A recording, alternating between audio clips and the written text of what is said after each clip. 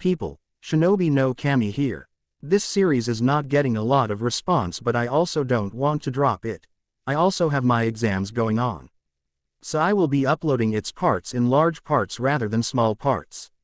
I hope that those who want me to continue this fanfic would be happy. So let us begin. Chapter 15. Naruto was not happy at the moment. The three people he came into the forest with were now gone. Sakura stayed behind with some of his clones to hold off some sound nins. Shikamaru is fighting Kankuro at the moment, and not just a few seconds ago Shino said he would hold off Tamari. I'll have to beat Gaara quickly and get back to the others. Naruto hit the next branch, and when he jumped he snapped it in two as he began to pick up speed. Naruto began to see some sand and knew he was close to Gaara. Just then a wave of sand tried to catch Naruto, but he created Kage Bunshin, who grabbed his arm and swung him to a nearby tree. Naruto turned and watched as the clone was consumed by the sand and crushed. Naruto flinched as he almost felt what the clone felt. He looked towards the source of the attack and saw something that would give him a nightmare for days. Gaara looked like something that came out of the darkest nightmare. Half of his body was covered in sand, making him look deformed. Uzumaki, I was waiting for this moment. Gaara crouched as his single tail swung behind him. Naruto readied himself just as Gaara jumped from the tree branch and went after Naruto. XXX Shikamaru was currently hiding behind a tree while Kankuro's puppet was hovering in the middle like a phantom trying to find him. This is so troublesome. Shikamaru thought this as he looked up at the sky with bored eyes. I just wanted to marry a girl who wasn't super pretty or super ugly. Have 2 kids, a boy then a girl, retire when my son becomes a ninja and my daughter marries, but I guess life is too troublesome for that. Shikamaru stood up, but then stopped when he heard the puppet clanking right next to him. Shikamaru ducked just in time to avoid a blade from giving him a close shave. You think you can run from me? Kankuro called out as he pulled his fingers and sent his puppet after Shikamaru.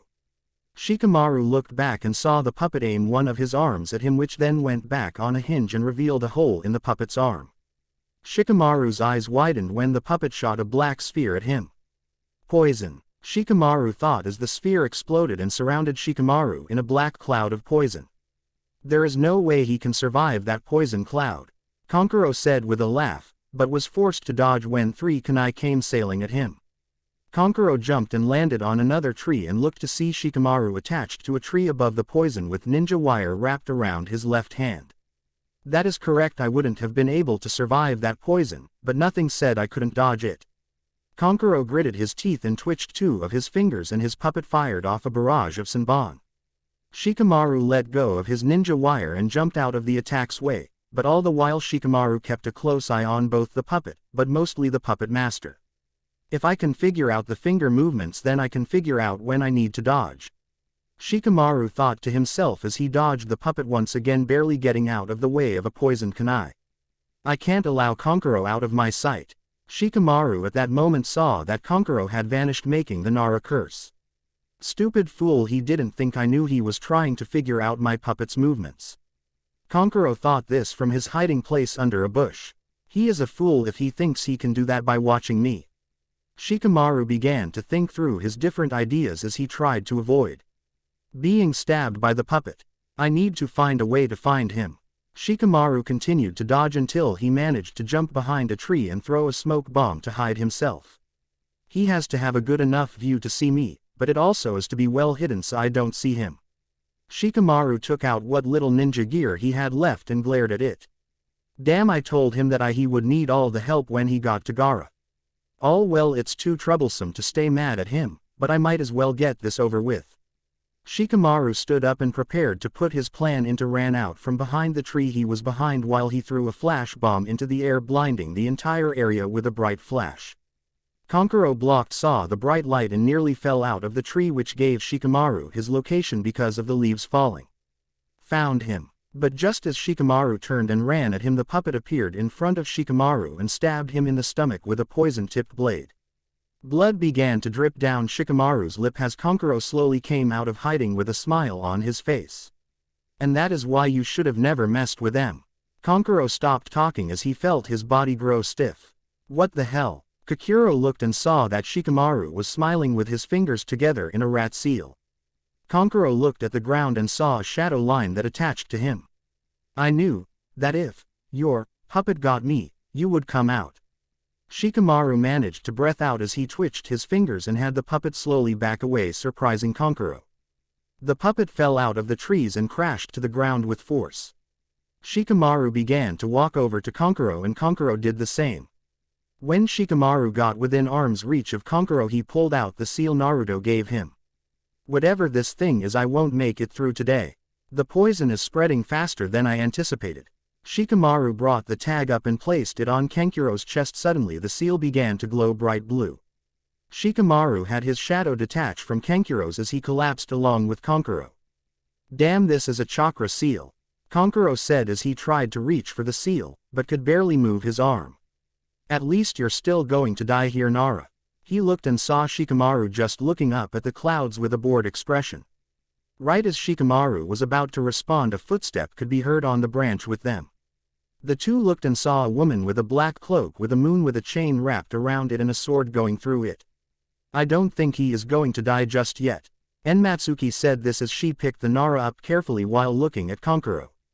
I would suggest you get out of here before someone stumbles on you. With that, the stranger jumped off the branch, leaving Kankuro behind. Shikamaru looked at the woman carrying him with a little suspicion. Where are you taking me? Shikamaru asked as he tried to move. I'm going to take you where a Konoha ninja can find you. Enmatsuki continued to jump from branch to branch until she stopped. Looks like I won't need to go far. Shikamaru was confused as she laid him down. Someone is coming, and the speed they're going, I could summarize that they're friendly. As if out of the blue, Shikamaru turned and saw two ninjas heading their direction with Konoha headbands on their heads. Shikamaru turned around to say something to, but he saw that she wasn't there. Hey, isn't that the Nara heir? One of the Konoha nins said as he landed on the branch with his teammate. Yeah, it is, the girl said as she placed her hands on his chest. A green glow began to irradiate from her hands. He's been poisoned. We need to get him to Shibi or his father right away. The man nodded his head and the two turned back to the village, abandoning the order to search for enemy ninja in the forest. Right before he succumbed to the darkness, Shikamaru thought one last thing. How troublesome. XXX Shino was having trouble dealing with the wind using Tamari. Every time his insects tried to get close, she would blow them all away with a gust of wind. There is no way you or your bugs are getting anywhere next to me. Tamari swung her fan again and destroyed the tree Shino was hiding behind, blasting him forward. Shino turned his body around and saw Tamari swing her fan, sending a wave of sharpened wind blades at Shino. Shino jumped on to the closest tree to dodge the attack. I need to conceal my bugs or lure her into a trap. Shino began to jump from tree to tree and watched as Tamari kept on swinging her fan, cutting the trees down. What is he up to? Tamari thought, but decided to blast the tree Shino was going to land on next, sending the bug user plummeting to the ground. Tamari looked at the area Shino fell at and was forced to step back when he jumped out of the trees towards her. Tamari swung her fan and sent a single wind blade at him. Shino was cut straight in two, but he simply fell apart as his body turned into bugs. Tamari's eyes widened as she looked to her left and saw Shino, but when she looked to her right, she saw the ground begin to crawl towards her. You now have a choice. Shino said this, getting Tamari's attention. You can take me out or take my bugs. Either way you're going to lose here. Tamari gritted her teeth and glared at the Shino, but then smiled. I guess I'll choose you. Tamari swung her fan, ripping chunks of earth out of the ground while the blades of wind gut Shino to pieces, but to Tamari's surprise, Shino just turned into bugs once again. Tamari turned around and saw the bug army was almost at her feet, but when she went to jump, she was shoved into the bugs. When she looked up, she saw Shino staring right back at her. Tamari glared at him, and with what little bit of her chakra left, she swung her fan, catching Shino in the side with a wind-infused fan. Shino was slammed into a tree while he gritted his teeth in pain. He could feel that he had a broken rib or two, but he also had a nasty gash on his side. I guess I won't be moving on to help Naruto after all. Shino said this as he slowly laid down on a tree and felt his eyes grow heavy. XXX Senji was waiting patiently in the Raikage's office when he returned in a burst of lightning, not even making the old man flinch. We have come to an impasse, he stated, and watched as Senji's hand tightened, but relaxed. I want to hear why you want this Uzumaki killed, but if I suspect you of lying, I will kill you myself. Senji for just an instant glared at the wreckage, but relaxed once again. What could I gain from lying to you? Kept watching Senji showing no emotion. I want to make sure I keep the people who helped me kill off that clan safe. If this Uzumaki tells the right people, it could be very disastrous for you. I'm only doing this to help you, why would I lie? Smiled, and this made Senji cautious as he slowly placed his hands together. The problem is that you subordinate that assisted us tried to kill me. Said, and watched as Senji stood up. And he said the craziest thing, that you were the one who gave the order. Disappeared in a burst of lightning, making Senji narrow his eyes as the area he was standing on exploded from a lightning-charged punch from jumped backwards and watched as the smoke and dust slowly vanished, but when it cleared, that was when he got the shock of his life. Senji was an inch from the crater with not a single scratch on him. You just made the biggest mistake of your life, you stupid bastard. Senji lost any calm tone in his voice and it was replaced with anger. Suddenly, out of the corner of the office, an Anbu jumped out of the shadows with a sword, swinging it at the man's head. Senji, despite his old age, spun on his heel and dodged the blade, but just as the Anbu's head passed by, Senji reached forward and grabbed his head. I told you, Reikage, you just made the worst mistake of your pathetic life. I don't need your help to wipe out this nuisance. There are other who would be more than happy to help. He gave the Anbu's head a squeeze and the Anbu began to try and clutch at anything that he could use to get away, but almost instantly the man stopped moving and Senji released his grip. He was about to charge when Senji suddenly disappeared in a burst of smoke. He cursed, but when he looked at his fallen Anbu, he saw something that would haunt him. The Anbu's mask fell off, revealing a head that looked like someone beat his head in with a hammer. I need to double security and kill that man before it's too late. He thought as he glared at the spot he was just a few seconds ago. But I can't allow this Uzumaki a chance to tell anyone about our involvement. Sorry, Uzumaki, but the moment I find out who you are, you will be dead. He turned around and disappeared in a bolt of lightning. XXX, so I take it didn't go well. Senji glared at his assistant that managed to summon him over 4 miles away from Kumo. Shut up. The man immediately clamped his mouth shut. Change of plans, we need to find some help from some very special people. Tell everyone that we're going find a certain group of people who have black cloaks and red clouds called Akatsuki a little visit. Senji's eyes seemed to sparkle with a black fire. XXX Naruto back flipped to dodge several spears made out of sand which embedded themselves into the trees. Damn, I can't get close to him. Naruto watched as more sand seemed to bond to Gaara's body. What's the matter, Uzumaki, are you afraid of me? Gaara said this with an insane smile on his face as he sent sand-shaped shuriken at Naruto. Naruto summoned another clone that grabbed his arm and swung above the shuriken, but the clone ducked just in time to avoid the spinning sand. Gaara looked at the clone and Naruto just as both pulled out those familiar red tags. Fuinjutsu. Shokyaku. The 2 fire streams collided with Gaara's sand body and began to turn the sand into glass, but suddenly the sand around Gaara erupted into a sandstorm that blasted both Naruto and his clone away. You're going to have to do a lot better than that, Uzumaki. Gaara held his arm forward and Naruto was nearly swallowed by sand, but his clone wasn't as lucky. Damn it, I can't get close enough. Naruto looked back and saw Gaara smiling at him. But I can't give up. If I lose, then my home is going to be destroyed. Naruto placed his hands together. Suddenly, with a burst of chakra, 20 clones appeared around Naruto. Gaara's eyes went wide as he saw all the clones. Where does he get this power? Suddenly all the clones and Naruto charged at him. You will prove my existence, Naruto Uzumaki. Gaara began to suck in a lungful of air. Futon. Mugen Sajin Daitapa, wind release. Infinite sand cloud, great breakthrough. Gaara blew out a wave of wind combined with sand that blasted all of the clones to dust, but before the last clone died it smiled, confusing Gaara. Suddenly Gaara heard a sound behind him, and when he turned around to see what it was, he saw Naruto already in the process of stabbing a kunai into his back, but thanks to the sand armor it didn't penetrate that much. Gaara growled and swung his tail, catching Naruto in the chest, ripping his bandages on his chest right off and throwing him to a tree. You cannot beat me, Uzumaki. But Naruto just smiled at the beast before him and said one word. Boom. Gaara's eyes went wide as he was consumed in a giant fireball that destroyed 3 trees that were around him. Naruto slowly stood up and his bandages fell off, revealing a tattoo-looking seal that started on his chest and ended on his back.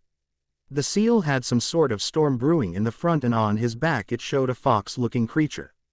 Naruto watched as the smoke and rubble finally began to clear away, and that was when he saw Gaara still standing and very much pissed off. This is getting bad, I'm starting to run low on chakra. Gaara looked up at Naruto with rage in his eyes and gave off a roar. Suddenly Gaara was consumed by a pillar of sand that shot upwards, forcing Naruto to jump backwards. Naruto looked up and saw a sight that he swore he never wanted to see again. A giant raccoon dog-looking thing appeared with Gaara on his head. "Ikibi no Shukaku," Kyuubi said with an amused growl.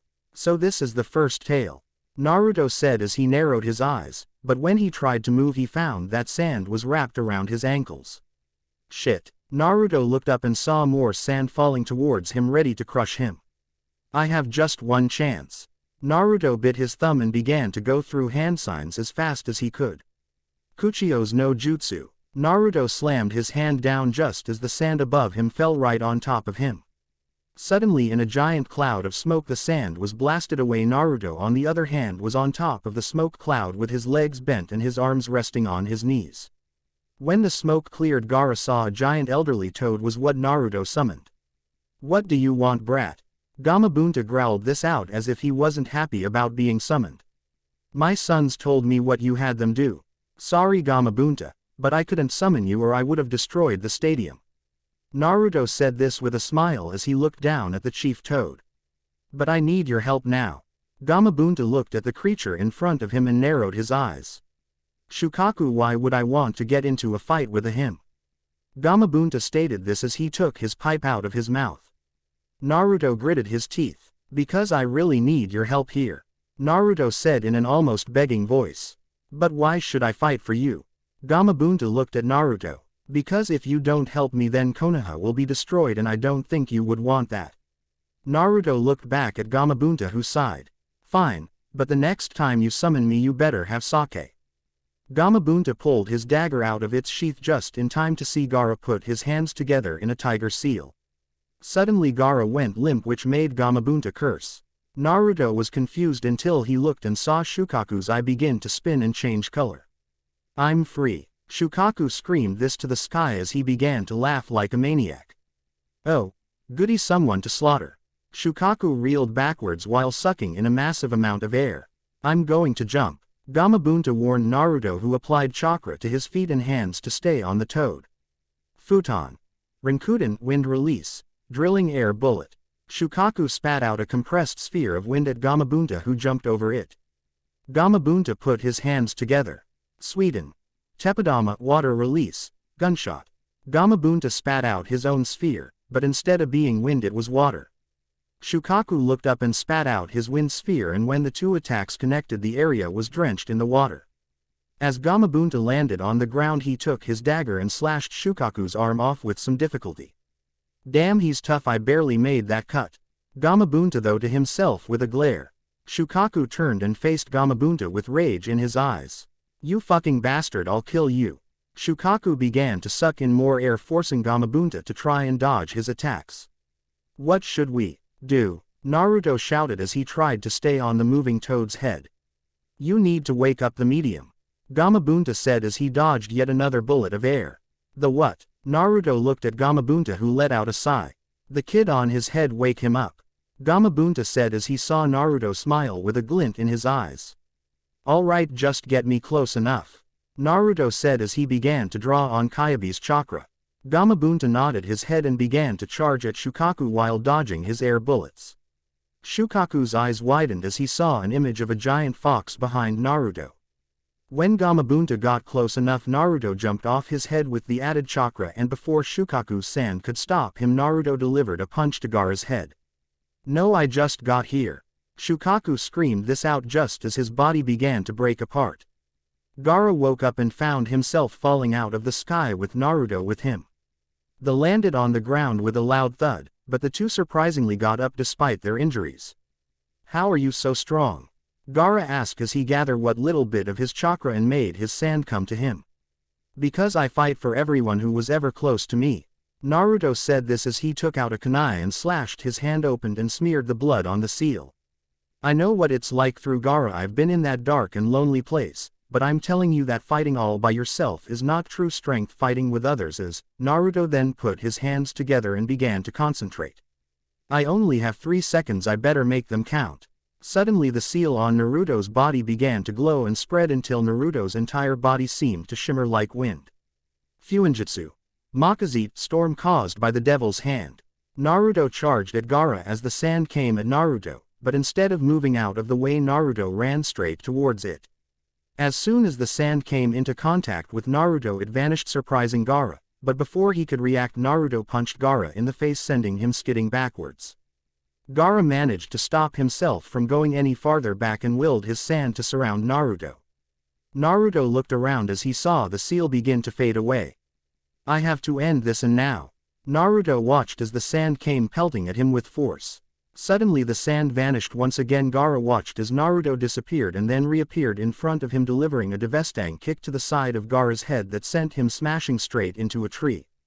Gaara fell to his back and was gasping for breath as blood dripped from his head. Gaara looked up and saw the seal begin to disappear, leaving behind a tired Naruto. How simple! My clan developed a special seal that allows us to manipulate the states of matter. Naruto said as he collapsed on the ground. In short, it allowed me to turn your sand into dust, but it only lasts for 3 seconds. I can tell you don't have anything left either, Gaara, but please don't live this life anymore, it will only bring sadness. At that, Naruto blacked out from exhaustion. Gaara looked at Naruto and held his hand towards the boy. What remained of his chakra was infused into the remainder of his sand that slowly crept towards the boy, ready to end his life, but that was when it stopped. Don't live that life, it will only bring sadness. Gaara began to shake his head, trying to get rid of Naruto's voice. His strength comes from the love of others, is that why he is strong? Love. Gaara lowered his hand and looked up at the sky as he slowly closed his eyes. Chapter 16. Naruto slowly opened his eyes to see the white ceiling of the hospital, but when Naruto turned to his left, he saw Hinata with her head on his bed asleep and Jiraiya standing at the doorway with his arms crossed. So you're finally awake. Jiraiya smiled as Naruto nodded his head, but was still confused. What happened? Naruto asked as he rubbed his head, trying to get rid of the cobwebs blocking his memories. Jiraiya's face suddenly got a depressed look about it. We won the fight, but we lost some good men and women. Jiraiya looked at the ground and said the one thing that he knew would hit Naruto hard. Also, Sarutobi died in order to try and kill off the one who started this entire thing. Naruto's eyes were wide when he heard that Sarutobi died. That's not possible, the old man is too strong to be taken down that easily. Naruto looked at Jiraiya, but he still wouldn't met the Uzumaki's eyes. When is his funeral? That's just it, Naruto, you've been out for 3 days. Jiraiya stated, shocking Naruto. That seal you used nearly killed you. It not only drained your supply to a dangerous level, it drained a good chunk out of your other source as well. Jiraiya watched as Naruto gently reached up and grabbed his shoulder. I don't think it is safe to use that again, but before you interrupt, let me explain. That seal was meant for people who have a considerable amount of chakra, and don't get me wrong, you do have that, but what you don't have is control. I warned that seal I placed on you was a temporary fix, that you would still need more training to fix that problem, but you didn't listen, did you? Naruto looked away from Jiraiya's stern look. I had no choice. If I didn't do what I did, then the village might have been destroyed. Jiraiya heard a groan and looked to see Hinata moving around, threatened to wake up. I know, but every clan has a fall point, Naruto, and your clan's was their recklessness. Jiraiya said this as he walked forward and looked at Naruto with a sad expression. The Uzumaki were always quick to sacrifice themselves to save a few. Jiraiya looked and saw Naruto relaxing. But I do bear some bad news. Ever since you were brought here, the council has been trying to keep you here in the village until further notice, but I managed to convince them I need you for a mission of mine. Oh, and what's that? Naruto asked as he looked up at Jiraiya. We're going hunting for our next Hokage. Jiraiya smiled at Naruto and turned and walked to the door. I've already cleared you with the doctors. You have 2 hours to get up, get ready, and meet me at the gate. With that, Jiraiya left, leaving Naruto with Hinata. Naruto looked at Hinata and smiled softly as he stroked her hair. Hinata stirred slightly and looked up to see Naruto smiling down at her. Naruto. Hinata wrapped herself around Naruto and gave him a tight hug. I thought you weren't going to wake up. Naruto looked down and smiled as he hugged Hinata back. Sorry for making you worried, but it's going to take a lot more to take me down. Naruto joked, making Hinata laugh a little. Listen Hinata, I have to go on a mission with my sensei for a few days. This made Hinata jerk her head back in surprise. What, but you're in no condition. Hinata looked shocked, but a smile from Naruto and him getting out of bed quickly silenced her worry. Actually I feel fine. Naruto smiled as Hinata shook her head. One day you're going to run into something just as stubborn as you are. Hinata placed her hands on her hip just as Naruto gave her a quick kiss. But that is why you love me, Naruto said as Hinata blushed. Come when I need to get out of here. Naruto grabbed Hinata's hand and the two of them began to leave before Naruto realized he was still in his hospital gown. XXX Senji was in the woods walking around when he suddenly smiled. So instead of me finding you, you found me. Senji turned around and saw Kakuzu and Haiden standing a few feet away. We heard from our spies that you have people looking for us, Kakuzu said, narrowing his eyes. Why? At this Senji chuckled. Because I believe the Akatsuki and I can work together, because we have a common enemy. Senji watched as Hidan's hand rose towards his side while he smiled. Stop Haiden, our orders are to bring him in to speak with our leader, but if he refuses we kill him. Kakuzu looked at Senji who only held out his hands with a smile. I'm all yours. This sent chills down both men's backs as Senji just continued to smile. XXX Naruto said his finally goodbyes to Hinata and was now walking with Jiraiya with a determined look in his eyes, but before he got to the gate Tenten managed to corner him and ask him about him to help with a seal she was trying to work out for her weapons. Naruto promised to give it a try. When he came back Naruto walked up to Jiraiya who waited patiently for his student. So what am I going to learn now? Jiraiya looked at Naruto and sighed. I'm going to try and teach you one of the fourth Hokage's prized jutsu, the Rasengan. As soon as those words left Jiraiya's mouth he saw a glint in Naruto's eyes that made him smile. He is little bit like Minato, always wanting to learn. Okay, so when do we begin? Naruto said this with an eager smile on his face. Well, we'll begin immediately, besides I can't have a weakling as an apprentice. Jiraiya knew this would bug Naruto and that was what he was after. Just you watch Ero-sensei, I'll master this jutsu in no time at all. Naruto smiled as he saw Jiraiya glare at Naruto slightly. I told you to never call me that again. Jiraiya began to chase after Naruto who decided he enjoyed life too much to get beaten to death and ran for the hills. XXX Senji was blindfolded and Kakuzu had his hands wrapped up to make sure he couldn't weave hand signs. All the while through Senji had a smile and was humming a happy tune as if he wasn't afraid of anything. Suddenly Senji was stopped and the blindfold was removed to reveal a ghostly image of a spiky-haired man with a ripple pattern eyes. So I came all this way for a ghost image. Senji said this with some sarcasm in his voice. This is as far as you get to see me now. Speak. Pain said in a commanding voice. Alright, I'll just cut straight to the chase then. Senji said this with no sarcasm. I think we can help each other out. You see, I know that you're capturing Biju and you just so happen still need to catch the Kyabe's host. Pain's eyes narrowed slightly. I'll help you capture what remains of your little collection if you promise that I can handle the Kyabe's Jinchuriki alone. This surprised everyone in the area as they looked at the man as if he was insane. Why would I grant you that? Pain questioned as he looked at the man more closely. Because I know who he is and what he is capable of. Senji smiled bigger as he saw the leader's eyes shine with interest. I can have him to you in a few minutes if you promise that after I bring him to you that you kill him. Pain took a thoughtful look on his face as he looked at the man in front of him. I will consider this offer, but until then you will be held until further notice. Senji smiled as he was taken away from the area. Soon the Uzumaki clan will be history. Senji's eyes seemed to have developed some sort of dark flame that seemed to bore its way into your soul. And then there will be nobody to stop me.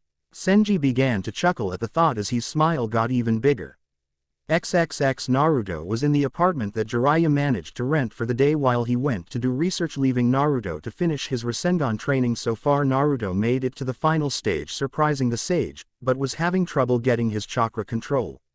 Suddenly someone began to knock on the door leading into the apartment Naruto was in.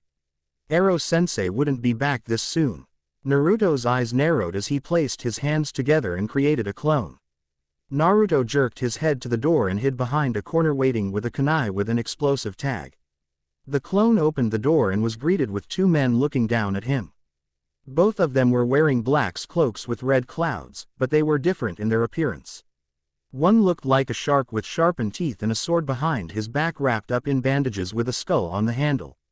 The other one was a man with black hair, but that wasn't what caught Naruto's attention, it was his eyes. Naruto Uzumaki, you need to come with us. The Sharingan spun wildly in his eyes. Uchiha, but I thought the entire clan was wiped out. Naruto's clone said as he slowly backed up. Sadly, you thought wrong. Kisame suddenly reached forward and grabbed Naruto and slammed him into the wall behind him. Kisame, don't kill him, we need him alive. Kisame just looked at his teammate and smiled. Don't worry about it, I'm not going. Kisame stopped when he heard Naruto begin to laugh. I have a secret. Naruto whispered out. I'm not the real one. Suddenly the clone erupted into smoke, leaving two very surprised men who turned back to the room to see the real Naruto throwing a kunai with a tag at them. Itachi and Kisame were then consumed in a giant fireball that left a hole in the building, making people run out of their rooms to get to safety. Naruto took one last look at the smoke before making a run for the window, but before he could even reach the window frame he was hit in the stomach with Samahata, sending him backwards. Naruto hit the wall and slid down, breathing hard. What, that felt like my chakra was sucked out of me. Naruto looked up at Kisame, who was smiling down at him. My sword is able to consume chakra, brat. Kisame then began to reach for Naruto when Itachi spoke. Hello little brother, Itachi said while turning slowly towards Sasuke, who was glaring holes through the man. I did what you asked, brother, I've lived my life in hatred of you. Suddenly Sasuke's hand erupted into a lightning ball. Now I'm going to kill you. Sasuke charged with rage in his eyes. Sasuke, stop, you don't know what you're getting into. Naruto watched as his teammate ignored Naruto completely and continued on his course. Sasuke swung his arm trying to cleave Itachi in two, but in a blink of an eye Itachi's hand shot forward and grabbed Sasuke's wrist and twisted downwards, breaking it. Foolish little brother, you're still not strong enough to kill me. Itachi just watched as Sasuke tried to throw a punch, but Itachi applied a little more pressure onto his broke wrist, making Sasuke scream in pain. You don't interest me at the moment, it is Naruto I'm after. Sasuke looked at Naruto, who was struggling to get to his feet. Sasuke gritted his teeth, but when he tried to attack Itachi he quickly pulled Sasuke forward before driving a kick into his stomach, sending him crashing into a wall. Itachi suddenly appeared in front of Sasuke and looked him in the eye. Sasuke suddenly began to scream before he fell into unconsciousness. Itachi was about to lay Sasuke down when the area they were in turned into flesh. Kuchios. Gamaguchi Shibari, summoning. Toad Mouth Bind. The group looked and saw Jiraiya smiling at Itachi and Kisame, but when Itachi turned back to Sasuke he saw the flesh wrap around him, making Itachi let go. You're both dead, no one has ever escaped from his stomach. Suddenly the flesh began to wrap around the two nin's legs, but they managed to break free and began a mad dash to the end of the hallway while a wall of flesh came charging at them. You do know we are heading straight for a wall. Kisame said this as he looked at Itachi only to see his right eye begin to bleed. Oh, I see. Kisame pulled back and positioned himself right behind Itachi. Amaterasu, illuminating heaven. Itachi whispered as the area he was looking at erupted into black fire. Jiraiya couldn't see anything because of the wall of flesh, but he did hear something. A loud explosion could be heard which made Jiraiya pull the flesh back, revealing a hole in the flesh surrounded by black flames. Impossible, no Kaden is strong enough to burn through this toad's stomach. Jiraiya thought, amazed as he slowly pulled out a scroll and sealed the flames inside.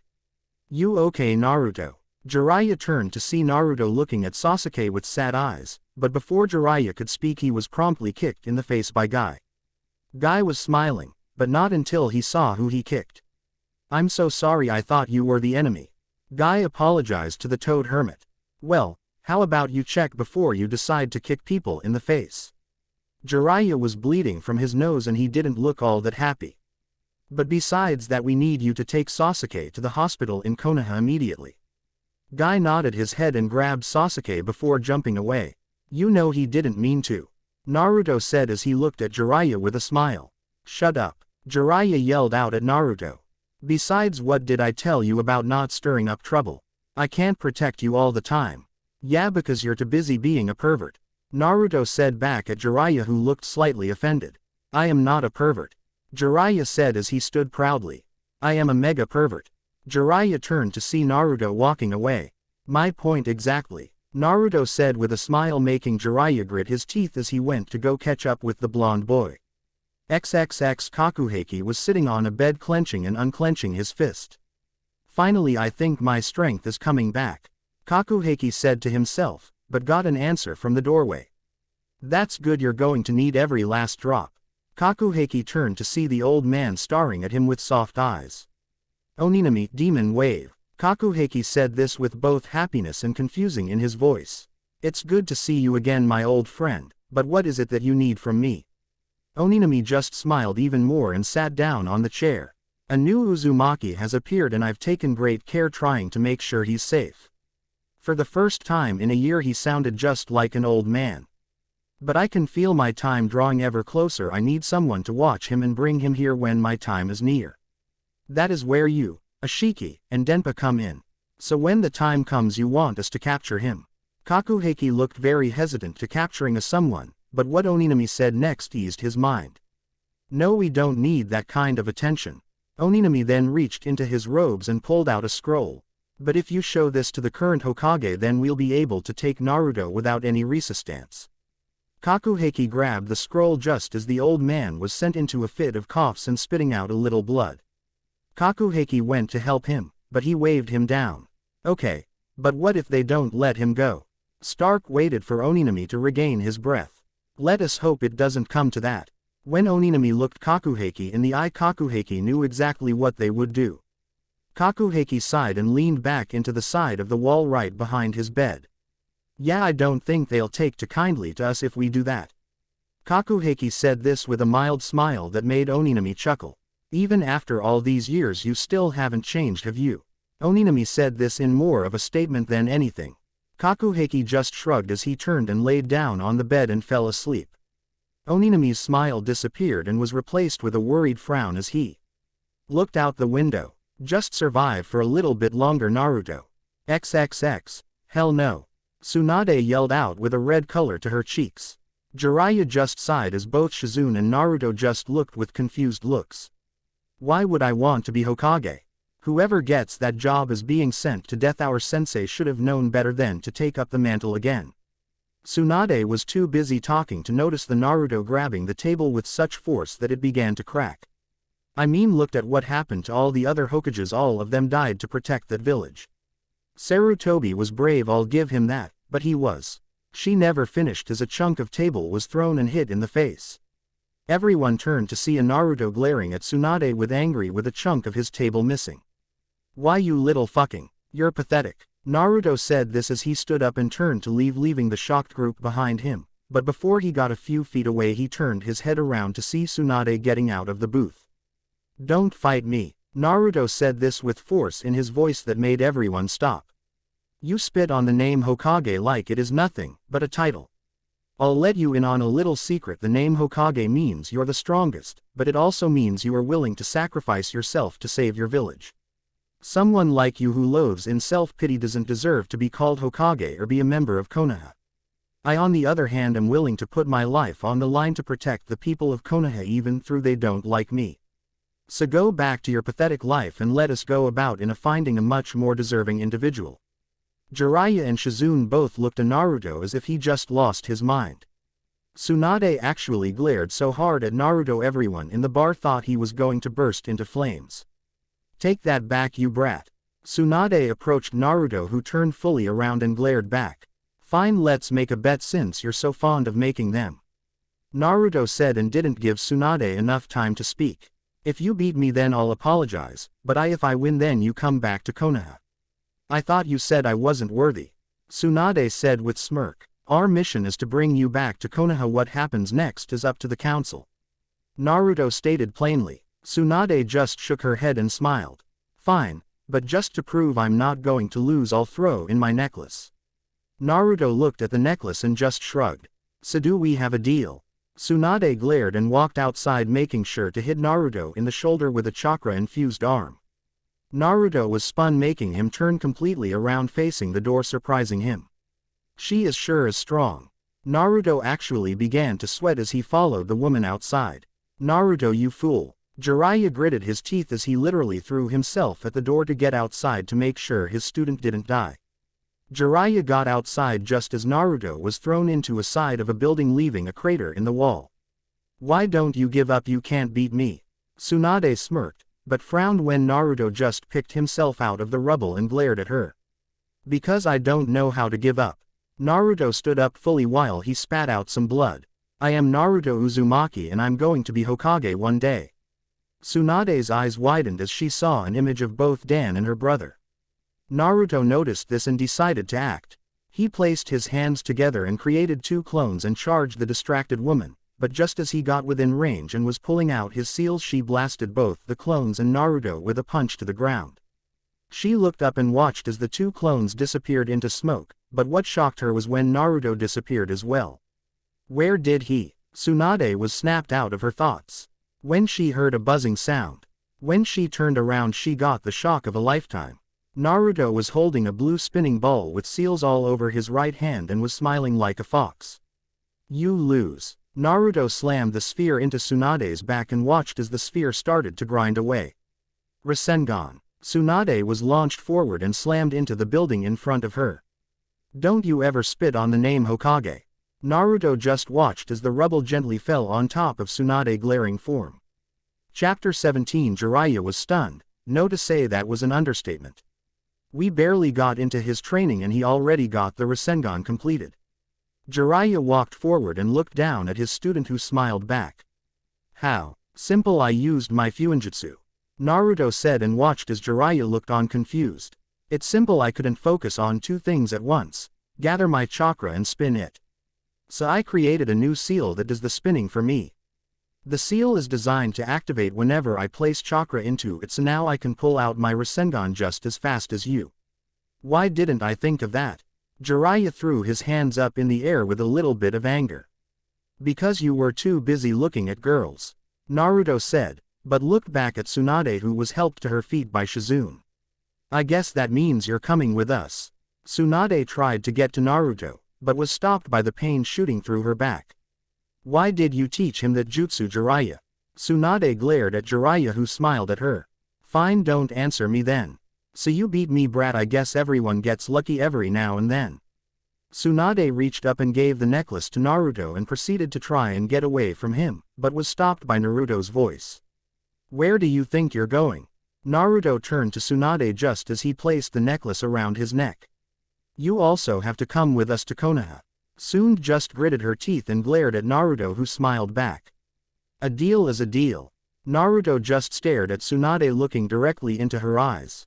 Listen, Tsunade, I just want to say one thing. Hiding isn't going to make your demons go away. The only thing you can do is go and face your demons, and then and only then will you be free.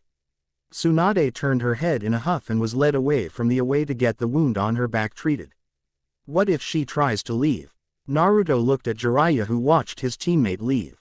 Well, we'll just have to keep a close eye on her. Jiraiya winked at Naruto, making him groan. What did I do now? Jiraiya watched as Naruto walked away with smile on his face. You're still a giant pervert, Ero-sensei. Naruto said as Jiraiya got angry at his name again. I told you to never refer to me as that, you brat. Jiraiya screamed as he began to chase Naruto once again. Naruto took off in a full run, wearing a smile that would put a fox to shame. If you're going to punish me, you have to catch. Naruto laughed as Jiraiya began to run faster, trying to catch up to the much more energetic Naruto. XXX Senji was tied down by his hands in a dark cell, but all the while that smile never left his lips. Suddenly the door opened up and in walked 3 individuals. One was a girl, the other was the man he talked to, and the last one was wearing an orange mask with a spiral. So this is the one. The orange-masked man said. Yes, he wants to join us. Pain said as he looked at Madara with no emotion. And why should we do that? Madara looked at Senji, who smiled at him even bigger. Because even through these chains are absorbing my chakra, I can still put up quite a fight. Senji said this as he stood up, making Konan wrap him in her paper. Stop, let's see what he can do. Madara said with a wave of his hand. Konan reluctantly released Senji, who smiled all the more. Senji shut his eyes and began to hyperventilate, making the three look at him in confusing. Suddenly Senji's eyes shot open and revealed enraged eyes. The group watched as a seal expanded along his arms, but that wasn't what surprised them, it was the fact that his muscles were growing. Senji shot his arms upward and shattered the chains that held him in place, making the three stare at him in surprise. You see, I had a partner that had a unique seal. Senji said this as he calmed down and the seal began to disappear along with the new muscle. The seal that was designed to tap into his anger, not his chakra. What the seal did was simple, it increased his strength in proportion to his anger. So when he died, I decided to put his seal to better use. Madara nodded his head and looked at Pain, who just stared right back. That was quite impressive, but we will need a much more decisive verdict. Madara looked at Senji only to see him a few feet away from him. What did you have in mind? Senji said with an unnerving smile. Madara looked on with a single eye shining in the darkness. You will fight one of the Akatsuki in a fight. Madara said this as he turned around. If you win, then you join, but lose, we'll kill you where you stand. Madara turned around to see Senji busy stretching his back. Bring it on. Senji smiled at Madara. Follow me and chose your opponent. Madara turned and led the way out of the cell with Senji right behind him. The two enter a room with all members of Akatsuki staring down at them. Tobi, what are you doing here? Deidara screamed out. Madara quickly adopted his Tobi personality and charged directly at Deidara. I wanted to see you again, Deidara-senpai. But before he could reach, he was punched in the face by Deidara, but his arm went right through his head. I hate it when he does that. Deidara shook like he was cold, but still gave Tobi a glare. Who is this asshole? Hidan said while he held his prayer necklace. Everyone stared at Senji before turning their attention back on Pain. He wishes to join, but first we need to test him. Pain stated plainly. He looks so fucking weak. Senji's hand twitched, but he still smiled. He has the choice on his. Pain never finished when Senji walked forward.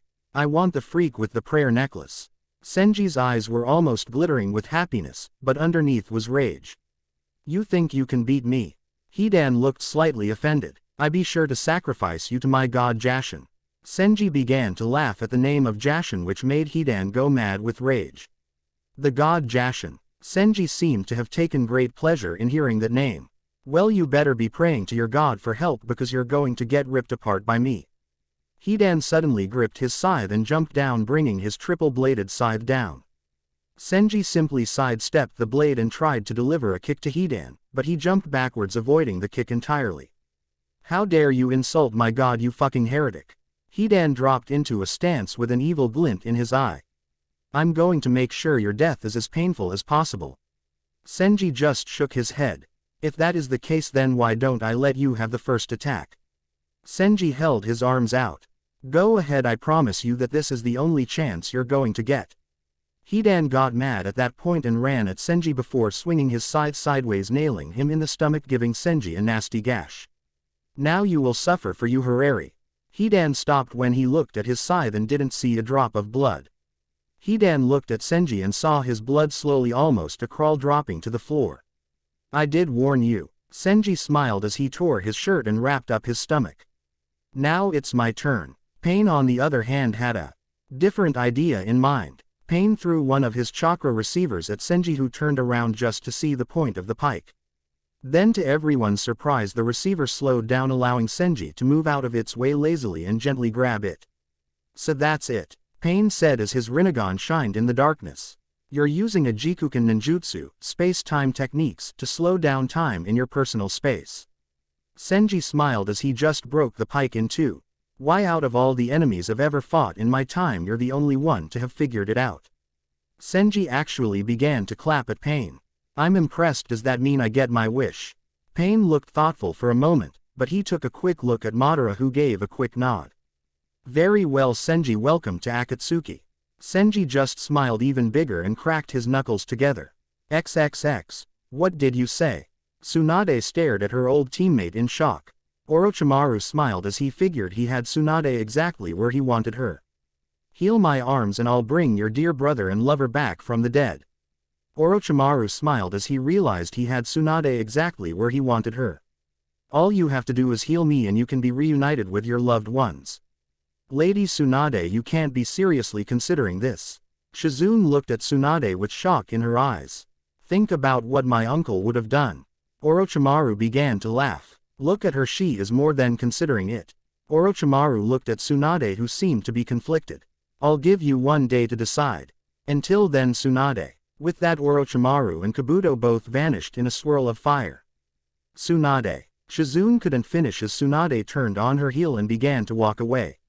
I'm going for a walk, Shizune. Tsunade said this in a way that made it clear that she wanted to be alone. Tsunade. Shizune thought as she ran to warn Jiraiya of what just happened. Shizune arrived at the apartment to find Naruto sitting in the lobby with a book, but Jiraiya nowhere to be seen. Damn that pervert. She was about to turn around when Naruto called to her. You looking for Ero-sensei? Naruto asked, looking up from his book. Yes, do you know where he is? Shizune smiled at Naruto, who just shrugged. He said something about talking to Tsunade. Naruto closed his book and placed it inside his shoulder seal. Why don't you sit down? I'm sure he can handle Tsunade just fine. Shizune just shook her head and went for the door, but Naruto spoke again. He already knows about Orochimaru.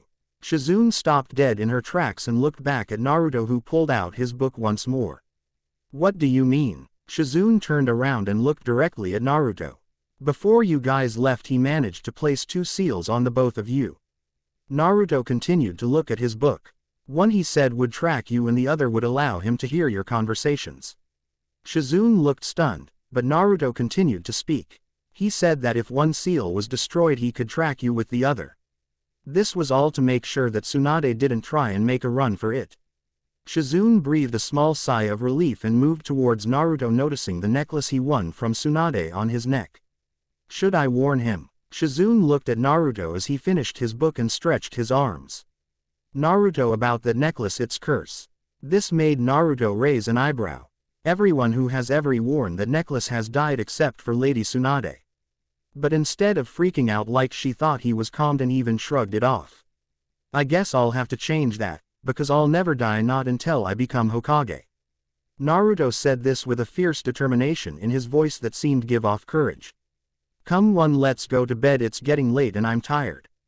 Naruto yawned and turned and began to walk upstairs with Shizune watching him. XXX. Shizune woke up the next morning expecting to see Tsunade, only to be greeted by nothing. That was when she remembered Orochimaru's offer. Shizune got up as fast as she could and ran for Naruto's room. She knocked on the door and Naruto answered, rubbing his eyes. Shizune, what's wrong? Did Jiraiya come back? There was a slight panic in her tone which woke Naruto up more. No, he never. Suddenly a kunai sailed by Naruto's ear and hit the door frame, missing Shizune by inches. Naruto turned around and was about to throw a kunai aimed at the man's head when he realized it was Jiraiya. Jiraiya was gripping onto the window frame for support as he breathed hard as if he ran for days. She drugged me, Jiraiya said, and that was when Shizune went to work to help. We need to hurry, she might already be with Orochimaru. Shizune nodded her head while Naruto looked out the window with narrowed eyes. What are you doing, Tsunade? Naruto thought as he looked back at Jiraiya. XXX. I need to talk to you, Nagato. Pain stopped dead in his tracks and turned to see Madara approaching him. Yes, Madara. Pain said, standing at full attention. I want you to watch Senji. Madara lone eye narrowed, making Pain nod. Whatever he is truly after, we have to make sure he doesn't interfere in our plans. Don't worry, he will be watched. The two looked at each other once more before parting ways, but unknown to either of them a small bird was resting on a window sill. The bird flew off and flew through the buildings until it came to rest on Senji's shoulder. The bird leaned forward and began to chirp into his ear. I understand, thank you. The bird gave a small bow and vanished in a puff of smoke. So they think they can stop me.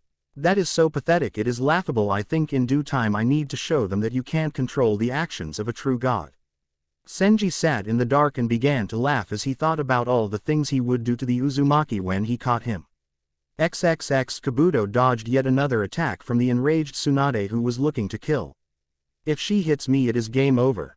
Kabuto actually began to sweat as he continued to jump backwards until he hit a boulder.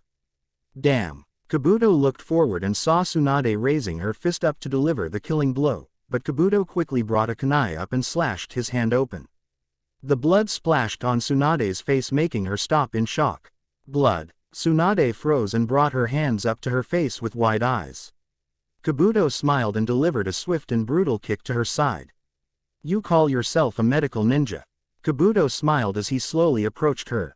You're pathetic, now die. Kabuto brought a chakra-enhanced hand towards Tsunade's throat, but was forced to jump backwards to avoid a barrage of kunai. Kabuto looked up and saw Jiraiya, Naruto, and Shizune standing in front of Tsunade. That is quite enough, 4 eyes. Jiraiya said in a snarl. Naruto looked behind him and saw Shizune trying to calm Tsunade down. I guess we're on our own, Naruto asked in a polite voice as he took off his cloak. Jiraiya looked back and saw the state Tsunade was in and growled. All right, Naruto. Jiraiya turned to see Naruto already running towards Kabuto, who just smiled at the blonde. Damn him. Jiraiya was about to run at Naruto, but was blocked by Orochimaru, who smiled at his old teammate and friend. And where do you think you're going? Orochimaru said with a snake-like smile.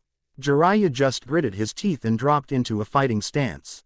Shizune, stay as close to Tsunade as you can. Naruto screamed out as he released his shuriken. Things are about to get a little rocky. Naruto threw his shuriken at Kabuto, who dodged, but the shuriken disappeared into a puff of smoke, revealing a Kage Bunshin.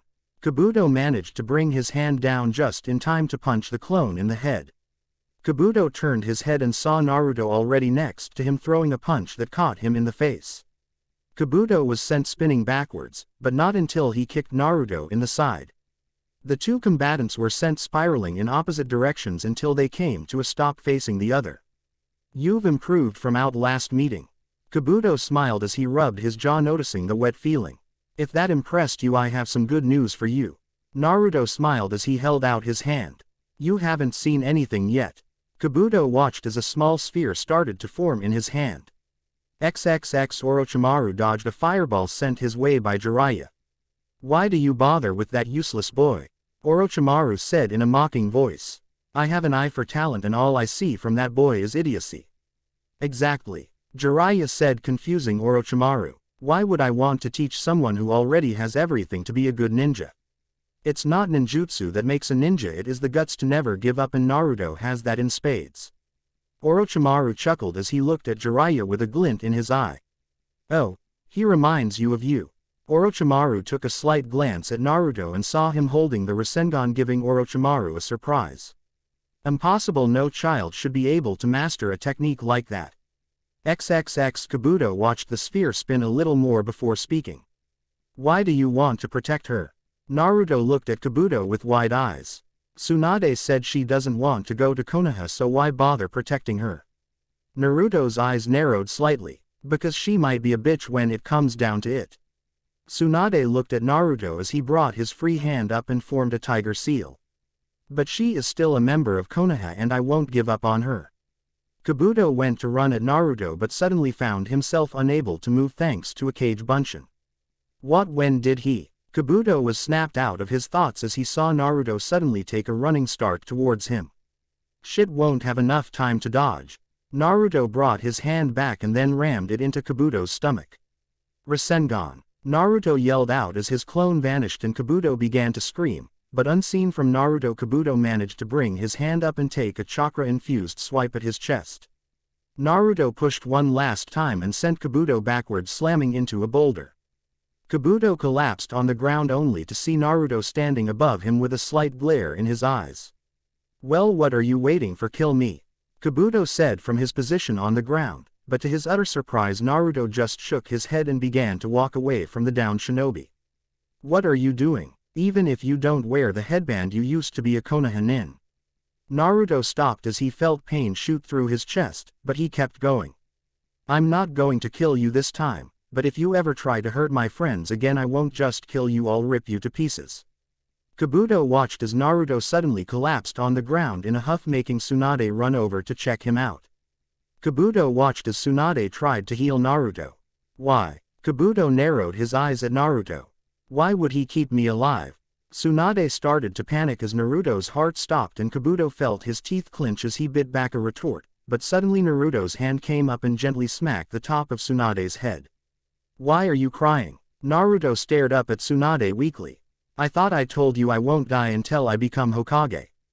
Kabuto just laid there with wide eyes as he saw the dead boy smile and fall asleep. "I don't understand." Kabuto bit his lower lip as he gently rose up. That should have killed him outright. Kabuto looked over and saw Orochimaru heading his way as Jiraiya began to perform seals for a summoning. "Lord Orochimaru." Kabuto bit his thumb and rubbed his blood on Orochimaru's summoning tattoo. Tsunade bit her own thumb and began to perform hand signs. Then all at once the three shinobi slammed their hands on the ground. The entire area was covered in a thick layer of smoke, but when it cleared the three ninja were standing on massive creatures. "Hand me the boy," Orochimaru said while he was on top of Manda, which hissed at him. "He could become trouble for us all if he is kept alive." Tsunade looked at Naruto and thought back to what he said. She looked at Orochimaru and sighed while she gently slapped her forward. "All right, so you want him, you can have him," Tsunade said, surprising everyone. "Over my dead body, because like him or not he makes a lot of sense. I may not like this, but I have been selected to become the next Hokage of Konoha. So I won't hand over my shinobi to you without a fight." Orochimaru sneered and looked to see his former friends and teammates getting into fighting positions. Orochimaru saw no other way around it, and the giant snake charged at the two with deadly intentions on its mind.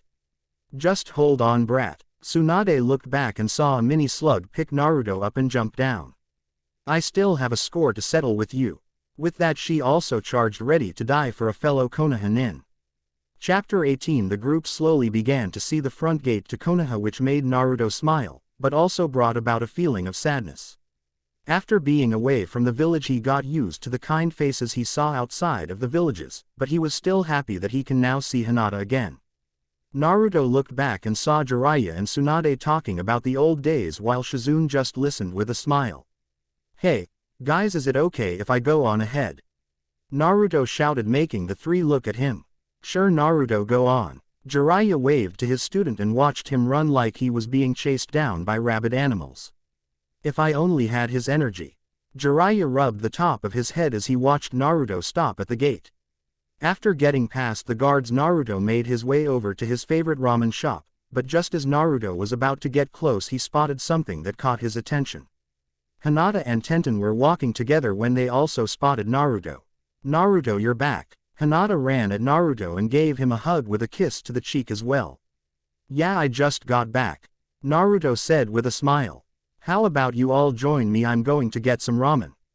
The two girls nodded their heads and walked with Naruto into the ramen shop. "So Tenten, you wanted me to look at a weapon seal." Tenten's eyes immediately flew open with eagerness in them. "Here you go." Tenten gently gave Naruto the seal as they sat down at the booth. Tenten watched as Naruto's eyes narrowed in concentration as he took a bottle of ink and a brush and began to work on the seal. Hinata smiled at Naruto as she gave Tsuki the order of ramen Tenten, Naruto, and herself wanted. After about a minute Naruto finally took his eyes off the tag and laid his brush down. "Are the weapons already sealed inside?" Naruto asked and watched as Tenten nodded her head. "All right, let's see if this works." Naruto slapped the seal on the ground and applied chakra. Suddenly a small circle could be seen about 3 feet away from Naruto when a sword suddenly shot out of it. "That'll work," Naruto said with a smile as he passed the seal off to Tenten, who accepted it with a big smile. "Thank you, Naruto." Tenten turned and began to eat while Naruto wrote a quick sketch of the seal for future use later on. Naruto turned to Hinata just as she shoved his chopsticks in his mouth with noodles on them. "Stop working and eat," Hinata said with a stern look on her face, but Naruto could see the blush on her cheeks. "Oh, I will start to eat, but not until this." Naruto gave Hinata a kiss that made her blush even more, but a cough behind them caught their attention. Naruto turned and saw Hiashi along with Neji standing directly behind the two. "Hello Hiashi-sama," Naruto said with a smile. "Hello Uzumaki, I hate to ruin your evening, but Hinata is needed back at the compound for further training." Both Hinata and Naruto looked a little disappointed, but didn't argue. Hinata gave Naruto one last kiss on the cheek and followed after her father, who was walking away. Naruto smiled himself and turned back to his food to finish his meal, but no sooner had he finished that an Anbu appeared behind him. You are needed in the council room immediately, Uzumaki-san. The Anbu gave a small tilt of his head as Naruto paid for the food and turned to follow the Anbu. XXX, we can't do that. Tsunade yelled out as she was trying to convince the council to stop what they had planned. Tsunade, if Naruto keeps going on missions like these, then we might lose one of the strongest Konoha shinobi. Kaharu said as Homura and Danzo nodded their heads. The door opened and Naruto stepped inside before popping his neck and fingers with a bored expression on his face. Okay, so what do you people want now? The council flinched at Naruto's tone and lack of respect in it. You will show us the proper respect we deserve, brat. Danzo said. Naruto looked at Danzo as he looked back. So what is it this time? Naruto turned to Tsunade, who was just shaking her head. They're trying to restrict you to the village. Naruto just groaned and shook his head. I thought I already said this once, I don't need your protection. Naruto looked at the council and they all looked into the boy's blue eyes to see his anger and pain. I'm not going to be part of this. Naruto once again turned to leave, but was stopped when Danzo banged his cane on the ground. You will sit down and listen to what we have to say. Danzo said it in a way that left no room for arguing. We are trying to help. Last time I checked I needed help when I wasn't a ninja. Naruto stared up at the war hawk, who seemed to have this air of anger around him. But you people didn't want to help then. So I will say this one last time, I don't need you to interfere with my life. Naruto turned on his heel and was about to head to the door when he remembered something. Oh, how is Rock Lee, Kakashi and Sasuke holding up Tsunade? Naruto turned to see Tsunade smile at him. They are doing just fine, you can go visit them if you like, but I still have to wait for Rock Lee's answer on if he wants his surgery or not. This confused Naruto, but decided to ask Lee at the hospital. If I don't get the Kyuubi under control, Konoha will lose its strongest weapon. Danzo thought as he gripped his cane while growling low in his voice. Danzo turned and began to leave the room, but Tsunade kept a close eye on the old war hawk. Jiraiya, I think we need to keep a close eye on Danzo. Tsunade looked at Jiraiya, who nodded his head.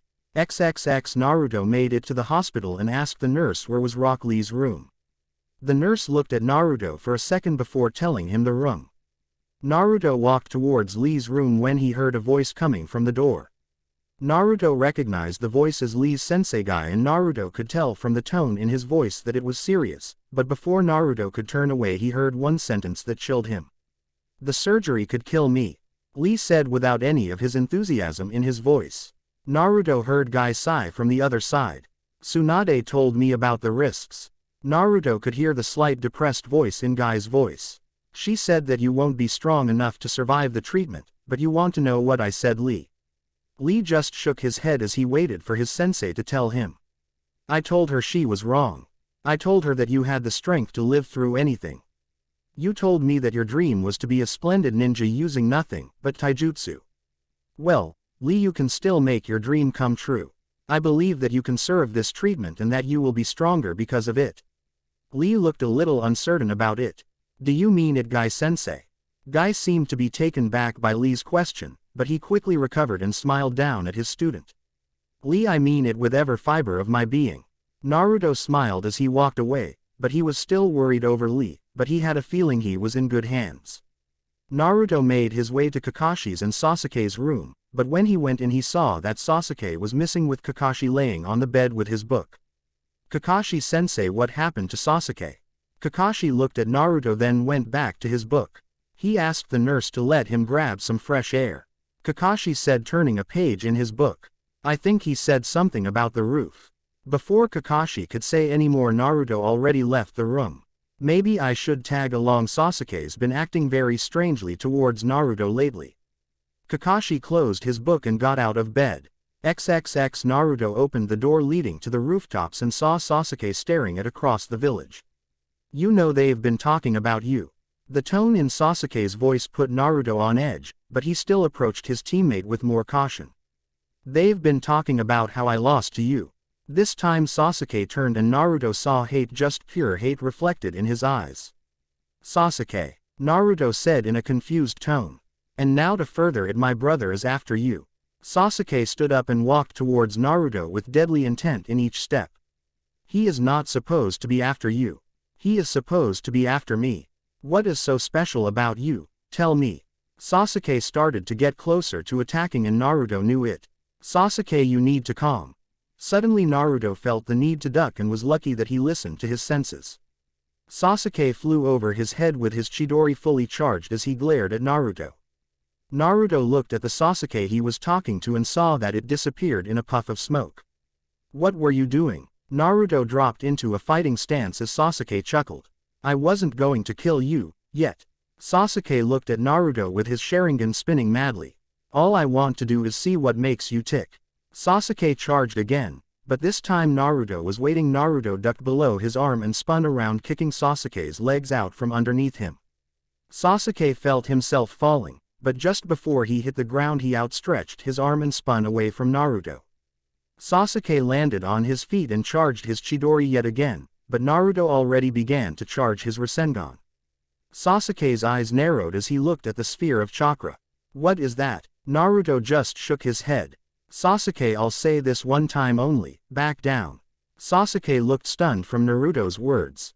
I don't want to hurt you. Sasuke began to laugh. You could never hurt an Uchiha. Sasuke charged while Naruto shook his head while he ran full speed at his teammate. Kakashi suddenly made it to the roof, but saw that Naruto and Sasuke were already throwing their jutsu at each other. Damn, I'm already too late.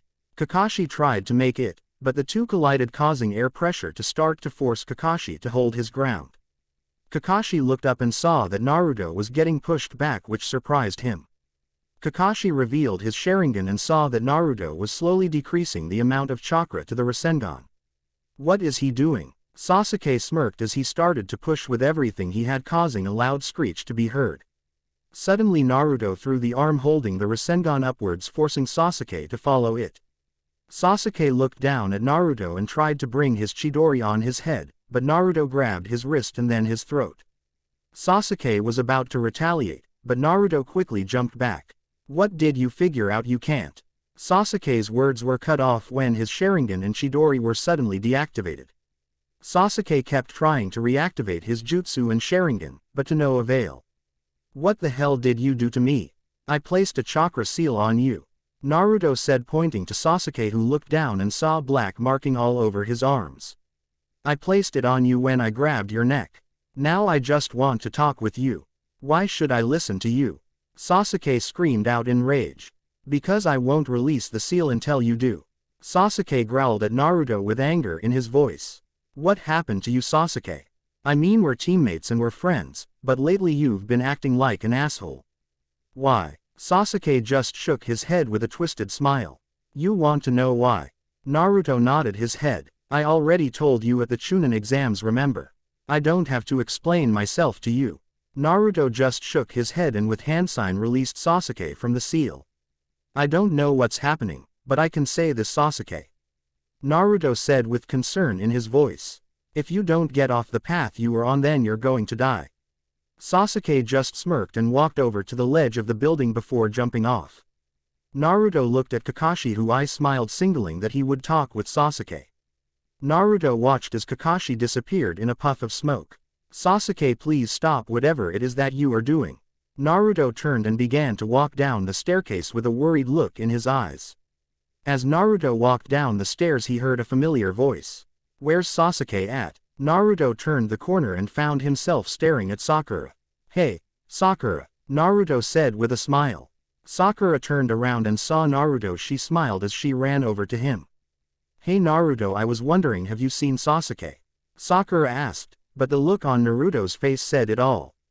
Yes, but at the moment you might want to stay away from him. Naruto's statement confused Sakura. Why? What happened? Sakura just watched as Naruto shook his head. I don't know, but he's been acting very strangely lately. Naruto said as he looked at Sakura with sad eyes. I just think it would be safer if you just leave him alone for a little bit. Kakashi is already on his way to talk to him. Sakura watched as Naruto walked past her with sadness reflected in every step. What happened to those two? Sakura thought with worry. Naruto continued to walk down the hallway until he ran into Jiraiya.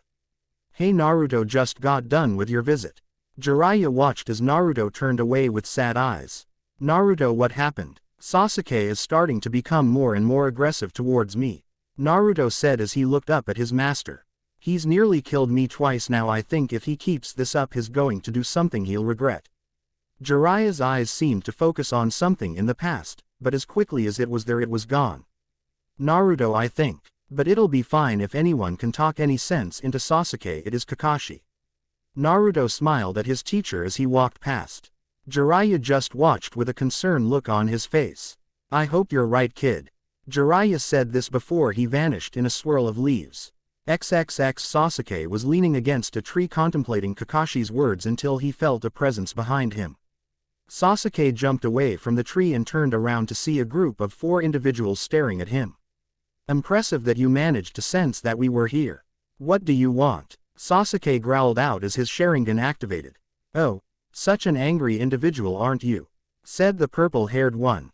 First let us introduce ourselves. I'm Uken, this is Tayuya, Kitamaru, and this is Jirobo. The people he gestured to never made a move, but the man named Kitamaru smiled at Sasuke. Are you sure Orochimaru-sama wants this weak-ass punk?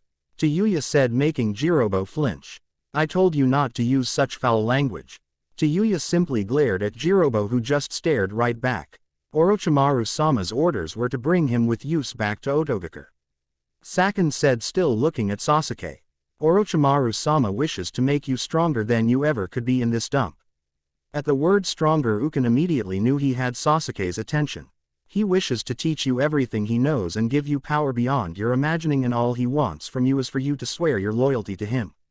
Sasuke looked at the ground for a couple of seconds before he looked up at Uken. You speak of power as if you already have it. Sasuke watched as the group nodded their heads. Then show me your power, and if I take a liking to your power I will go to Otogakure. The group nodded and Saken threw his head in one direction, signaling a change in scenery. Sasuke followed after the 4 with a smile on his face. If I'm right, I'll have enough power to finally crush my brother and Naruto into dust. The thought made Sasuke chuckle as he continued to follow the group into darkness. XXX Naruto was walking towards his apartment when he saw Hinata standing outside waiting for him. Hinata, what are you doing here? Hinata smiled at Naruto as she held out a small bag to him. We never finished our meal. Hinata blushed as Naruto smiled at her. Father said we could finish, but I have to be back in 30 minutes. Naruto nodded his head and took Hinata's hand and took her to the small pond located just a minute from his apartment. The two sat down and ate their meal while they watched the moon shine in the water. Naruto, it's so peaceful. Hinata said this as she snuggled up against Naruto's arm, making the blonde smile. I know, Hinata. Naruto laid his head on Hinata's. The two stayed like that until they noticed it was getting late. Naruto took her home to see Hiashi waiting outside for Hinata. Hello Uzumaki, again, you were cutting it a bit close. Hiashi said with a little humor in his voice. It's what I do, Hiashi-sama. Naruto said with a shrug of his shoulders. I guess I'll see you tomorrow, Hinata. Hinata nodded her head and gave Naruto a quick kiss before disappearing into the compound. Have a good night, Hiashi-sama. Naruto said this with a bow and Hiashi returned it, but only a small one. You too. Hiashi turned around and disappeared into the doorway. XXX Sasuke was laying on the ground breathless. What power? Sasuke said, not believing what he just saw. All this power could be yours, Sasuke, all you have to do is join use. Saken said as his curse mark receded. Now what do you say? Sasuke looked up at him and smiled. Where do I sign up? Sasuke got up and watched as the group kneeled while Saken smiled at him. We start now. Saken smiled as he realized how easy it was to get Sasuke. Orochimaru-sama will be most pleased. But unknown to the group, a slight figure was watching from the shadows, but as quickly as it was there it was gone. Sasuke turned around and narrowed his eyes. I'll be right back. Sasuke vanished, leaving the group behind. XXX, I've got to tell the Hokage what. Sakura stopped when Sasuke appeared in front of her. What do you think you're doing? Sasuke asked without a hint of emotion. You've got to stop, Sasuke. Sakura pleaded. Listen, Sakura, I can't have you tell the Hokage that I'm leaving. Sasuke vanished and reappeared behind her. At least not yet. Suddenly Sakura blacked out, slumping forward only to be caught by Sasuke. Soon, Naruto, we will have our rematch and then I will gain an even greater power. but first I must kill you. Sasuke began to laugh as he laid Sakura down on the bench. Sasuke then disappeared, leaving behind leaves that fluttered in the wind. Chapter 19. As soon as Sakura woke up, she headed straight for the Hokage's office, desperate to tell her about what happened to Sasuke. When Sakura told Tsunade, she immediately sprung into action, but she cursed when she realized that she didn't have any more Jonin to spare. I guess I'll have to go with another group. Tsunade went to Shizune and told her to bring in Shikamaru. Shikamaru arrived not minutes after being called, sporting his new Chunin vest. This is so troublesome. Shikamaru yawned, showing that Shizune woke him up from his nap. I have no time for this. Tsunade said this with force in her voice, making Shikamaru stare at her confused. Sasuke has left for Otogakure and we need a team sent after him to retrieve him, but I have no Jonin to spare. So Shikamaru, you need to find 4 individuals that you know can handle this mission. Shikamaru nodded his head and turned around with a little more speed in his step. Shizune looked at Tsunade, who just sighed. Why didn't you also call Naruto? Tsunade looked at Shizune with a raised eyebrow. I thought you gave him the promotion to Chunin. Tsunade chuckled as she looked outside with amusement in her eyes. He turned it down. Shizune's eyes widened in shock. He said if he took the promotion he would end up spending more time away from Hinata, and he wanted to spend a little more time with her. He also said he felt he didn't deserve it, yet something about his fight with Sasuke during the Chunin exams rattled him. Shizune nodded her head and continued to watch her mentor. XXX Naruto was walking hand in hand with Hinata with a smile that was as warm as the sun. When the pair was about to enter the ramen shop, someone called out Naruto's name. Naruto turned around and saw Kiba, Choji, Neji, and Shikamaru. I need you for a mission, Naruto. Shikamaru said with authority in his voice. The tone in his voice was enough to make Naruto worried. What happened? Naruto turned around as Hinata looked on with worry. Sasuke has left the village and is on his way to Otogakure. Naruto's eyes widened, but before he could speak he could hear someone breathing loudly. When he turned to the source of it, he found Sakura staring at him with tears in her eyes. Naruto, I tried. Naruto's eyes lowered as he looked at his teammate. I found Sasuke talking to these 4 people and then I heard that he was going to leave with them. I tried to get to the Hokage to tell her, but Sasuke found out I was spying on him and knocked me out. I'm sorry. Naruto placed a comforting hand on Sakura's shoulder, startling the girl. Don't worry, Sakura, I'll find Sasuke and I'll bring him back. Sakura looked at Naruto, but instead of seeing relief he saw worry. What is it, Sakura? Before I completely blacked out I heard Sasuke say he knew you would come and when you do he was going to kill you. Naruto looked on with a vague look in his eyes, but Sakura continued. All I'm saying is try to bring him back, but please be careful. Don't worry, I'm always careful. Naruto said with a smile. Naruto turned around and looked at Hinata, who smiled back. I'm sorry, but Hinata silenced Naruto with a kiss that left the both of them with a huge blush. It's okay, but I expect to see you back here in one piece. Naruto smiled and gave her one last kiss. Deal. Naruto turned and faced the others. All right, let's go. The group nodded and began the run for the gate. XXX Fu was thrown to the ground, but quickly spun her body and landed on the ground. Who are these 3? Why do we have to catch this bitch? Hidan said as he held on to his prayer necklace. Because it is an order and it might bring in more money. Kakuzu popped his neck and knuckles as he turned towards their newest member. What about you, Senji? I don't care so long as I get to beat that Uzumaki to a pulp. Senji just watched as Fu began to form some hand signs. I don't think so, little runt. Senji suddenly ran at Fu with a speed impossible for any normal old man. Fu was taken by surprise, but before she could react she was punched in the stomach. Fu was sent flying backwards into a boulder that shattered when she connected with it. What are you doing? She is my offering to Jashin. Hidan screamed out while holding his scythe forward. You take too long. If you're not going to finish the fight then I will. Senji didn't even turn around while he watched as red chakra suddenly began to spill out of the ground. Damn. Senji growled out as he saw the dust disappear, revealing Fu covered in her demonic cloak. Fu looked at the 3 Akatsuki members before extending the wings on her back and taking to the sky. And this is what happens when you take your sweet time with Jinchuriki. Kakuzu said, looking at Hidan, who glared at his partner. Great, this is going to be bad. What are you talking about? This just got interesting. Senji looked at Fu with a shine in his eyes that made everyone worry. Now show me, little Jinchuriki. Show me your power. XXX Ashiki was putting on his cloak along with his brother Denpa. So we're going to deliver this scroll to the Hokage.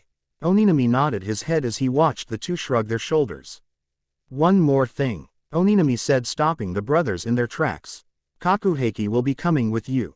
Why, you said it yourself, he is in no condition to move. Ashiki looked on as his brother tried to convince Oninami that this was a bad idea, but it didn't work. Before Oninami could speak, they all heard footsteps and turned to see Kakuheiki walking towards them. I'm fine. Kakuheiki looked tired, but other than that he looked like a normal person. Let's just go and get this kid before I fall asleep again. Ashiki and Denpa just looked at one another with concern, but Oninami just smiled at Kakuheiki. Yes, you should be running along now before he gets too tired. Oninami just waved the group off as they traveled towards Konoha. When he knew the group was out of sight, Oninami's eyes hardened. Please be safe, because Konoha will not give Naruto up so easily. With that, Oninami turned around and headed back into the cabin. XXX. One day later, Senji walked down the dark hallway and threw Fu at the wall, making it crack. Senji was fine for the most part except for a deep gash on his chest that healed slowly. Be careful, we still need her alive, Pain said with a slight tone of anger in his voice. Senji just looked up at him with cruelty reflected in his black eyes. You think just because you have the Rinnegan that it makes you God? Senji chuckled at the thought. But the truth is this: if you can bleed, you're no God. You are just a sad man trying to escape your humanity. Everyone looked at Senji with shock in their eyes. When they looked back up to Pain, they could see the anger just roll off him. Give me one reason why I shouldn't show you how much of a god I am. Pain took one step forward, but Senji stood his ground with a smile. Because I still have information about Naruto and the people going to recruit him. Senji smiled all the wider when Pain stopped in his tracks. And just so you know, I'll keep my end of the bargain. I will tell you about these three individuals. Two of them are brothers Ashiki and Denpa. Both are skilled in separate things, but together you won't be able to stand a chance against them. Ashiki specializes in tracking and gathering information through genjutsu by breaking his opponent's mind. Denpa specializes in kenjutsu and ninjutsu. Pain's eyes narrowed at that bit of information. I knew them while I was in Uzushiogakure serving as one of the Akita. They were annoying when they were together. The other was Kakuheiki, a boy I captured and placed in confinement to try and copy his unique ability, but I just got word that Ashiki and Denpa managed to break him free. Who is in charge of this operation to retrieve Naruto? Pain asked, hoping to kill the leader before they could get Naruto. I have no idea, but I can say one thing. Senji's eyes gleamed in the firelight, making them look demonic. Whoever it is, one strong son of a bitch. Senji turned on his heel and began to leave when he turned to Tobi, who smiled and waved at him. Senji made a small movement of waving, but deep down he was in deep thought. I need to figure out their motives and then I can kill them off one by one and gain control over all this power. Senji's smile turned upwards into a sneer as he began to laugh deep down. Senji walked until he was outside and turned back to see a faint glow, and for the first time Senji's eyes took on a look of sorrow. I'm sorry, little girl, but your death will lead me ever closer to my goal. Senji turned around only for a picture to fall out of his cloak. Senji looked down and saw a group of 5 people standing around the Gufukage. Senji's eyes immediately hardened as he looked at the smiling face of Uzushio. You could have stopped what happened, Uzushio. Senji picked up the picture as he glared at Uzushio. It is because of you that I had to choose this path, but I will always keep this picture with me. That way I can remember what I did to ensure I continue down my path. Senji put the photo back into his pocket and began to walk. XXX Madara waited patiently in the meeting room until he heard the door open. He turned to see both Pain and Konan looking at him. Well, what do you think of him? Madara watched as Pain and Konan exchanged looks before looking back at him. He is a good asset to Akatsuki, but he is hiding something. Pain looked at Madara as he leaned against the wall. We need to watch him careful until we know what.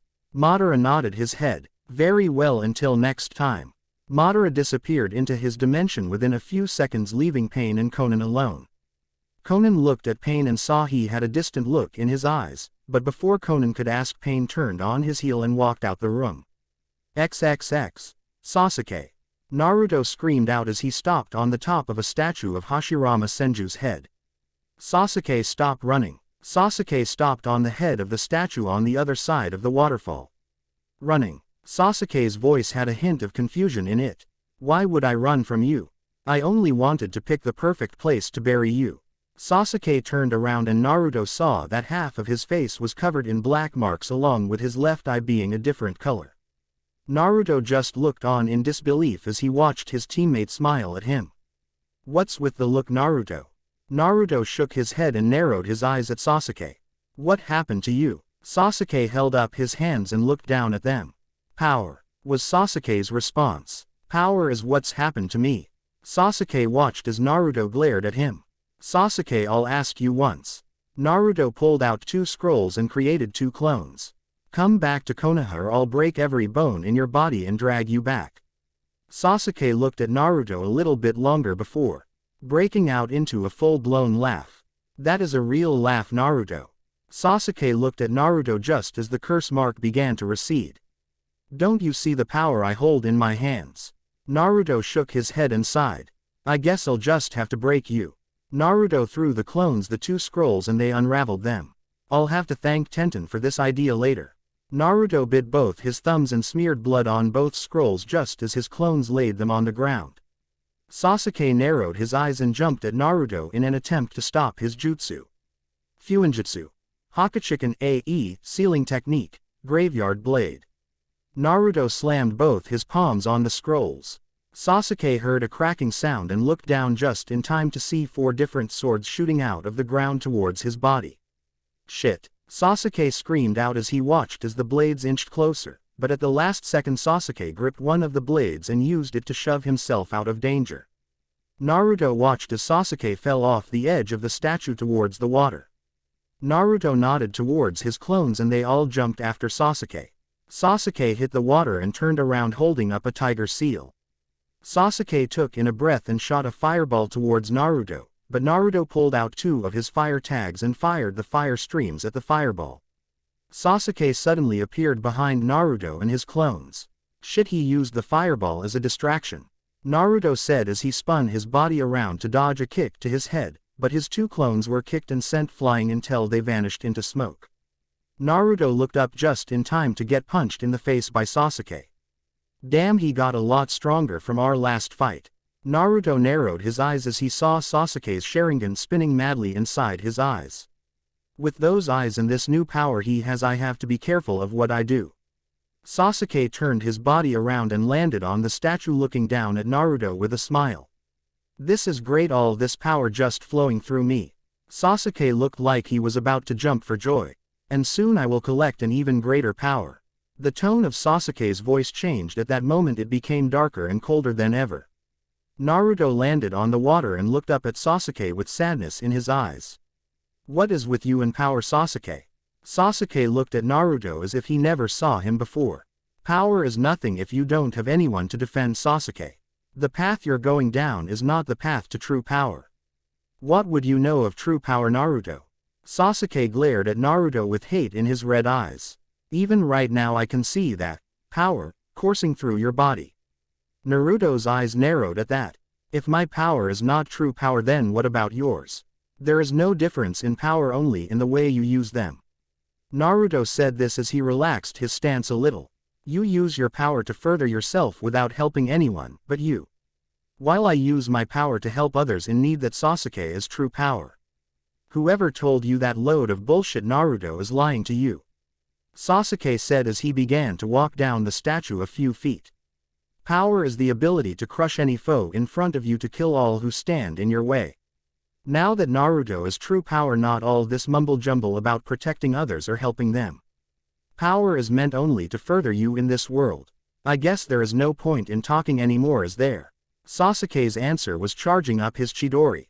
Naruto focused his chakra on the seal on his right palm and formed his Rasengan. Are you really going to fight me with that? Sasuke chuckled as he watched Naruto raise an eyebrow in confusion. We already discovered that your pathetic jutsu can't compete with my Chidori. Naruto just shook his head and smiled. If you truly believe that, then come at me. Sasuke glared at Naruto and ran down the statue until he hit the water, causing the water to erupt around him. Sasuke suddenly emerged out of the water, charging straight for Naruto. Naruto stood his ground for a second, then charged Sasuke. When the two of them were a few feet away, they attacked. The two attacks smacked into one another, making a grinding sound, but Sasuke was shocked to see that Naruto hadn't budged an inch. Sasuke began to push harder on his jutsu while Naruto did the same. The result was the two attacks exploding and sending the two flying backwards.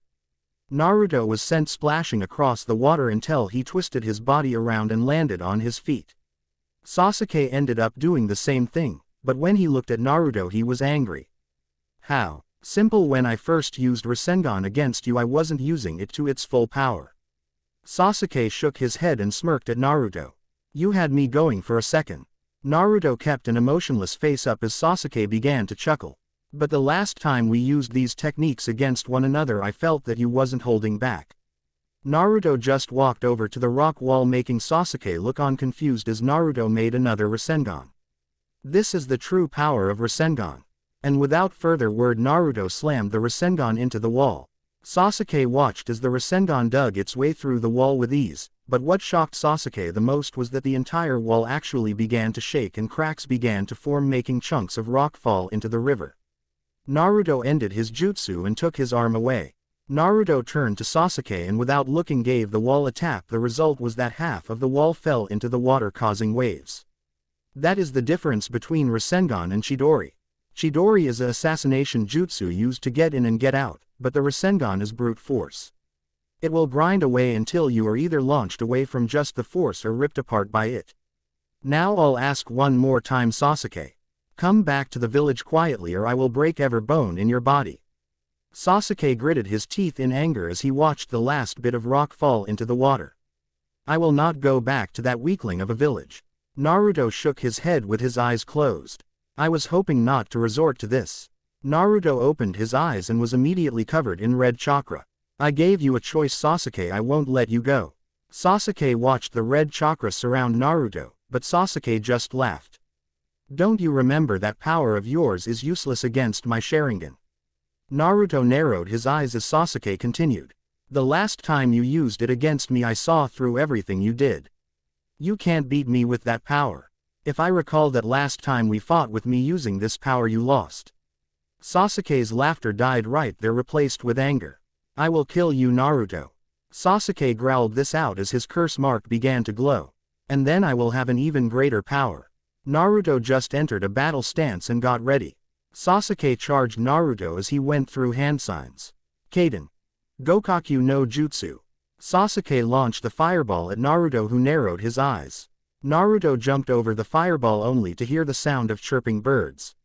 Naruto turned his body just to miss Sasuke plunging his hand through his back. Naruto kept turning while keeping his right arm held out to hit Sasuke in the back, but when he connected, Sasuke vanished into smoke. Cage Bunshin. Naruto landed on the water's surface and looked up just in time to get kicked into the water. Naruto's head emerged from the water, and just as he looked up he saw Sasuke holding a Chidori with black markings all over his face. I hope this hurts. Sasuke plunged his hand into the water, confusing Naruto until he remembered one thing. The Chidori was a ball of crackling electricity.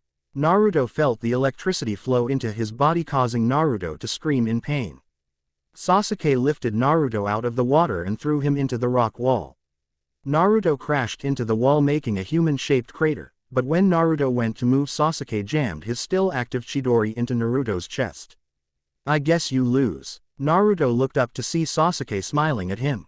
Sasuke ripped his arm out of Naruto's chest and began to walk away while Naruto slowly closed his eyes. XXX Kyabe's eyes opened to see Naruto lying face down in the water. You should be grateful that I'm inside you. Kyuubi chuckled as he poured more chakra into Naruto. And soon everything about you will become mine. Kyuubi began to laugh as his chakra descending onto Naruto. XXX Sasuke was about to jump when he felt a strange feeling. Sasuke turned around just as a punch was sent into his face, sending crashing into the other side of the canyon. Sasuke jumped out of the wall and looked to see Naruto with his red chakra taking the form of a fox with one tail.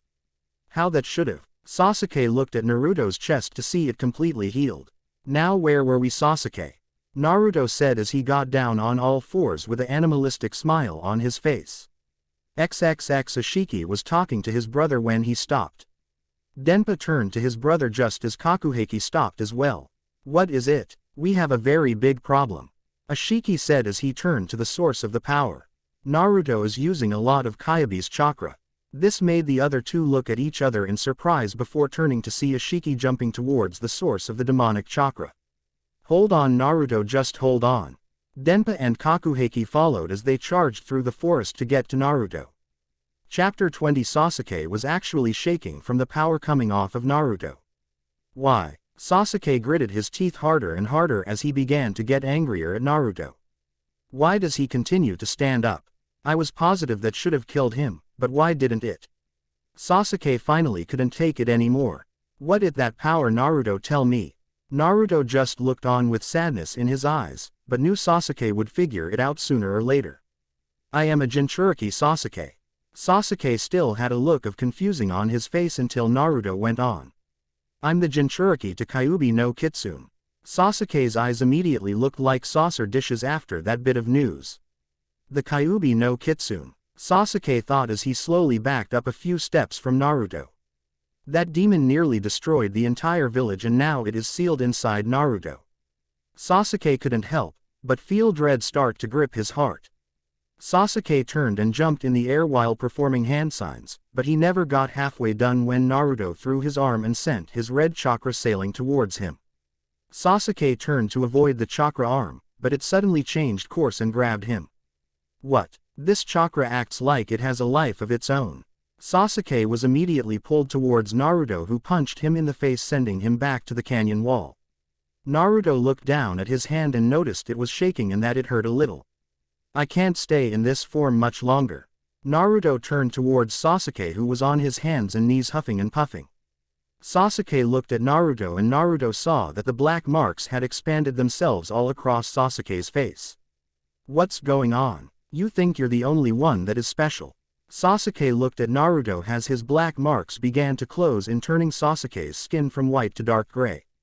Sasuke looked down at his hands and smiled, but suddenly he lurched forward as two things began to try and force themselves out of his back. Naruto turned away as he heard the ripping sound and turned back to see Sasuke sporting two wings shaped like hands. But I have news for you, I'm a lot more special than you. Naruto growled and went back to all fours and charged, kicking up a wave of water. Sasuke stood his ground with a smile as Naruto rammed into him, crashing through the wall and dragging him across the rock's face. Naruto stopped and swung Sasuke into the nearest thing possible, which just happened to be the leg of Madara's statue. Naruto watched until he saw Sasuke jump out of the smoke, flapping the wings on his back. Looks like the fox is grounded. Sasuke smiled as Naruto disappeared in speed, but thanks to his Sharingan, Sasuke followed Naruto running up Madara's statue. Sasuke dodged just as Naruto jumped at him, but that was when he remembered something. Naruto's chakra seemed to be alive. Sasuke turned around to see two giant chakra hands grab his wings and throw him into Hashirama's chest, making the entire area shake. We both can't keep this up, Sasuke. Naruto yelled out just as Sasuke jumped out of the smoke wearing a sadistic smile. I don't know about you, but I can keep going. Sasuke placed his hands together and spat out 10 small fireballs at Naruto. Naruto stood his ground as the fireballs hit his chakra cloak, but when they went out Naruto got the biggest shock of the day. Last fireball was a kunai with an explosive tag attached to it. The tags exploded, shaking the ground even further as Sasuke laughed on, but his laughter stopped when red chakra launched towards him in the shape of a fox's head, snarling at him with teeth bared. Sasuke dodged the chakra barely, but one of his wings was almost completely ripped off, sending Sasuke spiraling back to the ground. When the smoke cleared, Naruto was shown with his entire shirt blown off, with a few burns on his chest and blood running down his left arm, but it was already beginning to heal. The red chakra quickly resurfaced and covered Naruto again. Damn, looks like this chakra can't protect me from everything. Naruto turned to Sasuke just as his left arm went numb. What the fuck just happened? Naruto tried to move his left arm, but found he couldn't make it budge. Naruto heard rock splashing into the water and looked up to see Sasuke standing up, still missing his wing. Sasuke took a step forward, but suddenly lurched forward with his face scrunched up in pain. Sasuke, please stop this. If we keep going like this we'll end up killing each other. Sakura asked me to bring you back safely, but for me to do it carefully. You are starting to make it a lot harder for me to keep my promise, Sasuke. Sasuke just smiled at Naruto with madness in his eyes. Why? We're just getting started. Sasuke disappeared and reappeared right next to Naruto. Naruto ducked a kick to his head, but when he threw a punch at Sasuke with his right arm he caught it. Sasuke smiled and chucked Naruto into the rock wall. Sasuke looked at the wall until a wave of red chakra came sailing towards him. Sasuke jumped in the air and tried to fly away, but fell only to get caught up in the chakra wave, crashing him into the wall. Naruto walked out of the rubble with his chakra wearing a snarl. Sasuke looked up just as Naruto's chakra wrapped around his body and swung him into the water below. The river shook as Sasuke hit the bottom, but he quickly yanked himself out of the water, landing on the water, charging up another Chidori, but this one sounded like 1,000 birds taking flight and was pure black. I'm tired of playing around, this ends here, Naruto. Naruto held out his hand and charged up his Rasengan, but it took a vermilion color to it. Naruto and Sasuke stood by and looked at each other before charging, swinging their respective jutsu at each other. The two connected and the river immediately was pushed away from the two. Naruto gritted his teeth and pushed harder on his Rasengan, making Sasuke do the same, but just when Sasuke was being pushed back he smiled. Naruto was confused until he heard the flapping sound behind him. Naruto turned to see Sasuke smiling at him holding another black Chidori. When Naruto turned to the other Sasuke, he had gripped his arm, holding a cruel smile as the second Chidori ripped through Naruto back. Cage. Bunshin. Naruto gasped out as blood started to come out of his mouth.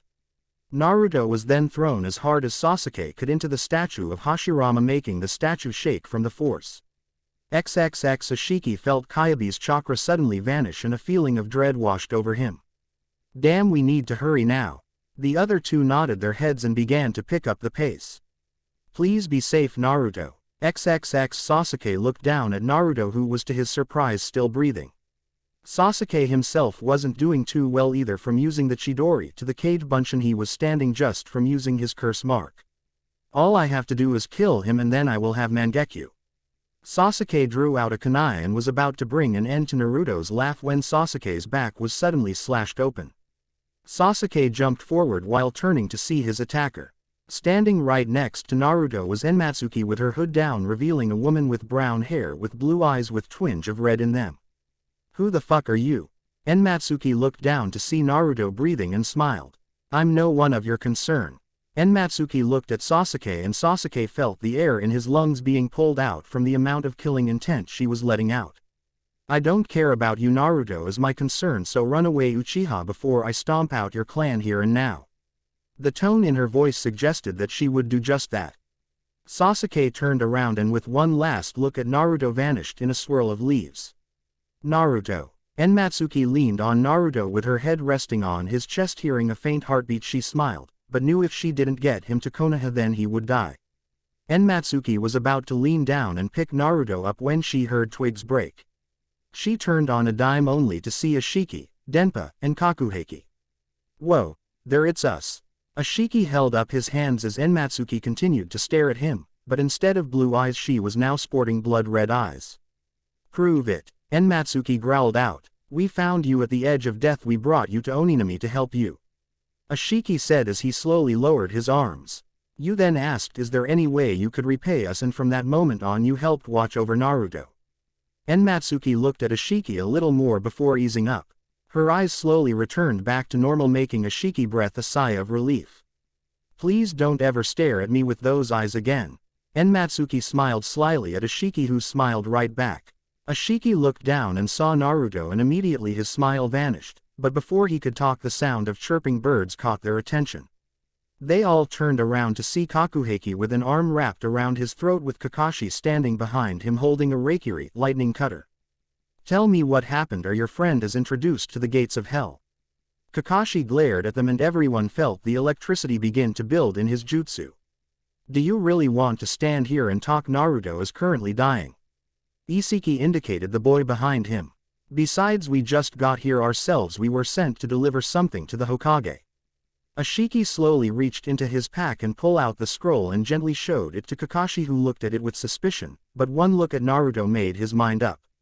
Fine, but one false move and I'll make you regret ever being born.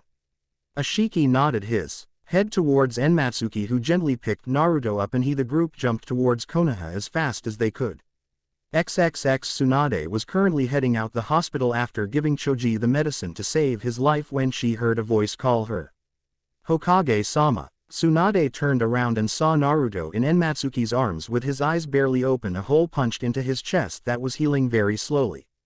Bring him inside quickly. Enmatsuki nodded her head and rushed into the hospital with Tsunade right behind her.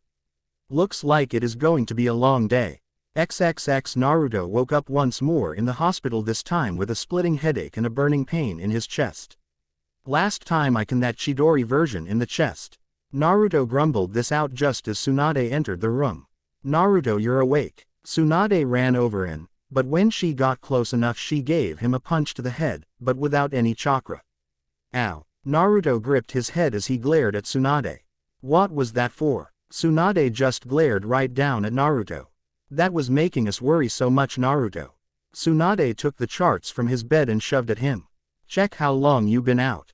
Naruto did just that and was surprised by what he found. 2 weeks. Naruto looked the chart over and he couldn't believe it. How Kyuubi usually heals me up in time to wake me up in 2 days. Because Kyuubi may be able to heal almost any wound you receive, but the deeper the wound the slower the healing process. Tsunade just continued to glare at Naruto as he laid the chart down and looked at her. I couldn't do it. Naruto turned his eyes to his covers as he gripped them tightly. I couldn't get Sasuke back. Tsunade looked down and was about to punch again, but realized Naruto wasn't in the best condition physically or emotionally. Naruto, if you couldn't bring him back, then why didn't you kill him? At the word kill, Naruto flinched and looked further down. I was posed to do just that, but then I remembered my promise to Sakura.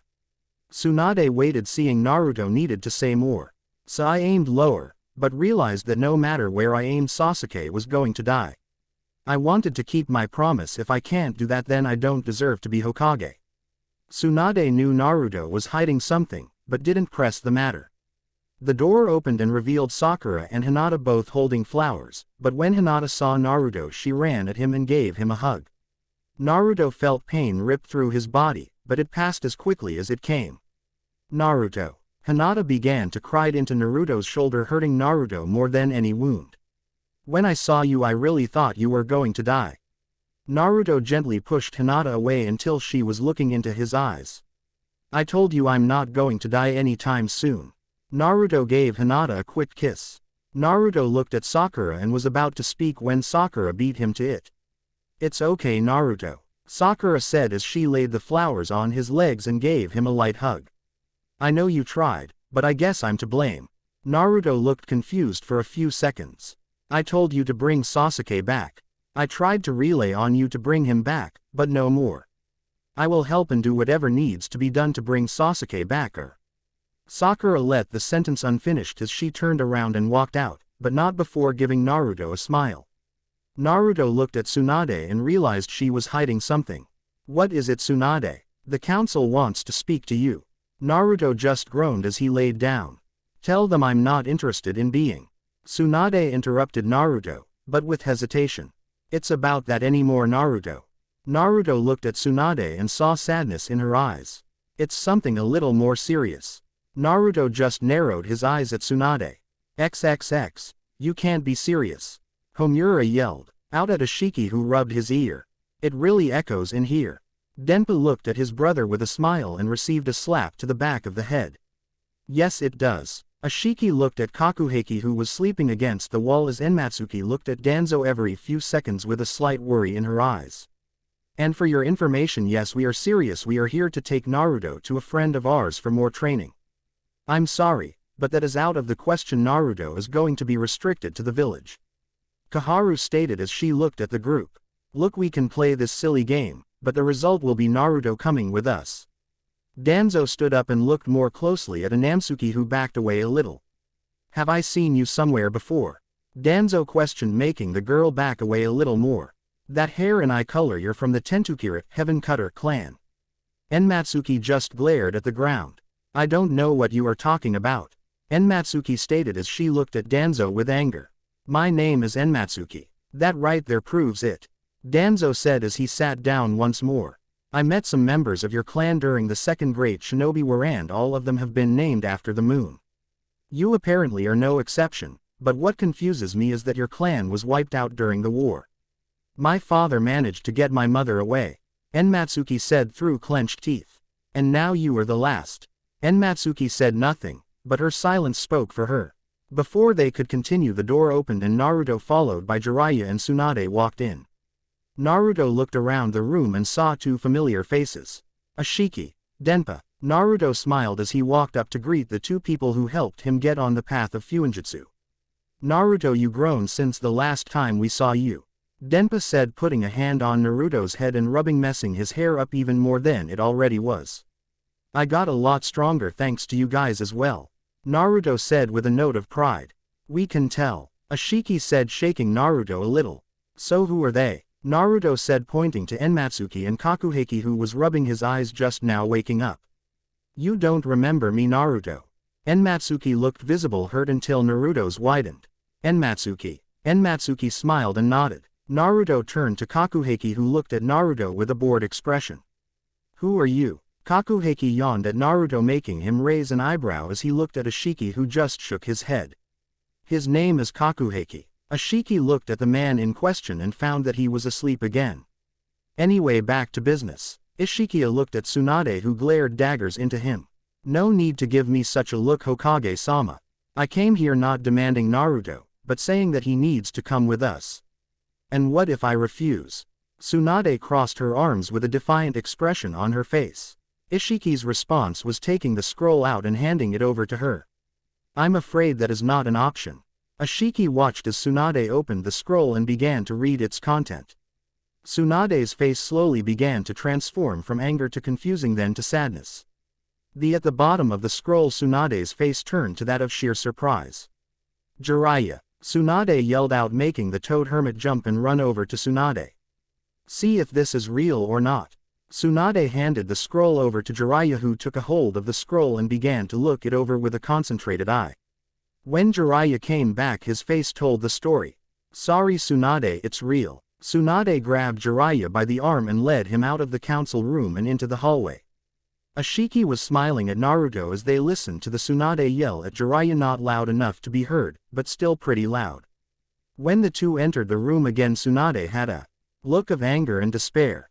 If you hurt him, Tsunade growled out, we promise he will be well kept for, Enmatsuki said with a smile. Tsunade just continued to glare at them until she turned to Jiraiya. Jiraiya, you're going with them? Jiraiya looked at her, but only nodded with a smile. I expect daily reports writing by Naruto and I will know if it is him or not. Ashiki smiled and looked at the council, who was staring at Tsunade in shock. What are you doing, Tsunade-hime? Kaharu yelled out, with the other two members looking on with slight glares. I have no choice in this matter. Tsunade tossed them the scroll and they went over it with shocked eyes. But this means... Homura was quickly silenced by Denpa, who managed to wrap a cloth around Homura's mouth. Shish. Denpa held a finger to his lips with a smile. That is a secret. Denpa released his side of the cloth and looked at Naruto. Okay, we leave tomorrow. Naruto was still confused about everything happening and Ashiki could see it. We're taking you to a special individual to help you train for 3 years, Naruto. Naruto's eyes brightened up, but then he remembered Hinata. So we are leaving tomorrow. Ashiki nodded his head, and no sooner had he done that Naruto was out the door. Was it something I said? Ashiki looked at Jiraiya, who shook his head. No, it's just something he needs to go do. Jiraiya turned around and headed out the same door. XXX. Naruto finally found Hinata walking towards her home. Hinata. Hinata turned towards the sound of Naruto's voice, only for the two slam into each other and land on the ground. Hinata opened her eyes to see Naruto laying on top of her, making her blush like a tomato. Naruto quickly got off of Hinata and helped her up, much his own embarrassment. Hinata, I need to tell you something. Hinata nodded her head, listening intently to Naruto. I'm going to be leaving on a 3-year training mission apparently. Hinata stared at Naruto in shock, not believing Naruto is going to be gone that long. When do you leave? Hinata asked with sadness etched in her voice. Tomorrow. Naruto just looked at Hinata with sad eyes until he grabbed her hand and began to lead her through the village. What are we doing? Hinata looked back at her house, then at Naruto. We are going to make the most out of the time we have left today. Hinata smiled at Naruto, but looked back to see a figure with a white kimono disappear back into the house. So where to first? Hinata asked with a smile as Naruto drew her close and kissed her. How about that waterfall? Hinata blushed and nodded her head as the two headed to their first destination. XXX Hinata returned to her house at night with a smile as she walked up to her door and entered. Where have you been? Hinata froze at the voice of her father Hiyashi. She turned around to see him sitting in a chair with a calm expression. Father, Hinata said with some regret in her voice. I'm sorry I'm so late for our training session, but I was with Naruto Uzumaki. Hiyashi finished for her as he stood up. So it was you that I saw watching us? Hinata stated as Hiyashi walked up to her. Yes. Hiyashi looked down at his daughter and smiled a sad smile. I'm sorry he is leaving tomorrow. So you heard. Hinata looked at the ground as Hiyashi placed a hand on his daughter's shoulder. Yes, I did. Hiyashi gave a small kiss on her head. So I will excuse his actions this time, but this means you will have to catch up on the training you missed today, understand? Hinata looked up at her father and gave him a big hug. Thank you. Hinata ran off to her bedroom, leaving behind a smiling Hiyashi. XXX. Did you say all the goodbyes you wanted to? Ashiki asked as Naruto approached the gate. Yeah, Naruto stated as he looked out into the forest. Now let's go. Naruto began to walk with Denpa leading the group towards their destination. Don't worry Hinata, I'll be back and stronger than ever. Naruto smiled back at the village. And Sasuke, you better watch out, because I'm coming for you. Naruto's face turned into that of sheer determination as a bird flew into the air and vanished into the clouds. Chapter 21 Naruto just woke up to find himself walking through the woods on his back. Naruto sat up to find himself being carried by Kakuheki, who looked tired as usual. How long have I been asleep? Naruto asked, making Kakuheki look at him with a bored expression. Too long, was all he said before placed Naruto on his feet and continued to walk on. Did I do something wrong? Naruto looked at Ashiki, who shook his head. No, we kinda made him carry you, because you were still asleep and we needed to get moving. Ashiki smiled down at Naruto as Kakuheki yawned while he rubbed his eyes. Why is he always tired? Naruto looked at Kakuheki, who looked like he was about to collapse at any moment. Well, it isn't that he's tired. Ashiki smiled at Kakuheki as he leaned against a tree. He is the most laziest person you can ever meet in your life, but there is another reason. If the enemy believes you are already weakened, then he will make a mistake. Naruto looked as Kakuheki leaned against the nearest tree and fell asleep. Ashiki smiled at his friend as he gave him a smack to the back of the head. Come on, Sleeping Beauty, time to get moving. XXX 1 hour later, the group made it to a small clearing with a small cabin in the center. As the group approached the home, the door opened to reveal Oninami with a smile on his face. Oh, it's so good to see you. Oninami walked slowly towards Naruto until he stopped in front of him with the biggest smile anyone had ever seen. I've only seen you once, Naruto, in a tiny photograph. Oninami actually began to cry as he gave Naruto a tight hug, making Naruto look around in a confused manner. I'm sorry, but I have no idea who you are. Oninami gently pulled away and looked at Naruto with a look of slight disappointment before he smiled again. I'm sorry, I should have introduced myself first. Oninami stood up and looked at Naruto with happiness reflected in his eyes. I'm Oninami Uzumaki, father of Kushina Uzumaki. I'm your grandfather. Naruto looked at Oninami with nothing more than pure shock. XXX a bird flew towards Senji as he stood on a pedestal. The bird landed on his shoulder and began to tweet into his ear.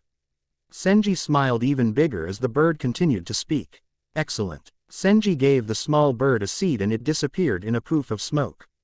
So Oninami is still alive. I thought he died after he used his clan's most forbidden fuinjutsu. All well, I guess he is just another loose end that I need to tie up. Senji was about to jump down when a voice behind him made him jump. So you have your own agenda. Senji turned around and saw Madara staring at him. I knew you would find me out, Madara. Madara actually lone eye widened in shock, but quickly lowered. I thought you forgot all about me. Madara slowly approached Senji, who just stared at Madara. How could I forget all about you, little Madara? Madara's eye narrowed in anger at Senji, who gently stepped off his pedestal. Don't talk to me as if I'm a mere child. Madara watched as Senji walked around him with a calm smile. My apologies, I didn't mean to offend the great Madara, or should I say the once great Madara. Madara's hands twitched as he glared at Senji. You better watch how you talk to me. Madara turned and faced Senji, who slowly got off the wall. I know your secret, Senji. You do have a special Jikuken ninjutsu, but the ability to slow down time in your personal space is only a side effect of the real power. It allows you to slow down your aging and even stop your blood flow for a few seconds, but how did you know it was me? At this, Senji smiled even bigger. Please, you may have some of these fools hooked on your whole Toby thing, but I was there when you and Hashirama created Konoha and forged that alliance with Uzushiogakure. Senji crossed his arms with a smug look on his face. I recognized your chakra as soon as I saw you. Madara continued to stare at Senji for a few more seconds. This stays between me and you, understand? Madara walked past Senji, who smiled with his eyes closed. But of course, I mean, there is no gain in it if I tell the rest who you really are. This stopped Madara as he slowly turned his head towards Senji, who continued to smile. Have a nice day. Senji then got off the wall and vanished in a slight flicker of speed. I'll have to watch him carefully, Madara thought with concern as he continued to walk down the hallway with a frown behind his mask. XXX. What's you or my mom's dad? Naruto asked this with disbelief in his voice. Yes, your mother was named Kushina and she was my daughter. Oninami smiled down at Naruto as his disbelief soon turned into anger. Then why did I have to grow up alone? Naruto growled out, making Oninami look away with sadness. I wanted to come and help you, but in my present state I could barely leave the cabin. Oninami stated as a light breeze blew through his mid-length gray hair. I did everything I could to keep you safe. I had Enmatsuki watch over you and Ashiki and Denpa give you the book over fuinjutsu. All in the hopes of finally meeting you. Naruto watched as Oninami gently sat on the ground, still wearing his smile. Naruto turned to Ashiki and Denpa and glared at them. You told me I was the last Uzumaki left. Ashiki and Denpa both looked at each with nervous smiles. Well, back then we had no choice. Ashiki began, but Naruto still continued to stare at them. What would you have done if we told you that you had a clan member out there still alive? Denpa's question made Naruto look at the ground in thought. You would have begged and pleaded with us to take you to him, but we couldn't allow you to see him just yet. Why not? Naruto asked, angered, but the answer didn't come from Ashiki or Denpa, it came from Oninami. Because the training I have planned was going to require you to have a few more tricks up our sleeve before we attempt it. Naruto looked at his grandfather with a puzzled expression. And what training is that? At this, Oninami smiled as he stared at Naruto. We are going to help you gain complete control over the Kyabe's chakra. Naruto just looked at Oninami and smiled. Already done it. Oninami looked at Naruto with narrowed eyes, making Naruto's smile dwindled. No, you haven't. Before Naruto could interrupt, Oninami continued onwards. You've learned how to draw on its chakra, but not separate it. Naruto's confused look said everything, making Oninami sigh. Okay, the Kyuubi is made up of two things, its chakra and its will. Now tell me what happens when you tap into Kyabe's chakra. Naruto thought back to the last few times he used Kyabe's chakra. I felt angry, almost like I had just all this rage building inside me. Oninami nodded his head and continued onwards. That is the will of the Kyuubi trying to influence you and take you over. Oninami could tell Naruto was listening with everything he had, and that made him smile. When you draw on Kyabe's power, you also draw on its will. The only way to use Kyabe's chakra to its full potential is to separate it from the beast itself. Naruto nodded his head and smiled with everything he had. Alright then, let's get this thing started. Naruto started to walk forward only to be stopped by Oninami again. Sorry Naruto, but you can't face the Kyuubi, at least not yet. Naruto stared at Oninami in confusion until he explained. First you must be the darkness that lies in the deepest regions of your heart. Then and only then can you face the Kyuubi. That was when Jiraiya had enough. What are you talking about? Jiraiya glared at Oninami, who simply smiled. Naruto can't beat the Kyuubi, not at the level he is at. Exactly, that is why we are going to help him. This brought a look of confusion from everyone. I'm going to send us into Naruto inner mind using the fuinjutsu seals I've been working on since I planned this little reunion. Once there we will be able to help him fight off the Kyuubi while he draws out its chakra, and once that is done the real training can begin, but first we need something. Oninami stared at Jiraiya, who continued to glare at Oninami. The key, Jiraiya, we need it. I'm sorry, but I can't allow. Jiraiya stopped when Oninami glared at him with hate in his eyes. I don't have a lot of time left, Jiraiya, Oninami stated with no emotion. Besides, don't you think Minato would have liked his son to have the key? Jiraiya's eyes went wide as he stared at Oninami in shock. What, did you really think I wasn't watching my daughter as she grew up? I was always watching over her, but I couldn't make it in time to save her. So this Minato person is my dad. Oninami looked at Naruto and with a startled expression. You don't know the name of your Yondaime Hokage. Naruto's eyes went as wide as saucer dishes. I guess you didn't know, so I'll tell you. Your mother was Kushina Uzumaki and your father was the Yondaime Hokage Minato Namikaze. You wasn't. Jiraiya was stopped when Oninami spoke in a clear and precise voice. He is going to find out sooner or later, and besides, now that he knows who his family was, he has to get stronger in order to preserve their memories. Naruto looked at Oninami and nodded his head. Oninami was about to get off the ground when he gripped his chest and began to cough up small amounts of blood, making everyone panic. Naruto made a move to help, but Oninami waved him down as his fit ended. I'm running out of time, Jiraiya, so if you want Naruto to get stronger in order to protect himself, then you need to hand over the key. Jiraiya looked at the group and then looked at Naruto.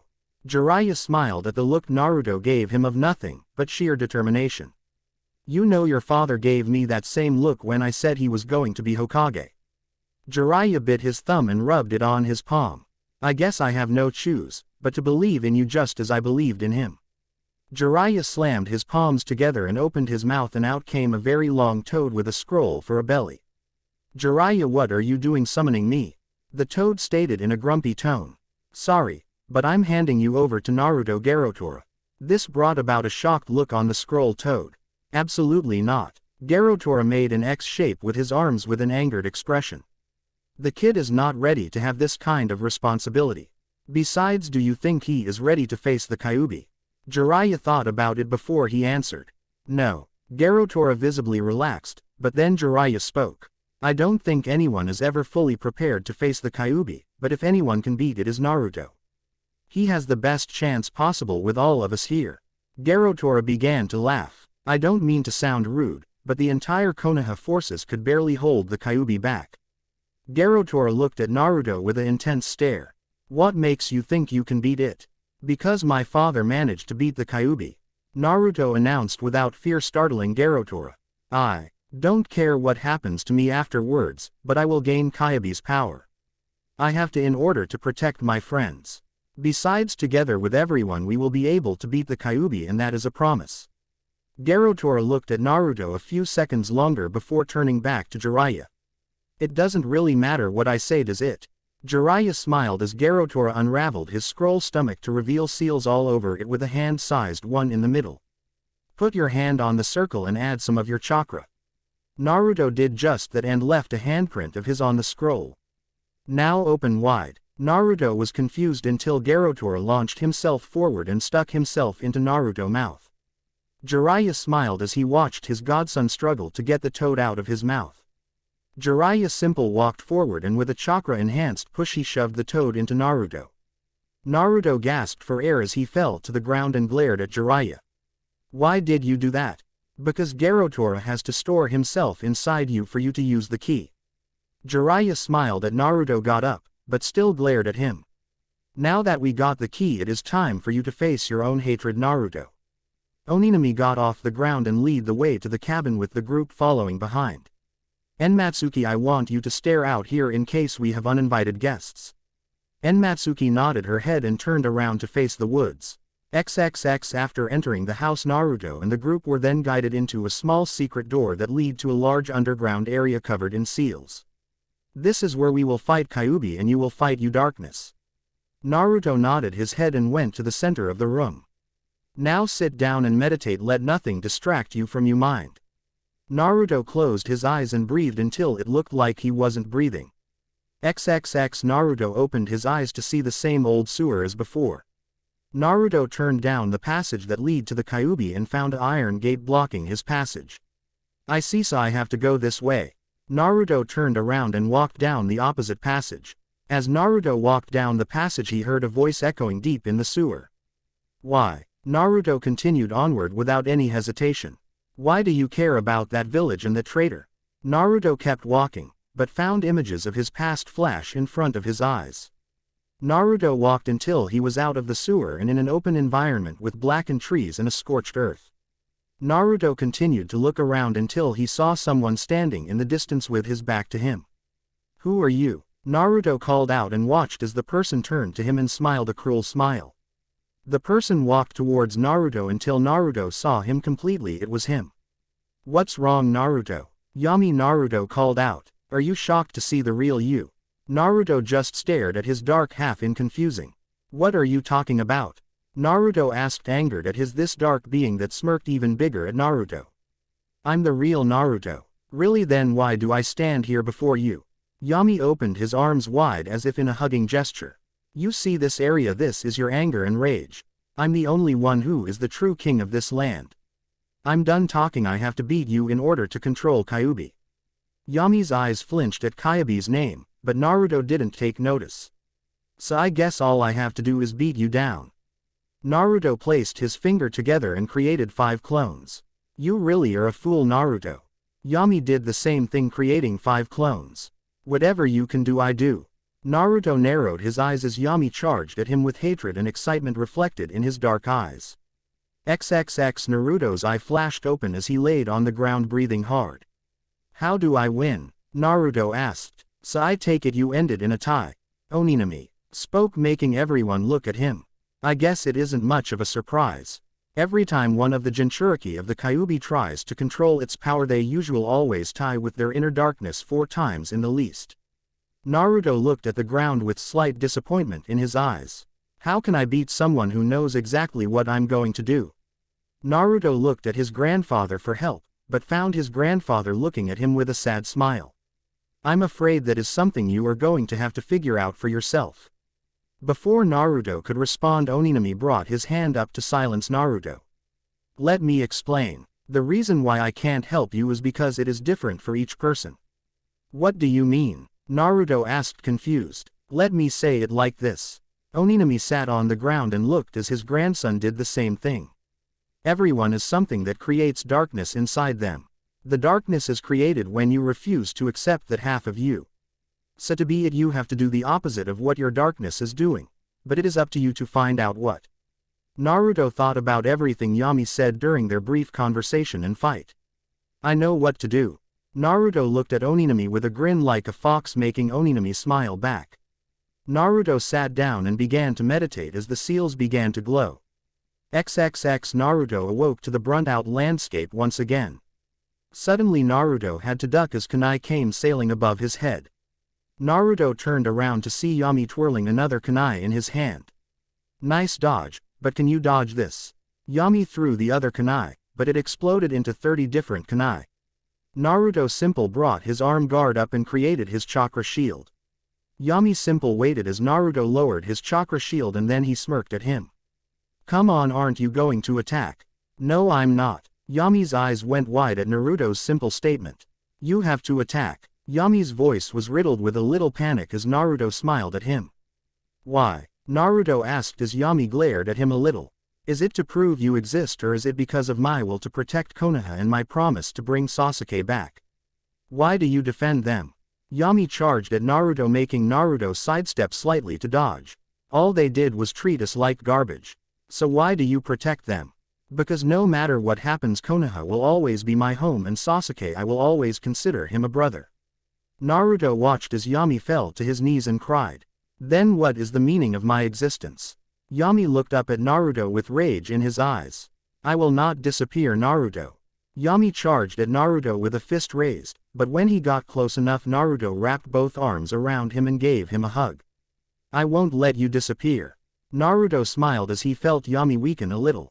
You will always be a part of me and nothing will ever change that. If it wasn't for your existence, I probably never be where I am now. So for that I thank you. Yami's eyes lightened up as he turned into light and faded into Naruto. XXX Oninami watched as Naruto's eyes opened and he immediately knew the result. So you won. Naruto looked at his grandfather with a smile. Okay, take a break, tomorrow we will fight the Kyuubi. Naruto nodded his head as he laid down on the floor with a smile. Chapter 22 Naruto walked down to the basement with the group who was coming with him. The group consisted of Oninami, Kakuheiki, Denpa, and Jiraiya. Jiraiya had changed the most and was now sporting two toads on his shoulder that kept bickering back and forth at each other. Ashiki stayed behind insisting he would only be a hindrance and Enmatsuki stayed behind to guard the area. The plan was simple. Denpa, Kakuheiki, Oninami, and Jiraiya were to combat the fox while Naruto drained its chakra away. Little by little, but Oninami warned Naruto that he was the one who had to finish the fox off or they would never beat the Kyuubi. Naruto's eyes were distant, almost like he was in a trance as he walked down the candle-lit stairs. He was thinking about the words his grandfather said to him after he woke up. XXX flashback. Now Naruto, you must pull out the entire chakra of Kyuubi in order to control him. Oninami said this with hesitation, making Naruto worried. But at the same time Kyuubi will be doing the same thing, and if he succeeds then he will come back. And what happens if I do fail? Oninami looked down at the ground looking a lot older. Then I will seal the Kyuubi into myself for the briefest of second and then I will detonate the explosive tags in the area. Naruto's eyes went wide as he heard his grandfather's suicidal plan. But why? Naruto asked, making Oninami look at him confused. If you could seal Kyuubi into you, then why do you need to kill yourself? 2 reasons. Oninami held out 2 fingers and began to tick off the reasons. 1, because my body is old and I won't last long. So sealing Kyuubi into me would only drain me even further. Then 2 is that if I can't prevent my grandson from becoming that monster, then I don't deserve to live. Naruto was shocked as Oninami rubbed the top of his head and slowly walked away. XXX, are you ready, Naruto? Oninami asked as the group stood behind Oninami with Naruto sitting down. Naruto gave a quick nod and the others placed their hands on Oninami's shoulder or chest. Now remember, these won't be the real you, just chakra clones. So depending on how much chakra you give me is how much time they can last. Everyone nodded and began to pour their chakra into Oninami. Naruto closed his eyes as he felt himself drift into his mindscape. XXX Kyuubi's eye opened just as Naruto and his group appeared before making him smile. Well, if it isn't my jailer. Kyuubi looked at Naruto, who looked calmly back. And you brought guests, now let's see. Kyuubi scanned each individual with his slitted eye. Jiraiya, Kushina and that cursed Yodime Hokage spoke about you often. Naruto's eyes widened at his mother's name as he looked up at the fox who smiled down at him. Oninami Kushina always would cry in her sleep thinking how she thought her father died in Uzushiogakure. You can try and taunt me, but it will not work. Oninami said with a twinge of anger in his old voice. Yes, but who said I was trying to taunt you? Kyuubi's eye drifted down to Naruto, who was shaking a little. Naruto, you need to calm yourself now. Oninami said with a firm voice. You knew my mom. Naruto looked up at Kyuubi, who smirked down at Naruto with a sinister smile. Yes, you could call it that if you consider being sealed into her, knowing her. Kyuubi smiled, seeing Naruto's look of shock in his face. Oh, yes boy, before you she was the Jinchuriki of me. Naruto shook his head as he looked at Kyuubi with a look of determination that made Kyuubi's smile dwindled a little. Well, I guess if she can beat you then that means I can too. Kyuubi roared at Naruto as it slammed itself against the steel cage. Don't act arrogant, human. Kyuubi's eyes reflected nothing but sheer hate. You are nothing like you, dear mother. You are a mere fragment of my hatred, you can never defeat me. Naruto smiled as he lifted his shirt up. I guess we're going to find out. Naruto held out his arm as a seal went up his entire length. Then to Kyuubi's amazement he slammed it into his seal, holding him back and twisted it, freeing him. I'm going to enjoy ripping you to pieces. Kyuubi took his paw and slapped the gate, forcing it open. Then with a roar he sent a shockwave strong enough to force everyone flying backwards. Naruto was the first to recover as he turned and shifted his body so he would land on his feet. I guess I'm going to pull out all the stops against you.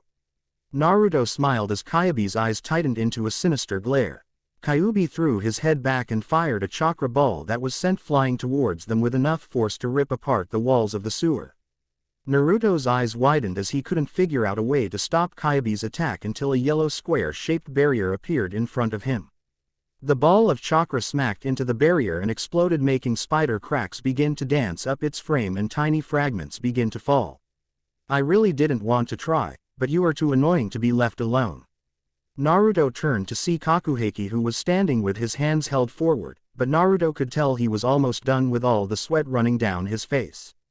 I'm not done yet. Suddenly Naruto was encased in a barrier and was roughly thrown at the wall that suddenly shattered, letting the aftershock hit everyone. Naruto could feel the barrier absorb the attack, but still could see cracks form. Naruto turned to see Jiraiya right behind him, using the barrier to stop himself from being blown backwards. Then Naruto saw Kakuheki suddenly fall to the ground and curl up like he was going to sleep as he slowly vanished. Everyone was wrong, he is lazy. Naruto felt the barrier shattered, and that was when he and Jiraiya made their move. Jiraiya grabbed Naruto's legs and threw him into the sky while he performed the Rasengan. Kyuubi glared at Naruto and took a swipe and caught Naruto, sending him into the ground, but when he connected he vanished in smoke. Hey, Kyuubi. Kyuubi turned around just as Jiraiya slammed his giant Rasengan into Kyuubi's face. Now Naruto. Kyuubi was throwing backwards just as Naruto erupted out of the ground and took a hold of Kyuubi's tail. Kyuubi looked down to see Naruto start to drain his chakra, but before he could get up, a cage of blades descended and pinning him to the ground. Kyuubi looked up to see Denpa sitting on the hilt of his dagger waving at him. I will not lose. Suddenly the chakra began to turn black as it entered Naruto, turning one of his eyes black. I said it before, Naruto Uzumaki, you are but a mere fragment of my hatred, now disappear. Naruto felt his eye close when two voices called out. No, Naruto. Naruto's eyes flew open as he stared into the faces of his father and a woman with bright red hair. He was no longer staring at Kyuubi, but a completely white area. You belong here, Dad. Minato looked a little shocked, but not at all the same. Mom. Kushina nodded her head, which resulted in the two getting the biggest bear hug they ever had before. I thought I would never see you. Naruto gently cried as his parents patted his head. It's okay, Naruto. Minato turned to Kushina. Honey, would you mind restraining Kyuubi? Kushina smiled as she sent some of her chakra through Naruto. Everyone stared at shock as chakra chains erupted out of Naruto and tied the Kyuubi down. This chakra, it's not possible. Kyuubi thought in panic. Kushina. Oninami said with slight disdain. I thought Minato would put your chakra in here so you could see your son. Mom, Dad, I have so many questions. Naruto was hushed when Kushina gave Naruto a hug. I'm sorry, Naruto. Naruto was confused as he looked at his father, who looked away. If I was stronger, you wouldn't be in the mess you are in. Naruto gently pushed his mother back and smiled at her. I don't blame either of you. This shocked both of them. I knew what you did was for the best of the village, so the best thing I can do is make sure your sacrifice doesn't go in vain. Wait a minute, how do you know so much, Naruto? Minato asked with a curious gaze. Come with me, and you will see for yourself. Naruto smiled as he went back into his body. Naruto opened his eyes just as the chains attached themselves to the ground. Kushina and Minato suddenly materialized besides Naruto. Kushina looked around until she saw a frail-looked old man that made her eyes water. Father. Oninami smiled as his daughter caught him in a hug. I thought you died when you made me get in the boat. Oninami gently hugged his daughter back. I'm sorry for making you worry so much. Oninami's eyes seemed to gain some light as he looked at his daughter. I guess it's time I enter this fight. Kushina looked at Oninami, who simply walked forward while dropping his cane. I guess it can't be helped seeing how powerful you are, Kyuubi. Kyuubi snarled as he broke free from his chains. Such a silly little beast. Oninami threw 4 tags in a circle around Kyuubi, making Kushina's eyes widened. Father, no. Oninami turned and smiled as he turned back to the Kyuubi, who began to stand up. Fuinjutsu. Jikantishi, Sealing Jutsu. Temporal Stasis. Kyuubi gave off a roar just as it froze in place. If you want to beat Kyuubi, I suggest you do it now and make it big. Naruto took one look at Oninami, who looked to get older every second. Naruto, use my chakra. Naruto turned to see Minato, Jiraiya, and Denpa standing next to him. Naruto held out his hand just as the three poured their chakra into him. Naruto concentrated on his seal and kept pumping more and more chakra until he was holding a giant spiraling ball of chakra. I'm proud the way you grew up, Naruto. Minato said this as he gave his son a final hug as he vanished. Kyuubi, I have but one request. Naruto jumped as he started to drain Kyuubi's chakra. Get out of my face. Naruto took the oversized Rasengan and shoved it directly into Kyuubi's face, sending the fox backwards, but he left behind something when he went flying backwards, his chakra.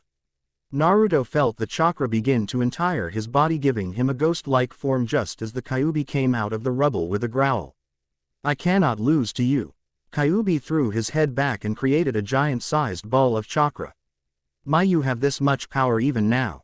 Naruto smiled as he turned his seal again, making interlocking Torii drop, pinning Kyuubi while the gate shut, making Kyuubi glare at Naruto. This is impossible, this fuinjutsu and that new form, he looks just like Rakuto Sennin, Sage of the Six Paths. Kyuubi thought as his eye gently closed as he gently fell into slumber. Naruto turned around and saw Kushina with Oninami in her lap crying. Now Kushina, how many times do I have to tell you? Oninami said as he gently faded away. Crying never befitted you. This made Kushina cry even more. Why did you never try and contact me? Kushina's voice was laced with hurt as her father smiled. Because it was better that you looked towards the future instead of being trapped in the past. Oninami gave his daughter one last kiss. But I always watched as you grew into a beautiful woman who married a man who would make her happy and had a cute baby boy. I was never for a second not watching you. If anything, I should be apologizing. Kushina looked down with surprise as her father smiled sadly. I watched as that monster of a man tore you away from your family. I was too weak, I couldn't. Kushina gently silenced her father with a hug filled with love. You don't have to apologize. Oninami looked at Kushina with tired eyes. I know you would tired anything to get to Konoha, but in your current condition you couldn't make it in time. Oninami looked away, but Kushina turned his head towards her. But I'll never blame you for anything, father. You watched over Naruto when he needed it most. You were his protector when his life was in serious danger, and for that I thank you. Kushina kissed the top of Oninami's head and smiled down at him with tears in her eyes. I'll see you soon, all right, father. With that, Oninami disappeared, leaving only Naruto and Kushina. Naruto, I don't have a lot of chakra left. Kushina looked at the cage just as chains wrapped around the cage to keep it secure. But I can make sure Kyuubi won't be getting out. Naruto nodded as his mother began to disappear. Naruto, I will be watching you, I promise. I just want to say a couple of things.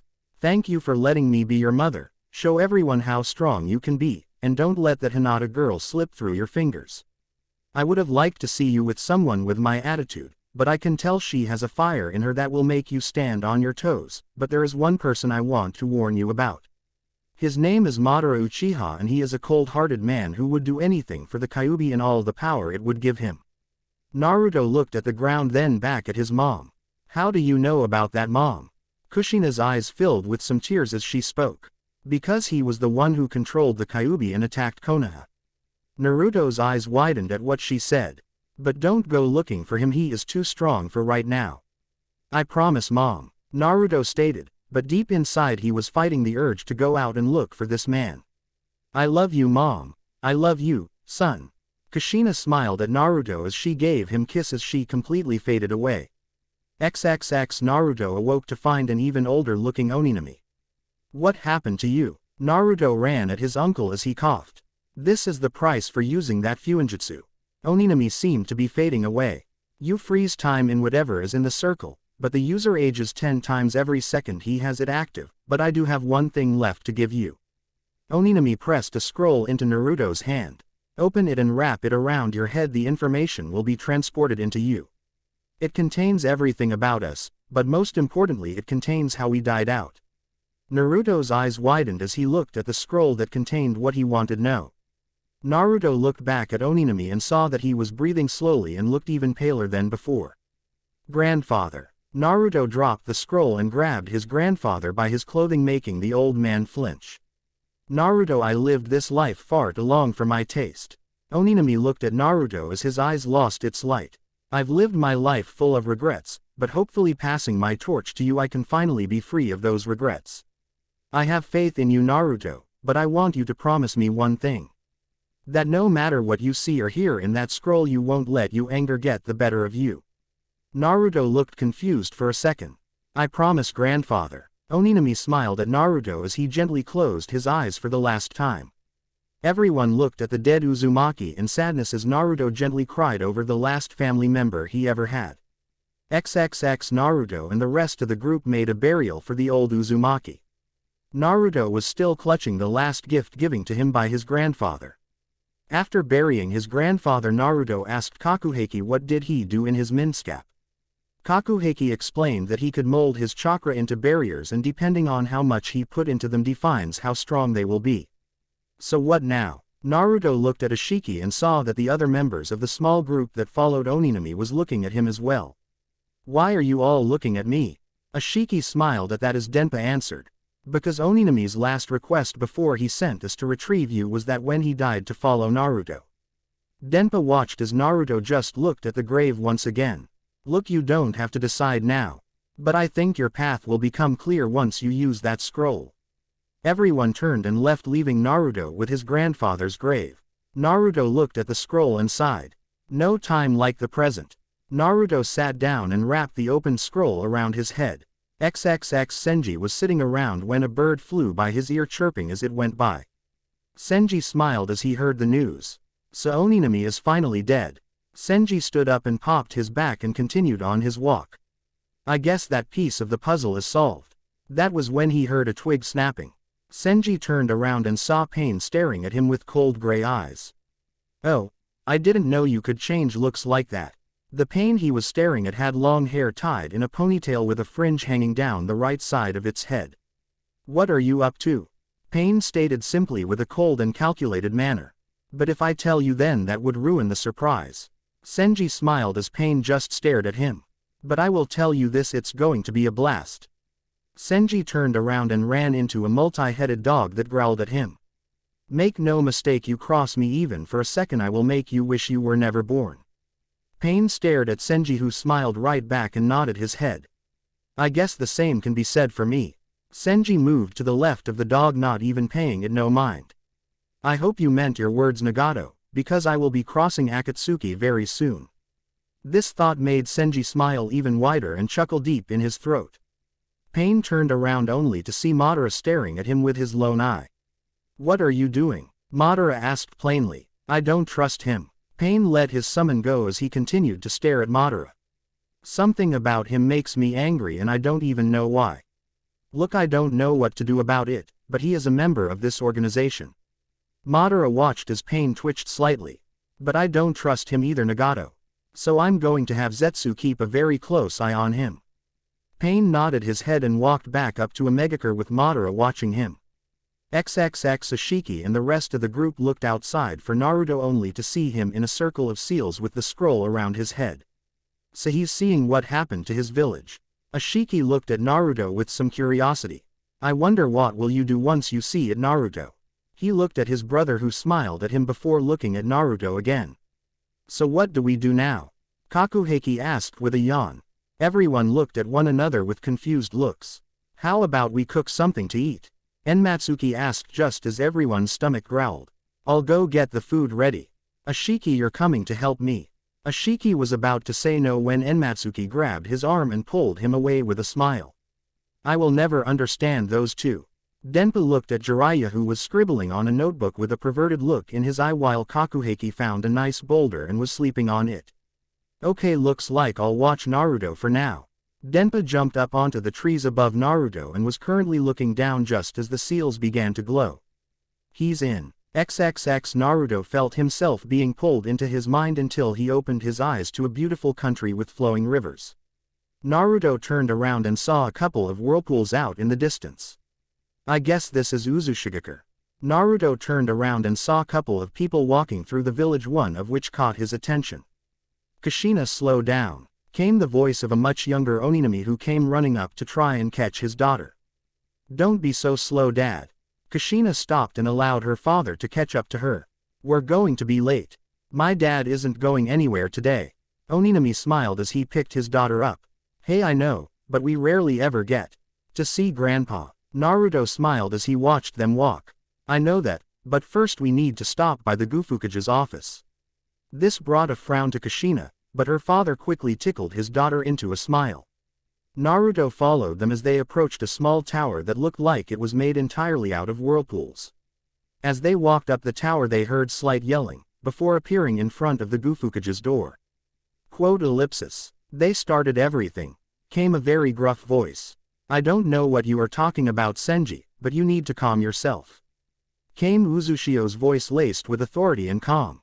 I'm warning you this one last time, Uzushio-sama. Senji voiced in self-contained anger. If you don't back away from them you will end up regretting it. And before Uzushio could answer back the door was slammed open revealing a rather old-looking man with black eyes. Kushina moved behind her father as she looked at Senji who stared right back. Having a good day, Senji. Oninami watched as Senji frowned at him.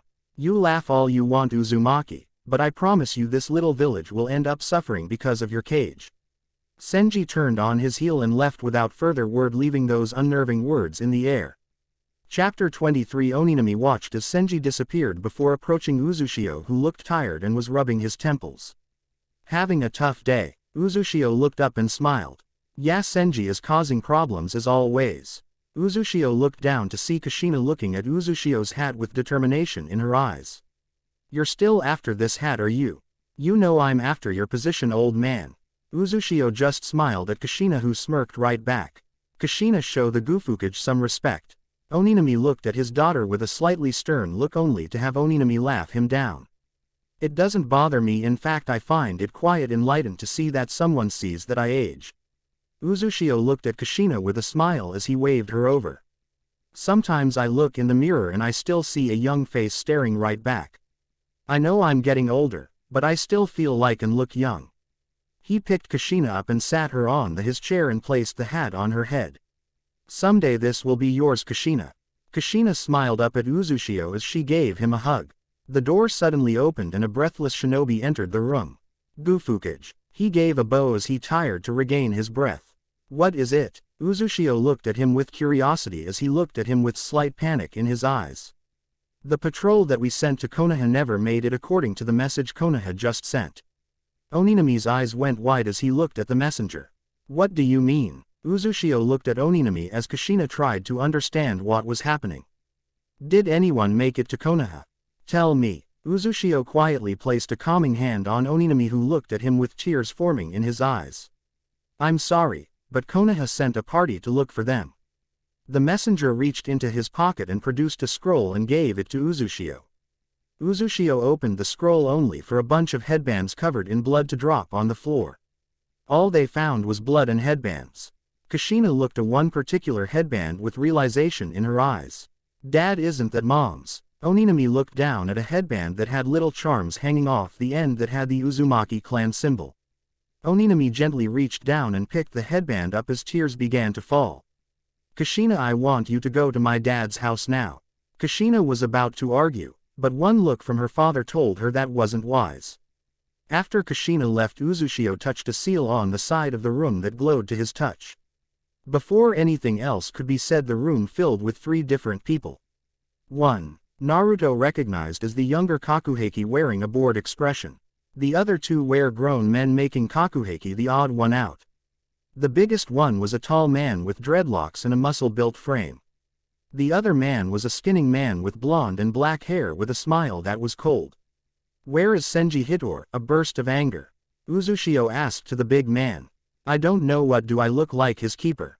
Hitor looked around, just realizing Senji wasn't here. What about you, Shinha, sacred snake? Shinha just cocked his head and smiled even bigger. Shinha, perhaps I saw him. Oninami grabbed Shinha by the neck as he continued to smile at him. Stop speaking in riddles. Oninami growled out. But I'm not speaking in riddles, you are just not listening. Shinha looked at Uzushio with a hungry look in his eyes. He told me to tell you, he warned you. Uzushio's eyes widened as a sword ran through his stomach with Shinha on the other side. Now the fall of Uzushiogakure begins. The Shinha on the wall suddenly exploded and sent Oninami flying backwards. Shinha looked at Hitor, who grabbed Uzushio, who fell to the ground just as Kakuheki made a barrier around Shinha, who smiled at him all the more. You were always the weakest of us. Shinha's blade suddenly grew and stretched until it broke through the barrier. I always hated that. Shinha pointed his blade at Kakuheki, who was surprised by the speed the blade soared towards him. Kakuheki closed his eyes, but the blade never connected. He opened his eyes to see Hitor holding the blade back with his bare hand. "What are you doing?" Hitor yelled out, getting angrier. Shinha smiled even bigger as the seal on Hitor's chest began to glow. "You are one of us. Used to be one of you." Shinha said this so calmly as he swung his sword, sending Hitor through a wall. Shinha approached Hitor, who was pulling himself out the rubble when footsteps began to approach. "Looks like we need to cut this meeting short." Hitor was about to attack when Shinha shrunk his sword to a dagger and cut the seal off his chest in a blink of an eye. Hitor let out a roar as he rolled on the ground as blood began to pour out. Shinha placed the piece of skin into a scroll and in a poof of smoke it disappeared. "I guess this at the end." Shinha brought his dagger to deliver the kill when he found he was unable to move. He looked at his body to see he was covered in various areas with Kakuheki's barriers. "Yeah, it is." Shinja's eyes widened as Kakuheki waved his hand over the barrier and suddenly the barrier shattered. Shinja's blade fell to the ground with a clang as the body kept shattering alongside the barrier.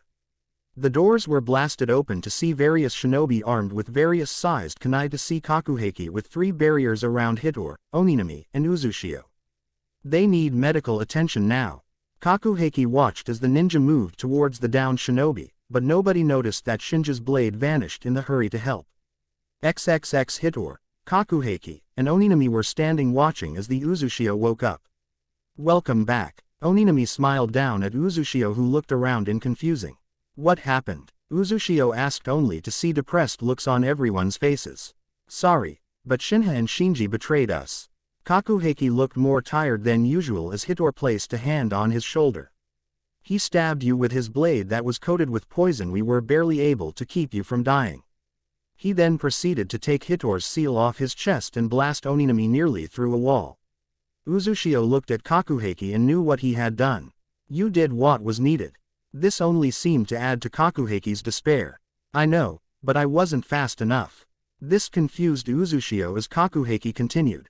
"If I wasn't so slow, I would have been able to stop his blade. I would have been able to stop him from taking Hitor's seal." "I'm fine, kid." Hitor lifted up his sleeves to show 2 identical seals on his right and left shoulder. "The one on my chest was the main seal that gave me most of my strength, but I can still get plenty of strength from these 2. And no matter how fast you were, you wouldn't have been able to stop his blade." Uzushio tried to lift himself out of bed only to collapse. "So what is happening? We know that Senji and Shinha couldn't act by themselves." Oninami stated, getting a nod from Uzushio. "So we sent a scout and we have ships sailing from Kaminari no Kuni, Land of Lightning. They are sailing in a way that is preventing us from sending a scout to message Konoha." "What about a hawk?" Oninami shook his head. "We already tried. As soon as it took flight, an arrow flew and shot it down." Uzushio growled as he leaned upwards.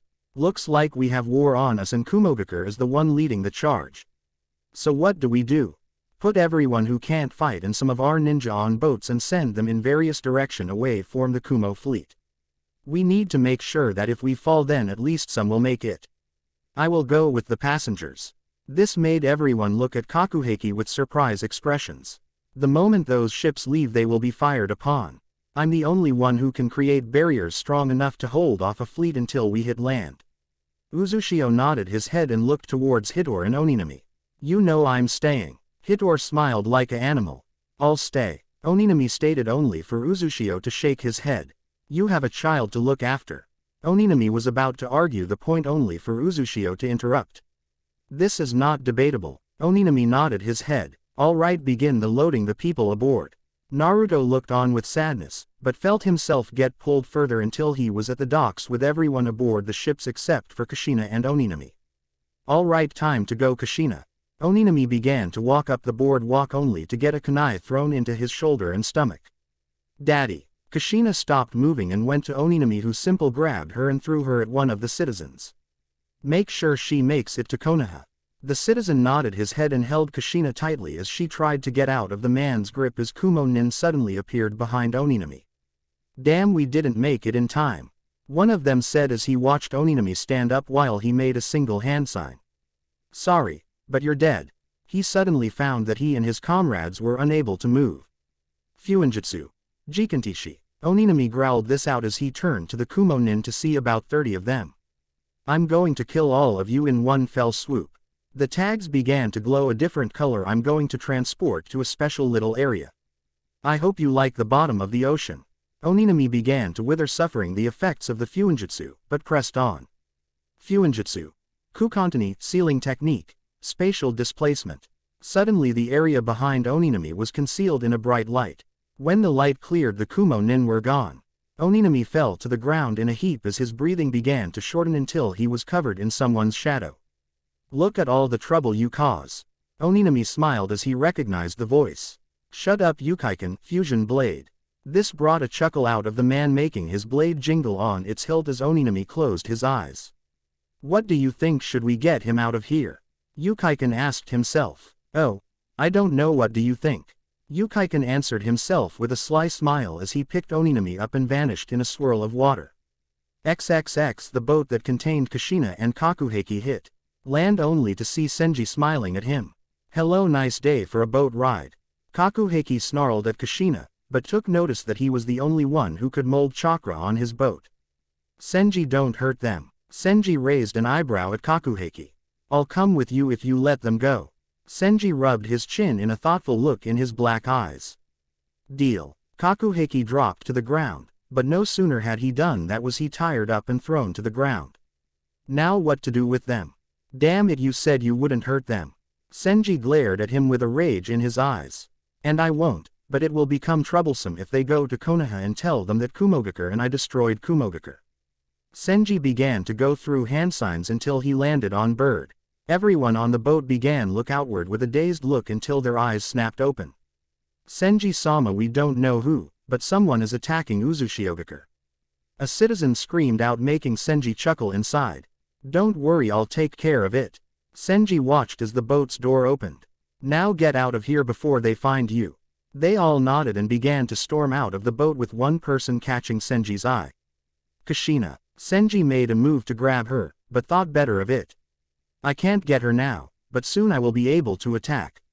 I just need to be patient. Senji looked down at Kakuheki, who glared up at him. Now don't look at me like that. I could have killed them all, but I didn't because I would benefit nothing from it. Senji reached down and picked Kakuheki up. He gave one last look as his old village began to go up in flame. I warned you, Uzumaki, now look at what happened. I must go plan for the next phase of my plan. Senji just smiled a cruel smile as he disappeared in a burst of flame. XXX. Uzushio picked himself off the ground just in time to see Hitor fall after getting attacked by 30 different nins. It's over, Uzushio, everything is gone. Uzushio turned his head to see the E walking towards him with lightning dancing off his body. I just want to know one thing, Reikage-sama. Uzushio smiled as blood dripped from his mouth. What is that? E took a few steps closer and looked at Uzushio. Why attack us? Because you are a strong ally of Konoha and we are in a time of war. E waved his arm at the destruction. This is just a way to gain the upper hand. I don't take enjoyment out of this, believe me, but shinobi respect only one thing, and that is force. This made Uzushio's face smile even bigger. Then I guess after this you will respect the dead. E's eye widened as seals began to crawl up Uzushio's body. You didn't forget who we are, right? Then let me say it. We are Uzumaki. We never give up, we fight until then end, and we never die. Uzushio smiled as he said his finally words. Ura Shisho Fuinjutsu, reverse 4 symbols sealing technique. Symbols suddenly shot out of his body made out of blood that spread until it covered nearly the entire island. Everyone run! E screamed out as he vanished in a burst of speed. E looked back to see half of the forces he brought with him get concealed behind the black orb before it was all pulled into Uzushio's corpse. We are Uzumaki. We never give up, we fight until the end, and we never die. You are right, no one truly dies so long as a single person remembers them, and I'll never forget you, Uzushio. E watched as Uzushio's corpse began to turn into dust and float away in the wind. Even in death you protect the Uzumaki's secrets. E smiled at that as he motioned for his troops to return to the boat, not noticing the single house that was left untouched by everything. XXX. Naruto's eyes opened up as the scroll fell from his head, making everyone look at him. I saw it. Denpa and Ashiki looked down at Naruto with sadness in their eyes. Yeah, it wasn't pretty, Ashiki stated as he sat down. Denpa was twirling a short dagger that Naruto took notice of very quickly. That's Shinja's dagger. This made Denpa smile as he caught the blade in mid-twirl. Yep. Denpa looked at the blade with a fascinated glance. Tensaku, Sever of the Heavens, that is the nickname to this blade. The name was lost a long time ago when Shinja got a hold of the blade. But how did you get a hold of it? Naruto asked, still looking at the blade that stabbed Uzushio in the back. Well, when the owner of this blade dies, the blade looks for a new owner.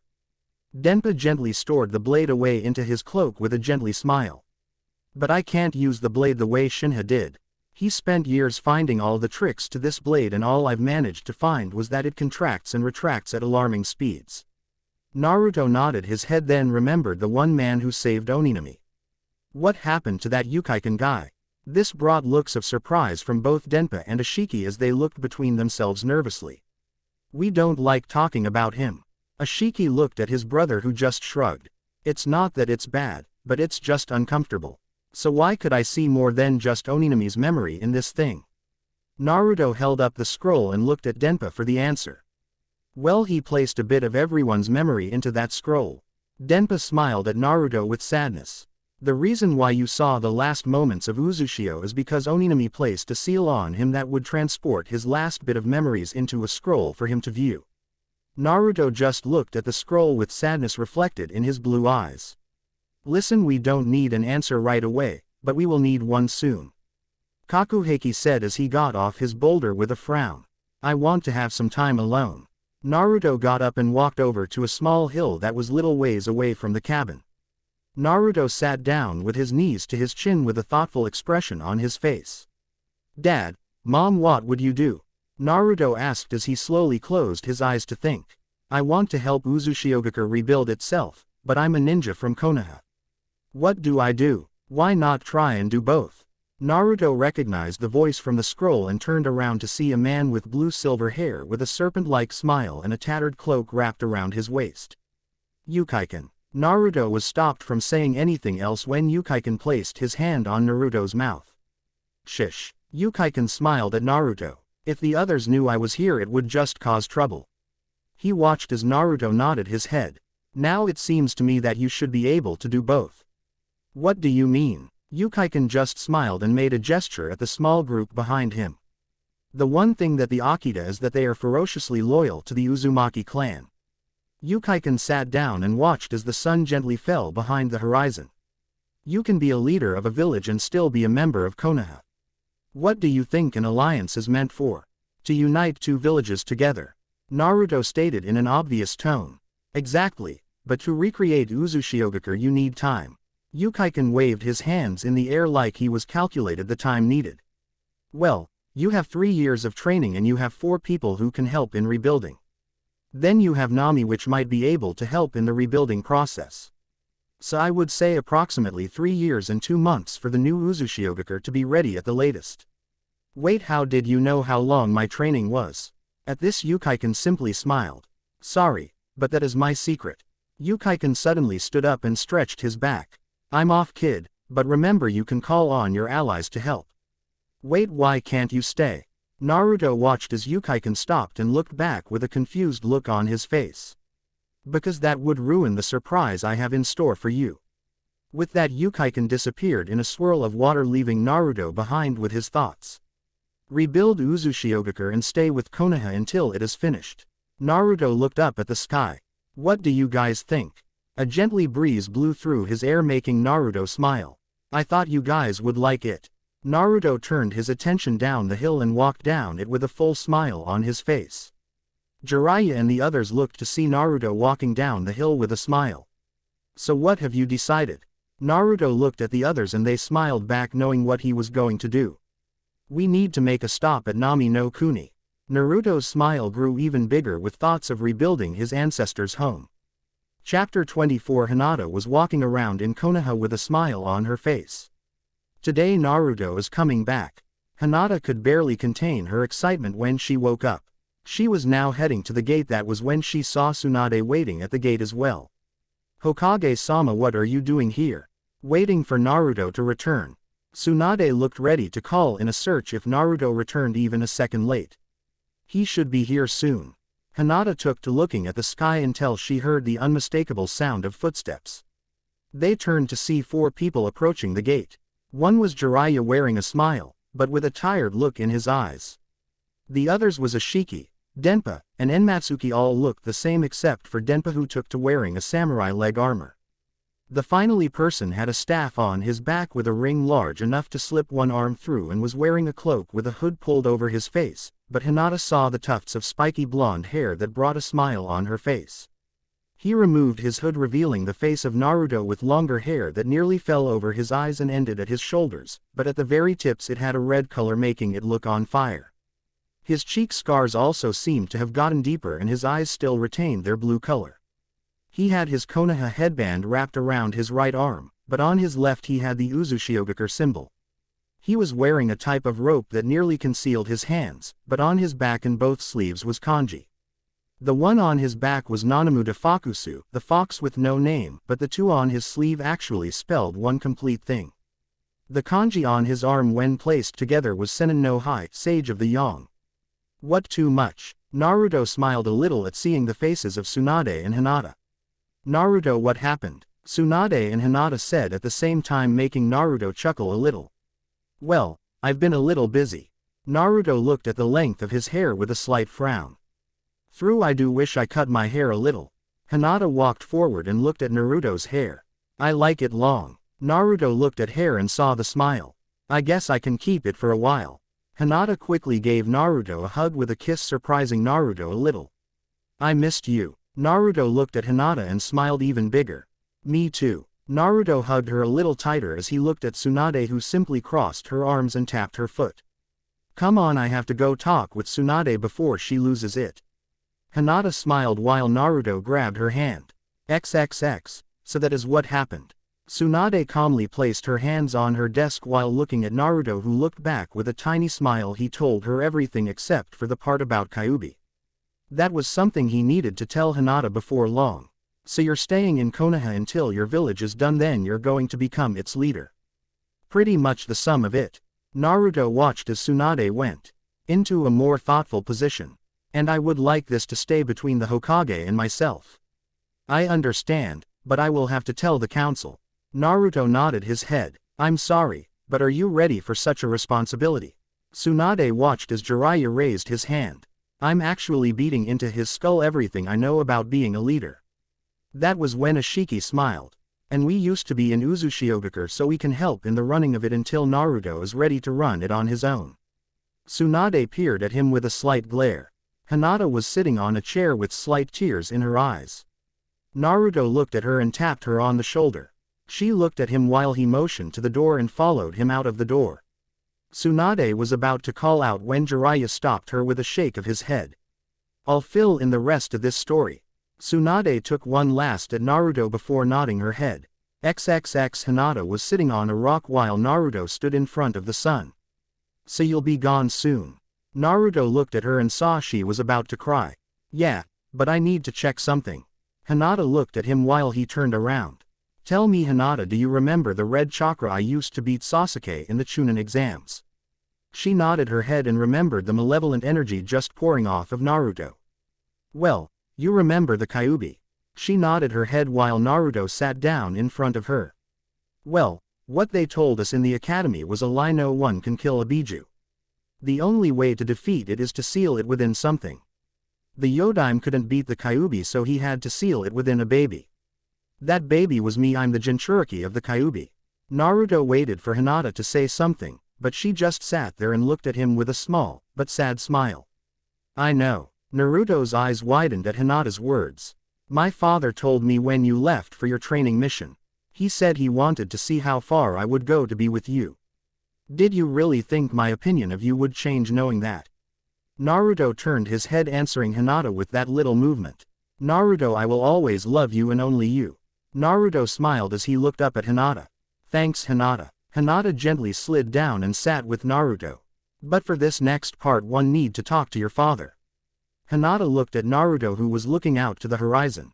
Why? Naruto looked down and smiled even bigger. Because there is 2 ways you can come with me. Hinata's eyes held surprise and happiness. 1 is you become an ambassador between the 2 villages. 2 is that you marry someone in the other village. The last one had both of them blushing red. But we're still too young for that last one, but either way we can still spend time together. Hinata smiled and gave Naruto another kiss. XXX, so he knows how to use nature chakra. Tsunade sounded astonished, but Jiraiya shook his head. No, but he did do something that I'm extremely proud of. Jiraiya looked on as Tsunade listened intently. He managed to fuse the Rasengan with his own elemental chakra. What? Tsunade stood up so quickly that her chair flew backwards. You couldn't even do that. I know, but he did it in a way I didn't think of. Tsunade's eyes widened as she realized what he meant. Seals. He did it with seals. He managed to combine the seal that helps him create his Rasengan with his wind-based seal. He is still on his way to a nature chakra seal to help complete his jutsu, but the thing is still one hell of a jutsu. What does it do exactly? Tsunade suddenly saw Jiraiya's expression change dramatically. Well, I don't really know exactly. Tsunade eyed Jiraiya a little more. But from what I could gather, it attacks on a cellular level almost like a poison, but much worse. It's almost like it's cutting his opponent with microscopic wind blades that just rip the enemy apart from the inside out. Tsunade thought about everything Jiraiya said about the new jutsu Naruto created. Does he exhibit any backlash from this? Jiraiya was thoughtful for a few seconds. You know, now that you mention it, he did say his arm felt like it was stabbed multiple times. Tsunade stared at him and he knew what she wanted. I need to see it. Jiraiya nodded his head and was about to get Naruto when Tsunade spoke. But first we have a problem. Akatsuki made its move on Suna and managed to capture the current Kazekage and Jinchuriki to Shukaku. I need you to bring Naruto back in here so I can tell him his mission. Jiraiya nodded his head and moved to the door to get out. XXX Naruto was in the Hyuga manor with a calm demeanor waiting for Hiashi to speak to him. Naruto heard the door open and saw a Hyuga walk in with a slight smile. Hiashi-sama will see you now. Naruto nodded his head and walked into the Hiyashi's chambers. Naruto saw Hiashi sitting with his legs crossed sipping some tea from a cup. Naruto. Hiashi looked at Naruto with calm eyes as Naruto swallowed. What did you want to talk about? I would like to ask for Hinata to become an ambassador between Konoha and Uzushiogakure. Hiyashi's eyes narrowed slightly at the mention of the Uzumaki's home. You see, I'm rebuilding Uzushiogakure, and since Konoha and Uzushiogakure were aligned back then. I see, but why Hinata? Why not another more older shinobi? Naruto looked at the ground with a slight worried expression. Could it be that you don't want Hinata to be an ambassador, but something more? Naruto didn't say anything, but Hiashi could see the way Naruto flinched that he hit close to the mark. What would you do if I said no? Naruto looked at Hiashi and saw that he was staring at him with a critical gaze. Then I guess I'll have no choice, but to fight for her. Hiashi stood up and Naruto did the same. The two stared at each other for what seemed like hours until Hiashi spoke. If we fought, you would lose. Naruto smiled and Hiashi looked on curious. Maybe I'll lose, but I will go down for the one person I want for this job. Hiashi looked on for a few seconds more. Fine, she can be an ambassador until something happens, but when will this village of yours be done? Naruto thought about it for a few seconds before speaking. In about 1 to 2 months. I would also like this to stay between us. You can tell the Hokage, just make sure it discreet. Hiashi nodded his head and turned with a wave of his hand. Naruto bowed his head and left with a smile on his face. Hinata, you chose your boyfriend well. Hiashi smiled as he went back to writing on a scroll. XXX Naruto walked outside only to get ambushed by Sakura, who smacked him in the back of the head. You idiot, you running around this village, I had to track you by chakra signature. Naruto turned and smiled at her. Sorry Sakura, but I've been a little busy. Naruto rubbed the back of his head with a sly smile just as Jiraiya came in. Naruto, Tsunade wants you to see her for a mission.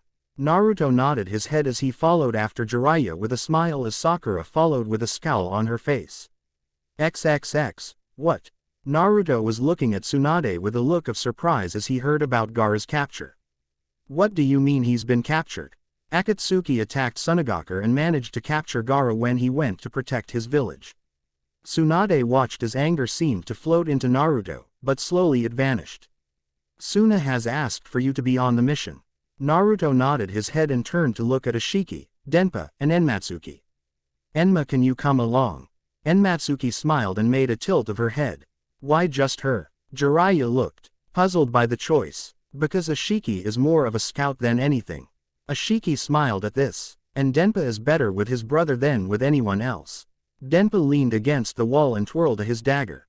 So the best choice out of them would be Enmatsuki. Jiraiya nodded his head as Naruto went out the door with Enmatsuki in tow. He'll be a good leader with a little more experience under his belt. Jiraiya looked at Tsunade, who nodded her head with a smile. XXX Naruto was waiting at the gate when Kakashi and Sakura joined him and Enmatsuki. Are we ready? Naruto asked as he saw Kakashi smile at him. Then let's get going. Naruto turned on a dime and jumped, leaving small impressions of his feet in the ground. Kakashi jumped after Naruto, yelling out, "We need to stop by Suna." Naruto turned his head to look at Kakashi. "We need to treat Kankuro and get some info where Akatsuki headed." Naruto nodded his head and continued on his path towards Suna. XXX Orochimaru sat on his bed with a smile as he plotted the final piece of his plan. "Soon, Sasuke, you will be mine." Orochimaru chuckled a little until he heard a sound. He looked up just in time to see a lightning spear shoot out of his door aimed at him. He managed to move his body, missing the spear by mere inches. What the hell? Sasuke suddenly blasted. The door opened and smirked at Orochimaru. He looked exactly the same except for a change in wardrobe and an open shirt that revealed his chest along with a giant jagged scar going down his chest. Sasuke discovered the scar when he came to Otogakure and changed out of his old clothing. Sasuke himself was furious to see that Naruto could have killed him, but still held his attack back. "I think you've outlived your usefulness." Sasuke channeled more chakra into his spear. Another spear shoot out of the side and impaled Orochimaru in the side. "You think you can kill me?" At first Sasuke looked confused, then smiled. "I'm an Uchiha. I think a pathetic snake could never stand up to might of the Sharingan." Orochimaru simple glared at Sasuke until he smiled. Sasuke glared at Orochimaru as he opened his mouth impossible wide as a giant white snake ripped itself out of Orochimaru's skin. Sasuke watched as the snake fell behind him and let out a long hiss. "I guess I'll just have to show you." Sasuke stared at Orochimaru as his Sharingan activated. Orochimaru slithered over to Sasuke in great speed as Sasuke's curse mark slowly began to cover his body. Orochimaru slammed into Sasuke, causing the area Sasuke was standing to turn into a small crater. Orochimaru was then thrown by a giant wing as the smoke cleared. Orochimaru reared upwards, giving off a roar more of hiss, making Sasuke smirked even more. Suddenly small snakes that made up Orochimaru's body suddenly flew forward to capture the Uchiha. Sasuke simply swung his sword and cut the snakes down. "Time to die." Sasuke jumped forward and lifted his sword high into the air before swinging it downwards with lightning dancing on the blade. "Damn," Orochimaru thought as the blade cleaved him in two separate pieces. Sasuke looked down at the pieces with emotionless eyes as he moved towards the door, but stopped when the pieces of Orochimaru began to slither back together. Sasuke turned around with an emotionless gaze when Orochimaru's snake mouth smiled. "You can't kill an immortal." Orochimaru swung forward, but suddenly stopped when a man wearing a black cloak with red clouds and an orange mask appeared in front of him. "Immortal," Madara answered in a taunting tone. "You wouldn't know the first thing about being immortal." Orochimaru looked into Madara's eye and saw his Sharingan. Orochimaru suddenly found himself in a pit with Madara looking down at him. "Now you will truly die." Orochimaru's eyes widened as 1,000 swords fell from the sky at him. Sasuke watched as Orochimaru's snake body collapsed on the ground. "You said you wasn't going to interfere." Sasuke growled at the elder Uchiha, who turned to look at him. "Yes, sorry about that." Madara walked over to Orochimaru's body before sucking his body into his eye. "But if you remember, we had a deal." XXX flashback. 3 years ago, Sasuke was walking through the forest when he heard the woods crack behind him. He turned around and charged at Chidori with what little chakra he had. What he saw was a man in a black cloak with an orange mask waving at him. "Who the fuck are you?" Sasuke growled out, making Madara back up in slight surprise. "Is that any way to treat a fellow clan member?" Sasuke's eyes widened in surprise, but it quickly turned into anger. How dare you call yourself Uchiha? Sasuke was about to charge when Madara removed a little of his mask to show Sasuke his black eye before it turned into a Sharingan. Sasuke stopped in his tracks while Madara smiled under his mask. You're really an Uchiha? Yes, Sasuke. Madara placed his mask back on his face.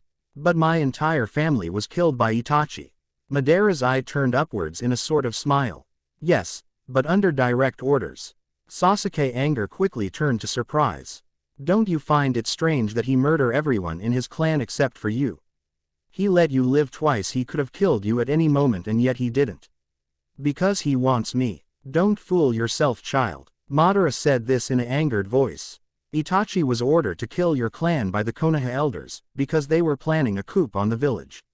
Why should I believe you? Sasuke demanded as Madara leaned against a tree. Because it was I who helped him do it.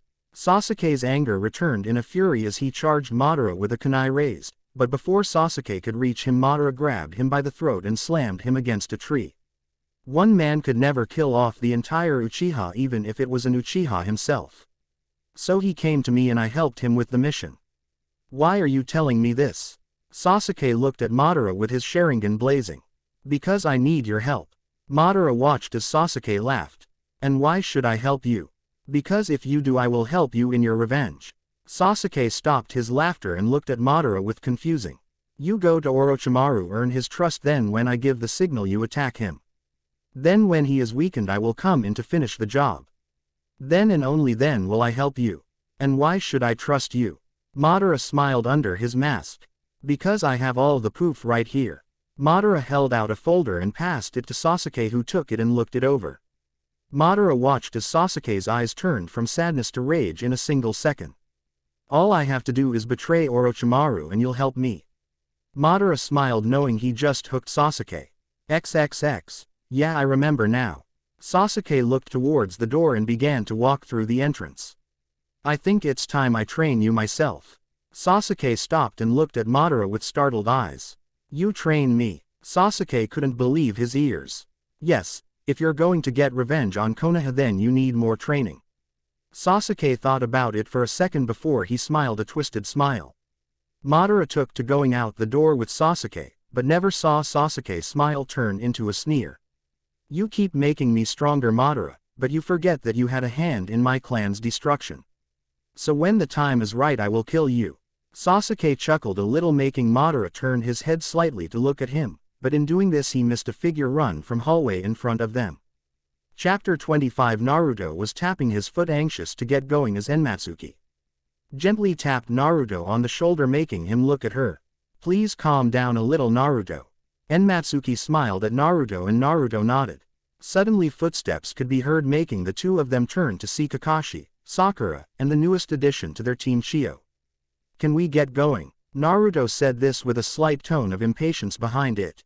Yes, Naruto, we can. But as soon as the words left Kakashi's mouth, Naruto jumped, kicking up sand. I knew this was going to happen with Naruto. Kakashi apologized to Chio before jumping after Naruto with Sakura and Chio directly behind him.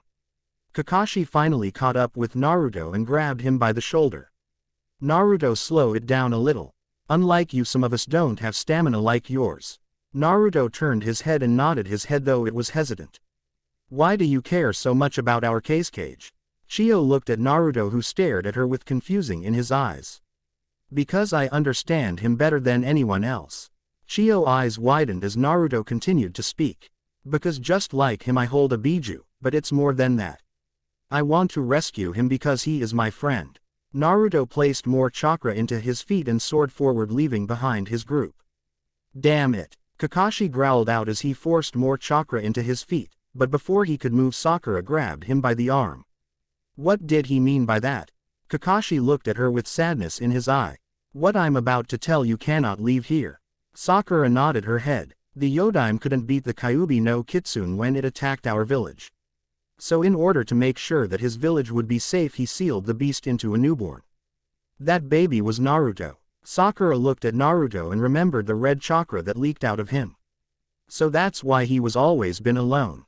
Sakura looked at Naruto with sadness. Naruto kept going through the trees with determination in his eyes. XXX Senji was sitting on a rock laying his back against the wall with an amused smile.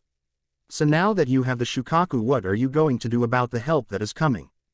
Pain's ghostly image stared at him for more than a second before he turned his attention back to the statue. I already have that taken care of, Pain stated while Senji shook his head with a smile.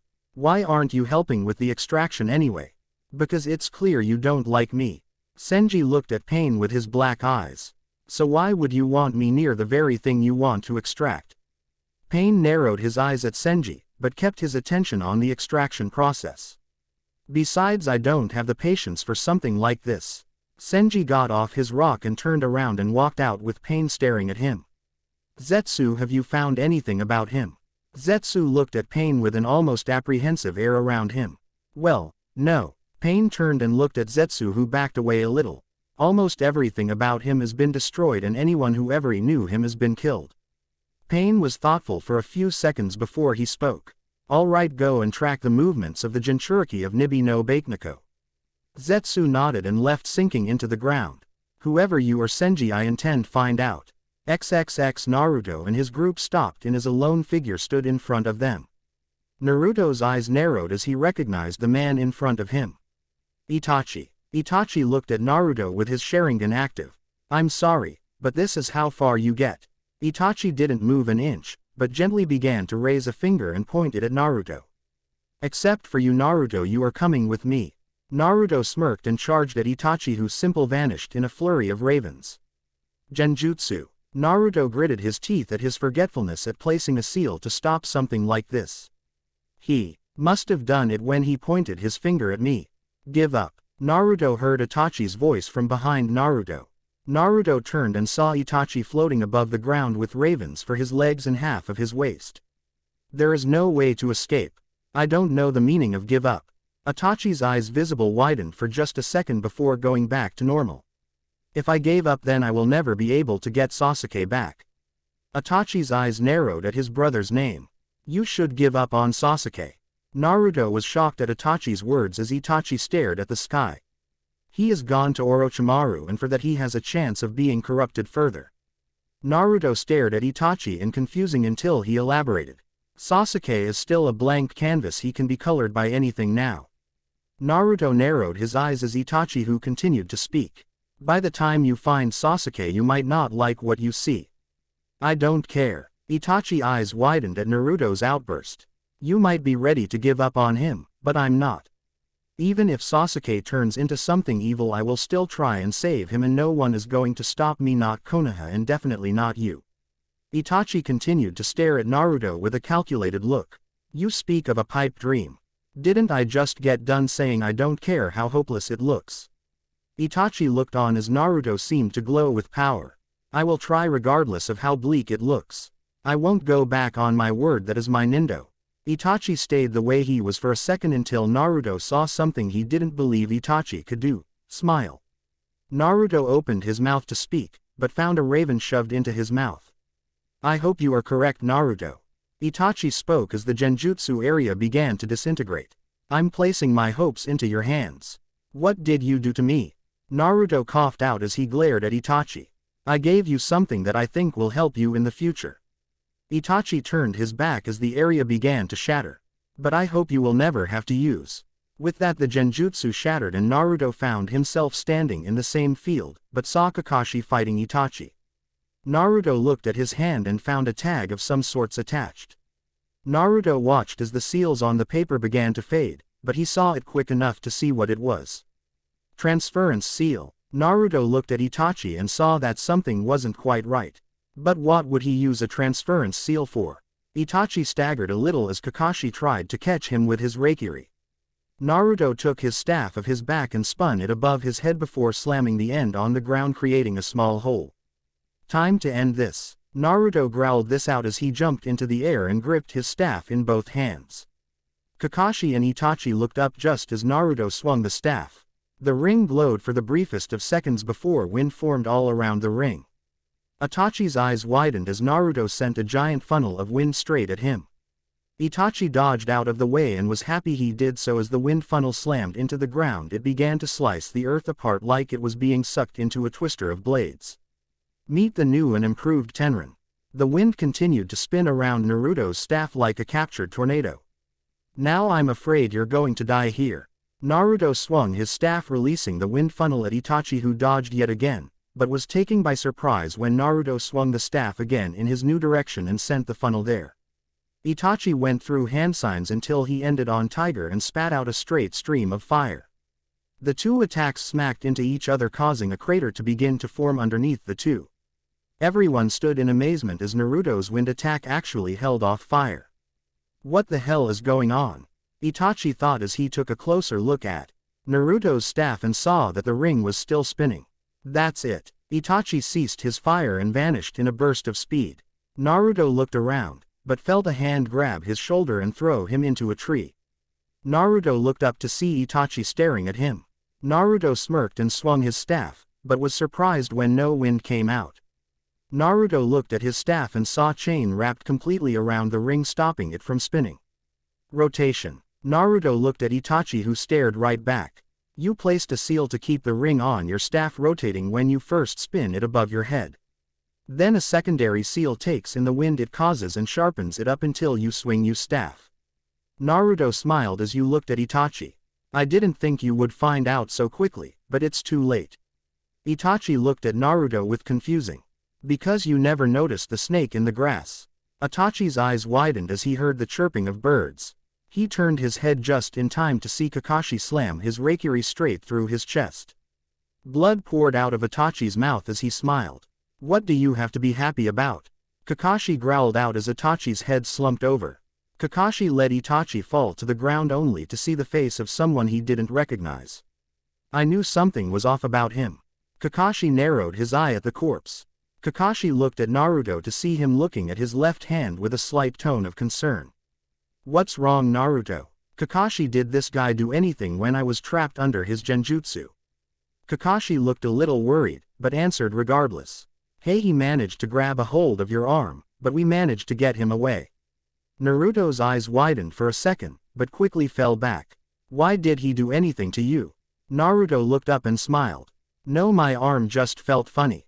Naruto smiled as Chio walked over to the body. So it was a transcription seal, but the question is, what did he give me? Naruto wasn't paying attention to Chio's conversation as he had more pressing matters to deal with. Naruto took out some ink and drew some seals over his left arm and placed some chakra into them. Suddenly the seal the fake Itachi placed on him was revealed, allowing Naruto to take a much more detailed look at it. Naruto scanned the seal and found nothing that could be linked to a tracking seal or something that would be overall dangerous. I'll just have to watch it. Naruto resolved, finding no way to get rid of the seal. I'll just have to speak to Jiraiya when he gets back from his mission.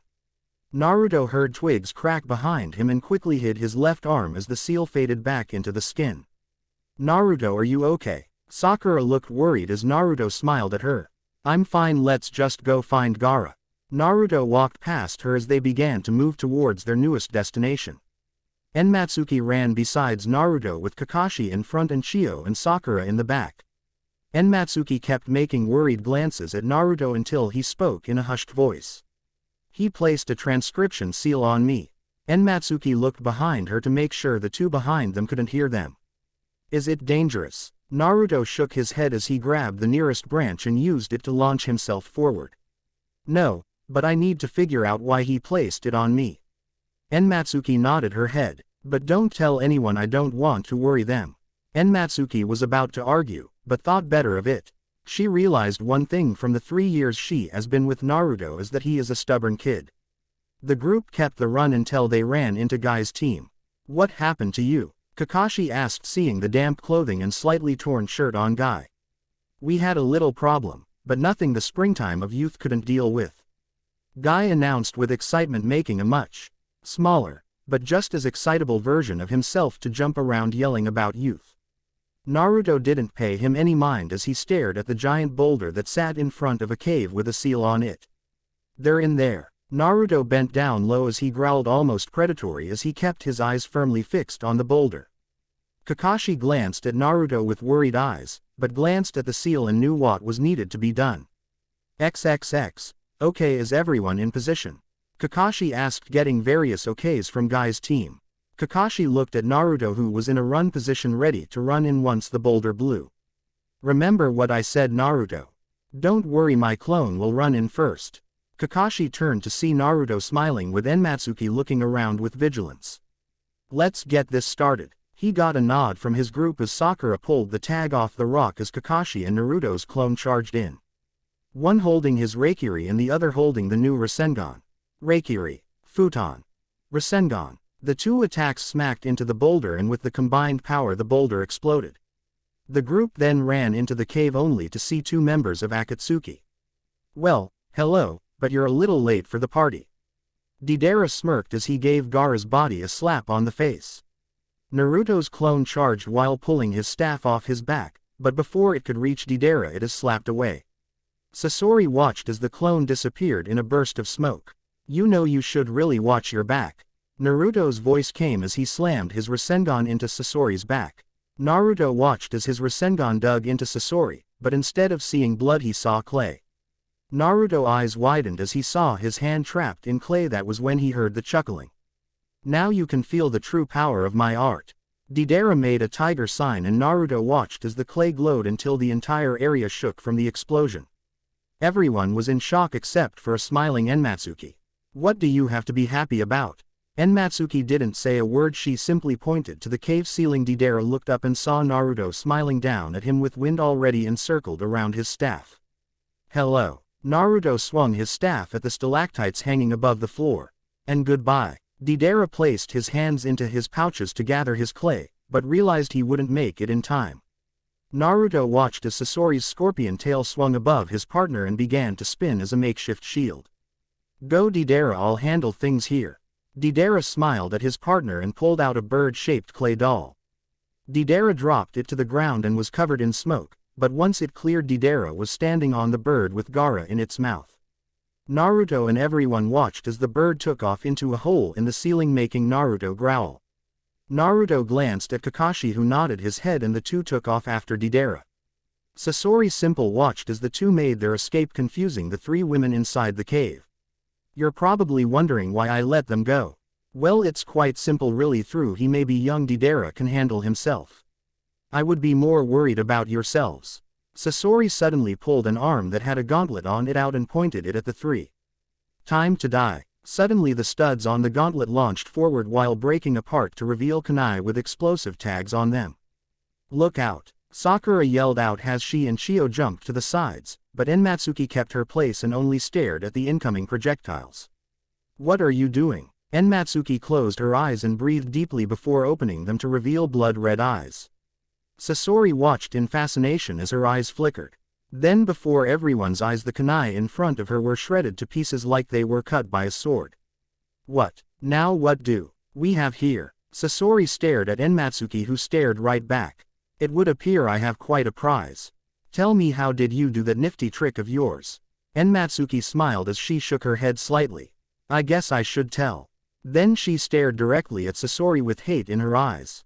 Since you're going to die here. I come from a clan that can make form our chakra into invisible blades that are then sent forward to cut down anything within the sight of our eyes. One, Sasori smiled underneath his puppet's armor. Enmatsuki continued to stare at Sasori in confusing. What's with the look? Sasori asked as Enmatsuki smiled a sad smile. Well, I just told you what my Kekkei Genkei is capable of. Sasori tilted his head a little. Yes, so what? Enmatsuki smiled a little bit bigger.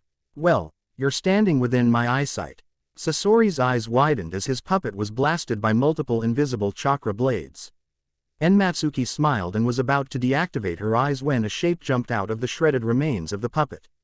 Well, done, came Sasori's voice as light hit his face, making Chio's eyes widened. I never thought anyone would destroy Hirako so quickly. How are you so young? Sasori looked at Chio and smiled. What a shock to see your grandson again. Sasori reached into his robes and produced a scroll that he unraveled, making the three shinobi go into defensive positions. Now, from what you told me about that power, I think I figured out some of its weaknesses. One, you have to have your opponent within your line of sight to hit them. 2. A Kekai Genkai like the Sharingan or Byakugan that can see chakra can easily avoid the blades. 3. I would guess you're not a very good close-range fighter. Now am I on the ball? Enmatsuki looked on emotionless, making Sasori smile even more. Now I don't possess a Kekai Genkai that can see chakra, but I do have one advantage over you. Then the scroll exploded, covering Sasori and shielding him from view, but the smoke cleared. Everyone saw he had another puppet. This one had black hair with a purple tint and was wearing a black cloak. I have my favorite human puppet. He glanced at Chio and saw her shocked look as she recognized the puppet. Yes, Grandma Chio, it is the third Kazekage. Why Sasori, why did you do this? Sasori frowned a little at his grandma before Enmatsuki's voice brought his attention back to her. Just because you summoned a new puppet doesn't mean it can save you. Sasori looked at her eyes as he saw the same flicker as before. Suddenly the puppet opened its mouth. A black sand began to float out of it just as the area where Sasori was standing was blasted and turned into a dust cloud. Enmatsuki watched as the area cleared and saw something that shocked her. Sasori was fine. He was even given her a little wave from behind the wall of sand. There is no way sand could protect you like that. Sasori actually chuckled at her words. Whoever said this was sand? Sasori looked at Chio and saw her glare. Let me explain what happened. This at the third Kazekage's Kekai Genkai Satetsu Iron Sand. You see, the third Kazekage had the unique ability to convert his chakra into magnetic force. Sasori looked at the black floating substance with a dreamy look in his eyes. This isn't sand, this is iron powder. Enmatsuki gritted her teeth as she stared at Sakura and Chio, who all nodded at her. Let's bring him down. Sakura yelled out as she charged as Chio placed chakra strings on her. Looks like I'm going to get a whole lot of practice. Enmatsuki sighed as she was standing far away with her eyes trained on Sasori. XXX Naruto and Kakashi were chasing after the Deidara as Deidara began to make more bombs. Time to separate the two. Deidara dropped the spider bombs, making Naruto's eyes narrow, but before he could do anything, one of the spider bombs dropped faster than the others. Naruto turned and saw it was directly between him and Kakashi before it exploded. The force sent Naruto forward while Kakashi was sent backwards. When Naruto looked back, he saw the spider bombs were now between him and Kakashi. Don't worry, I can take care of them, Kakashi announced with some worry in his voice. Naruto, you can do this without me, but I will be there soon. Just promise me one thing, that you will be careful. Naruto nodded and began to chase after the giant bird with his staff in hand. Time to bring the bird down. Naruto spun his staff around until the end with no ring was facing Deidara. Deidara looked back and saw Naruto's staff began to glow with chakra, making Deidara narrow his eyes. Suddenly the staff extended almost as if the staff was compressed into that small form.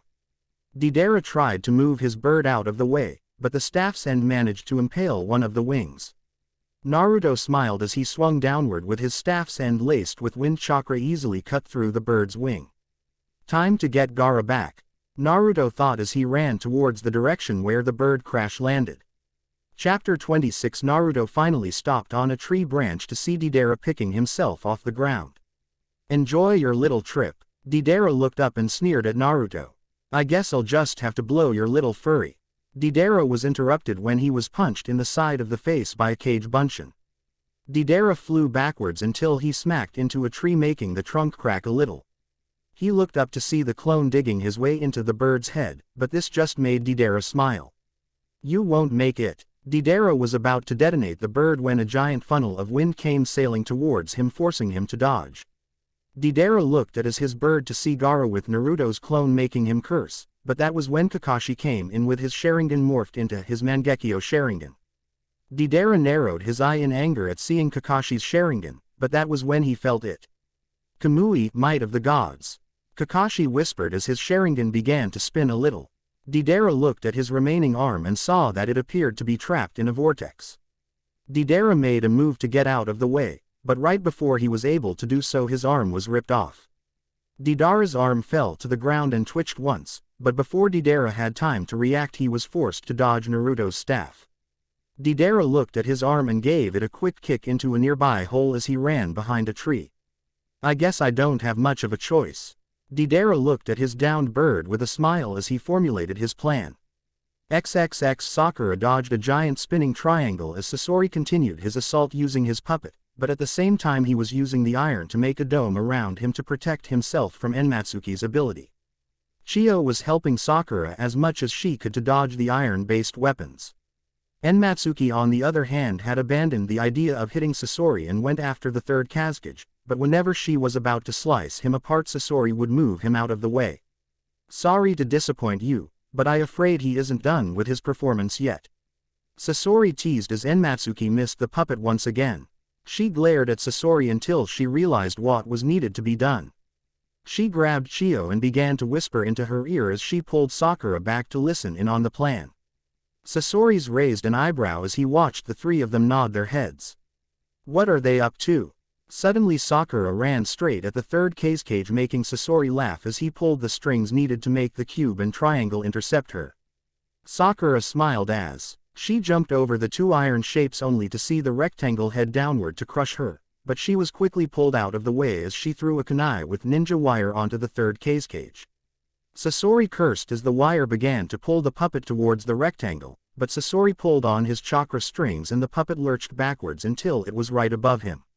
"You can't beat me like this." That was when he noticed that Enmatsuki was missing. "Remember, always stay out of my eyesight." Sasori looked above him to see Enmatsuki on the cave ceiling with a smile as his eyes flickered. Hyakujin Ryoran, profusion of 100 blades. Sasori's eyes widened as the area he was standing in a 10-foot radius was reduced to rubble. Sakura and Chiyo raised their arms to protect themselves as bits and pieces of rock came flying at them. Enmatsuki on the other hand had jumped off the ceiling and landed in front of them with narrowed eyes as she watched the dust settle. When the scene was cleared the puppet was shredded to pieces only resembling wood chips than anything else. Enmatsuki began to turn her back when she heard clapping. When she turned around she saw Sasori completely unharmed, but his Akatsuki cloak was ripped to pieces revealing his puppet body. "I never thought you three would cause me so much trouble." Sasori smiled at his Chiyo's shocked face. "What have you done to yourself?" Sasori just tilted his head at the question. "I turned myself into everlasting art." Chiyo looked at her grandson with sadness in her eyes. "But I suppose this has gone on far enough, don't you agree, Grandma Chiyo?" She nodded her head as she pulled out a pure white scroll. When she opened it there was a small explosion of smoke and Chiyo was surrounded by 10 puppets each varying in size and shape. Shiro Higi. Juki Chikamatsu no Shu, White Secret Technique. 10 puppet collection of Chikamatsu. You used that specific jutsu to conquer an entire castle, but sadly. Sasori swung one last scroll into the air as it was opened. He then reached for his chest compartment and shoot chakra threads into the scroll. The three shinobi's eyes went wide as the entire sky was filled with puppets each carrying a different weapon in its hands. "I used this to conquer an entire country. Behold Grandma Chiyo my aka Higi. Hyaki no Soin, Red Secret Technique, performance of 100 puppets." The three of them looked at each other and nodded their heads as they got ready for the attack to come. XXX Deidara was fighting his way towards his bird, but was having a difficult time considering that Guy's team decided at that moment to interfere. Deidara was running up a tree when he saw Rock Lee and right before he could do anything he delivered a swift brutal kick to Deidara that sent him flying towards the clay bird. When Deidara opened his eyes and saw the bird he took the chance and bit off a piece of the clay bird before turning to face the group. "Time to show you my art." Deidara swallowed the clay and immediately he began to blow up like a balloon. "I'm going to show you why my art is a blast." At the last word Deidara exploded sending a giant wall of fire heading straight at the group.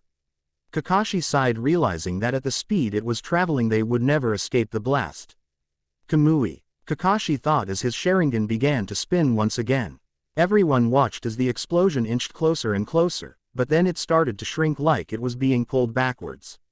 When the fire cleared everyone saw a small hole with air spinning around it before it disappeared.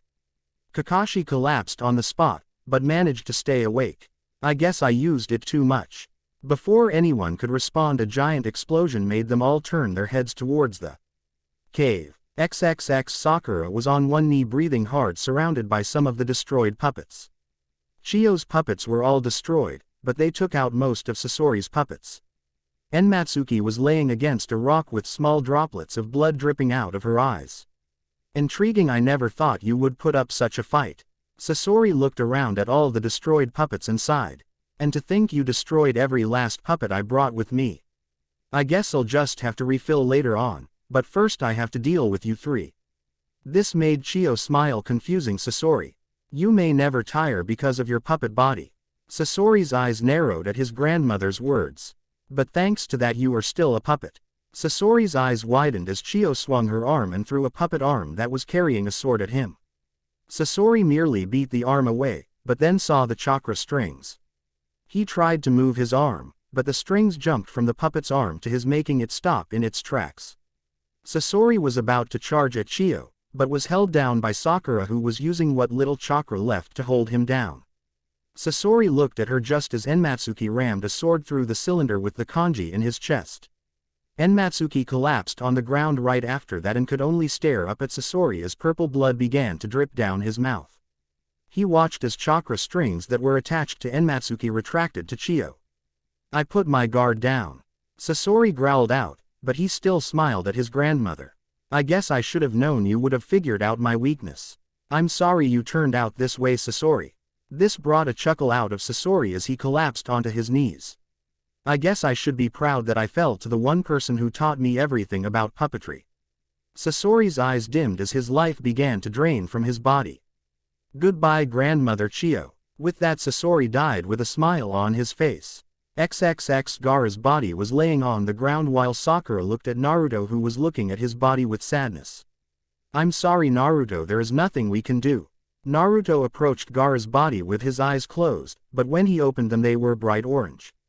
Suddenly Naruto's body was covered in what appeared to be liquid fire, but Naruto had seals all over the front end of his body.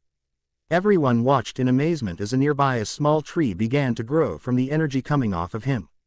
Is this the power of the Yang chakra of the Kyuubi? Kakashi thought as his eye widened. Naruto placed his hands on Gaara's body as the chakra traveled down his arms and surrounded his body. Naruto's eyes narrowed as he felt nothing coming from Gaara. Come on. Tears began to fall from Naruto's eyes as he still felt no change, but that was when withered hands placed their hands over Naruto's. Naruto looked up to see Chiyo, who smiled and nodded her head. Kisho Tensei, one's own life reincarnation. Chiyo's hand glowed bright blue as the two worked together on Gaara. That was when Naruto felt it, a twinge of life growing inside Gaara. Then before everyone's eyes Gaara opened his eyes just as Naruto released the Cubus's chakra. Gaara, welcome back. Gaara looked at his friend to see tears still in his eyes. I thought you were really dead. Gaara looked at Chiyo just in time to see her collapse, but before she hit the ground Naruto managed to grab her. I guess this old body of mine is finally giving up. Chiyo looked up at Naruto, who began to close his eyes, but a gentle hit on his head stopped him. Don't waste your time, Naruto. I'm not wasting my time. Everyone watched as Naruto began to speak to Chiyo. So long as you still have a single breath in your body I can keep you from dying. Yoden Yang release based on the physical energy. That governs vitality. Naruto's eyes widened at Chiyo's knowledge of the chakra sealed inside of him. In sort, it can breathe life into something with life, almost like bringing the dead back to life, but you have to be quick enough. Too long and the remaining life force will disappear, stopping you from bringing that person back, but I lived long enough. Naruto, please don't do it. Naruto looked away as he looked at Gaara, who struggled to his feet. Kage-sama, can you forgive a silly old woman for what she's done to you? Chiyo-sama, I can never be angry with you. Chiyo looked into Gaara's eyes as some tears formed in his eyes. I promise to tell everyone of your noble sacrifice. You will be missed, Chiyo-sama, honored grandmother Chiyo. At this Chiyo smiled and looked up at the sky as she closed her eyes and never opened them again. XXX Deidara came into the Akatsuki with a scowl on his face as Toby carried his arm. What happened to you? Kisame smiled at Deidara, who glared at him. That fucking Uzumaki and Kakashi did this.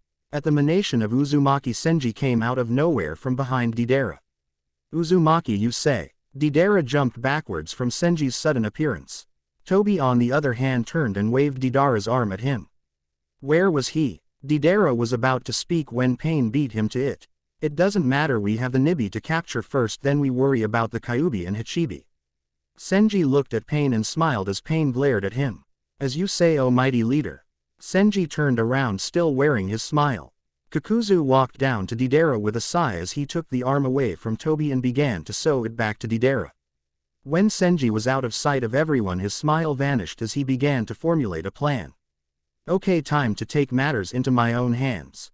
Senji pulled out a bit of cloth that had the Uzushiogakure symbol on it. Uzumaki, you're going to be in a rude awakening soon. He smiled down at the cloth and began to walk away when he noticed Kakuzu and Hidan. So already going after Nibi? Well, I hope you don't mind, but somebody is going to be joining you. After that, Senji snapped his finger and a frail-looking man appeared before Senji. Zetsumetsu, Extinction, I want you to follow those two, and when they capture the Nibi I want you to place this somewhere Kumogakure's nins can see. Zetsumetsu nodded his head and disappeared with the cloth, making Senji smile even more. This is turning into a great day. Senji walked away from the cave with a smile that would scare even the most hardened ninja. XXX. After returning Gaara to Sunagakure, there was a huge celebration. People cheered and shook the team that helped bring their cage back, but that didn't mean everything was good. After Gaara told Suna about Chio's death, the village was visibly affected to know that one of the bet in the village didn't make it back. The burial had almost everyone in the village there to watch the ceremony. After the burial, Naruto and the rest of the Konoha team had to get going, but before they did, Naruto looked at Gaara and with unspoken words shook his hand with a smile before leaving. Everyone teased Guy about being the slowest of the group as he was forced to carry Kakashi, who couldn't walk from overusing his new Sharingan. Sorry Guy, the first guess, I'm just not used to using this Sharingan yet. Kakashi closed his eye to show some guilt, but that didn't stop Guy from beating the young ones to Konoha. Before Kakashi knew what happened, he was thrown into the air while Guy changed his backpack to his front. Everyone's eye twitched as they saw Guy now giving Kakashi a piggyback ride, but Lee merely took it as a new training exercise. See you at Konoha. Guy laughed out as he ran, leaving everyone else in his dust. A groan. Man giving another man a piggyback ride.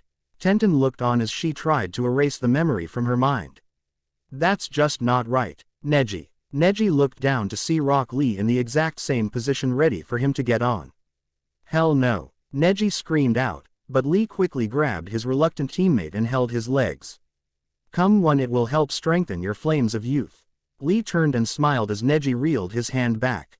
No means N. Before he could get the finally word out, Lee took off in a full run and left everyone in his dust as well. Naruto just raised a single eyebrow and watched the two disappear from view. Naruto sighed as he closed his eyes as he tapped into Kyabe's chakra. Naruto, what are you doing? Sakura was suddenly lifted into the air along with the rest of the group by what appeared to be chakra arms. We can't be late to Konoha, Naruto said simply as he got into a running position. Sakura and Tenten looked at Enmatsuki, who took to grabbing the chakra arm with a vice-like grip. Before they could do the same, Naruto vanished in a yellowish-orange flash. Guy was in front of his student, urging him on when he saw Naruto appear in front of him wearing a smile. Nice day for a run. Guy's eye twitched when Naruto vanished again, making Guy challenge Naruto at the top of his lungs as he opened some of his chakra gates and vanished along with Lee.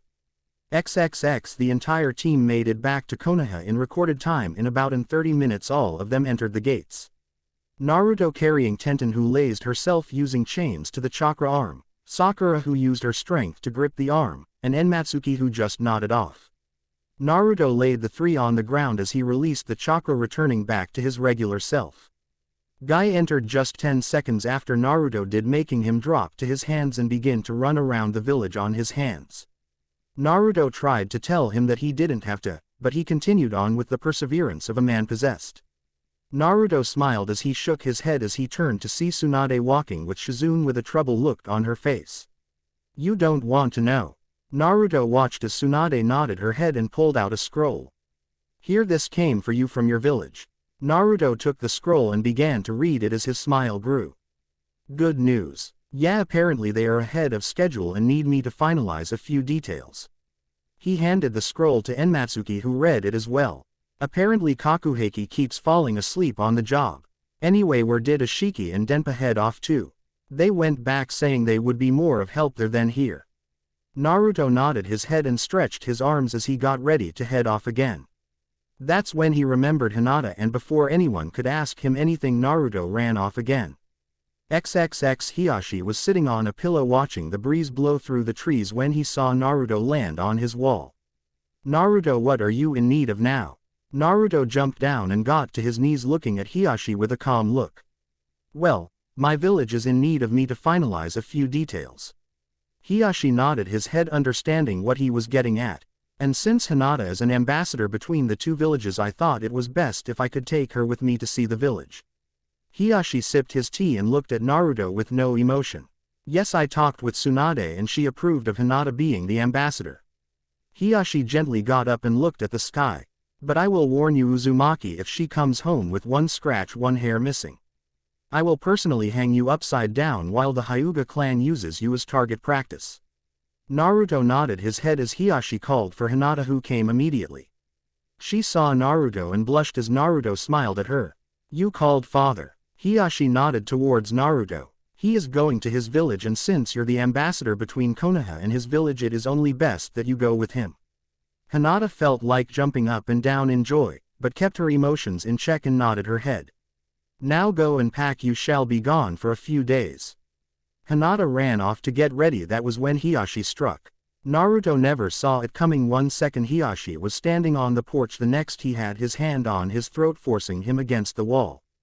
Hinata is one of the most important things in my life, you heard her. Hiyashi just left the threat hanging in the air. Naruto nodded his head. I understand. Hiyashi narrowed his eyes, but quickly released Naruto after hearing footsteps heading their direction.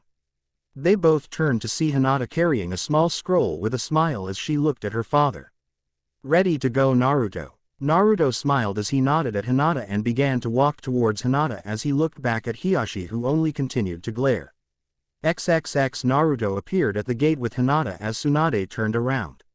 What's going on? Naruto turned to Hinata and smiled at Tsunade. Well, since Hinata is the ambassador between the two villages, Hiyashi, and I thought it would be a good idea if she comes and checks out the village. Before Tsunade could respond, they all heard the tapping of a cane on the ground. They all turned to see the old war hawk Danzo walking towards them. What do you want, Danzo?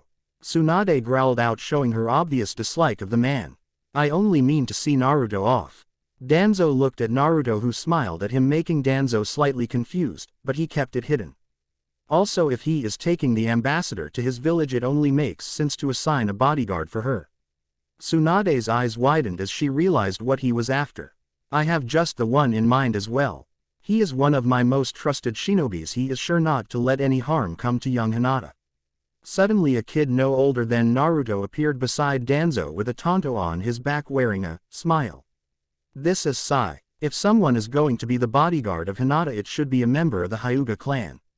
Tsunade butted in, making Danzo turn to her, opening his eyes slightly. Welcome to the group, Naruto announced with the biggest smile as he offered Sai his hand. Everyone looked at Naruto in shock as he let the boy take his hand and shake it. You have a good grip. I guess that comes from practicing with that blade of yours. Yes, came Sai's solemn reply, but he still kept the smile up. Well then, I'm glad to have you aboard. Naruto pulled Sai towards Hinata, but in that split second Naruto turned his body and looked Danzo straight in the eye and smiled even bigger. I thank you for your contributing to making sure that we get to my village safely, Danzo-sama. At the sound of the honorific, everyone was speechless except for Danzo, who simply shrugged it off. You are quite welcome, Uzumaki-sama. Naruto knew it killed him to say his last name with the honorific, but he gave the man a polite bow. Tsunade grabbed Naruto as he passed, making him turn to her. Are you crazy? Tsunade voice barely above a whisper. He is only aligned with Danzo. Whatever Danzo told this Sai guy to do, he will do it to the letter. I know, but not everyone deserves to be shoved aside just because they serve someone you don't like. Naruto smiled at Tsunade, who looked at him stunned. I'll see you guys soon. Alright, don't do anything fun without me. Naruto smiled as Sai, Hinata, and Enmatsuki walked with him, all of them doing the same. Be safe, Naruto. Tsunade looked at Naruto as he continued on his walk towards the forest and to his village. Chapter 27. A Kumo ninja slowly approached the Raikage-looking Satinden. Angered at the same time. There is no sign of Yugito-sama, but we did find this. She handed the torn cloth, and when he saw the symbol, the electricity erupted out of his body in rage. Where did you find this, Samui? The blonde kunoichi looked towards the small blood pool. Over there, Samui announced as she pointed towards the blood pool. So the Uzumaki knows about us and is now taking his revenge. He smiled, but this wasn't a happy smile. This smile was filled with anger and rage. When I find you Uzumaki, I'm going to rip your fucking head off. He screamed this to the heavens as Samui just nodded her head with a look of satisfaction in her eyes. XXX Naruto looked around with a confused look as the four of them were packing up their camp. What is it, Naruto-sama? Enmatsuki asked as she watched Naruto shake his head. Nothing, I thought I heard something right there. Naruto continued to smile as they continued to pack. Sai was already done and was currently drawing in a scroll. Hinata walked forward with a smile and saw his giant bird drawing. Oh, it's beautiful. Sai looked at Hinata and smiled. Thank you, but that is not all it can do. Sai held up his tiger seal and the bird stretched out of the page and grew until it was big enough to carry the four of them. That is some kind jutsu. Hinata smiled at Sai, who smiled back. Why do you smile like that? Sai looked at Hinata in confusing until she went further. Naruto used to smile like that when we were kids. He would always smile even when he was hurt, but I could always tell he was hurt somewhere. She turned just as Naruto fell and somehow got his feet and hands tangled up in the rope. Enmatsuki just laughed as Naruto asked her to release him from his binds. But now he smiles with real feeling, not fake. Maybe you can as well when you find something that truly makes you happy. Hinata left with that to help her boyfriend out of his increasing struggle, leaving Sai with his giant bird. Sai stared at his bird and watched as the ink shinned in the sunlight. This made Sai smile at seeing his creation, his art. How in the world do you get the ropes tied around your hands and feet? Enmatsuki laughed as Hinata finally managed to free Naruto, who grabbed the rope and stuffed it in the bag. Before Naruto could respond, Sai had his giant bird land right in front of everyone with him riding on the back. I thought we could use a faster way of transportation. Naruto smiled as he sealed the camp gear into a scroll and jumped on the bird. Naruto then helped Hinata on board the bird as Enmatsuki jumped and landed just as the bird took off. The group looked at the forest as it flew underneath them, but when Naruto looked at Sai, he saw him drawing in a black book. What do you have there, Sai? Sai closed the book and looked at Naruto before looking at the book with a sadness in his eyes, but that quickly disappeared into nothing. Memories was the only word Sai said, and the only thing needed to be said. Naruto looked at the forest below before looking back at Sai. I'm sorry. Sai turned to see Naruto showing generally care. If I may, who did you lose? Sai looked at the book for a split second. My brother. Naruto held out his hand. May I look? Sai looked back at the book hesitantly before gingerly handing it to Naruto. Naruto flipped through the right side to see Sai fighting different ninja and then taking their equipment after each victory, but that was when Naruto found at the middle of the book 2 unfinished pages. The book had another person with gray hair fighting various ninja doing the exact same thing Sai did. Naruto handed the book back to Sai, who took it back before stuffing it back into his bag. What happens at the end? What? Sai looked at Naruto confused. Every story, and every book has an end. Naruto said with a sad smile. So what happens when you two meet in the middle of the book? I don't know, I guess after his death I forgot what was going to be the ending. Sai stated this without any sign of emotion. Don't worry, I'm sure it will come to you. Naruto patted Sai on the back with a comforting smile. And I'm sure he is proud of you regardless of what happens.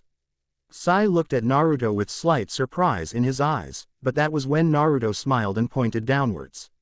We're here. Everyone looked and saw Nami no Kuni's bridge with Tazuna, Ashiki, Denpa, Haku, and Kakuheki all waiting on Naruto's arrival. Sai's bird landed gracefully on the ground and let the group off before it turned into a puddle of ink. Tazuna walked up and shook Naruto's hand as he wasted no time and began to lead him away from Nami no Kuni. They continued to walk until they came to a tree stump that looked like it was hit with a lightning bolt. Ready to see the work we put into the new Uzushiogakure? Naruto smiled and held his hand out to Hinata, who took it with a slight smile. Naruto touched the stump and mumbled a single word, but despite Sai's hearing he couldn't make out the word. Suddenly Hinata and Naruto vanished in a swirl of wind, making Sai look at Tazuna. You're next. Kakuheki mumbled out as he grabbed Sai's arm and dragged him to the stump. Sai felt as if he was being dragged into a whirlpool, but as quickly as it began it was over. Sai opened his eyes to see that he was on another island, but this one was populated by beautiful trees and streams that ran through the village. The village itself wasn't anything special, if anything it looked like a small town, but with two differences. One was the tower that stood above the rest and the wall that surrounded it. Sai continued to look around until Naruto tapped him on the shoulder. "Don't get too distracted." Naruto smiled at Sai, who continued to look around with amazement. "How do you keep it safe?" Naruto looked at the area Sai appeared where the seal glowed. "That is the only safe way to get here, and the location of the seal at Nami no Kuni keeps changing." Sai looked at Naruto, confused by what he meant by the only safe way to get here. Naruto smiled and gently turned Sai until he faced the sea and got a shock. The island the village was on was surrounded by giant whirlpools on all sides. If they attempt to get here by water, they will never make it far. "What about the air?" Naruto just smiled and winked at Sai with a mysterious look in his eyes. "Oh, I have plenty of ideas for that." Naruto turned around just in time to get tackled by a group of kids. The children all began to jump up and down on Naruto, asking him to play with them. "Sorry, I've got to go and take care of some unfinished business." They all let out a collective sigh. "But Sai here will be more than happy to play with you."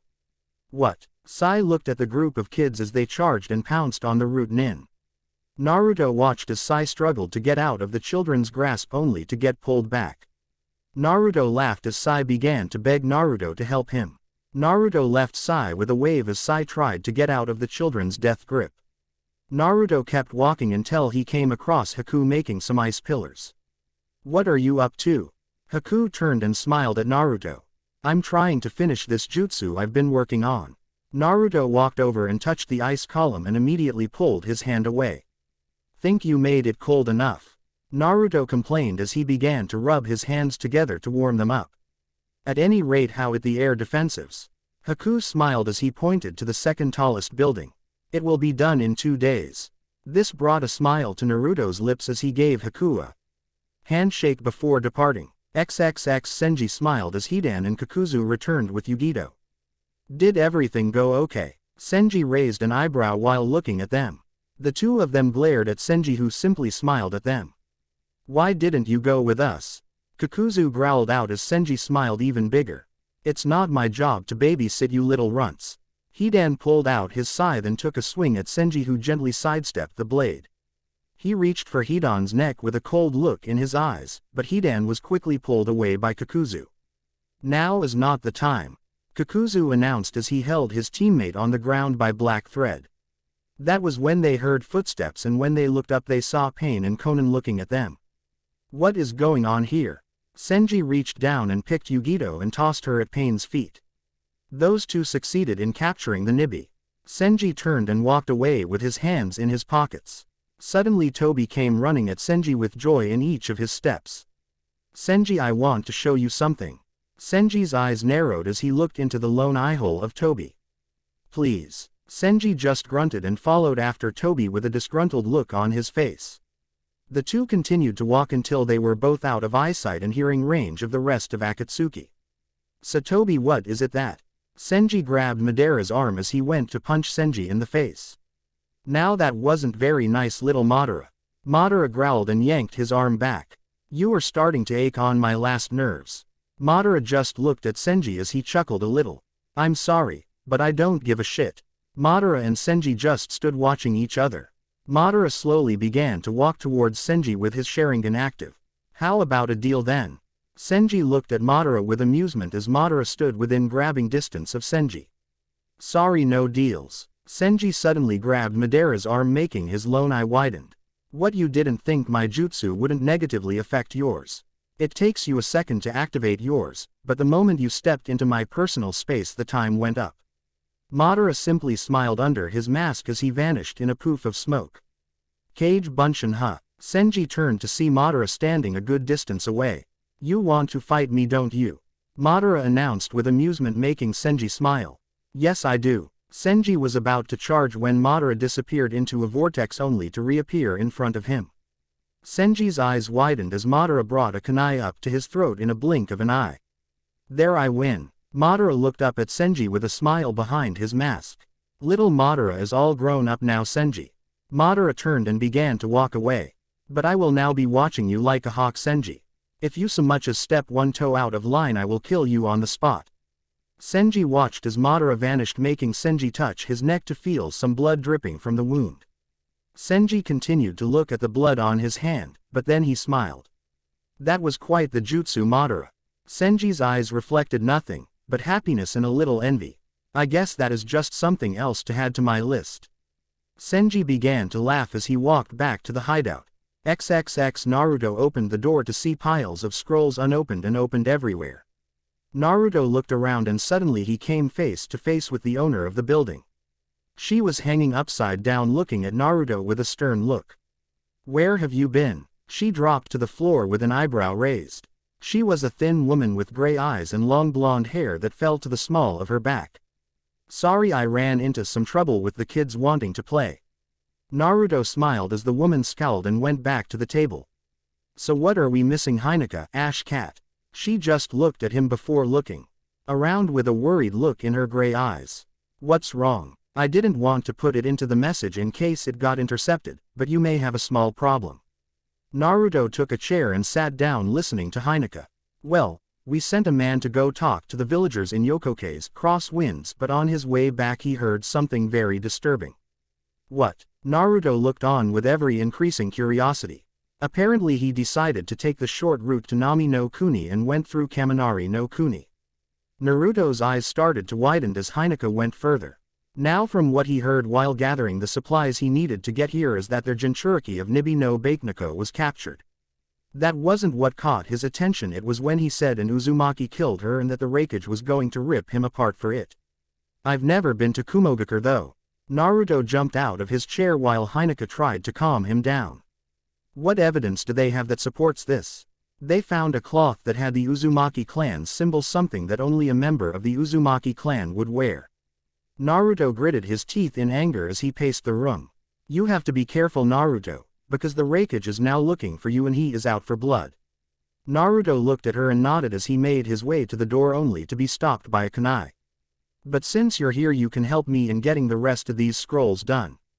Naruto smiled at her as she held up 3 more kunai with a sweet smile. So thing, Naruto said with a nervous smile as he created 2 kage bunchins to help out. XXX 2 hours later, Naruto walked out of the office flexing his wrist as Hinata came running at him with a smile.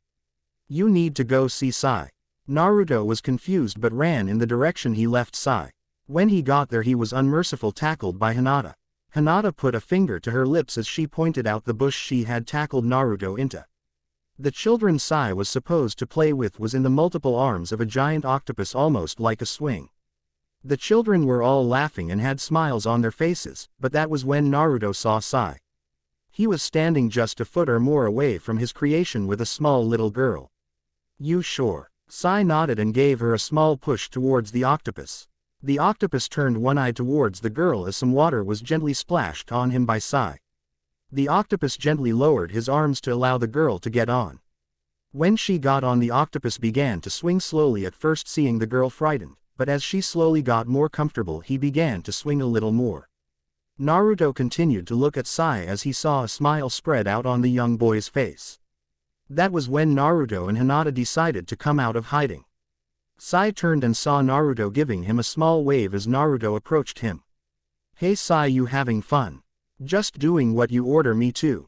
Naruto looked at Sai, who still supported his smile. But that's just it, Sai, I never order you to watch and play with them.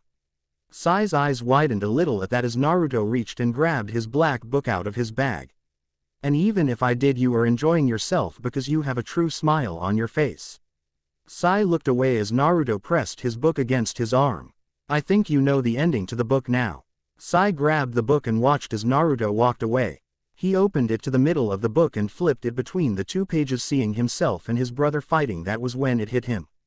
Sai smiled down at the empty spaces and took out his pen. Naruto walked with Hinata hand in hand as they walked through the village, seeing nothing but happy, contented villagers.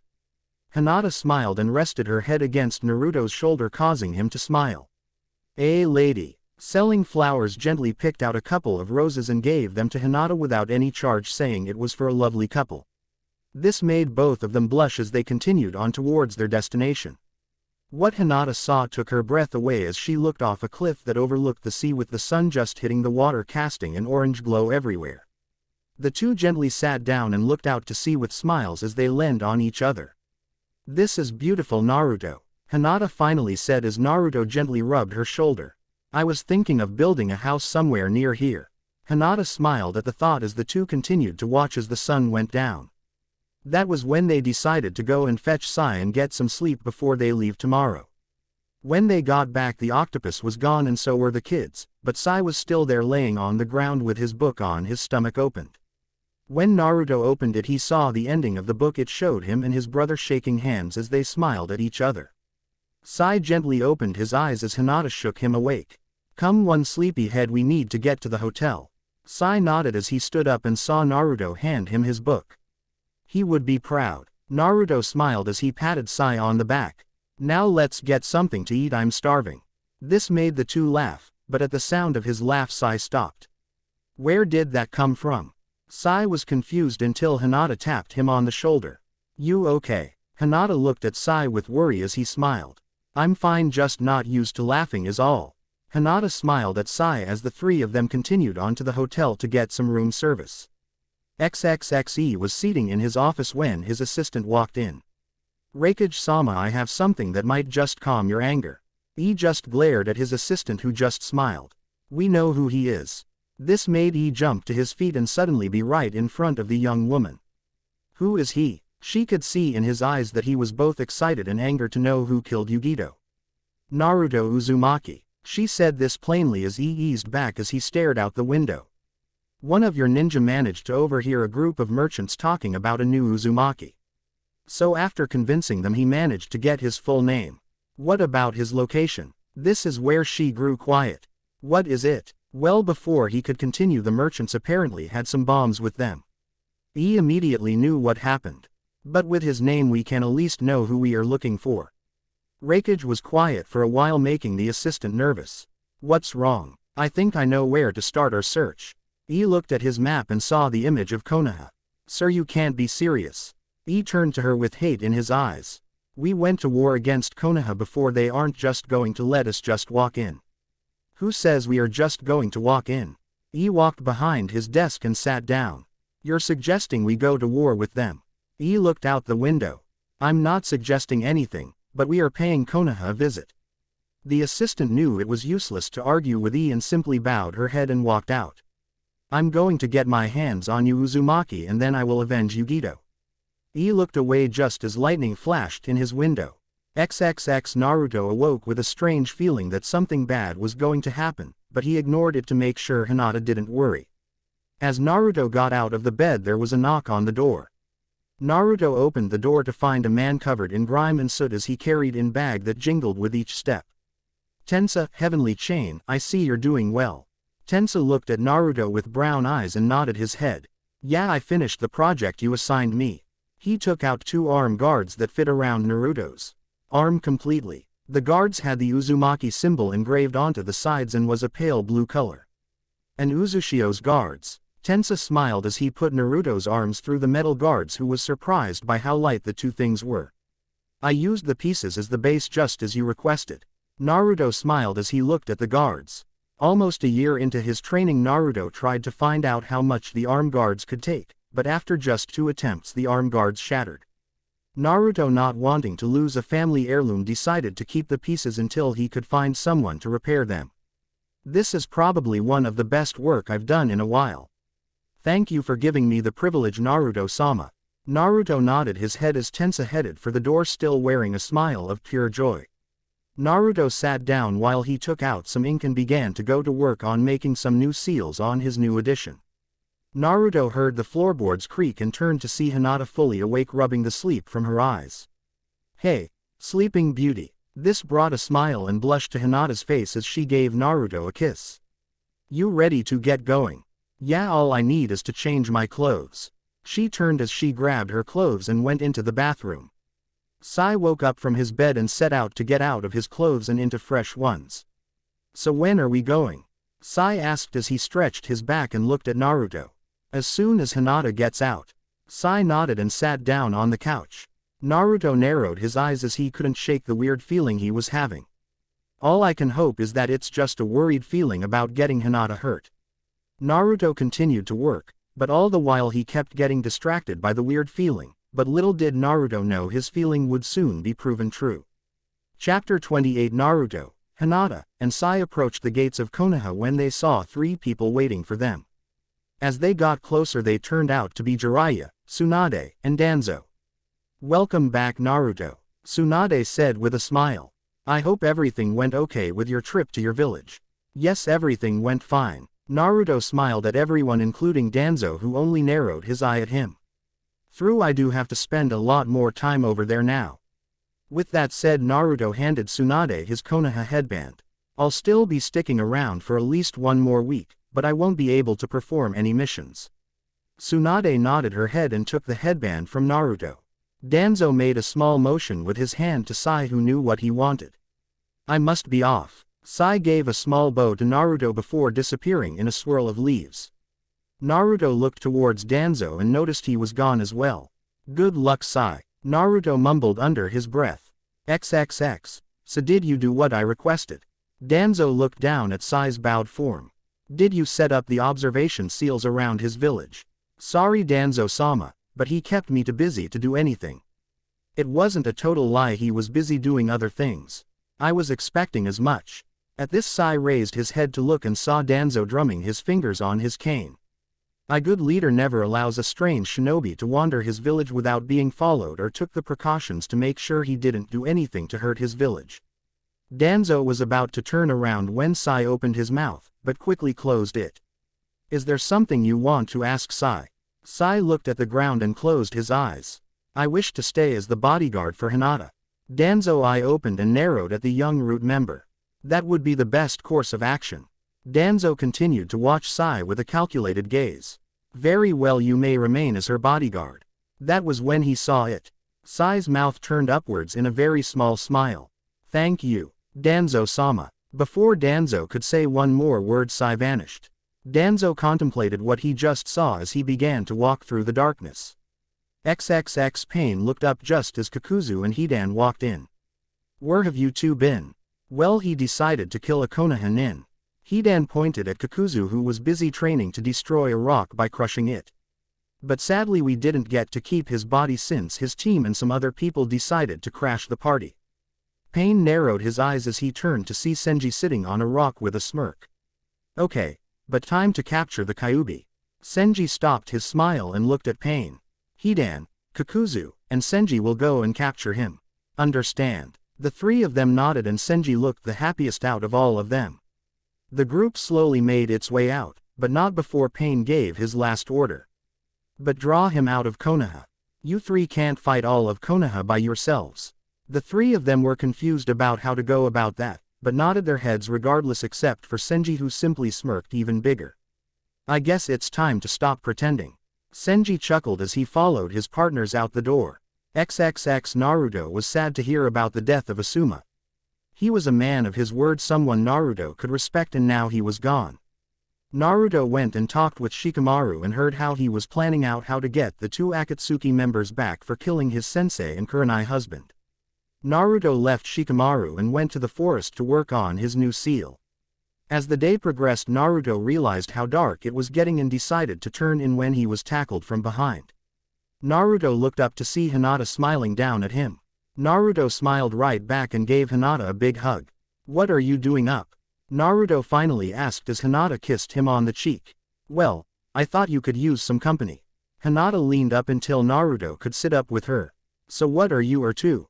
Hinata looked at all the trees around them and saw that most of them were crushed by some sort of force. "I'm working on something secret." Naruto gave Hinata a playful smile.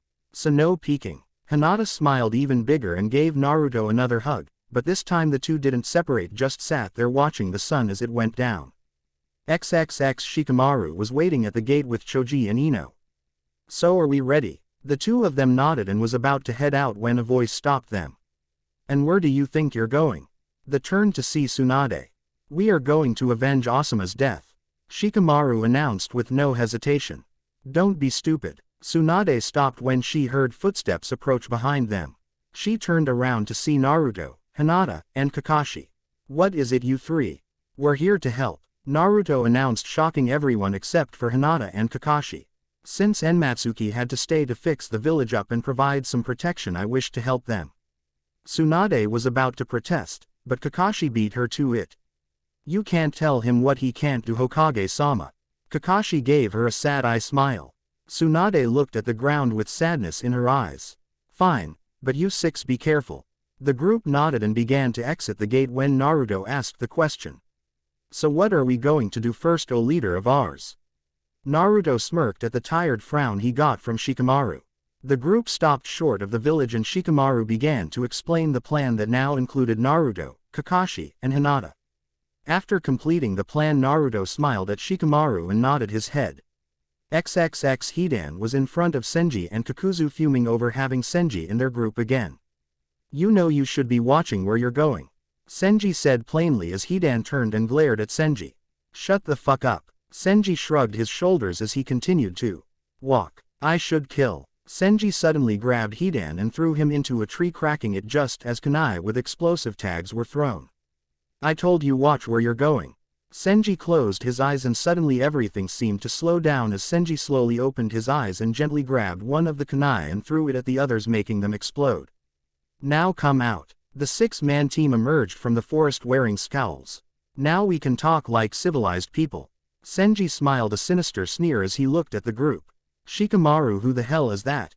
Kakashi asked as he looked at Shikamaru, who shrugged his shoulder. I don't know. He was interrupted by someone pushing past him. Senji. The group looked at Naruto as he pulled off his staff and slammed it into the ground.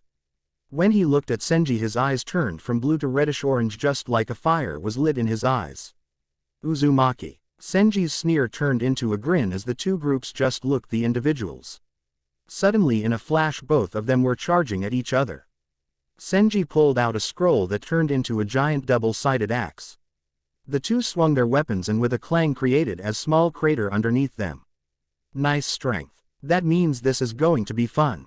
Senji and Naruto jumped backwards just as Naruto began to spin his staff. Senji watched in fascination as Naruto's staff suddenly became a small twister. Naruto, what's wrong? Hinata screamed out over the wind, screeching. Naruto turned to her and slowly turned away. He was the one who instigated the death of my clan, was the only thing needed to say. This brought a smile to Senji's face. Why are you smiling? Naruto growled this out as he prepared to cut Senji in two. It's funny. This brought a confused look to Naruto. It's funny because judging from the tone in your voice you think you can beat me. Naruto suddenly vanished and was above Senji, swinging his staff in a downward arch. Suddenly the area Senji was standing on was consumed by a small dome of wind. The groups all watched as the wind began to rip tiny chunks of earth out of the ground and slice them in two. As the wind began to die down, the groups saw Senji holding his axe to block the staff as Naruto simply glared at him. That was fun. Senji pushed forward and Naruto, to his great surprise, was sent backwards, his feet skidding across the ground. Naruto looked behind him just in time to he was about to smack into a rock. Naruto used the momentum from the shove and back flipped over the rock and landed on his feet behind it. Naruto swung his staff at the boulder and sent it flying at Senji, who brought his axe down and cut the giant rock in two. Naruto looked around and saw his friends all looking at him with worry. I'm fine, Naruto simply said as he walked towards Senji. How about we take this elsewhere? Senji grinned even bigger, but before anything could be said, Hidan suddenly jumped from the tree he was hiding in and brought his scythe down. Naruto saw the blade shine, but he wouldn't be able to react in time, so he braced for the impact. Kakashi suddenly appeared behind Hidan and slammed him with his raikiri straight through the back. Blood shot out of Hidan's mouth as Kakashi swung him away from Naruto and towards Senji, who simply sidestepped his comrade. Naruto, are you okay? Naruto gave him a nod as he turned his attention back to Senji. What do you say? Naruto watched as Senji placed the axe on his shoulder with ease. Sure. Kakuzu grabbed Senji by the shoulder and spun him around until they were facing each other. We are supposed to. He was interrupted by Senji kicking him in the stomach and sending him flying into a boulder. I don't care. Senji's statement shocked everyone. I never was a part of Akatsuki, and you know what I never was. I had my own reasons to do what I did, and it was this: kill Naruto Uzumaki. Everyone looked from Senji to Naruto, who just stared each other down. Sawur would like your grave. Naruto gritted his teeth, but turned and looked at his group. I promise to back in just a second. Hinata just cried some tears as Naruto smiled at her. I promise I'll be back safe. He walked towards Hinata and gave her a kiss and turned to see Senji patiently waiting. Come on. Naruto disappeared in a burst of speed with Senji right behind him. A crunching of rocks signaled that both Kakuzu and Hidan was emerging from the craters they was slammed in. Hidan's neck was broken from the impact, but was no correcting the odd angle. He reached up and grabbed his hair, and with a sickening crack he fixed his neck. I told you he was trouble. Hidan looked at Kakuzu as his brown color receded. We'll have to inform our leader about this. Kakuzu cracked his neck as he loosened up for the fight ahead. Choji made his hands grow to an immense size. Ino had backed into the tree line to provide backup. Shikamaru took out Asuma's trench knives. Kakashi had a kunai out, and Hinata activated her Byakugan. This is going to be so tedious, was Kakuzu's response as he changed back to his brown color. XXX. Naruto stopped on a barren landscape with nothing around except for dead trees. This is good enough. He turned to see Senji sitting on a rock with his axe in the ground. How can you be so calm? Because I expected you to be older. Senji chuckled at the thought. But instead you're a kid, albeit a strong one, but still just a toddler to me. I hope you won't back down just because of that. Naruto brought his staff down as it was turned into its twister form. No, I still plan on grinding you bones into dust. Senji got off the rock with a smile still plastered on his face. But I won't have the luxury of playing around with you first. Naruto's eyes narrowed at Senji's choice of words. I do have one question for you. Senji stopped walking towards Naruto and tilted his head to one side. I read your old file when you were in Uzushiogakure and you were the most praised ninja they had. Yeah, so. Senji's grip on his axe handle tightened. So my question is, why did you betray your home? This brought a small smile to Senji's face as he looked towards Naruto. Well, if you beat me then I will tell you. Naruto nodded his head and charged just as Senji did as well. The two swung their weapons at the same time and both were consumed by the small explosion that was created. XXX. Kakashi narrowly missed getting his head chopped off by Hidan. After Naruto went with Senji, Kakashi managed to kill Kakuzu, but he just stood back up. We've got to separate them, came Shikamaru's reply as he was standing back observing the way the two fight. They use each other to a point that it is second nature. If we can get those two away from one another then we stand a better chance than fighting them together. Kakashi nodded his head as he looked at Hinata and Choji, who nodded as well. The three charged at Kakuzu, who was surprised slightly by all of them attacking him. Kakashi opened his Sharinganai and Kakuzu watched as it morphed into his Mangekyo. Kakuzu remembered what Deidara told them about Kakashi's Mangekyo power and quickly got out of the eye's line of sight, but that was when he noticed the shadow right above him. He looked up to see Choji falling towards him, but before he knew what happened, Choji transformed into a giant that crushed Kakuzu. Hidan was about to charge in, but suddenly found that he couldn't move. He looked down and saw that his shadow and Shikamaru's were connected. Gotcha, Shikamaru announced as he made Hidan drop his weapon. Shikamaru looked towards Kakashi, who nodded his head. Shikamaru turned and smiled a small smile at Hidan. Let's take a walk. Shikamaru began to run towards the only forest for that could be seen. A sudden groan got everyone's attention back on Choji, who was slowly being lifted up into the air. Get off me! Kakuzu threw Choji into the air with great strength and watched as Choji smacked into the earth, causing the entire ground to shake. I don't have time to play around. Suddenly Kakuzu took off his cloak and revealed 4 different masks, with one of them broke. The masks suddenly began to move and push against Kakuzu's skin until they ripped out of his back. Suddenly Kakuzu had 4 different creatures, each with a different look to them, but all of them made out of that strange black thread. Kakuzu looked at the one that had the broken mask just as it fell to the ground and slowly turned into black mush, with only the mask showing that it had been there. You destroyed one of my hearts, I guess I'll need a replacement. The tone of his voice sent shivers down everyone's spines. Stay on your guard. Kakashi narrowed his eyes as one of the creatures opened its mouth. Suddenly a fireball appeared between its 2 jaws. Scatter. They all narrowly missed the giant wave of flame that nearly engulfed them. The group didn't have time to stop as another masked beast opened its mouth and shot lightning at them. Doden, Kaden, and now Raiden. Kakashi couldn't believe what he was seeing. This one shinobi had already used 3 of the 5 elemental chakra. This guy is dangerous. Kakashi growled out as he saw the final mask open and unleash a giant wave of wind that uprooted all the trees it came into contact with. Kakashi knew he was in trouble. He wouldn't be able to dodge the attack, but just as it neared, Hinata jumped in front of the attack. Hinata, get back. But Hinata didn't listen. She stood her ground as she entered a stance Kakashi never saw Hyuga use before. She began to spin her arms around in a criss-crossing manner in front of her body. Shugohak Rokujian Sho, protection of the 8 trigrams 64 palms. As Hinata exclaimed her jutsu's name, she had created a wall of what appeared to be a fence made out of chakra. The wind attack smacked into it and Hinata almost knocked back, but she dug her feet in and held her ground. Kakuzu narrowed his eyes as his futon attack slowly died out along with Hinata's attack. That is some defensive move you got there, kid. Kakuzu said with a note of respect in his voice. But that won't save you from this. The futon mask and the Kaden mask suddenly opened their mouths and fired their attacks together. Everyone watched as the fire began an inferno that turned the remaining trees into ash. The 3 shinobi realized the trouble they were in, but before the attack could hit they heard a new voice. Sweden. Hahenryu, water release. Tearing torrent. A giant wave of spiraling water smacked into the fire wave and the 2 battled it out for dominance, but the water eventual won out. Then 2 newcomers came to view. One of them Hinata immediately knew who it was. Sai. Sai turned and smiled at Hinata. I'm your personal bodyguard, Hinata. Sai said simply, but when he turned to Kakuzu his eyes became hard and his smile turned into a frown. And I won't let anyone hurt my friends. Hinata's eyes widened at Sai's words.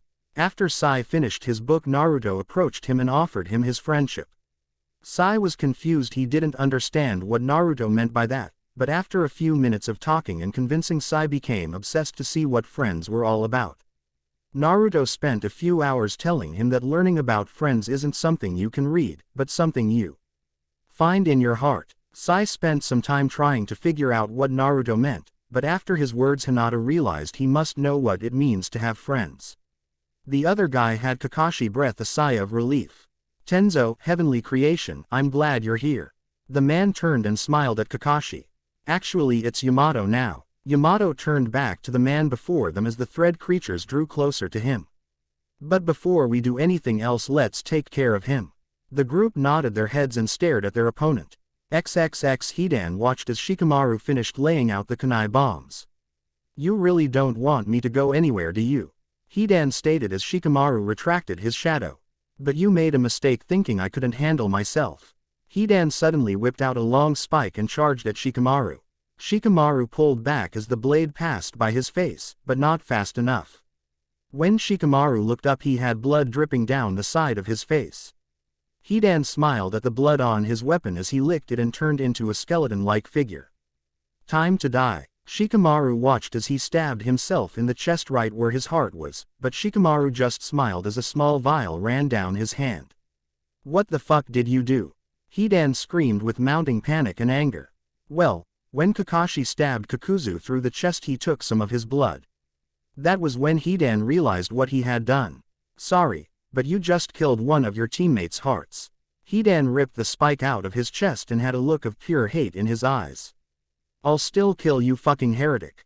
Hidan charged, but didn't get far as ninja wire wrapped around his entire body and attached all the explosive tags to him. No, I'm afraid you are the one dying today. Shikamaru threw Osamu's lit lighter at the explosive tags just as the ground below Hidan collapsed, revealing a pit. As the fire touched the tags, the force of the explosion shook the ground as pieces of Hidan fell into the pit. Shikamaru looked over the edge and looked down at Hidan. I will kill you. Hidan muttered as he watched Shikamaru pull a kunai out of his pouch. I will. Shikamaru's eyes widened as Hidan's head vanished in a puff of smoke. What the fuck? Shikamaru looked around, but couldn't find any sign of Hidan. Growling to himself, Shikamaru ran in the direction of Kakuzu and the rest of his group minus Naruto. XXX Kakuzu's Raiden mask fell to the ground to everyone's great surprise. Damn it, I knew you did something to me when you stabbed me. Kakuzu glared at Kakashi, who only smiled at Kakuzu. Suddenly the two remaining masks jumped and began to merge with Kakuzu, making sick ripping sounds in the process. When it was all over, Kakuzu stood looking at the Konoha shinobi with his two masks on his shoulder and black thread all around his body like tails of some sort. I'm ending this now. To everyone's surprise, Sai walked forward as he bit his thumb and pulled out a scroll. Kuchio's no jutsu. Sai slammed his palm on the ground and in a giant cloud of smoke he brought out his summon. The octopus was larger than last time and had spikes at the end of each of its tentacles. Sai opened the scroll and wrapped it around the octopus's head while water gently poured out of his head. Now you die. Sai looked at Kakuzu directly in the eye as everyone else prepared to do what was necessary to finish this man off. XXX Senji evaded Naruto's wind funnel as he smiled as blood dripped from a cut on his head. Senji was about to charge when a puff of smoke appeared next to him. When Naruto looked down, he saw the head of Hidan, who looked around confused. What did you do? Senji smiled as he picked Hidan's head up. You're not looking well today. Senji chuckled as Hidan growled. How am I? Here. Hidan watched as Senji's smile grew. I placed a regular transference seal on your head when you weren't paying attention. Senji began to throw Hidan's head up and down. Now you are nothing but a useless head. Fuck you. Hidan screamed out. I will kill you for what you've done to me. No you won't. Senji simply said as he threw Hidan's head and caught it by the back of the head. I'm afraid you are the one to die. He squeezed the head, causing it to explode, covering Senji's arm and hand in blood, skull, and brain matter. Naruto stood there in shock at what he just saw Senji do. I already said why. Senji turned his smile to Naruto. I was never a part of Akatsuki. My only reason for joining them was to get closer to you. The reason why is so I can kill you. Now that Hidan is out of the way, we can stop holding back. Naruto gently placed his staff on his back while he gripped his right arm. Senji held out his axe and grinned like a man possessed. Naruto created his futon Rasengan as Senji charged, forcing Naruto to charge as well. Senji swung his axe just as Naruto threw his Rasengan forward.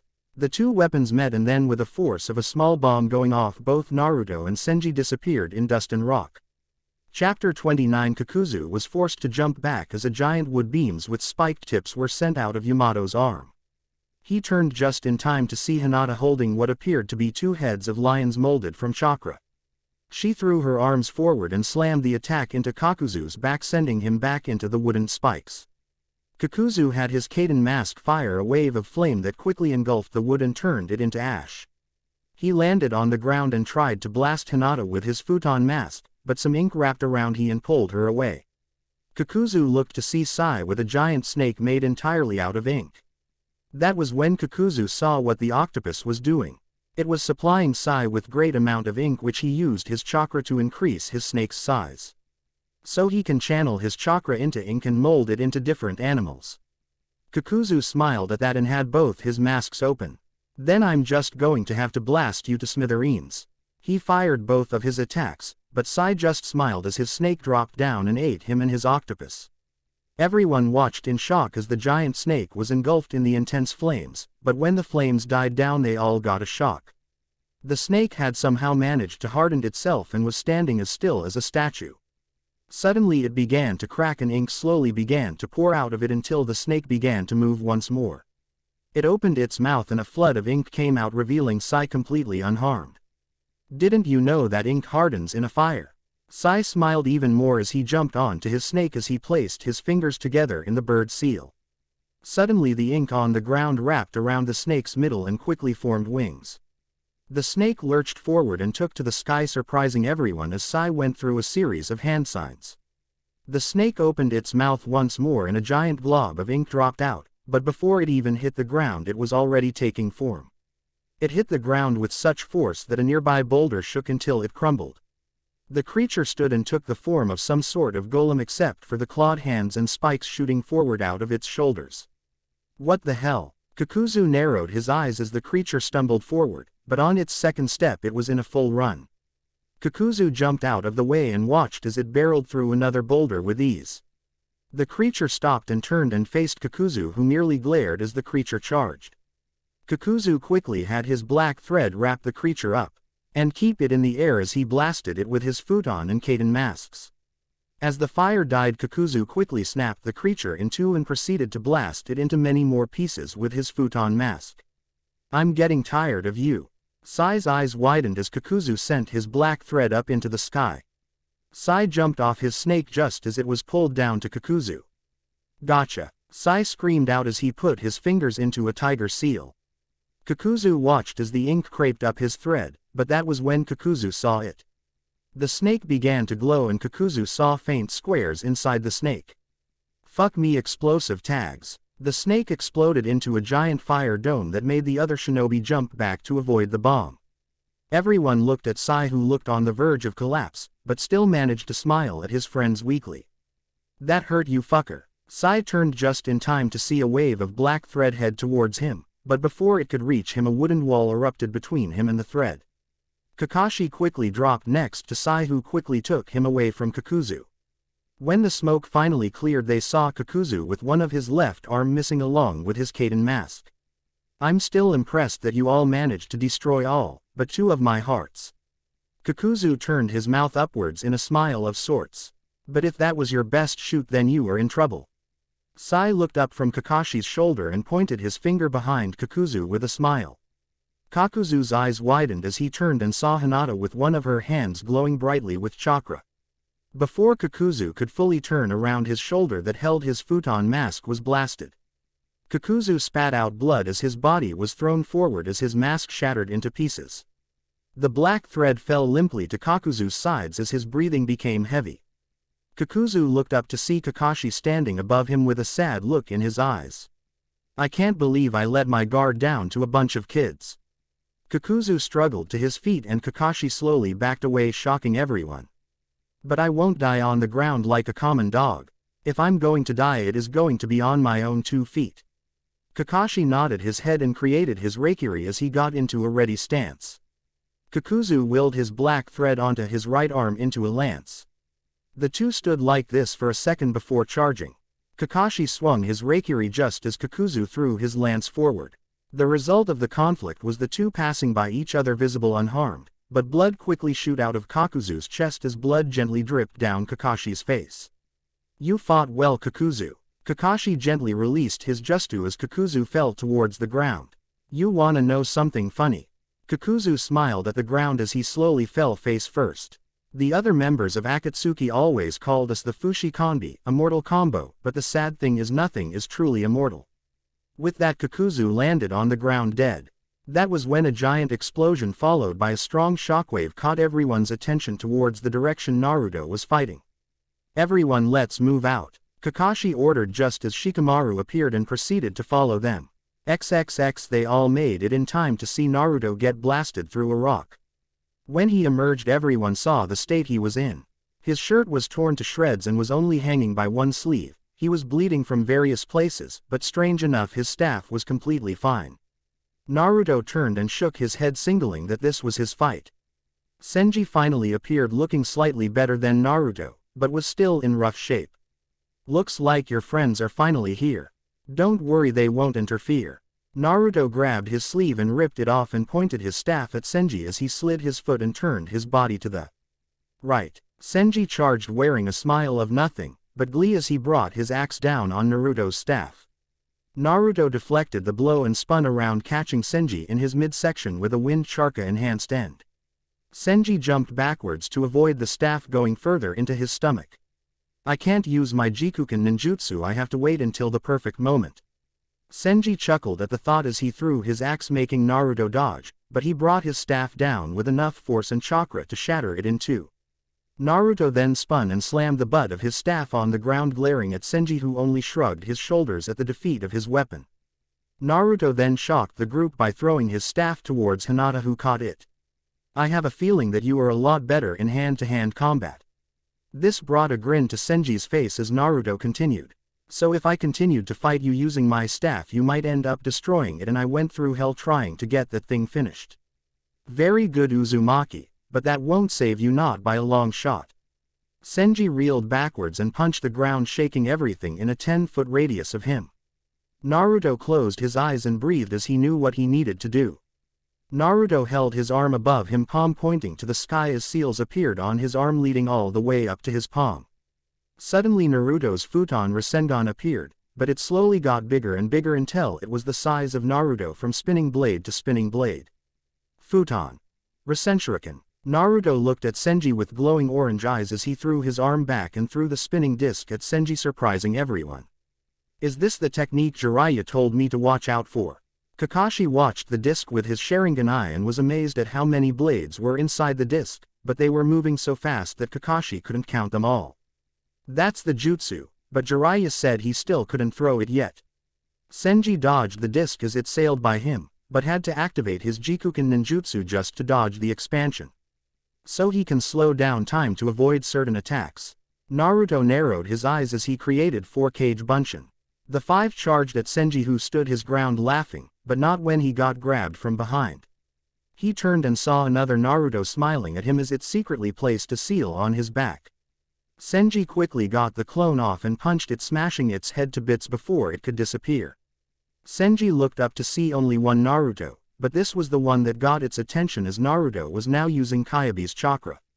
Naruto threw a punch and was shocked to see that it began to slow down as well. Senji quickly grabbed his arm and threw him over his shoulder as Naruto spun in the air and landed on the ground, disappearing in a flash of orange and yellow. Senji turned around just in time to get punched by Naruto, sending him spiraling into a boulder, making a small crater. So you can move just fast enough to slip through my time dilation. Senji spat out the blood that was coming into his mouth. Kid, you have just made my day. Senji watched as Naruto vanished again, and by sheer luck Senji managed to duck just in time to miss the punch aimed for his skull. Senji looked up just in time to see Naruto try and deliver a punishing axe kick to his head. Senji glared at Naruto just as he moved his head out of the way, but couldn't move every part of his body out of the way. Naruto's kick smacked into his shoulder, breaking the bone, but Senji quickly recovered by grabbing Naruto with his right arm and swinging him into the ground, creating a crater. Senji then jumped backwards while grasping his useless arm, glaring at Naruto as he quickly got to his feet. Senji then did something that both surprised and made Naruto sick to his stomach. He gripped his arm and with one yank ripped the limb off in 1 second.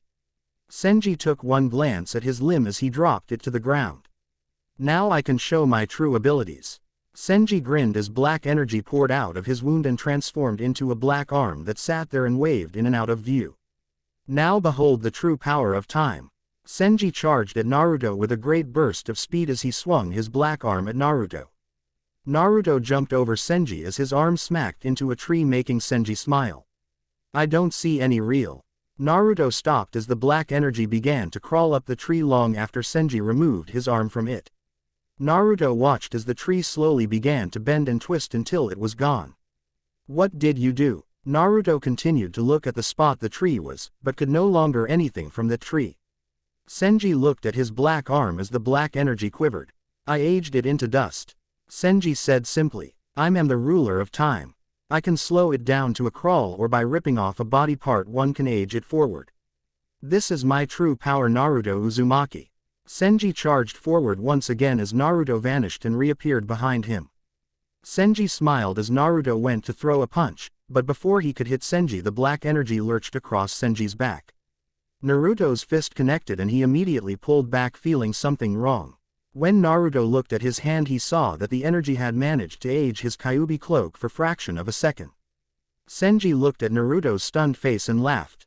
What, did you truly believe you would be safe in that cloak of chakra? Don't be naive, everything ages, people, animals, nature, and even chakra ages. Nothing lasts forever. Naruto watched as the energy continued to spread across Senji's back like a virus. Even I am not an exception. Senji smiled at Naruto's confusion as he brought his black arm up. Slowly the energy faded from his hand and revealed a skeleton hand. Everyone was shocked as Senji bent the fingers as the energy engulfed the hand once again. What the fuck are you doing to yourself?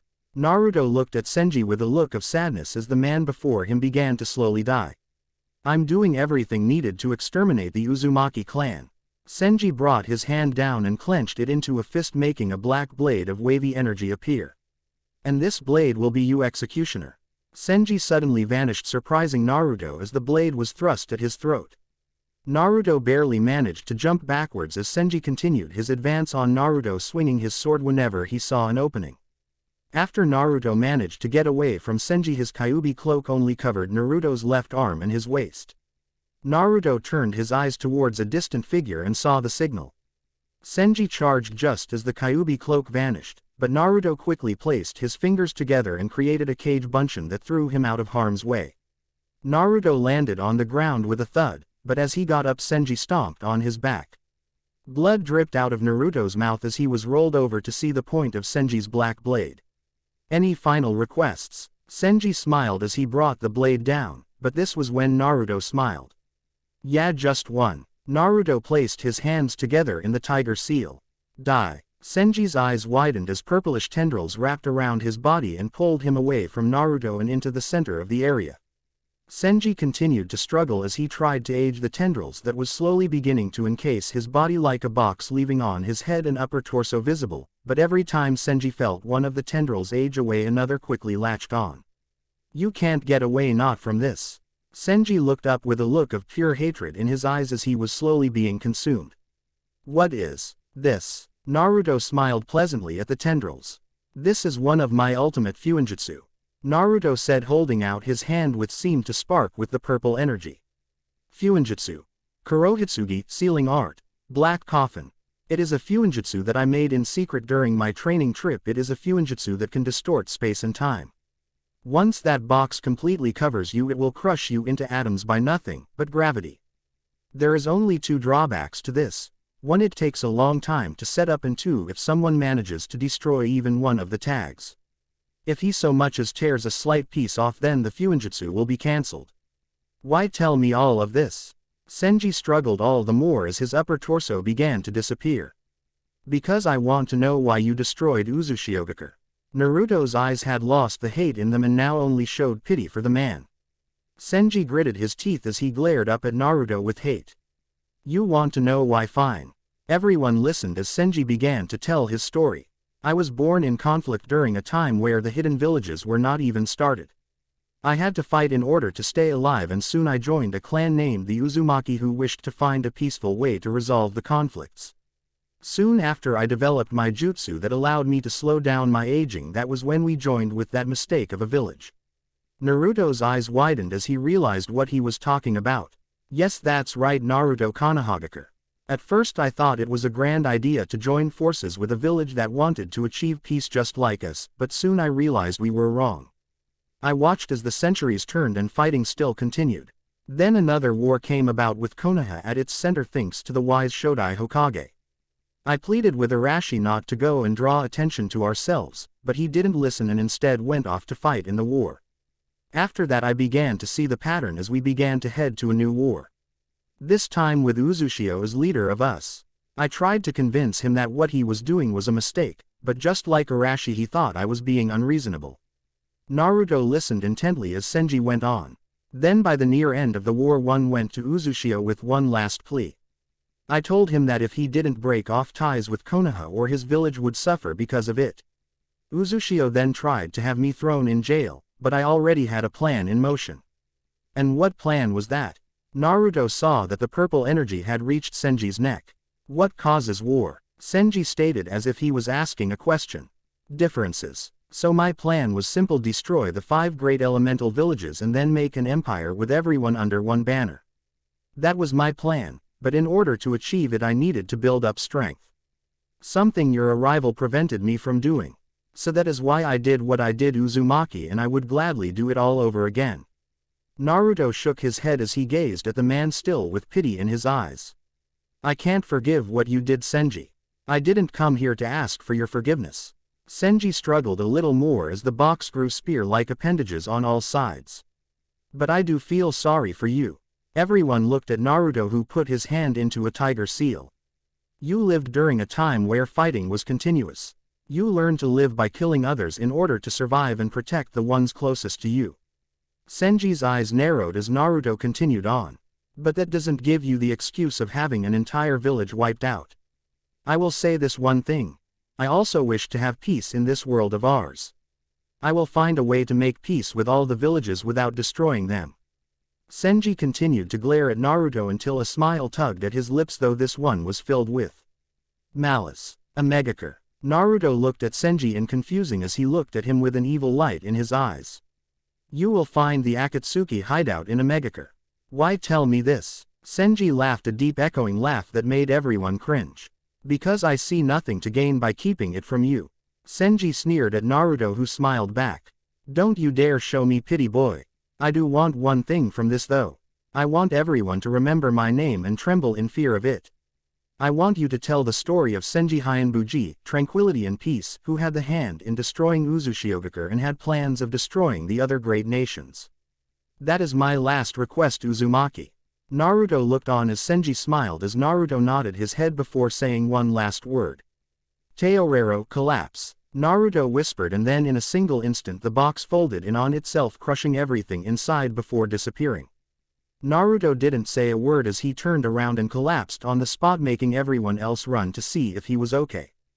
Hinata smiled as Naruto was fine except for the cuts on his body and being exhausted. Kakashi picked Naruto up as they walked forward, but that was when they noticed Senji's arm. The arm was glowing with a black aura that made Kakashi go into survival mode. Run! Kakashi screamed out and ran along with the others. Hinata turned back and saw the arm explode in a wave of black that began to age everything into dust. The group continued to run as Sai drew on a scroll and created a bird. Get on! Sai and the group jumped on the bird and flew as high and as far as they could. The group turned around to see a large crater with what appeared a bottomless hole. He must have placed some of that aging power into that arm. Kakashi judged as he laid Naruto down. The group took to getting rested up before getting to Konoha, something that everyone was looking forward to. XXXE was setting out towards Konoha when a Kumo nin appeared in front of him. Sir, we not need to go after Konoha. This confused E as he looked at the man who smiled at him. We have just had word from our spy that has been watching Konoha for the Uzumaki, and he was sent on a mission not a day ago. If we hurry we can intercept him and kill him before he even has a chance of entering the gates. E's eyes hardened as he turned to his group. Double time it to Konoha now. E quickly launched himself off the ground, leaving behind a crater as Omoi, Samui, and Karui. Soon, Uzumaki, you will feel the full power of the lightning. XXX Sasuke was running after a fleeing figure as they both dodged tree limbs. Sasuke was currently throwing shuriken at the target's back. Sasuke smiled as 3 shuriken punctured his target's back, making him stumble. Why don't you give up? Sasuke screamed after his target as they exited the trees and were in an open field. The target suddenly turned on a dime with chakra laced in his hand as it extended into a blade. Sasuke dodged the slice to his head by mere inches and quickly jumped back. The man ripped his cloak and hood off to reveal the face of Kabuto, but he had some snake-like features to him now. I will never give up to the likes of you. Kabuto growled out as he pulled the shuriken out of his back. You can't beat me. Sasuke smirked as a Kabuto bit his bottom lip in anger. And you can't beat him. Kabuto turned around just in time to get punched by Madara, sending him into a nearby tree, making it fall over. You should have known that after we dealt with Orochimaru we would come after you. Madara announced in a calm tone as he approached the downed man. You may have grafted Orochimaru's skin onto yours to gain power to better protect yourself, but it is all in vain. Kabuto stood up and was about to bite his thumb, but Sasuke quickly punched him in the gut, forcing Kabuto to double over, spitting out blood as Sasuke kicked him in the face, sending him skidding across the ground. Kabuto gritted his teeth as he attempted to stand once more, only to get kicked roughly in the side. Damn, I really am going to die. Kabuto looked at Madara with hate in his eyes as he saw his Sharingan morph into his eternal Mangekyo. I can't die, not yet. I still don't know who I truly am yet. Suddenly a barrage of kunai interrupted Madara's concentration as a cloaked figure with red clouds appeared in front of Kabuto. That is quite enough, Sasuke. Came the calm voice laced with anger as the wind swept his cloak away as he took it off.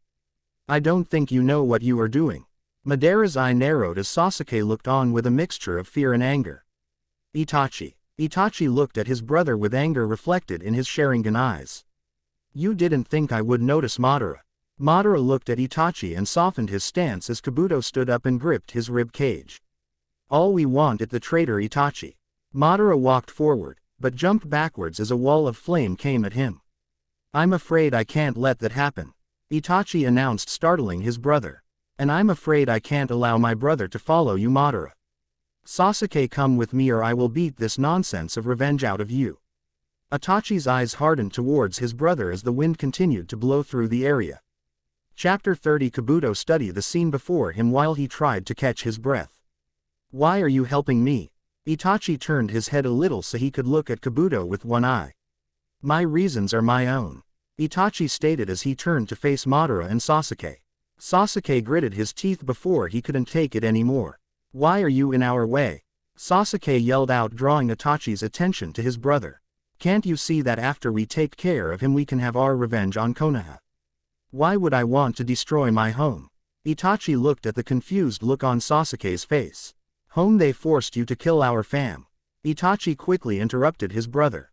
"They didn't force me," Itachi stated quite plainly. "Sarutobi-sama gave me the choice of either taking the mission or allowing someone else to carry it out. I took it because I knew that it would be less likely for a giant civil war to break out if I did it." "But why?" Sasuke couldn't believe his ears as Itachi looked at Sasuke with sadness. "Because of what the Uchiha clan was planning." Itachi glared at Madara, who shrugged his shoulders. "But you didn't turn out the way I wanted you to. You were supposed to stay in Konoha and continue to get stronger, and then you were to come find me and take my life, restoring the Uchiha clan's honor. Yet you continued down this path and look where you are now. I have power, that is where I am." Sasuke screamed out in anger. "I did this all to kill you, but now I'm doing this to destroy Konoha. That is why Kabuto has to die. That way I'm one step closer to avenging our clan. Please, brother, help us destroy the village that made you become a traitor." Itachi just shook his head and glared at his brother. "Kabuto, run." Kabuto grunted to show he was listening. "Run far and run fast." "What type of trick is this?" Kabuto glared at Itachi's back, but soon found him in the air with Itachi holding him by one hand. "Do you want to die?" Itachi growled as he kept his eyes focused on Madara and Sasuke. "Then run and don't stop until you reach this area. There is someone who can help you a great deal." Itachi passed Kabuto a tiny piece of paper, confusing him as Itachi threw him. Kabuto spun in midair and landed on the ground before taking off. Sasuke was about to run after him when Itachi stepped in his way. "If you want Kabuto, you will have to kill me first." Itachi looked on emotionless at his brother, who looked shocked. Madara, on the other hand, was having a conflict within his own mind. "If I go after Kabuto, then Itachi will be alone with Sasuke." Madara gritted his teeth. "But if I stay here, Kabuto will get away, and who knows how long it will take me to locate him again." Eventually Madara chose to stay, which made Itachi smile. "I knew you would stay, Madara." Itachi took a glance at Madara and saw his fists clenched. "Now Sasuke, what will it be?"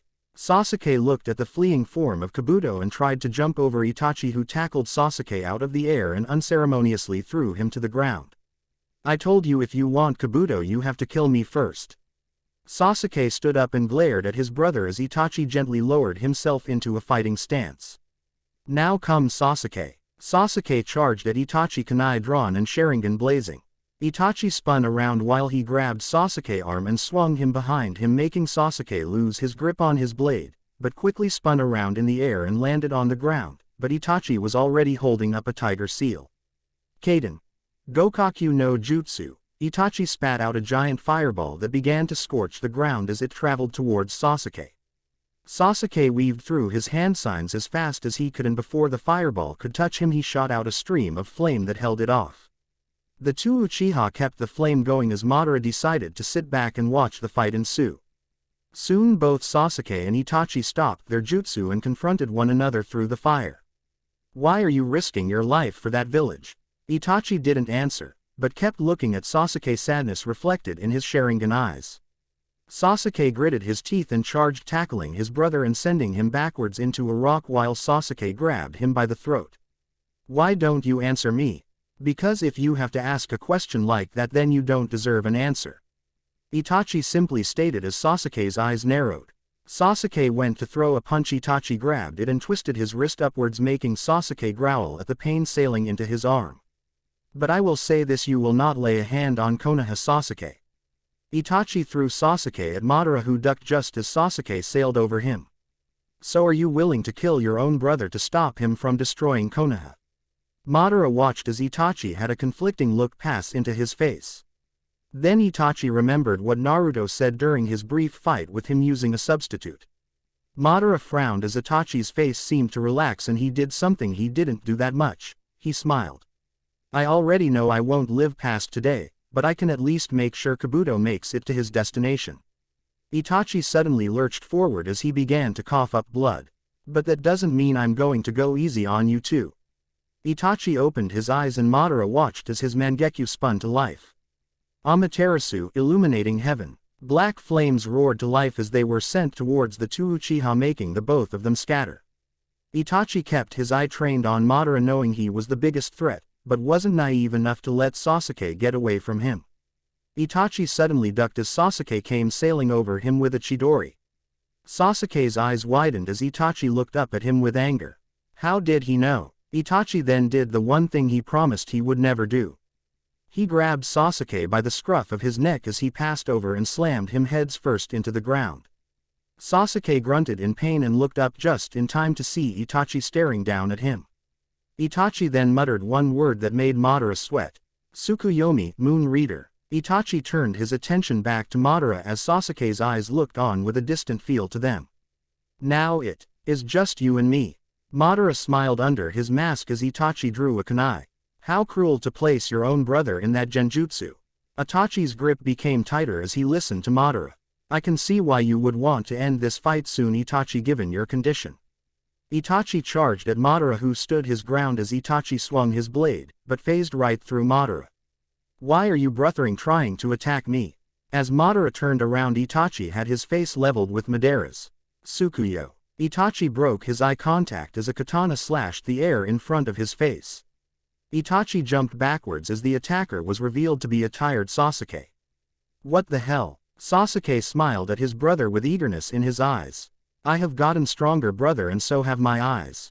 Sasuke began to channel his lightning chakra into his blade while Itachi brought his kunai, but suddenly Itachi gripped his left eye as his vision began to darken and pain began to emanate from it. Sasuke looked on as his brother began to shake his head, trying to rid himself of the pain. Damn it, Kabuto still isn't far enough away. Itachi looked in the direction where Kabuto went, but when he looked back he saw Sasuke with his fingers together in a tiger seal. Kaden. Goryuka no Jutsu, Fire Release. Great Dragon Fire Technique. Sasuke then spat a giant dragon-shaped fireball out of his mouth, but it wasn't aimed at Itachi. Instead, Sasuke fired it into the sky. Itachi watched as the fire vanished into the sky, followed by dark clouds forming, then rain. Itachi looked back at Sasuke to see him with his hand encased in lightning. I'll give you one last chance, Itachi, join us. Together we can crush Konoha into dust and about the new age of the Uchiha clan. You may have gotten stronger, but you are still my little brother. Sasuke narrowed his eyes as a giant dragon-like lightning bolt came out of the sky. I will never help Madara destroy our village. So my answer is no, Sasuke.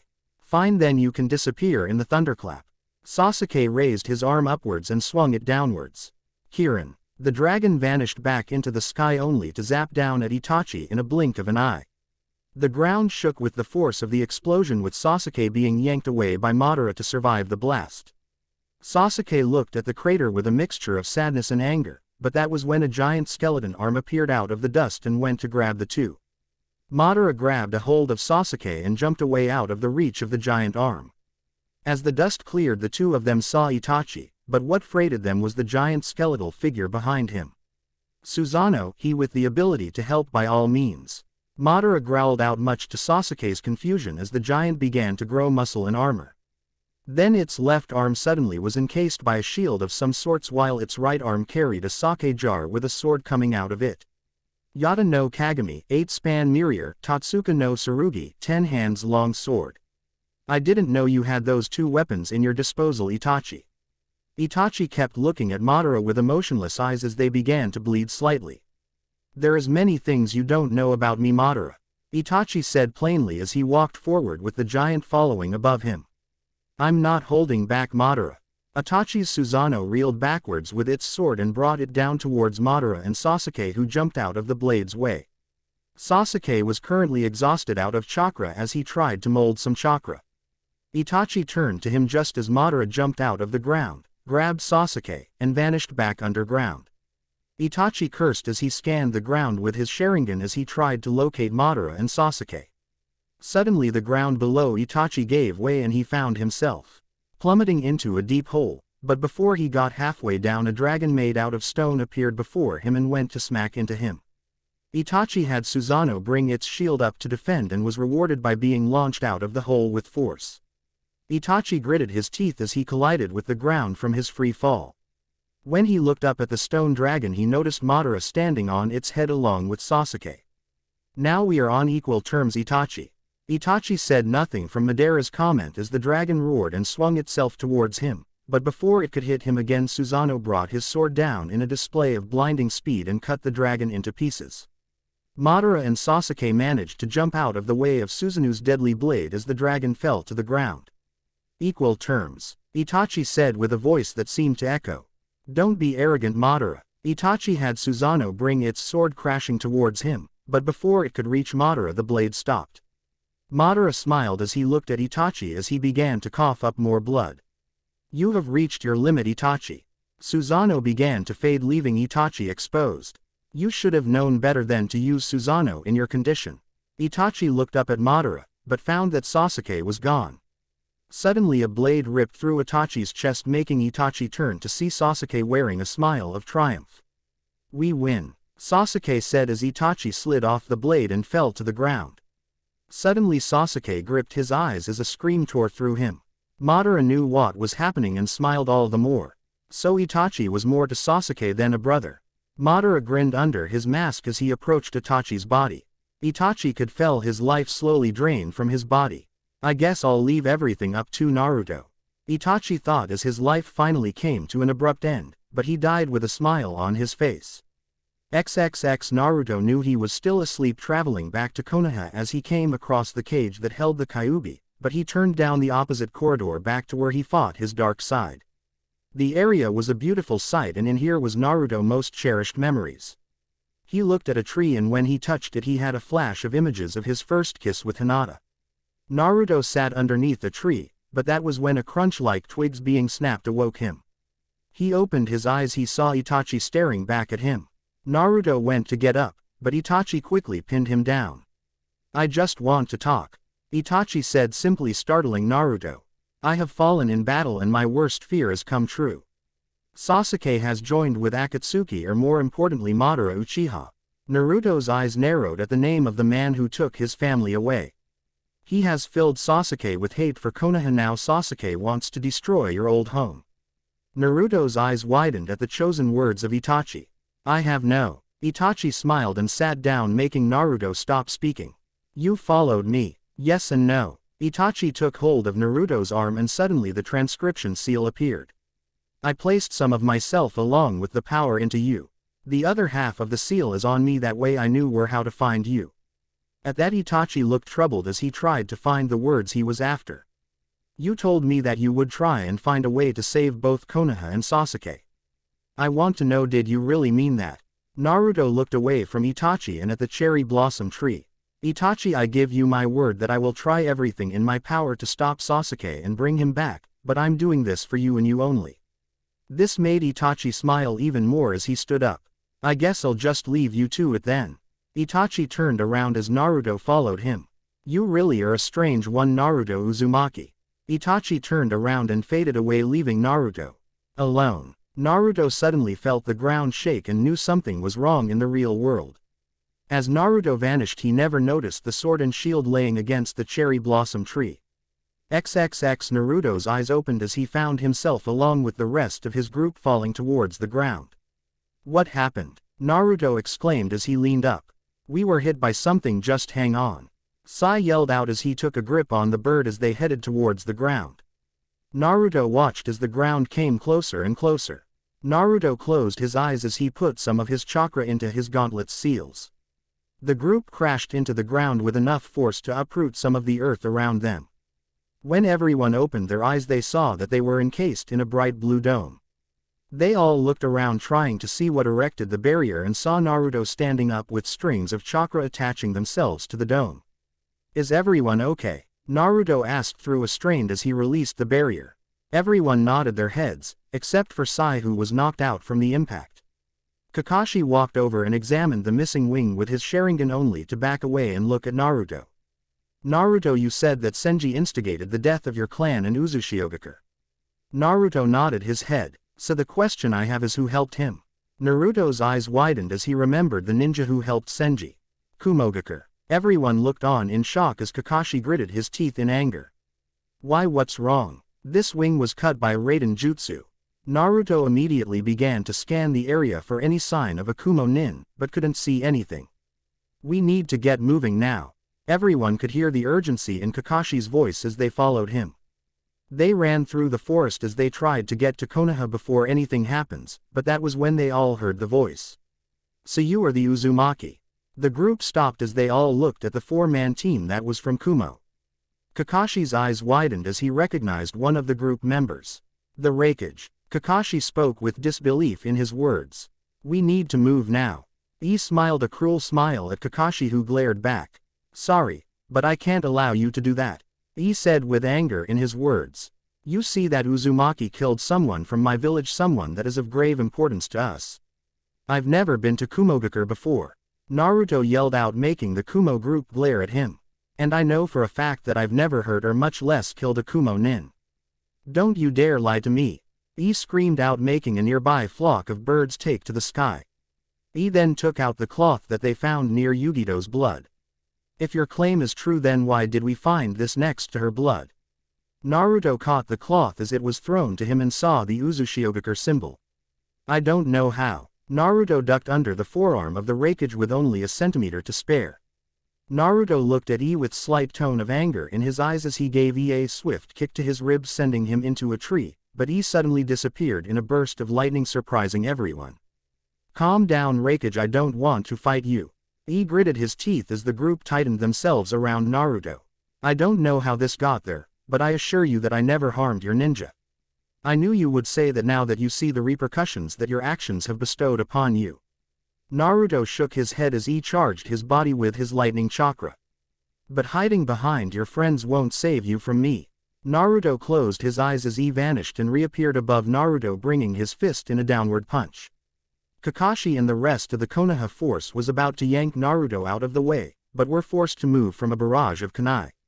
E swung his fist down just as Naruto opened his eyes in a flash of orange. The earth shook with the force of the hit as Hinata looked on with worry in her eyes, but this did not go unnoticed by Samui. Samui, Omoi, and Karui all stood in front of the Konoha force with their weapons drawn, but a blur all caught their attention as E was thrown into several trees until he eventually stopped by smacking into a rock. Omoi turned around to see Naruto with his right arm and his legs all the way up to his waist covered in chakra. This is just like Kurabi-sama's Jinchuriki form, but stronger. Omoi thought with dread. It can't be you have a Biju. Naruto smirked at the Kumo nin with some sadness. Which one do you possess? Naruto thought about it, but smiled even bigger at giving them a riddle. Let's just say I gave myself the nickname Nanamu Defakusu. Naruto released the Kyabe's chakra and nearly collapsed from the strain he was placing on his body. I can't keep this up much longer. Suddenly laughter caught all their attention. So you call yourself Nanamu Defakusu? He came out of the ruined trees with a sneer. And judging from the power you just displayed, I would say you are the Jinchuriki to Kyuubi no Kitsune. Samui and Karui turned to face Naruto with weapons drawn, but Omoi began to play different scenarios out in his head on how this could go bad. I guess I can't take it easy on you. Samui then thought of an idea that made her smile as she jumped back to E. She began to whisper into his eyes as E's eyes seemed to sparkle with malice at the idea as he looked at Naruto. Kakashi suddenly made his move and with a Raikiri at the ready charged Omoi as he looked up just in time to bring his sword up. Kakashi never made it in time as he was unmercifully blasted in the side by Raiden charged punch by E. Kakashi. Naruto screamed out, but was forced to jump as the blade of a sword nearly cut him in two. Naruto looked to see who the owner of the blade was and saw Karui holding it with a grin on her face. This is bad. Shikamaru thought as he tried to come up with a plan. None of us is in any condition fight the Raikage, especially after he just blast Kakashi into next week. Shikamaru turned to see Kakashi still moving, but in bad shape with a giant fist-shaped hole in his side. Shikamaru then looked at the rest of the group to see Choji getting his hands at the ready while Ino was next to Kakashi trying to get the bleeding to stop. Hinata on the other hand looked ready to go as she nodded her head at Shikamaru. Shikamaru looked at Choji just as Naruto was forced against a tree from the force of Kurui's sword swing. Naruto was about to move when Omoi appeared behind him. Kumo Ryu Mikazuki Kiri, cloud-style crescent moon beheading. Naruto ducked just in time to avoid being slashed in two as he brought out his staff. Naruto turned and blocked the sword with his staff, but that was when both Samui and Karui brought their weapons down on Naruto. Naruto turned to see the points of the blades, but before they could reach him, Hinata jumped in between with her Byakugan blazing with chakra laced into her hands. She brought her hands up and the swords stopped dead in their tracks. Samui sneered at Hinata, who smiled back as a shadow was cast over her. Samui and Karui looked up to see Choji with his arms and hands bigger than tree trunks as he swung both fists down to crush the two, but the two dodged just before Choji could connect with them. Naruto shoved Omoi back with what little strength he had left and watched as he went and joined with the Raikage and the other members of his team. Naruto stabbed his staff into the ground to try and keep himself from falling as he smiled at Naruto's weakened state. "It would seem that you are still able to stand." He then vanished and reappeared right in front of Naruto. But only just barely. He then kicked Naruto hard in his stomach as he punched Choji at almost exactly the same time. Hinata went to hit with some chakra, but quickly found herself thrown to a tree, knocking her out. Naruto managed to raise his head up just in time to see this, and as he turned to Naruto he saw him standing back up. "Oh, still have some fight left in you." Naruto opened his eyes to reveal orange eyes, but along with them he had silted eyes. Naruto let out a scream that shook the ground as Kyabe's chakra surged upwards and covered his body. "I'm going to hurt you." Naruto growled out as he vanished only to reappear in front of Ii. Looked down at Naruto with surprise at the blonde's speed as Naruto delivered a devastating punch to the Raikage's stomach. Ii was sent skidding across the ground, but managed to keep his ribs from breaking thanks to his Raiden armor, but when he looked at Naruto he was gone in a flash. He managed to duck the punch to his head and block the knee aimed at his stomach. "You sure can move, kid," he said as he shoved Naruto away, but Naruto didn't go hardly anywhere as he dug his feet in and stopped himself cold. He narrowed his eyes as the Kyabe's chakra began to peel away as Naruto began to breathe harder. "It would seem that you are nearing your limit, boy." Naruto growled as he vanished once again, but he was ready this time as Naruto reappeared and tried to punch him in the back. He released his Raiden armor, which gave off a slight concussion wave of lightning that sent Naruto backwards. He turned and was once again coated in his armor as he vanished in a burst of lightning. Naruto turned his body sideways to dodge the punch he tried to deliver, only to have to block a punch from Naruto. Naruto and Ii landed on the ground and glared at one another, but that was when Kyabe's chakra disappeared, leaving Naruto completely weakened. Ii smiled as he swung Naruto into a tree, breaking it in two and making Naruto cough up blood. Ii began to walk forward only to be stopped by Shikamaru's shadow. Ii looked at Shikamaru with some struggle, surprising Shikamaru as he pushed his jutsu back. "Raikage-sama, we have what we need," came Samui's voice, making Naruto raise his head to see Hinata on Omoi's back. Ii smiled at her and turned to Naruto. "An eye for an eye, Uzumaki," Ii said with spite in his words. "But don't worry, we will take care of her." Naruto struggled to stand up only to get a Raiden charged kick to his ribs, breaking two of them. Naruto watched through watery eyes as the Kumo nins vanished, taking Hinata with them. Naruto then made one last hand sign as he closed his eyes and never opened them. XXX Samui looked at the tied-up Hinata to see a seal work its way up her body before expanding in a dome of chakra. Samui dropped the ball and watched as he punched it with a Raiden-charged punch. The Uzumaki must have placed a seal on her to activate when he knew she was in trouble. He smiled a little despite everything. "No matter, we will hide her away until the chakra runs out, then we will have our revenge."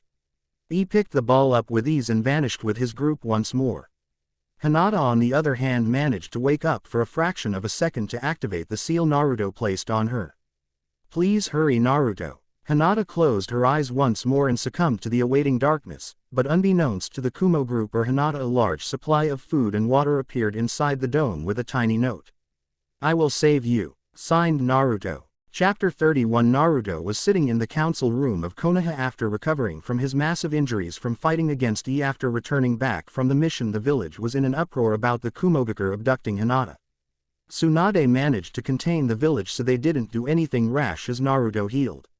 After waking up, Naruto immediately stood up and walked out the hospital, successfully avoiding detection from the hospital staff.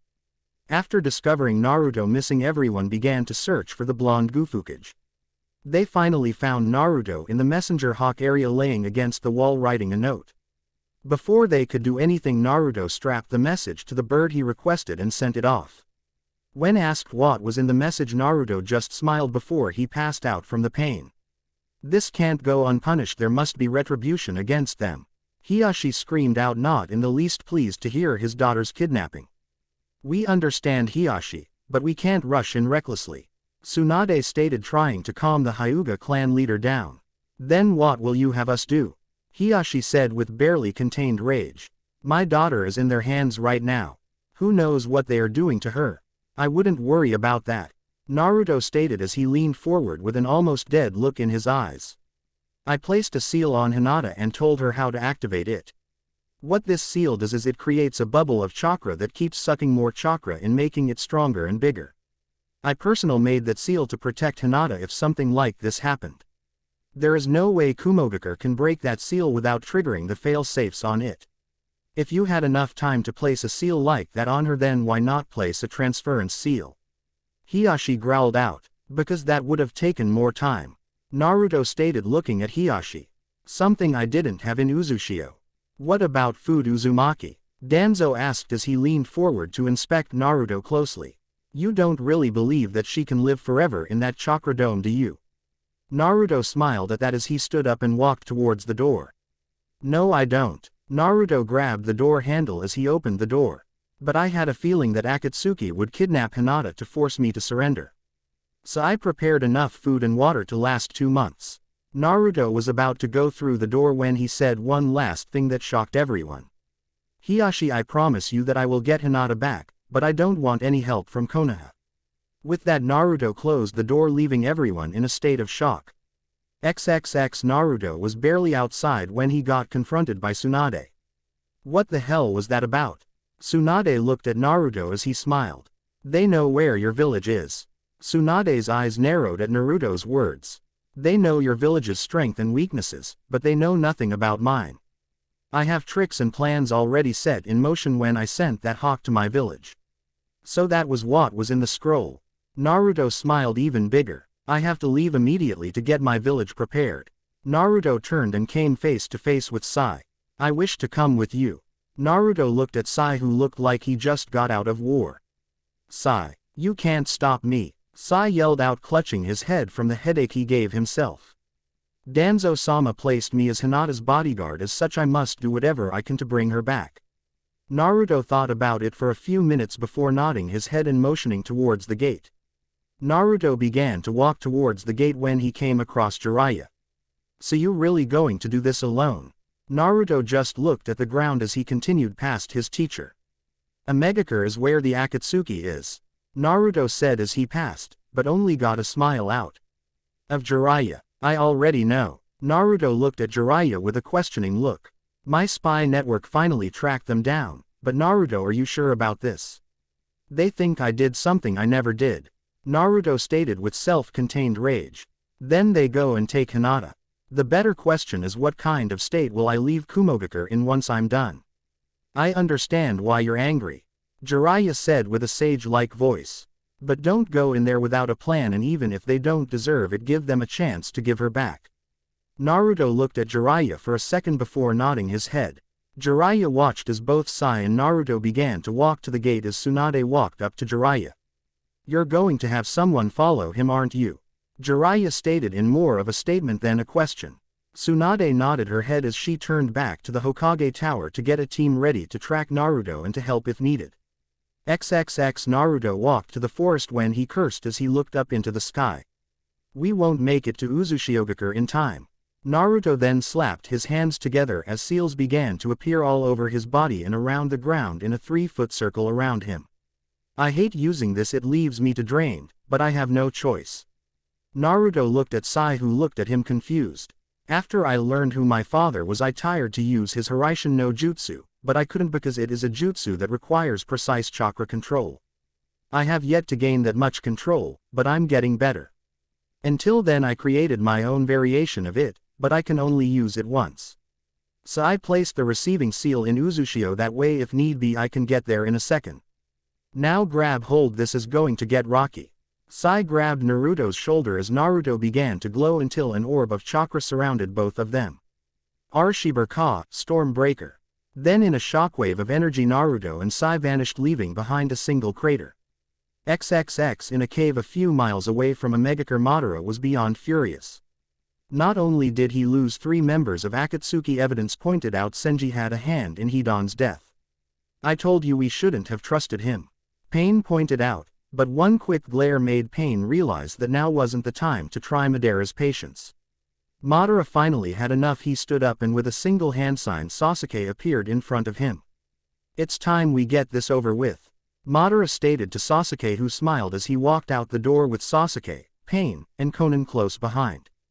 Deidara, Kisame, and Zetsu, the last surviving members of the Akatsuki, looked up to see the 4 enter the room. Hey, isn't that Itachi's little brother? Kisame asked as he looked the Uchiha up and down. Yes, Kisame, he will be filling in for Itachi since he is no longer with us. Pain stated as he looked at Deidara, who growled at Sasuke with hate in his eye. But now on to business. The Akatsuki turned to see a very frail-looking man staring at them from an open window. Hello, my name is Zetsumetsu, emissary of Senji. With that, Zetsumetsu dropped from the window and landed in between the Akatsuki as they all leveled their weapons on the newcomer. How did you get in? Pain growled out at the man, who smiled back with almost an animalistic smile. Why, Senji told me how to get in undetected. Zetsumetsu looked at Kisame, who looked at him with an urge to fight. But with Senji gone, I'm to finish the last mission he gave me. With a slight groan, the man dropped his cloak and revealed his entire body wrapped up in bandages, but before he could begin to unwrap, Pain quickly stabbed the man in the stomach. I won't let you finish his request. Pain growled, but was startled when the man smiled. But it has already begun. Pain looked down at the man's blood and saw that it was pitch black. You see, my real name isn't Zetsumetsu, no, that is my nickname. My real name is Guka, Hellfire, Oniseki, Demon Gate. Madara's eye widened as he reacted by grabbing Pain and throwing him away from Guka. As the blood droplet hit the floor, everyone didn't realize what happened as they were blown backwards by a large explosion of fire. Guka emerged from the fire with his bandages burned off, revealing a body covered in scars and gashes. My clan has a very dangerous blood. Some people called us Maki no Bakugekiki, Hell's Bombers, because our blood explodes into a massive firebomb. It was then that he took out a kunai and turned the blade to himself. The most interesting thing is that the more blood I spill, the bigger the blast and the more intense the heat will become. I won't live long with Senji gone. You see, he was the one who was sustaining my life with his unique jutsu, but with him gone I will die shortly. So why not use everything? Madara's lone eye widened as Guka stabbed himself directly in the heart and with the last of his strength made a diagonal cut. Madara watched as the black blood spilled out of the dead man. A giant column of flame erupted out of the cave, disintegrating it within a few seconds and began to expand, leaving barely little standing in its wake. Madara stood on the far reaches, clutching his eye as the vortex slowly vanished. Pain, Konan, and Sasuke stood next to him watching the fire die. Zetsu suddenly came out of the ground carrying Kisame, who looked slightly burnt, but nothing he couldn't handle. Deidara, on the other hand, looked the worst of everything. Half of his body was burnt with cracks already developing and spilling what little blood didn't get heated and dried out of his body. Pain looked on as the fire died and eased back, leaving behind a deep crater. How did you know? Pain whispered to Madara, who looked at him. Oniseki was a clan back before any of the hidden villages were created. Madara whispered back, but after the villages were formed they began to die out. I never suspected that Senji managed to save one. Madara gritted his teeth in anger as he looked at the unconscious body. I am growing tired of this. At this rate I'm going to have to accelerate my plans. XXX Uzushiogakure was in a peaceful state that is until a sudden explosion caught their attention. They all looked towards the source to find Naruto leaning against Sai for support. Gufukage-sama. The villagers gathered around Naruto as Sai helped him through the crowd. That was when Haku reached out of the crowd, but Naruto waved him off. Naruto then proceeded to get off of Sai and began to move towards the tower with one thought on his mind, Hinata. What's going on? Haku asked looking at Sai. Kumogakure kidnapped Hinata, Sai stated as he began to walk towards the tower as well, leaving Haku shocked behind. XXX. We don't have enough forces to attack Kumo. Kakuheki still looked tired, but at this point Naruto had his complete attention. We wouldn't last even an hour against Kumo. Ashiki, Denpa, and Enmatsuki were looking at Naruto, who looked to be struggling to accept what was just said. If we go in there without any sort of help, Uzushiogakure could be destroyed again. So what do we do then? Naruto looked at everyone's faces and stopped on Ashiki. We could call upon Suna and Konoha for help. Naruto gritted his teeth as he tried to think of a plan.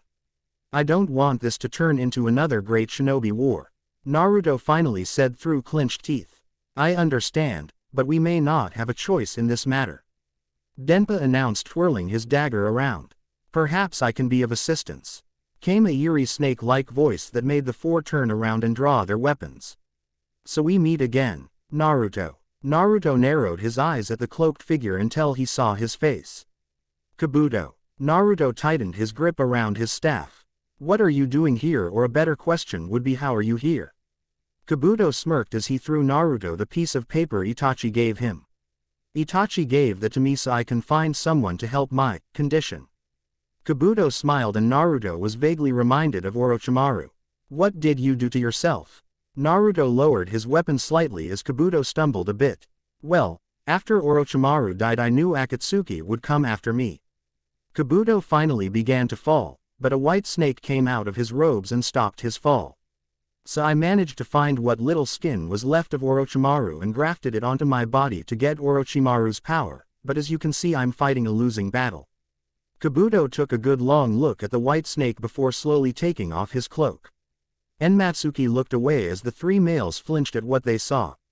Kabuto's entire body was slowly turning into a snake. The only things that remained that was human was his head, arms, and legs, but other than that he looked like he could constrict you without much trouble. I never thought I'd say this, but I need your help. Naruto looked at Kabuto with some pity in his blue eyes. I don't know. Kabuto looked a little shocked at that. But I will try. Everyone looked at Naruto with surprise in their eyes. The reason why is I believe everyone deserves a second chance at life. A new start on life so they can grow and learn from the mistakes they made in the last. Naruto walked over to Kabuto, who stood his ground as Naruto took out some ink. I won't be able to suppress his cells completely, but this should stop and reverse some of the transformation. Naruto began to draw on Kabuto, who kept perfectly still as Naruto continued through the process with Kakuheki, Ashiki, Denpa, and Enmatsuki looking on. When Naruto finally finished he walked back and observed his seals with a careful eye. Are you finished? Kabuto asked through gritted teeth as another white snake emerged out of his back. Yeah, but I must warn you. Naruto placed his fingers together in the bird seal. This is going to hurt like hell. Before Kabuto could respond the seals began to glow and Kabuto collapsed on the ground screaming at the top of his lungs. Naruto winced at the volume, but kept his concentration as a black orb appeared around Kabuto, concealing him from view. Naruto began to sweat a little as the seal continued to drain on his chakra, but Naruto didn't stop. Suddenly Kabuto's screaming stopped and the orb began to break apart. Kabuto slowly stood up as the orb broke apart completely. Kabuto kept his eyes closed, but had wrapped the cloak around his waist. How do you feel? Naruto asked in between breaths. Kabuto opened his eyes and revealed still silted pupils. His body was back to normal, except for his right arm, which still retained the snake scales, and his hair was a lot longer, going all the way down to his shoulder blades. I feel great. Kabuto smiled at Naruto, making his face look predatory. Now what should I do? Kabuto was flexing his right hand as he looked on with a thoughtful expression. Ah, I know. Before Naruto could react, Kabuto grabbed him by his shirt and vanished in a burst of speed. Ashiki, Denpa, Kakuheki, and Enmatsuki followed after catching up to Kabuto as he headed to the nearby forest on the island, but just as he got into the tree line he dropped Naruto. Naruto twisted his body around and landed on the ground looking at Kabuto with narrowed eyes as he landed in front of him. "What are you after?" Naruto said as Ashiki and the others managed to catch up. "Well, I told you I can be of assistance to you." Kabuto smirked at Naruto. "I'm about to show you why." Kabuto suddenly clapped his hands and 4 coffins erupted out of the ground. The lids fell over and revealed their contents to the rest of the group. Kabuto smiled even bigger seeing the shocked looks on everyone's faces. "That's right, I have mastered Kuchiyos. Edo Tensai, Summoning, and Pure World Resurrection." The 4 people inside the coffins were Sasori, Itachi, Orochimaru, and Hanzo. The jutsu only 2 other people knew how to perform. The Nadame Hokage, Orochimaru, and now me, and I have surpassed them all. "I heard what you said about not having enough manpower. Well, with me by your side you will have all the manpower you want." Naruto continued to look at the bodies until he turned his glare onto Kabuto. "You are defiling their memories with this." This brought a laugh out of Kabuto which confused Naruto. "You misinterpreted what Edo Tensai is." Kabuto tapped the coffins and the lids slammed back into place. "Yes, the jutsu allows you to bring the dead back to life, but unlike Orochimaru who would remove all the personality from the individual to make him into a killing machine, I don't want that." Kabuto reached behind him and pulled out 2 tags. "The newest looking one is my creation. It will allow the person I resurrect to have his personality and some control over his actions, but the older looking one is Orochimaru's. That still doesn't matter. This jutsu takes the life of someone else to use." Naruto once again saw Kabuto chuckle. "Yes, for one who hasn't mastered Edo Tensai." Kabuto held up his tag so Naruto could see. Naruto took a closer look and found strange seals along the edges of the tag. "I don't use random humans as the sacrifices. I use people who had their minds snapped by Orochimaru during his many experiments on them. They feel no pain, they can't eat except by IV, and they can't even make a single thought. The only purpose they served for Orochimaru was for Edo Tensai. I also made a deal with Manda. I promised to make him even stronger than he is now if he will listen to me." Manda agreed and the deal was struck. "I can't believe this." Naruto was still shocked even as the coffin sunk into the ground. "How can you just sit there and smile at the defiling the memories of the dead and kill others just to benefit you?" Kabuto didn't break his smile, but walked a little closer to Naruto. "Because if you take my offer of help I will only summon those who deserve to have their memories defiled." Kabuto's silted eyes seemed to contract in the light. "Or maybe I can summon someone who never got to say goodbye to a family member and let their soul be at peace. What do you get out of this?" Naruto growled out as Kabuto looked thoughtful. "Well, I'm trying to find my true self," Kabuto said with his smile turning mischievous. "So maybe helping you will help me discover myself. That, and I also have a certain person I want to have a rematch with." Naruto didn't need Kabuto to say the person's name. "All right, I accept your help."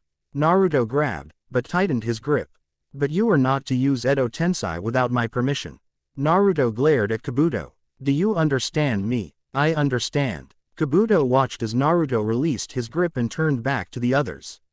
"We need to prepare," Naruto stated as he walked with Kabuto right behind him humming a creepy little tune. "I don't want to leave the village undefended." Naruto looked at Enmatsuki who nodded her head. "Kabuto, you are coming with me along with Kakuheki, Ashiki, Denpa, Sai, and if he has time Haku." Everyone nodded their heads as they continued towards the tower once more. "I'm coming, Hinata." Kabuto looked at Naruto with a small smile. "I'll play the hero for now." Kabuto's thoughts began to plan for the next couple of days. "And then I will deal with Naruto and Sasuke in one swift and brutal move." XXXE was impatient as no one could seem to break the barrier that separated him from the Hyuga girl. "Now it seems it is growing bigger, doesn't?" His assistant nodded her head. "My guess would be that this thing sucks in chakra from the surrounding area to increase in size and strength." He gave the barrier one last punch, but it didn't budge. "Raikage-sama, may I suggest something?" His assistant asked with a raised finger. He grunted, showing he was listening. "Well, if this seal is absorbing chakra from the various surroundings, then why don't we move it where there is less chakra?" He looked at his assistant and smiled. "How about we move her to the Shimagame Island turtle?" He thought about it for a few seconds before deciding. Very well, she will be moved immediately. The assistant nodded her head as a pair of ninja came in and with help lifted the box that contained Hinata. Make sure you get there today at the latest, understand? The ninja nodded and ran out the open window. I finally have vengeance for Yugito. He announced with a pride note in his voice. And soon I will even have the Byakugan. Today is a good day. He laughed a little as his assistant nodded her head. XXX Deidara was in a foul mood. Not only was half of his body burnt, but the Uchiha kid didn't die from the blast either. Zetsu appeared out of the ground in front of them with a grin. I have something that might interest you all. This got everyone's attention as they looked at the plant man. Apparently Kumogakure thought Naruto killed Yugito and as a result they kidnapped the Hyuga heir. Now Naruto going to attack Kumo to get her back. Pain looked down with no emotion in his gray eyes, but they had a gleam in them that could have been mistaken for happiness. Excellent, Pain stated as he turned around. We can attack when they are at their weakest and snatch up the Kyuubi and Hachibi before they know what happened. Everyone nodded their heads and watched as Pain walked out. Madara grinned in the corner as his plans soon would be complete. I'm so close. Madara looked at Pain. Pretty soon I won't need you, Nagato.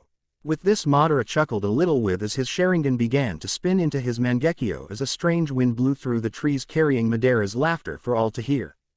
Chapter 32 Kumogakure was quite all around. Even the guards were playing around to a certain degree. Playing a card game, seeing who can hit a certain target the farthest, etc. Just as they all were about to play another round of the various games, a figure began to emerge out of the mist. The guards immediately stopped what they were doing and brought their weapons up. The man wore a black cloak that wrapped completely around him with a hood up and tattered bottom. Identify yourself. One of the guards growled out. Me, the man asked, looking around at the barring landscape as if looking for someone else. I guess I'm the one you are talking to. The guards all responded by raising their weapons. I come representing Naruto Uzumaki in the hopes that we can bring Hinata Hyuga back home peacefully. Oh, really? The guards smirked at one another. Well, we have orders from Outrageage that anyone who is in league with Naruto Uzumaki are to be killed on sight. So I guess that's it for. He never finished his sentence as a long blade ripped itself out of the man's cloak and stabbed itself into his chest. How very tragic, the man said as his hood fell revealing the face Denpa. But I did warn him that there will be bloodshed. Tensaku, Sever of the Heavens, sailed back to Denpa making the Kumo guard fall off the rock he stood on. Now who dies next? The Kumo guards all jumped to attack Denpa when snakes wrapped around them and began to squeeze the life out of them. Now I can't have you kill him, came Kabuto's snake-like voice as he appeared out of the ground with his right arm extended with the snakes coming out of his arm. Naruto came out from behind Kabuto showing no emotion towards the guards as they quickly passed out from the lack of air. Shall I finish them off? Kabuto took a step forward, but Naruto stopped him. No. Naruto walked over and slapped a seal on all off the guards.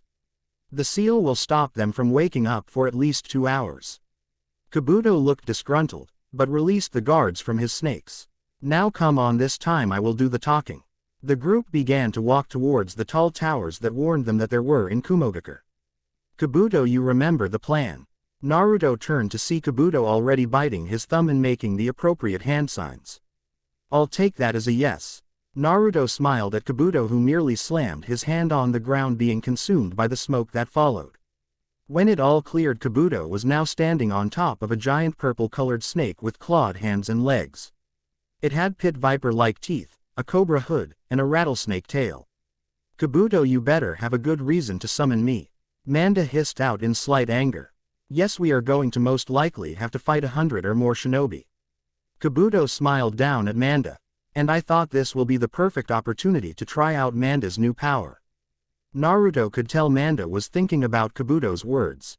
So be it, Manda hissed. I will help, but if this some type of joke, I won't hesitate to devour you.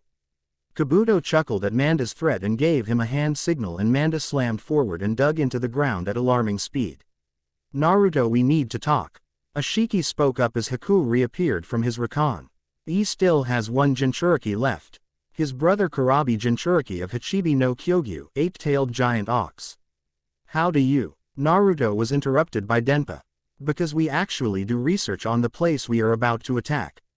Denpa raised one of his eyebrows and looked directly at Naruto.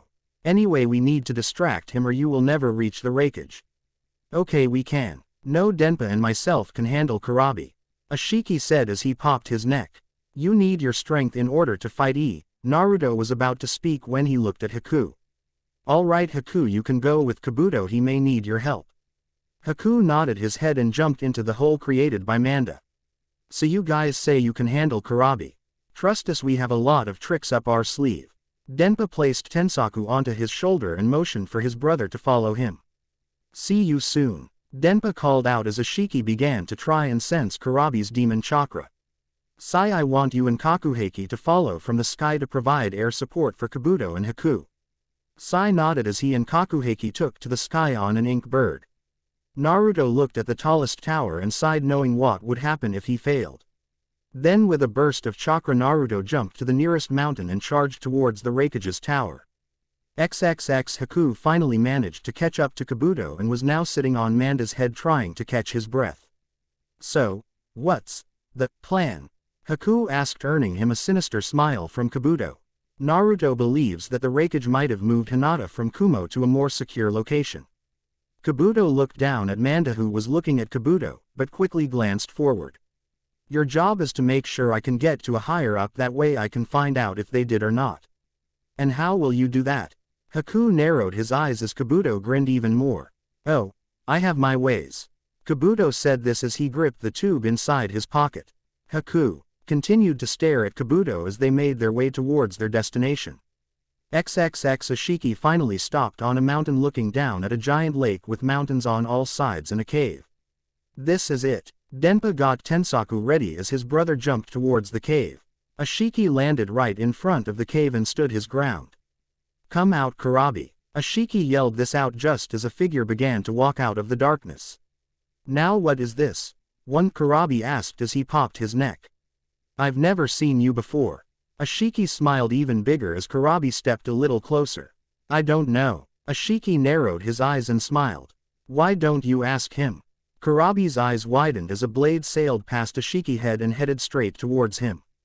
Kurabi grabbed one of his blades and brought it down, blocking the incoming weapon. Kurabi was pushed back slightly, but managed to stand his ground as he placed chakra into his feet. So you didn't come alone. Kurabi growled out as he shoved the blade upwards only to see it shrink back into the mountains. So he is the long-range type while this one handles the close range. Kurabi grabbed all his blades and threw them into the sky only to catch them all in various places. Let's see what you can do. Kurabi kicked off the ground and began to spin like a ball towards Ashiki, who smiled a little. When Kurabi got within range, Ashiki began to duck and weave, making it appear like he was dancing. This cat is fast, but why hasn't he attacked yet? Kurabi's free foot touched the ground and Kurabi took this chance to spin in a new direction. Ashiki's eyes widened as he watched Kurabi go from spinning like a ball to a top in a second. Ashiki received a few cuts going from his cheek to his chest, but began to dodge the new flurry in a couple of seconds. This makes no sense, it's almost as if. Kurabi's eyes widened as Denpa appeared in front of him, pointing his blade at him. The blade shot forward and Kurabi had to stop his spin in order to block the attack. I'm impressed, not many people can block my blade. Denpa smiled at Kurabi, who threw all but two of his blades back into his sheaths. And that right there is proof of your prowess in Kenjutsu, sword techniques. I thought you specialized in long range while he specialized in close range. Denpa finished for him with a smile. A lot of people make that mistake, here let me clear it up for you. My brother is more of a sensor and genjutsu type than anything. I'm the one who is the ninjutsu and kenjutsu. So in other words, your brother finds the opponent. Kurabi gritted his teeth as he charged his swords with lightning. And I finished them off. Denpa finished with a proud note in his voice. I'm glad you grasped the concept, now let's fight. XXX Naruto finally managed to make it onto one of the mountains right in front of the Raikage's tower before making his presence known. Naruto landed on a post and released his chakra, making every ninja turn to look at Naruto, who was glaring up at the Raikage tower. Before any Kumo nin could confront Naruto, he appeared and looked up at Naruto, who was standing on his perch. So you did come. Naruto didn't answer, but vanished and reappeared swinging his staff at E in a downward swing. The area E was standing in a moment ago was turned into a crater big enough to fit a small home. I'm going to give you one chance. Naruto growled out in anger. Give her back or I will level this entire place into rubble. E's eyes narrowed as Naruto stood up still holding onto his staff. You think you can take on Kumogakure by yourself? E shouted out as the ninja that was around the area began to draw their weapons. I'm afraid you find yourself out. Naruto with a scream of pure rage swung his staff in a complete circle, releasing a dome of slashing wind. The Kumo nins were caught off guard by the sheer speed and size that they were all hit by it and flung off the side of the mountain. E managed to disappear in a burst of lightning, but his anger towards the Uzumaki grew at that moment. No, I'm afraid you made the mistake. Naruto looked at E with his long hair casting a small shadow over his eyes, but the thing that got E was that his left eye was pure orange. You released a monster when you took Hinata. Some of the ninja thrown off the mountain came back, but the others were either dead or knocked out. Now I will ask, but one last time. Give Hinata back or I reduce your village into rubble. E waved his hand in the direction of the Kumo nins telling them to back down. So you want her that badly? E's tone held a sort of mocking tone to it. I'll tell you what, if you can beat me then you can take her back. Naruto narrowed his eyes as lightning began to dance along E's body. That is if you can even hit me. E vanished as Naruto quickly sealed his staff into the storage seal on his right gauntlet. E reappeared and threw a punch at Naruto, who stared at E with anger in his eyes. The area the two collided in was sent crumbling off the side of the mountain, but the man shock everyone got was when the smoke cleared. E's fist was in the hand of Naruto, who appeared to be surrounded by wind. I may not like it, but I have but little choice. Naruto stated, seeing E's eyes widened in anger. Yes, this is your jutsu in wind form. Behold Futon. Majin no Mako, wind release, maelstrom of the devil. Naruto swung E's captured hand away and went to punch him, but E quickly vanished. I have to admit that is pretty clever, E said through gritted teeth as he reappeared a couple of feet behind Naruto. Using Raiden's weakness to Futon to your advantage, and you even went a step farther as in turning my greatest jutsu against me. Through it would appear it doesn't have that much speed to it. At that Naruto smiled as he raised his arm and brought down like his was using a sword. E suddenly felt something very fast soar past his face and turned to see a deep gash in his tower. I don't need to be fast, Raikage, Naruto announced with deep satisfaction in his voice. All I have to do is catch you once and it is all over. Naruto then jumped, charging at E, who only brought his hands up. XXX Kabuto popped his head out of the side of the mountain to see a small version of a twister form. Now's our chance. Naruto has E distracted, Kabuto whispered as he and Haku came out of the ground. Manda snaked his head out of the ground, but Kabuto told him to stay hidden until he was needed. Manda didn't like to be ordered, but he went under anyway. Kabuto and Haku scaled the mountain until they got to the Raikage's window. As they appeared at the windowsill, they saw a woman being led out of the room by 12 guards. Now C must have the information we need. Kabuto smiled while Haku took out a scroll. XXX, we need to hurry, the largest of the Kumo ninja said with a gruff voice. Raikage-sama wants you placed into safety. Enrai, distant thunder. Enrai nodded her head and followed the man, but not before being stopped. Oh, and why does she have to go into hiding, I wonder? Kabuto was standing directly in front of the Kumo guards with snakes coming out of his arms and coiling around his feet. The Kumo guards went to draw their weapons, but were hit with a small wave of water from behind. They turned to see Haku with a smile as he put up one single hand sign. Suddenly ice encased everyone up top their noses, except for Kabuto and Enrai. Enrai looked at the two as they approached the girl. Now we have some questions for you. Kabuto smiled as he pulled out a tiny bottle with a syringe. XXX Naruto punched a dragon made out of lightning and watched as the wind began to slice through it. Just as the dragon vanished, Naruto was forced to duck underneath a kick delivered by E. Naruto then reached above his head and grabbed E's leg in a blink of an eye, surprising him. I've had enough, you. Naruto swung E into the nearby mountain and watched as it cracked. E opened his eyes to see Naruto already right in front of him with a punch already heading towards his chest. The mountain shook from the force of the impact until it slowly began to crumble.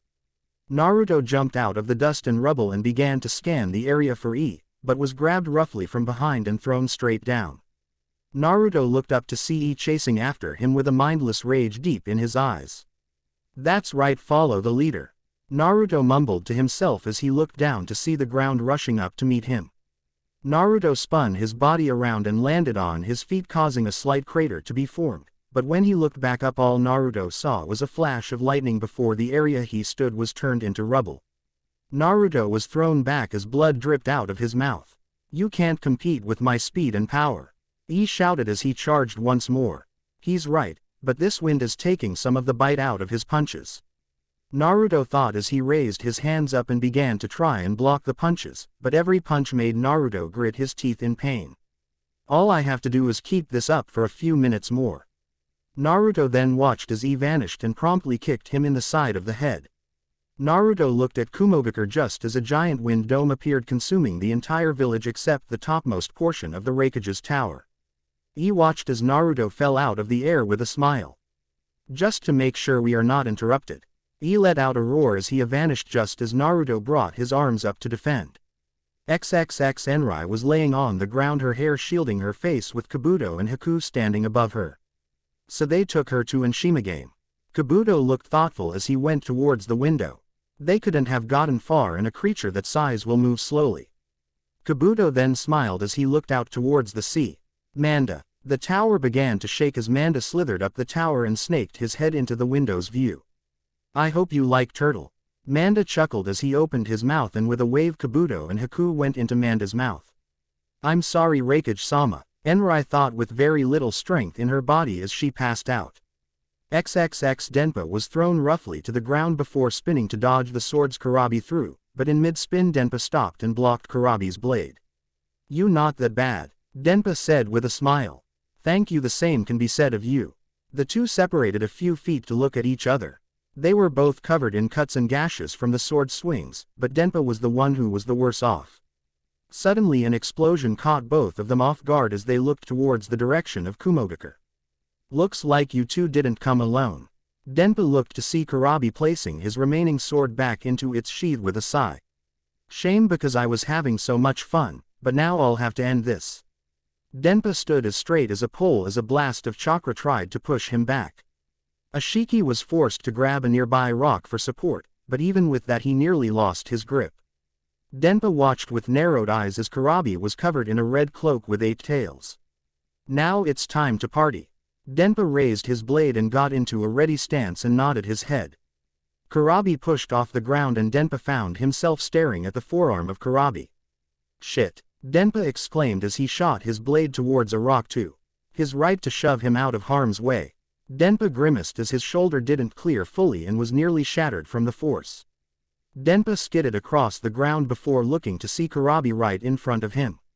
Fuck me. Denpa pointed his tensaku at Kurabi and narrowed his eyes as the blade stretched, slamming into Kurabi, but Kurabi disappeared. Brother, behind you, Ashiki shouted, making Denpa turn around only to have his face grabbed by Kurabi. Kurabi smirked a little as he watched Denpa bring his sword up, but Kurabi quickly shoved Denpa away as he went through a boulder with ease. Denpa fell to the ground with blood coming out of his mouth as he tried to get back up, but collapsed once again. Kurabi turned around and faced Ashiki, who glared at him with hate in his eyes. Now why don't you? Kurabi stopped when Ashiki smirked at him when a voice was heard. Tensaku. Kurabi turned around to see Denpa standing up while his blade shot forward, but before it reached Kurabi several other blades began to appear out of the main blade. Kurabi looked around as the blades kept stretching and bending until it made a cage around him. Gotcha. How? Kurabi looked at Denpa, seeing no visible markings on him from their last clash. I lied. This brought a confused look to Kurabi. I lied to my friend when I told him the only ability I knew of Tensaku was its stretching and multiplying abilities. It has several other abilities, some of which I will never use, but one I never had a choice but to use. Tensaku is a blade that chooses its owner by personality, and then its abilities change depending on the blade's owner. Shinha had a cold and calculating personality, and as such the abilities of Tensaku changed to fit him.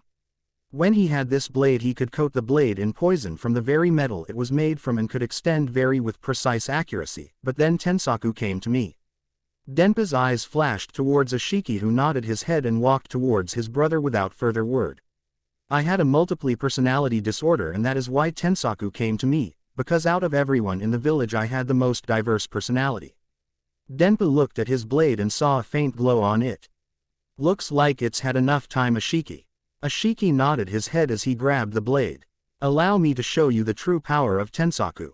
Suddenly the glow concealed both Ashiki and Denpa, blinding Kurabi for the briefest of seconds, but when he opened them again he saw only one person. He had blue sliver hair that went down to his shoulders and was wearing Denpa's samurai leg armor. Well, it's been quite a while since fought in this form. Yukiken stated as he rotated his arms, but then he got a confused look that was then replaced with sadness. I guess I'm the only one left. He reached up and pulled Tensaku from its sheath and looked at his reflection. But I guess it was to be expected. What the hell are you? Kurabi finally asked, drawing Yukiken's attention back to him. I told you, didn't I? Yukiken simply laid his sword on his shoulder. That each owner of Tensaku had a different ability. Well, when I got this blade my personalities began to split apart until I separated into two different people, Ashiki and Denpa. I guess you can say the blade was testing to see which one was worth to wield it. Now I did say I was going to show you Tensaku's true ability. Yukiken lifted the blade above him before dropping the blade with a sinister gleam in his blue eyes. When the blade touched the ground it suddenly shattered, covering Yukiken in the metal bits until both arms were covered with metal. Kurabi then watched in amazement as the metal began to grow until Yukiken's arms were encased in the metal substance. This is the true power of Tensaku when wielded by me. Yukiken swung his arm and released a barrage of swords, forcing Kurabi to dodge, but just when the attack stopped he jumped out of the way as a tentacle made out of blades appeared out from beneath him. Kurabi jumped and landed on the ground a good 40 feet away from Yukiken, who just stood there as his blades returned to his arms. What are you? Kurabi asked as he continued to look at the arms. I am the blade, was Yukiken's response as he looked at Kurabi with a snake-like smile. Now prepare to fight, Kurabi. Yukiken brought his arms up and charged with a crazed happiness reflected in his eyes. Chapter 33. Kabuto smiled as he felt Manda pick up his pace. We're getting closer. Kabuto smiled as he looked at Haku. Remember, you get the girl and I'll handle the guards. Haku nodded his head as they approached their destination. We are here, Manda hissed without opening his mouth. This brought a smile to Kabuto's face as he looked at Haku, who nodded his head. Manda popped his head out of the water and opened his mouth to allow Kabuto and Haku to get out as he vanished beneath the surface of the water towards the giant island. Now comes the fun part, Kabuto announced as Haku created a platform of ice for the two of them to stand on. XXX on the Shima game, this is pathetic, complained a thin man with a double-sided sword.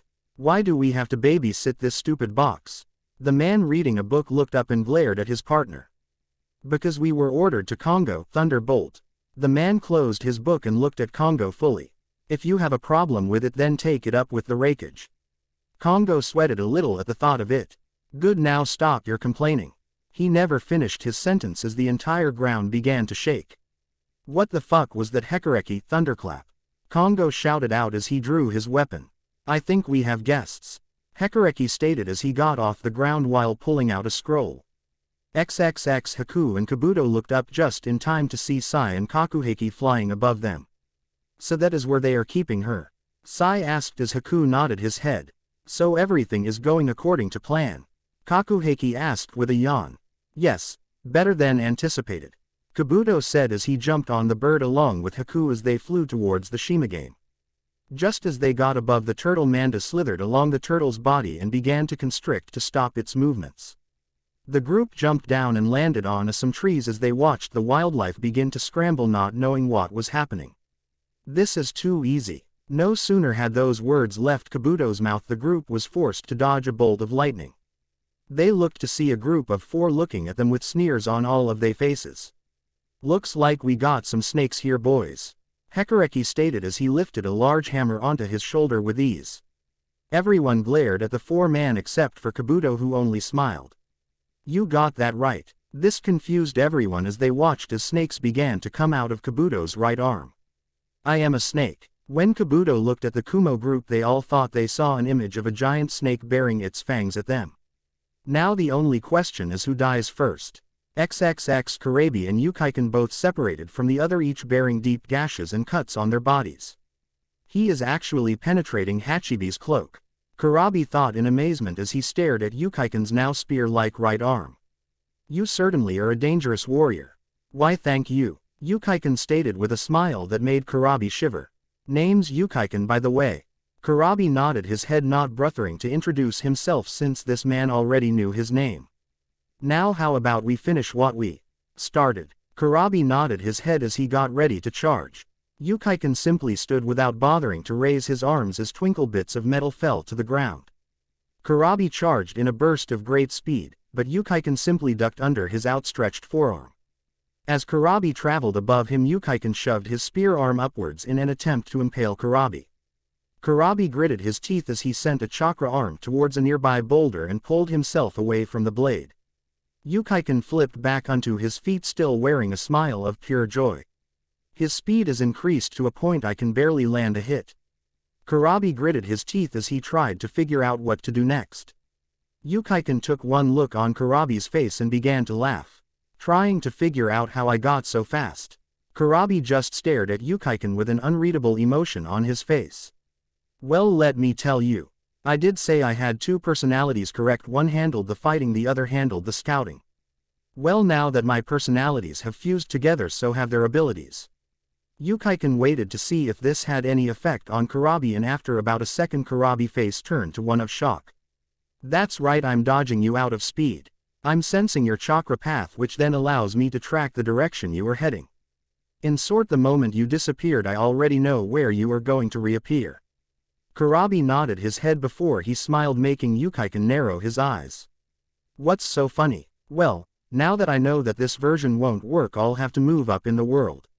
Yukaikan watched in amazement as Kurabi's skin began to peel, turning the red chakra black as he grew hooves and horns, making him resemble the Hachibi a little more. Now it's time for Act 2 of my performance. Yukaikan dropped into a fighting stance, but was suddenly blasted from his side by Kurabi. Fuck, he's faster, Yukaikan thought as blood came out of his mouth.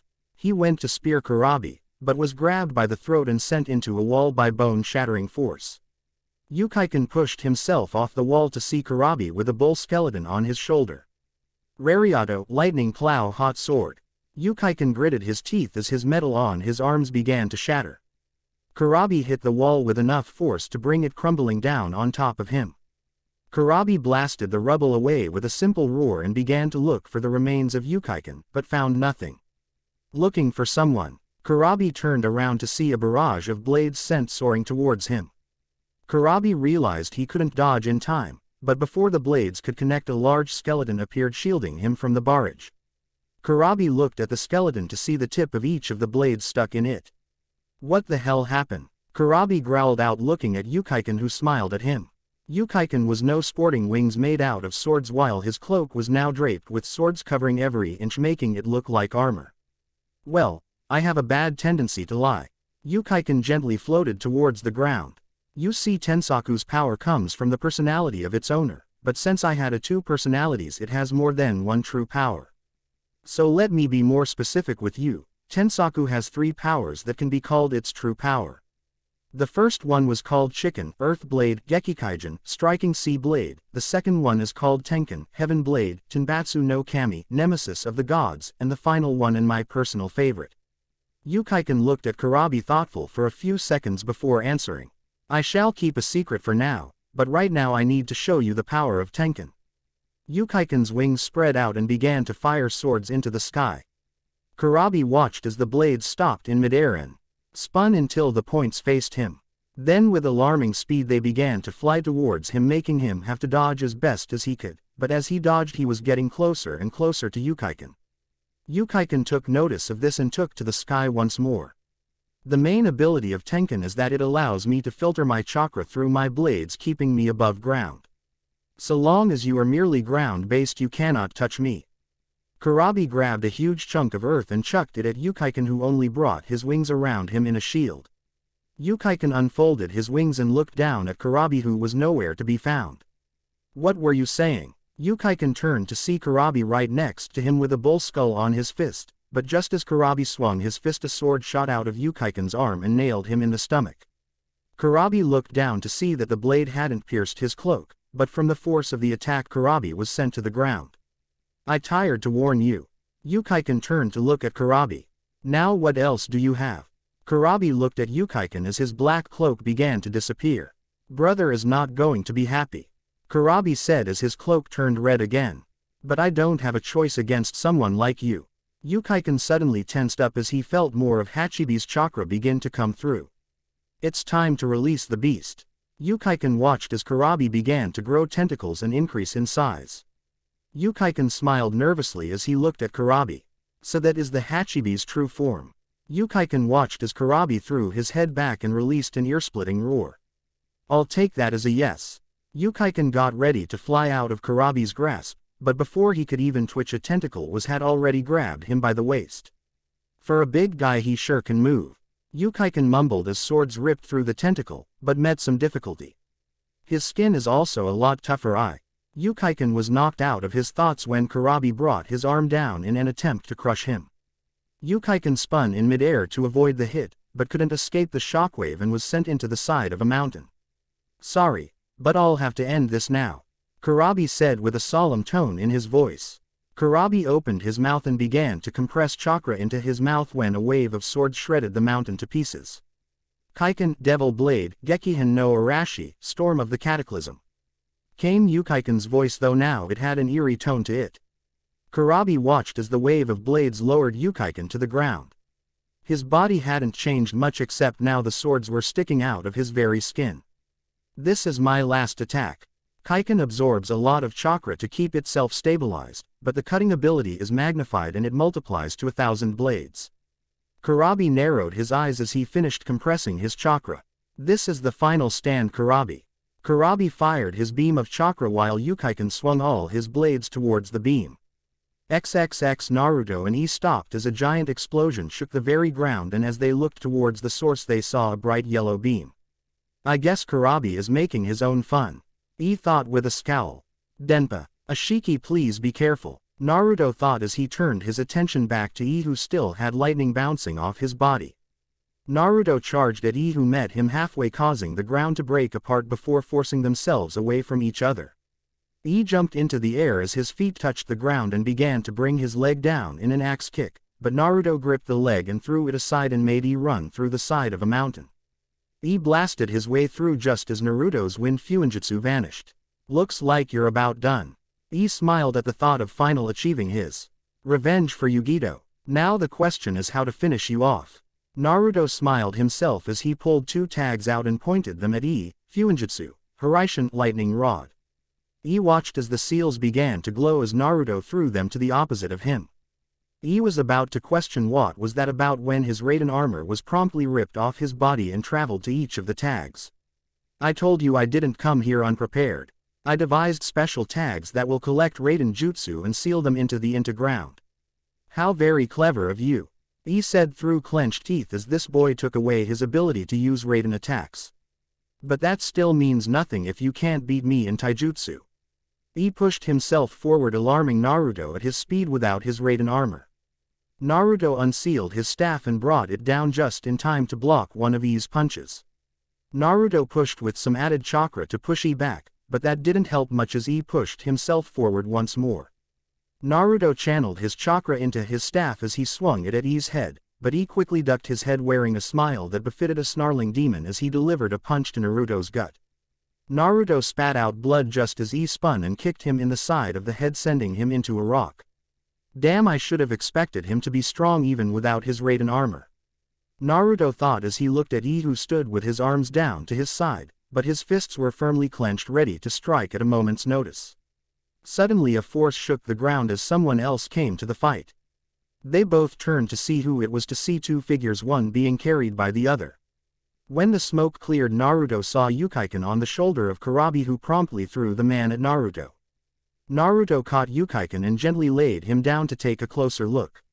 His right arm looked like it was stuck into a lit flame and left there while barely anything was left to cover his body except for his armor. Naruto checked his pulse to find that he was still alive, but was barely hanging on. Yukaikan, what is he doing here? Naruto looked at Yukaikan's left hand and saw Tensaku firmly gripped in his hand. What a minute, that's Denpa's sword. So he never told you. Kurabi spoke up, making Naruto turn his attention to him. That Denpa and Ashiki are one single person. That guy laying in front of you is both of them. Naruto sent Kurabi a slight glare, but turned his attention back to Yukiken. I guess this is the end. He charged at Naruto and threw a punch, but before the punch could hit, a wall of sand appeared between Naruto and E. Leave him alone, Raikage. Came a voice laced with anger. Naruto turned to see Gaara, Kakashi, Guy, Hiashi, Kankuro, and Temari. He is not responsible for what happened to Yugito. He glared at Gaara as he tried to free himself from the sand. Why should I believe that? Gaara continued to look on with emotionless eyes as he spoke. Because during the time in question Naruto was currently trying to rescue me. Gaara watched as E's look of anger turn into one of confusion. I was captured by Akatsuki and had my Biju extracted, but if it wasn't for Naruto I would be dead. What proof do you have that supports this? The answer came from a new voice, one that neither party recognized. Because we wouldn't have this. They all turned to see a orange-haired Akatsuki member holding a Kumo headband covered in blood with a ripple pattern in his eyes, but the strangest thing was the fact that there was 6 of them. Now we will be taking the Jinchuriki. Naruto and Kurabi both looked at each other and then nodded. Naruto grabbed Yukiken and threw him to Gaara, who caught him out of surprise as Naruto and Kurabi jumped towards the Akatsuki. Naruto brought out his Kyuubi chakra as he went after Pain, who simply brought his hand up. Naruto suddenly felt himself being pushed by an incredible amount of force as he was shoved back into the ground. Naruto looked up to see Shirato, Asura Path, raise one of its arm that fired 3 missiles at Naruto. Naruto tried to get up, but found his leg stuck in the ground. Naruto looked up to see the missiles getting closer, but before they could hit, a large figure appeared in front of him. The missiles exploded, resulting in the area becoming a crater, but when the smoke cleared, Kurabi stood in front of Naruto with his 8 tails swinging behind him. We need to work together to beat this freak show. Kurabi looked at Naruto as he got up and nodded his head. The Diva Path merely shook his head as he pulled out another headband that he threw to Naruto. Just like he tried to work with his toads. Naruto caught the headband and turned it over to see that it was Jiraiya's. He was a fool just like you. Everyone turned to look at Naruto, who was shaking uncontrollable. Now you feel pain. Naruto jerked his head up and instead of having orange eyes he had red with silts. Before anyone could stop him, Naruto jumped off the ground and proceeded to grab the Diva Path's face and continued forward. The other paths followed, with Kurabi jumping after while cursing at Naruto's emotionally break. Gaara and the others were just about to follow when 3 figures appeared in front of them. Sorry, but we can't let you disturb them, Madara stated as Kisame took Samahata and rested the blade on his shoulder. Isn't that right, Sasuke? The hooded figure took down his hood to reveal Sasuke with much longer hair that shielded the top of his eyes. Deidara should already be at the Shimigame dealing with Naruto's friends and capture the Hyuga. The group all looked shocked at the Akatsuki's info. And who the hell are you? He yelled in anger. My name is Madara. Madara's lone eye narrowed in glee. Madara Uchiha. XXX Shimigame. The 4 Kumo nins were all laying on the ground, passed out. Haku had various gashes on his body. Kabuto was relatively fine. Sai was dressing the cut on his arm, but Kakuheki was the worst of all. He had cuts and gashes making his back and chest, but his left arm was hanging limp to his side. Okay, what now? Kakuheki looked at Sai, but he immediately looked up, seeing a flying figure heading their direction. I'll hold him off, Kakuheki announced as he turned fully around facing the upcoming force. You guys get them out of here along with Hinata. Haku was about to argue, but was interrupted. I don't need any help, and besides I won't be much help up ahead anyway. So go and get the girl, but do me a favor, get back here so I don't have to do all the work. Haku, Kabuto, and Sai nodded as Kabuto summoned some snakes to drag the Kumo 4 out of harm's way. I guess you will just have to feel the wrath of my art. Deidara screamed out while Kakuheki glared at the blonde Akatsuki.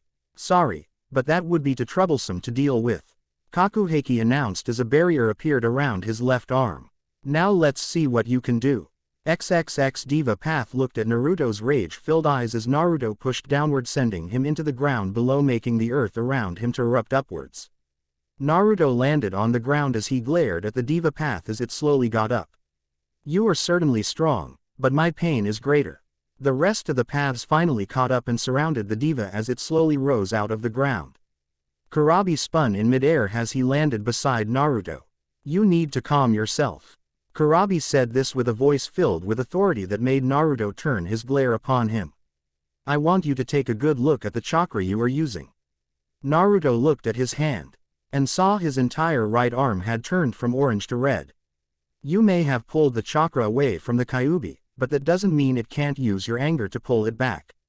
Naruto began to slow his breathing and Kurabi watched as Naruto's chakra turned from red back to orange. Now let's take these losers out. Naruto opened his eyes with determination. It doesn't matter, Diva announced as he looked towards Naruto. The reason why we didn't strike sooner is because now you are weakened from your fights. Soon you will know pain. XXXE looked on in anger as the rest looked on with shock. You can't be Madara, he died in the fight against Shodai Hokage. Madara chuckled as he looked at Kisame who smiled down at Guy who was bouncing on his feet. I may have lost the fight, but I never died. Madara held out his arms as he continued to look down at the group. And here is your proof. Kakashi meanwhile was staring at Sasuke who stared right back. What are you doing, Sasuke? Kakashi asked with a tinge of anger in his voice. Why are you with Akatsuki? Sasuke just cocked his head with an insane smile. To get revenge for the Uchiha clan. Before Kakashi could ask what he meant, Sasuke suddenly was right next to him swinging his sword at his waist, forcing him to dodge with Sasuke in pursuit. Madara looked on with a strange glow in his eye. Now where were we? Kisame pointed his blade at Guy and continued to smile as everyone else got prepared to fight. Kisame and Guy both vanished, leaving behind Kankuro, Temari, Hiashi, Gaara, and Ii to face Madara. 5 against 1 now, that doesn't seem fair. Suddenly the ground behind him began to lift upwards until it revealed a man with a flytrap on his shoulder. Perhaps we should even the odds, right, Zetsu? Zetsu responded by smiling towards the group as they glared towards the 2 Akatsuki members.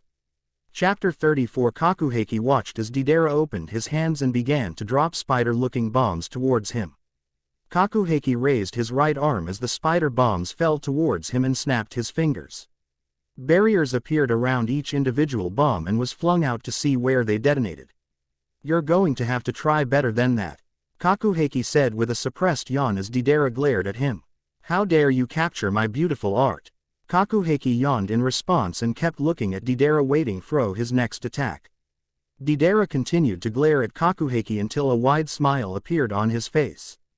Goodbye. Kakuheki looked on with confusion until something wrapped around his waist, pinning his arms to his side. He looked down to see a tentacle attached to a clay squid. Fuck. Kakuheki was dragged under the surface until the water exploded upwards, scaring the Shimigame. Well, now time to go collect my objective. Deidara began to fly towards the direction that Sai and them went, but was stopped when a barrier blocked his path. Deidara turned around to see Kakuheki pulling himself out of the water with a slight burn on his right arm. We're not done here, Kakuheki announced without any hint of exhaustion in his voice and his eyes filled with rage. Kakuheki squeezed his hand into a fist and spikes launched themselves out of the square barrier towards Deidara, who quickly flew away. Kakuheki followed him and the spikes followed as well, but Deidara quickly pulled out several bird bombs and threw them at the barrier, making it shatter and stopping the spears. Deidara glared at Kakuheki as he fully stood up, facing him with a glare of his own. So you think you can beat my art? Kakuheki didn't answer, just kept glaring at Deidara. I'm going to blow you off the face of the earth. Deidara had his bird fly higher, but it didn't budge an inch. Deidara looked down and saw that a barrier had appeared on both legs and was attached to 3 trees. I don't think you are going anywhere, Kakuheki stated as he raised his burnt arm to Deidara. Suddenly spear-like shapes appeared in front of Kakuheki and were launched at Deidara, forcing him jump off his bird, but as the spears smacked into the bird they didn't penetrate it. The spears encased a small portion of the bird and the rest was on the ground, holding it down further. I don't know why you dodged, that was just to make sure your bird didn't go anywhere. Deidara looked at his bird and then back at Kakuheki. Deidara threw his hands back into his pouches before pulling out 2 dog-looking clay bombs. You will regret defiling my art. Deidara gave a hand sign and the dog bombs charged towards Kakuheki, who created a barrier separating him from the bombs, but once the dogs hit the wall they separated into 4 each and went on around the barrier. Kakuheki looked at the dogs just as they began to glow. XXX Kakashi jumped onto the water while Sasuke jumped on a rock with his Sharingan active. "What are you doing, Sasuke?" Kakashi asked as he slowly lifted up his headband revealing his Sharingan, but this brought an angered look into Sasuke's eyes. The Sharingan is the symbol of an Uchiha. Sasuke growled out with rage in each word. "A lowly outsider like you has no right to go showing it off." Sasuke's left arm burst into lightning as he gripped his sword and charged at Kakashi, who only charged his Raikiri in his right hand. The 2 lightning attacks smacked into each other, releasing a screech of grinding metal across the open area.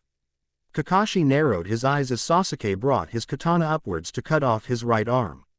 Kakashi cut the flow of chakra going into his Raikiri and dodged the blade within mere inches of his shoulder blade. Kakashi spun on his heel and delivered a swift kick to Sasuke's head, sending the young Uchiha spinning backwards. Sasuke landed on his feet and continued to glare at Kakashi, who only stared right back. "You still haven't answered my question." Kakashi growled out as he continued to stare Sasuke down. Sasuke smirked as he closed his eyes. "I already told you, didn't I?" Sasuke opened his eyes a little and Kakashi could see something moving on his pupil and knew what had happened. "I going to get revenge on Konoha." Sasuke's eyes shot open and revealed a star-like pattern, but what shocked Kakashi was the fact that he had Itachi's Mangekyo pattern behind it. Sasuke saw the look of shock on Kakashi's face and smiled even more. "Behold the eternal Mangekyo Sharingan." Kakashi dropped into a small stance ready for Sasuke to attack. XXX Madara continued to smile under his mask as the small group of shinobi tried to come up with a plan. He gave a small hand sign and the group of Kumo nins that waited on the mountain jumped at Madara and Zetsu from behind. Madara and Zetsu didn't even move an inch as black vines came out of the black side of Zetsu and wrapped around the Kumo nins. Zetsu looked at the Kumo nins as the vines wrapped around their necks before quickly snapping their necks. Now that is dealt with. Zetsu began to divide until the white and black half were completely separated. "We can deal with them." The 3 of them looked at the group as they looked on with a mixture of looks. "We have to fight," Gaara said as he stepped forward, showing no fear in his eyes. "If we don't, then we won't be able to help Naruto or Kurabi." Sand began to pour out of Gaara's gourd and the cracks in the ground. He took the Raiden seals off the walls before crushing them, allowing him to make his Raiden armor. Kankuro took off his newest addition to his puppet collection, Sasori. Temari simply unfolded her fan while Hiashi dropped into a fighting stance with his Byakugan active. "I guess they is no talking," Madara stated with a cheery tone in his voice as he narrowed his Sharingan eye at the ninja. XXX The explosion shook the ground as Kakuheki was launched into the sky as blood dripped out of his mouth. "Damn, I barely had any time to make a barrier." Kakuheki looked back down to see 4 new dog bombs and sighed as he made a serpent seal. "I'll have to get rid of those pests." Kekaiden, barrier release. The dogs quickly latched themselves onto Kakuheki, but that was when Kakuheki was encased inside a barrier. "What do you think you're doing?" Deidara laughed out as the dogs began to glow. "You just made my explosive even more." He stopped when he saw the smile on Kakuheki's lips. Tawakema no Kuken, room of the trickster. Kakuheki finished as Deidara finally realized he was trapped in a barrier as well. "This is one of my favorite barriers because I can transport anything from one box into the other one. Basically I take what is in box A and put into box B, do you understand that?" Deidara saw that the dogs weren't in Kakuheki's box, but the moment he looked down all he saw was a blinding light. Kakuheki's box slowly shattered, but Deidara's was blown apart by his own bombs. "Don't mess with me." Kakuheki looked down to see he was falling, but quickly created a barrier to catch himself. Kakuheki looked up and watched as the smoke gently faded away, leaving nothing behind. Kakuheki began to lower himself back to the ground when something caught his eye. Just as he looked down, a snake made out of clay came straight at him, but right before it could hit Kakuheki expanded the barrier beneath him and had it cover him up. "Did you really think I would be that stupid?" Deidara asked as he came out of the forest with the clay snake coming out of his mouth hand. "Now that I know what that one jutsu does, I'll be extra carefully to avoid it." Kakuheki growled just as the snake began to wrap around the box. "Now die by my art." The snake exploded, shattering Kakuheki's barrier with ease, but once the smoke cleared, Deidara saw nothing. "I guess that goes double for you," came the voice of Kakuheki from behind Deidara. "Not only can I transport foreign objects into another box, I can also transport myself." Deidara turned and glared at his opponent. "I guess we are in for one wild ride." Despite the situation, Kakuheki smiled at Deidara, which further angered him. "I will kill you in a single instant." Deidara flung several bomb spiders just as Kakuheki erected a barrier in front of him and Deidara. The spider bombs exploded like a chain, with each explosion pushing Kakuheki farther back into the forest. "He's leading me somewhere," Kakuheki thought just as they got into a clearing. That was when he saw the giant shadow of what looked like a dragon made entirely out of clay.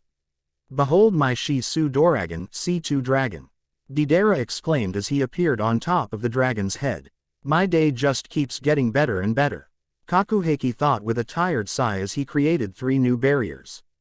XXX Kisame swung his sword in a downward slash, but it was blocked by Guy's nunchaku. Guy gritted his teeth from the amount of force in the swing, but managed to spin around and deliver a kick to Kisame, sending him backwards.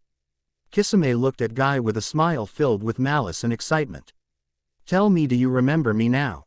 Guy looked at him with confusing in his eyes, which just served to anger Kisame further.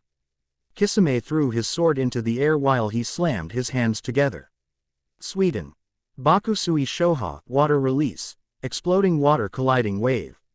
Kisame lurched forward just as he spat out a large amount of water, creating a giant tidal wave that Kisame jumped on top of.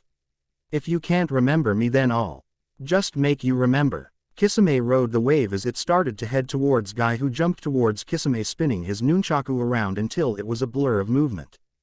Guy swung his weapon just as Kisame brought his sword down. Upon connecting, the water separated from the two, creating a small wall.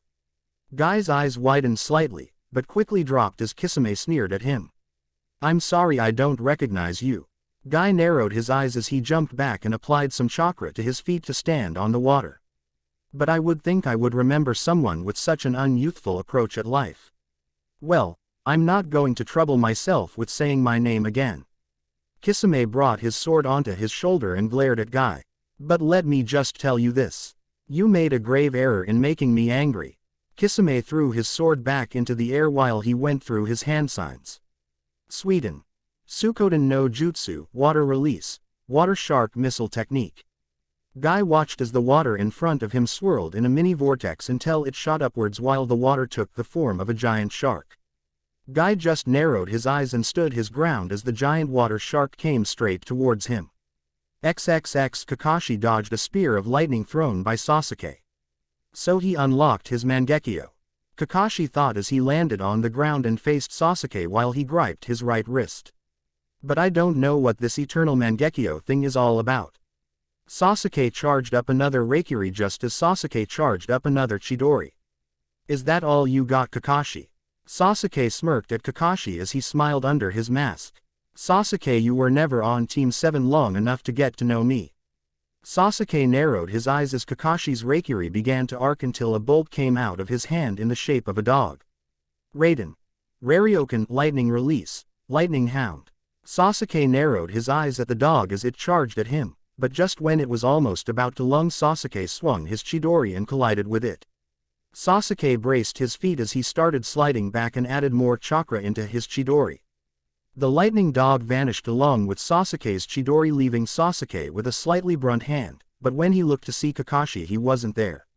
Suddenly Sasuke felt someone grab him by the ankles and roughly pull him underwater as Kakashi pulled himself up. "He must have went under while I was dealing with his dog."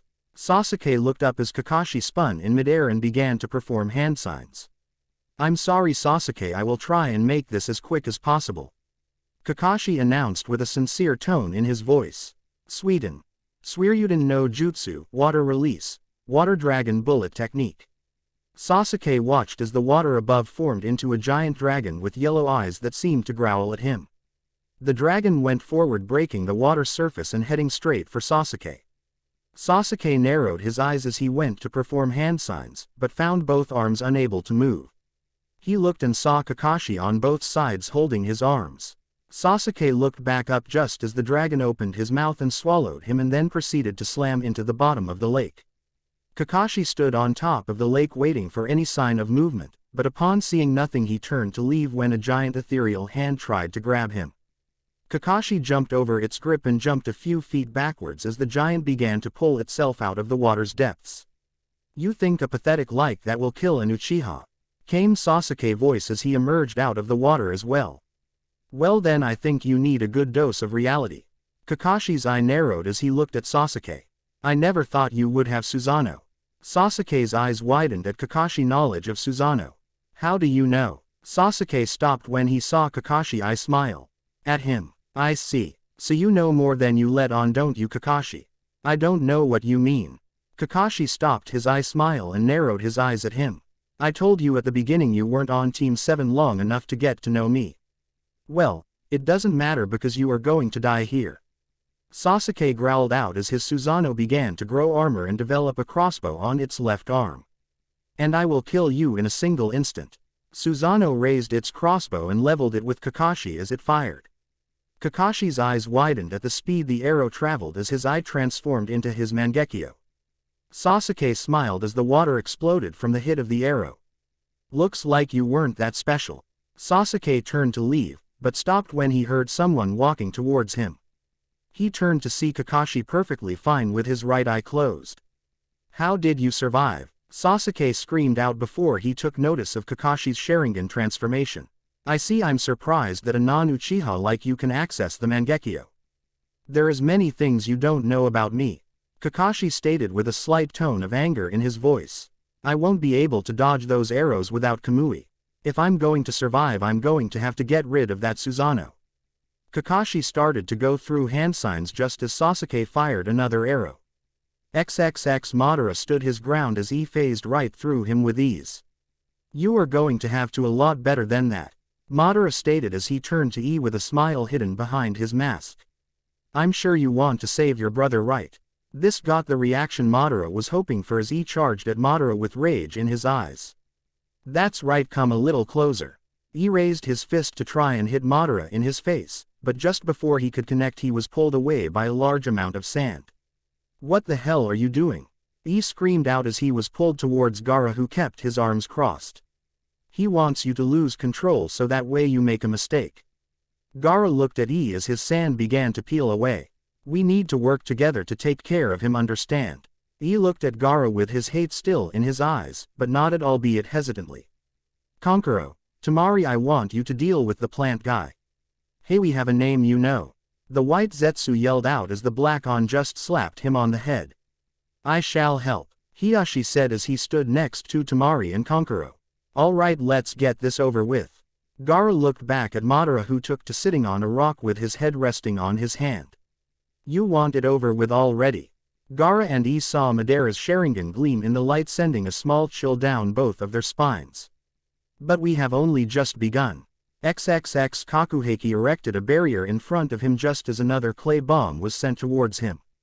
"He already knows we are on the same level," Kakuheki thought as he narrowed his eyes at Deidara. "So what is he planning?" Deidara saw the look of concentration and felt an urge to finish his jutsu faster. "If he realizes that I'm up to something, then it is over."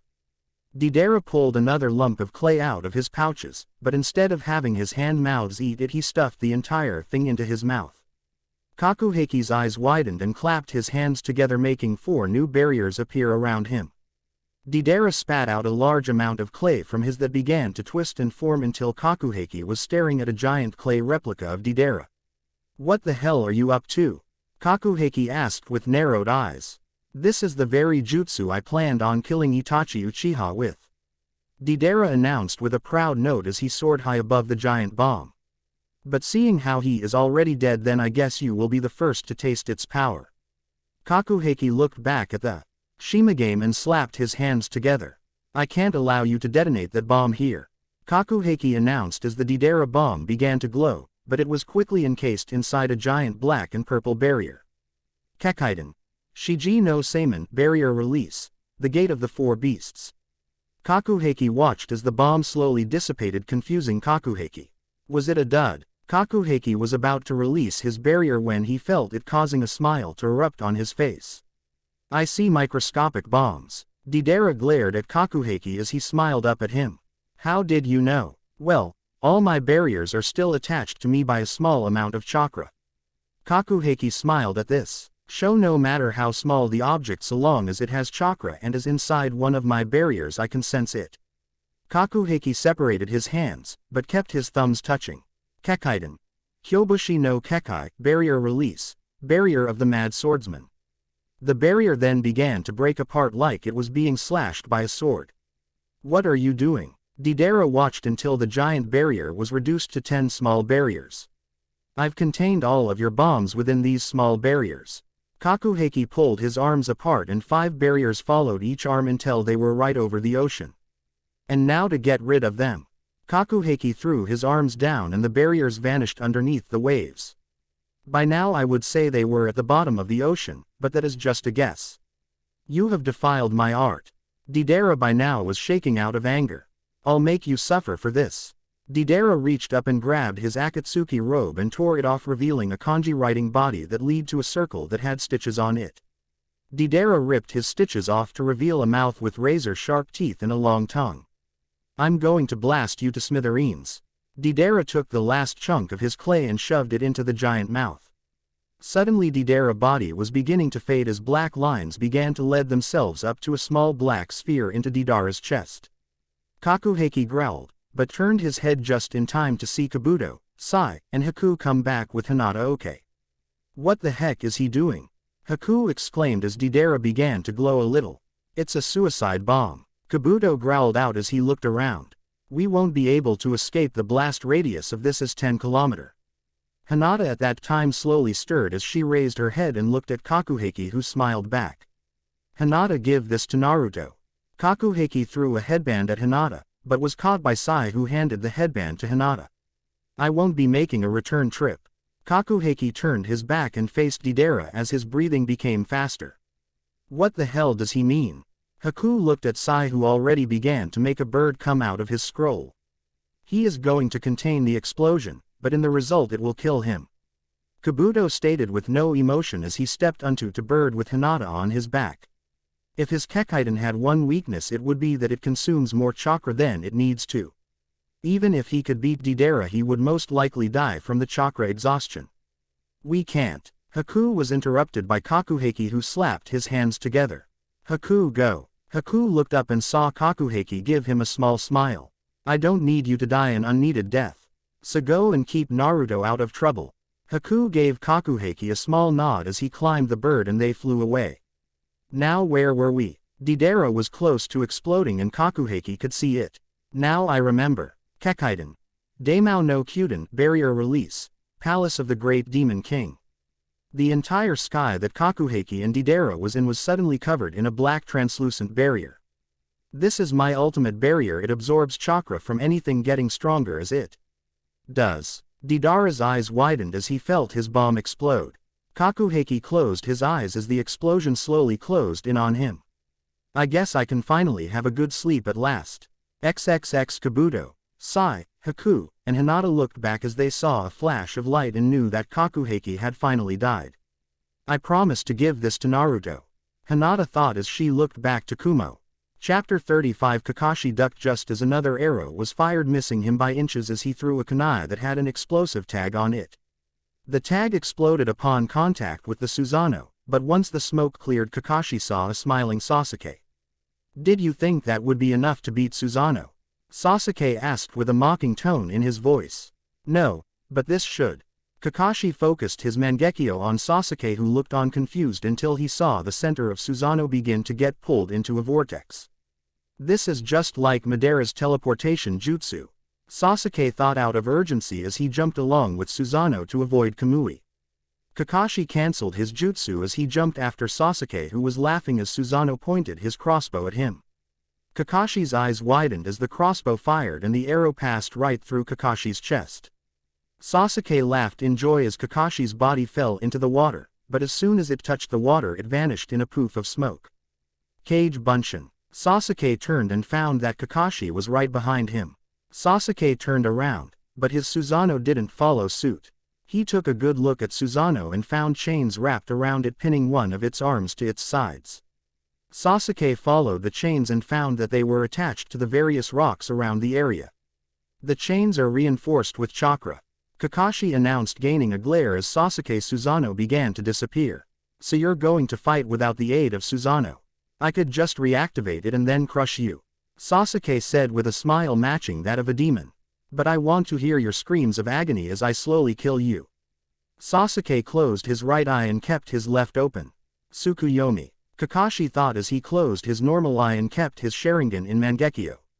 Sasuke just smiled as he concentrated on his left eye, making Kakashi get a feeling of dread. Kakashi jumped just as a wave of black fire soared over the place he was standing not a second ago. Amaterasu. Sasuke smiled as he looked at Kakashi with his Sharingan. Yes, Kakashi. Sasuke smiled as the black fire seemed to be surrounding Sasuke, shielding him. My brother was the best using Tsukuyomi, but I can use Amaterasu to the best of its capabilities. These are my flames of hatred and I shall use them to burn Konoha to ash.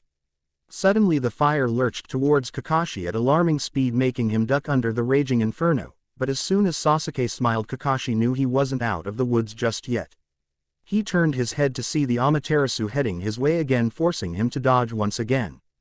Kakashi raced across the water as the black flames came at him, following his every movement. Sasuke raised his hands up into a tiger seal as a cruel smile played on his lips. Enten. Goku no Ryu, Blaze Release, Dragon of Hellfire. Kakashi watched as the Amaterasu stopped following him and instead went up into the sky as it began to take shape. Kakashi watched with mounting despair as it began to form a dragon with piercing red eyes. This is the object of your death, Kakashi. The dragon gave a roar and swung itself towards Kakashi with deadly intent reflected in its red eyes. XXX Naruto felt his body being pushed back as an invisible force shoved him into a wall. You cannot touch my pain. Pain announced as he lowered his hand. Why don't you give up? Naruto's eyes flashed red as he stood up with anger in his glare. Because Jiraiya wouldn't have given up. Naruto stated with hate in his words. You think I don't know pain? Then you are surely mistaken. Naruto vanished in a puff of smoke as the real Naruto appeared behind him. And I'll prove it with a single attack. Naruto created a Rasengan and jammed it in the head of the animal path and sent it spinning away from Naruto. Naruto went to attack the Diva path only for the Asura to blast him with a beam of chakra. Naruto felt blood coming into his mouth, but smiled nevertheless as Kurabi came out of the sky with his full demon cloak on. The Asura looked up just in time to get crushed by Kurabi's foot, causing pain to narrow his eyes. What now? Kurabi asked with a satisfied smile. What have you got up your sleeve? Pain shook his head at Kurabi as he raised both his hands, causing the rocks and boulders to begin to rise into the air. Naruto and Kurabi both looked up as the sky was blocked by the sheer numbers of boulders in the sky. How is this for a trick? Pain released his jutsu as he swung his arms downward, making the boulders fall at alarming speeds. Naruto and Kurabi both jumped in opposite directions to avoid the falling boulders, but just as Naruto jumped over a boulder, the Preta path appeared in front of him, grabbing him by the neck and forcing him against the ground. Naruto was about to create a Rasengan when he felt his chakra begin to disappear. This thing absorbs chakra, Naruto thought as he began to get weaker and weaker until a bolt of lightning blasted a hole through the Preta, allowing Naruto to get it off of him. Naruto stood up as he grabbed a nearby rock to support him as Kurabi came in. Are you alright? Kurabi watched as Naruto nodded, but only to push Kurabi out of the way of a giant rhino. That can't be. Naruto turned and saw that the animal path was still standing with no visible injury on him. I destroyed that thing, how is it back? Naruto saw some movement to his left only to see the Naraku path standing next to a newly healed Preta path. You can't defeat God, Pain announced as the paths all gathered around once more. This is the end of you, Jinchuriki. With that, all the paths jumped at Kurabi and Naruto with Black Blade in their hands. XXX Kisame stumbled backwards as Guy kicked him in the chest. Guy spun in the and landed on the ground. Guy was covered in gashes from his encounter with Kisami's sword, but was still standing, which surprised Kisame to a degree. You are certainly a tough bastard. Kisame grinned as Guy smiled back. That is the power of youth. Guy crossed his arms as he began to channel more chakra into his body. Allow me to show you the full power of the springtime of youth. Kisame watched as the ground around Guy's feet began to crack. Guy's body began to turn a deep red as he kept pressing forward, creating a series of shockwaves that shook the ground. Impossible. Kisame growled as he watched a wave of chakra envelop Guy. This man is releasing the Hachiman 8 gates through sheer strength. He truly is a beast. Kyomen Gate of Wonder open. Guy screamed this out as a burst of chakra ripped the ground around him apart. Now is the time of youth. Kisame looked at his sword and saw that it was shaking uncontrollable, making Kisame smile. I've never seen Samahata this excited before. Kisame smiled as Guy looked on without any emotion on his face. Kisame charged, but just as he took 3 steps, Guy vanished. Kisame stopped in his tracks just as a kick was delivered to the back of his head. Kisame was sent head first into a wall as Guy grabbed him by the leg and swung him backwards. His faster than before. Kisame thought as blood began to drip out of his mouth. Kisame looked up at the sky just in time to see Guy drop down and slam him into the ground beneath him. Guy looked at the crater with dull eyes as he waited for Kisame to remerge, but instead of Kisame a giant pillar of water gushed out, forcing Guy backwards as the water kept pouring out. Guy watched as the water spread itself until it reached the other side of the rock face. Guy looked around as a dark figure emerged out of the water. What the hell? Guy looked at Kisame as Samahata seemed to be fusion with him as it stretched along his body. I never showed this to you, but I have my own ace in the hole. Kisame announced as the water began to rise faster. I confused with Samahata to become a true monster. Kisame smiled as he felt his body transform and watched as Guy dropped into a fighting stance. XXX Madara allowed another volley of sand-shaped shuriken to pass through him as he appeared behind him. Really, are you going to attack like this again and again? Madara stated in a tired voice as he gave off a yell of fury and went to punch Madara in the face, but just phased right through him. Madara grabbed E by his ankle just as he cleared his body and threw him into a nearby mountain with relative ease, but just as Madara released E's ankle, Gaara struck. Madara suddenly found himself dodging various spikes of sand shooting out of the ground, but managed to make a single hand sign and allowed the spikes to shoot through him. I see now, Gaara said with a small smile on his mouth. You have to release your jutsu to be able to grab us, but before you can reuse it you must make a hand sign. That is our opening and I plan on using that to our advantage. Madara narrowed his eye at Gaara as he walked out of the spikes. Very good, Gaara, but that still won't save you from me. Madara jumped off the rock he was standing on as he went straight at Gaara, but he chose that exact time to throw a giant rock Madara's way, forcing him to turn his attention on the boulder. Madara allowed the boulder to go through him, but when he turned back to Gaara the cage wasn't there. You are starting to annoy me. Madara growled out as a swirl of sand appeared next to E. The Raikage is attacking from close range while the cage is attacking with his sand to make sure I don't make a grab at E. I have to break this up or I will run out of chakra. Madara then charged towards the duo with an evil gleam in his eye, but unbeknownst to the 3 men a shadowy figure appeared on the rocky terrain right above them. XXX Hiashi jumped over a wave of black vines that lead themselves all the way to Black Zetsu. Hiashi stole a glance at Konkuro and Tamari and saw that they were trying to keep White Zetsu down to a manageable number. I don't know how much longer we can keep this up. Hiashi looked back at Black Zetsu, who brought his single arm up before punching the ground. Hiashi saw the chakra vines travel underground and jumped just as they erupted out beneath him, but before he could get any farther a vine wrapped around his ankle before slamming him back to the ground. My other self isn't combat-based like I am. Hiashi narrowed one of his eyes as he felt his chakra being drained. But we still share the ability to drain our opponent's chakra. You are facing the wrong opponent, Hyuga, but I guess it can be expected, you weren't born yet. This confused Hiashi as the Black Zetsu looked at him. I guess it's time. He never finished as a large lion made out of ink tackled him with force. Hiashi got up as he felt the vine snap and looked to see Sai and Hinata standing in front of him. We are here, help, Sai announced as Hinata turned and gave her father a hug. Sai unraveled another scroll and drew 2 pictures on the scroll with ease. Now the true fight begins. Sai raised his hand up in a one-handed ram seal. Hinata, Hiashi, and Black Zetsu watched as 2 benevolent kings each on both sides of Sai. Don't worry about E, Gaara, and Kakashi, we sent help to them, but we couldn't get close to where Naruto is fighting. What about the other two? Hiyashi asked as he stood up with his daughter wrapped in his one arm. We checked on them and they are doing fine. Sai announced with certainty. We sent the rest of our group to the ones that needed the most assistance. Hiyashi nodded his head as Sai's Neo charged the black Zetsu. XXX Kakashi was trying to stand, but quickly fell back down as he looked at his burnt left leg. I told you. Kakashi looked at Sasuke as his black flames began to morph into a dragon once again. This is your end. Sasuke narrowed his eyes as his dragon went forward to end Kakashi's life, but before the dragon got within 4 feet a giant wall of ice appeared between that. I'm afraid I can't allow that. Sasuke's eyes widened as Haku appeared and grabbed Kakashi just as the dragon melted through the ice. Haku dodged to the left just as he created a ramp of ice and started to slide on it to escape the dragon. Sasuke narrowed his eyes as his dragon came back to him encircling him in a black inferno. Haku laid Kakashi on the opposite side of the bank. Just rest now Kakashi-san. I will take it from here. Haku gave a small bow as he jumped on the water causing it to freeze in a circle around him. So another ant to be squashed by my power.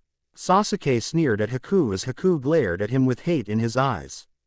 The last time we fought I nearly killed you. Haku announced with a steady voice. Today I will correct that mistake and I will kill you. Haku slapped his hands together as a cold air began to seep out of him.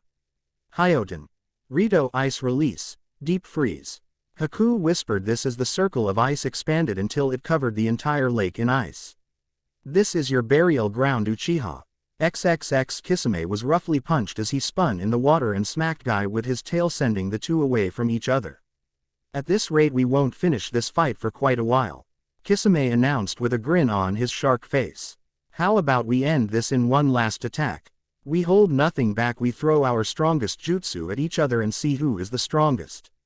What do you say? Guy never answered in words, he simply slapped his hands together making Kisame smile.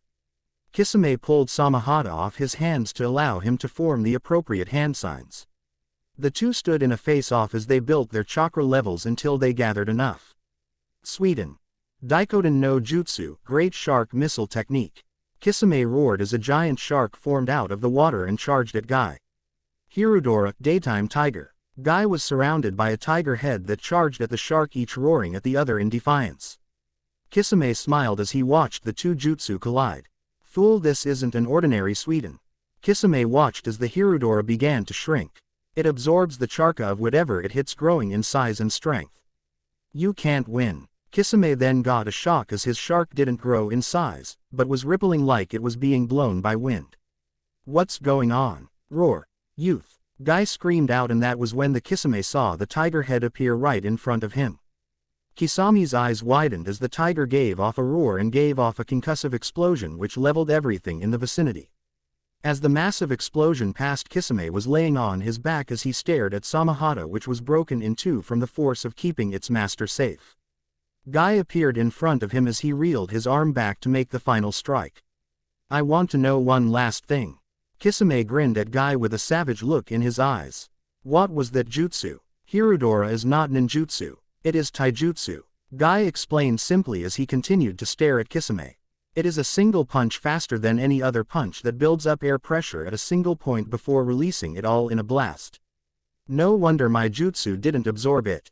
Kisame laid his head back as he looked up at the sky. You want to know the reason why I joined Akatsuki?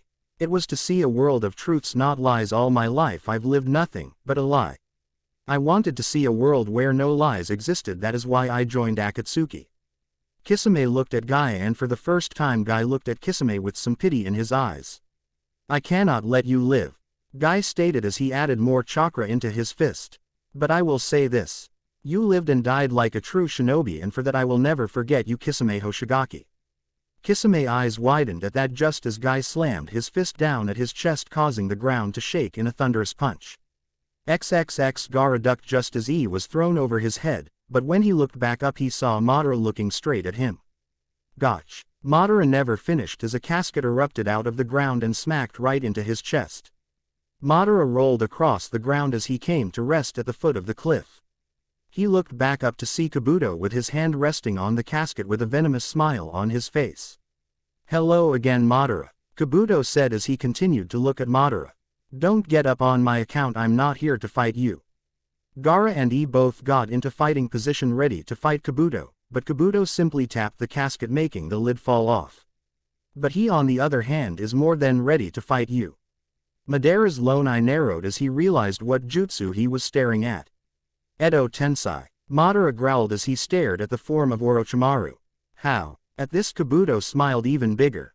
Simple really. Kabuto showed his right arm covered in scales that shined in the sunlight. One of the drawbacks to Edo Tensai is that it requires the DNA of the one you wish to resurrect, but if you recall I fused myself with Orochimaru's DNA. So in a way I can keep bringing him back over and over again. Orochimaru looked around until he saw Madara and Kabuto. I see, so my dear Kabuto has mastered the Edo Tensai. Orochimaru for one reason or another smiled at this. I definitely knew talent. That was when he turned to Madara with a savage glimmer in his eyes. So you summoned me back from the dead to fight this man? Yes, Orochimaru. Kabuto slipped a kunai into Orochimaru's head. I won't suppress your personality, but I'm afraid I can't let you run freely. You can do whatever you wish, but only to Madara. Orochimaru glared slightly at Kabuto, who only smiled back. You really are a creepy child. Kabuto smiled as Madara charged towards him with his lone Sharingan spinning madly, but just as he was about to reach Kabuto he dodged just as a blade slashed through the air he was just standing at. I'm sorry, but I think we have some unfinished business. Madara glared at Orochimaru as he raised his Kisangani up into a ready position. I'm going to enjoy this. Orochimaru stated plainly as he licked his lips. XXX Black Zetsu and White Zetsu knocked into each after being blasted back into each other. I guess you are doing as well as me. White Zetsu said with a snicker. Shut up. Black Zetsu said with annoyance playing in his voice. We have enough problems to deal with. The two Zetsus looked at their opponents as they made a circle around them. This is getting annoying, we aren't meant to fight in such a large crowd. Did you finish the release of the spores yet? This brought shocked looks to everyone as they watched White Zetsu smile. Yes. No sooner had those words left his mouth than the entire group started having copies of White Zetsu begin to grow on them. Hinata and Sai looked on. Hiashi, Kankuro, and Temari struggled to get free. I guess they arrived a little too late. Hinata thought she heard a disappointed tone in Zetsu's voice as the two of them merged back into one. No need for us to stay, because you guys are going to have a lot of time on your hands.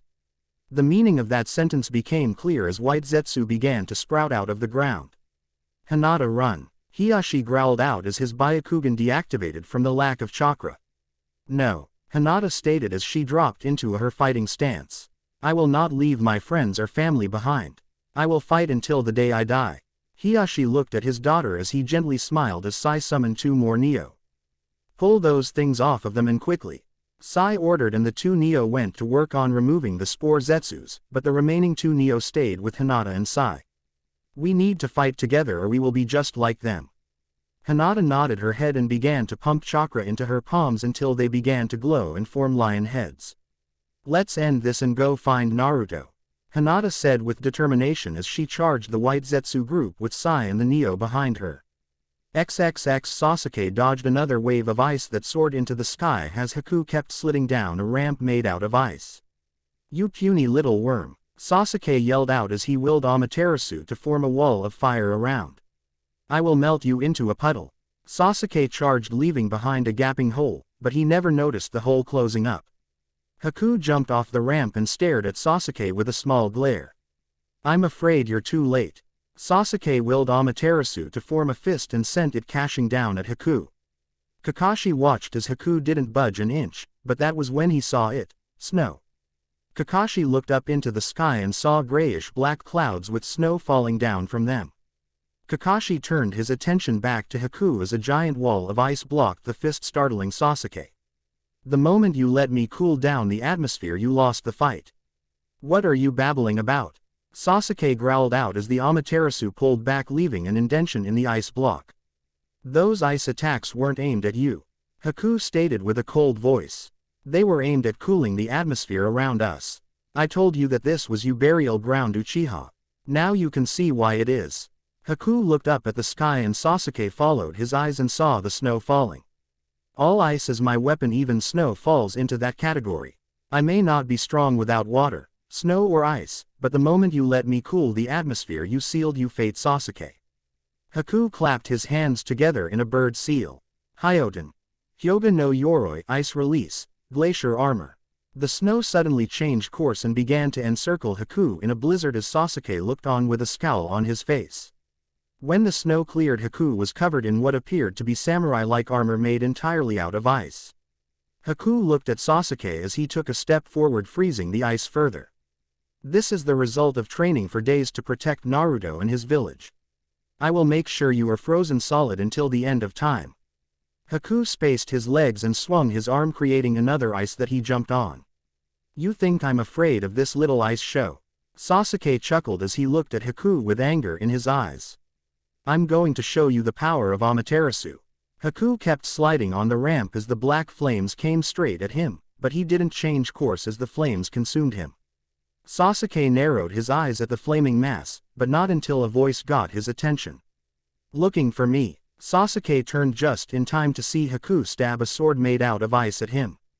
Blood splattered across the ice, but Sasuke managed to turn his body around and grabbed the blood, allowing it to glide across his palm. I forgot about that little trick, Sasuke stated with gritted teeth as Haku smiled at him. You mean my Hyoten? Makio Hyosho ice release, demonic ice crystal mirrors. Haku smiled at Sasuke's narrowed eyes. This is a much more powerful version.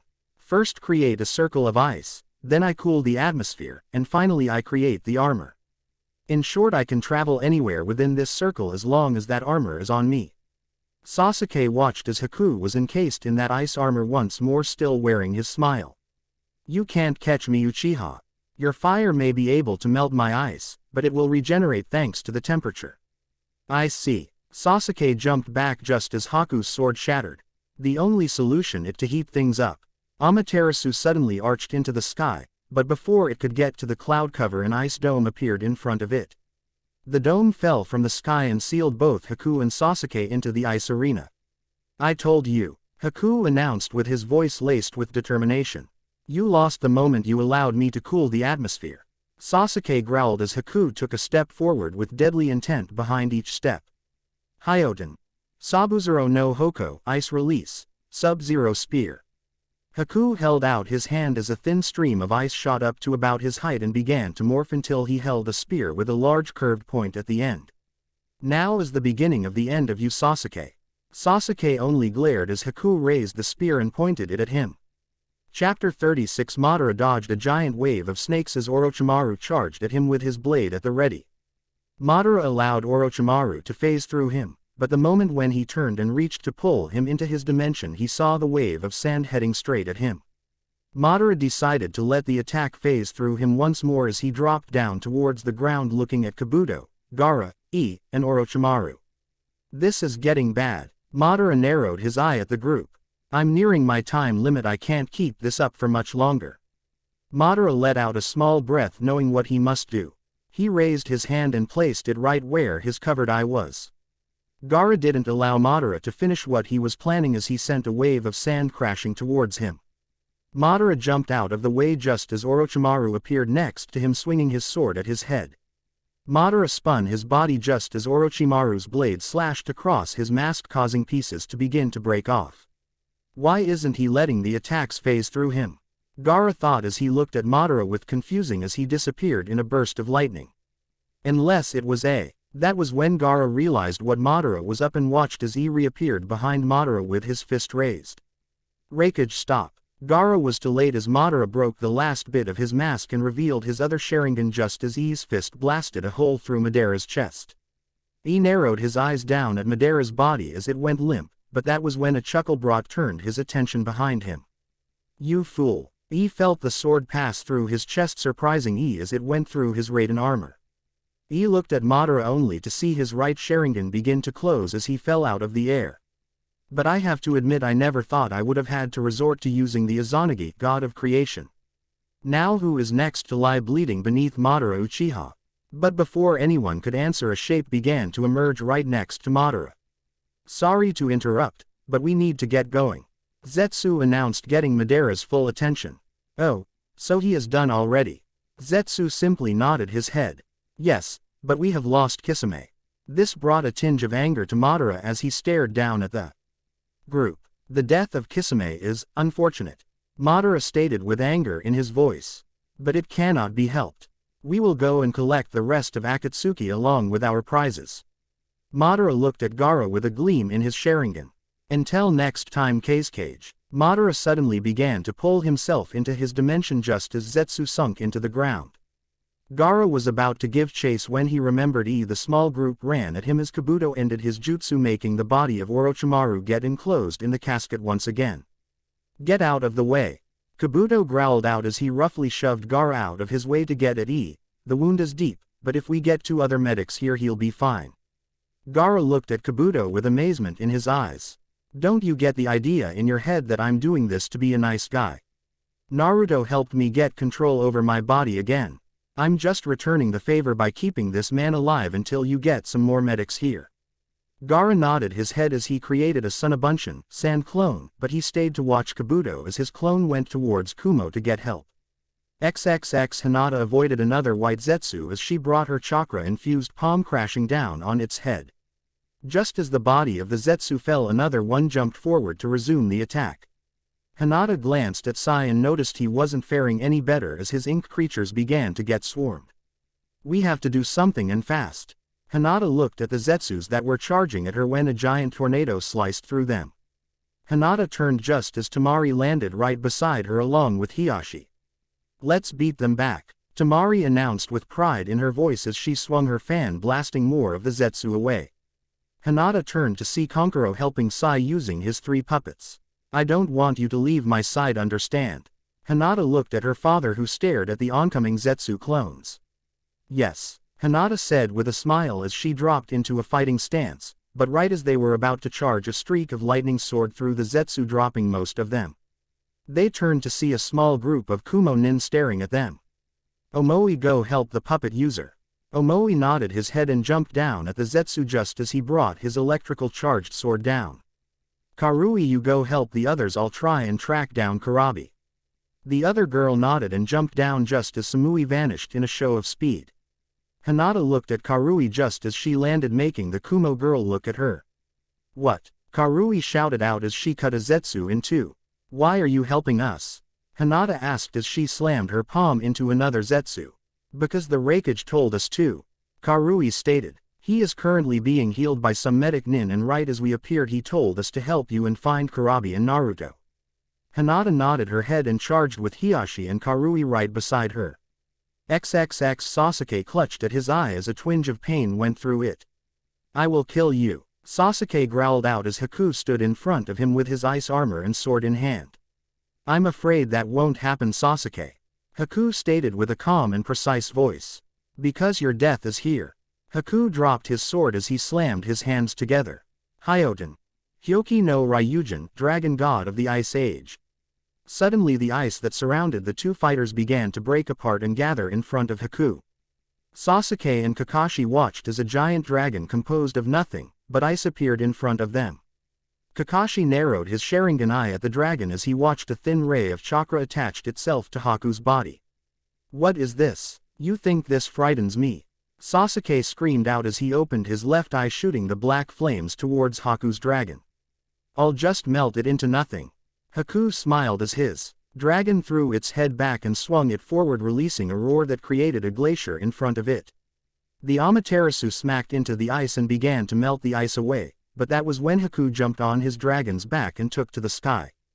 Haku slammed his hands together once more as his dragon looked at Sasuke and opened its mouth. Sasuke quickly formed a wall with his Amaterasu just as the dragon shot giant ice spikes at Sasuke. Time to end this. Sasuke looked up towards the voice and saw Haku above him with the dragon falling towards him as ice began to fall. Sasuke formed a shield of Amaterasu right above him as the dragon increased speed, falling faster. The fool. Sasuke smirked at the dragon as Haku jumped off. Nothing can survive Amaterasu. Sasuke watched as the dragon smacked into the black flames and began to melt, but that was when he stole a glance at Haku, who had his hands together in a ram's seal. Rito, deep freeze. Sasuke's eyes widened as the dragon exploded with enough force to blast Amaterasu away. Sasuke looked around as ice began to cover the area he stood, but just as he was about to run, the ice shot upwards into a pillar. Goodbye, Sasuke. But just as Haku looked at the pillar, he saw that Sasuke was gone. You almost had him, Haku Yuki, Snow. Haku turned his head in time to see Madara holding a struggling Sasuke. Let me go, Sasuke yelled out as he tried to get to Haku. I still need to kill them. Madara quickly threw Sasuke to the ground and stepped on his back. No, Madara stated at the glaring Sasuke. We stalled enough for Nagato. Now we must go and help with the extraction of the Jinchuriki. Madara waited until Sasuke calmed down and then allowed the Uchiha to get up. Madara looked at Haku and Kakashi as they looked up at the two Uchiha. We will meet again. With that, Madara wrapped himself and Sasuke away, leaving behind Haku and Kakashi. We need to get to Naruto's location. Kakashi turned to see Haku down on one knee trying to get his breath.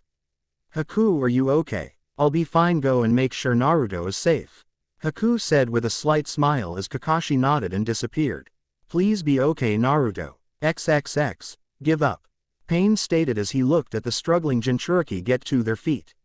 I told you we chose to attack when you were at your weakest. You cannot win against my pain. Though I will admit that it did surprise me that you destroyed two of my bodies. Naruto simply glared at Pain as he stood straight up and stared him down. Kurabi got up as well and took a glance at Naruto. He is almost out of chakra. Hachibi stated with a worried tone in his voice. I know if this keeps up he will end up dying. Kurabi answered back. Naruto looked at his trembling hand and gritted his teeth. I can't lose, not now. Naruto slammed his hands together as he summoned Kyabe's chakra. I won't lose. Naruto vanished in a burst of light, but Pain simply shook his head. You cannot defeat God. Pain raised his right hand. Shinra Tensei, heavenly subjugation of the omnipresent God. Naruto appeared right in front of Pain with his fist a mere centimeter away before he was blasted away. Naruto hit the ground with enough force to create a small pond as blood dripped out of his mouth. This is getting worse by the second, Kurabi. Hachibi said. The kid is losing too much of his chakra, at this rate he will die. Kurabi gritted his teeth and looked up at Pain just as Madara, Sasuke, and Zetsu appeared. Having fun, Nagato? Madara asked as he watched the remaining members of the Six Paths of Pain join him. I see you lost two of your bodies. Pain simply looked at Madara and then back down at the Jinchuriki. They're finished, Pain said with no emotion as the Kyabe's chakra faded off of Naruto. The kid doesn't have anything left. Kurabi looked at Naruto as he attempted to stand, but fell back again. I can't let this happen. Kurabi stepped in front of Naruto, surprising everyone. If you want the kid, you got to go through me. Kurabi stated this as he began to cover himself with his demon's chakra. Kurabi turned his head towards Naruto, looked at him in with confusion. You have a fire in you, kid, that will never extinguish. Do me a favor, tell my brother to keep on rolling.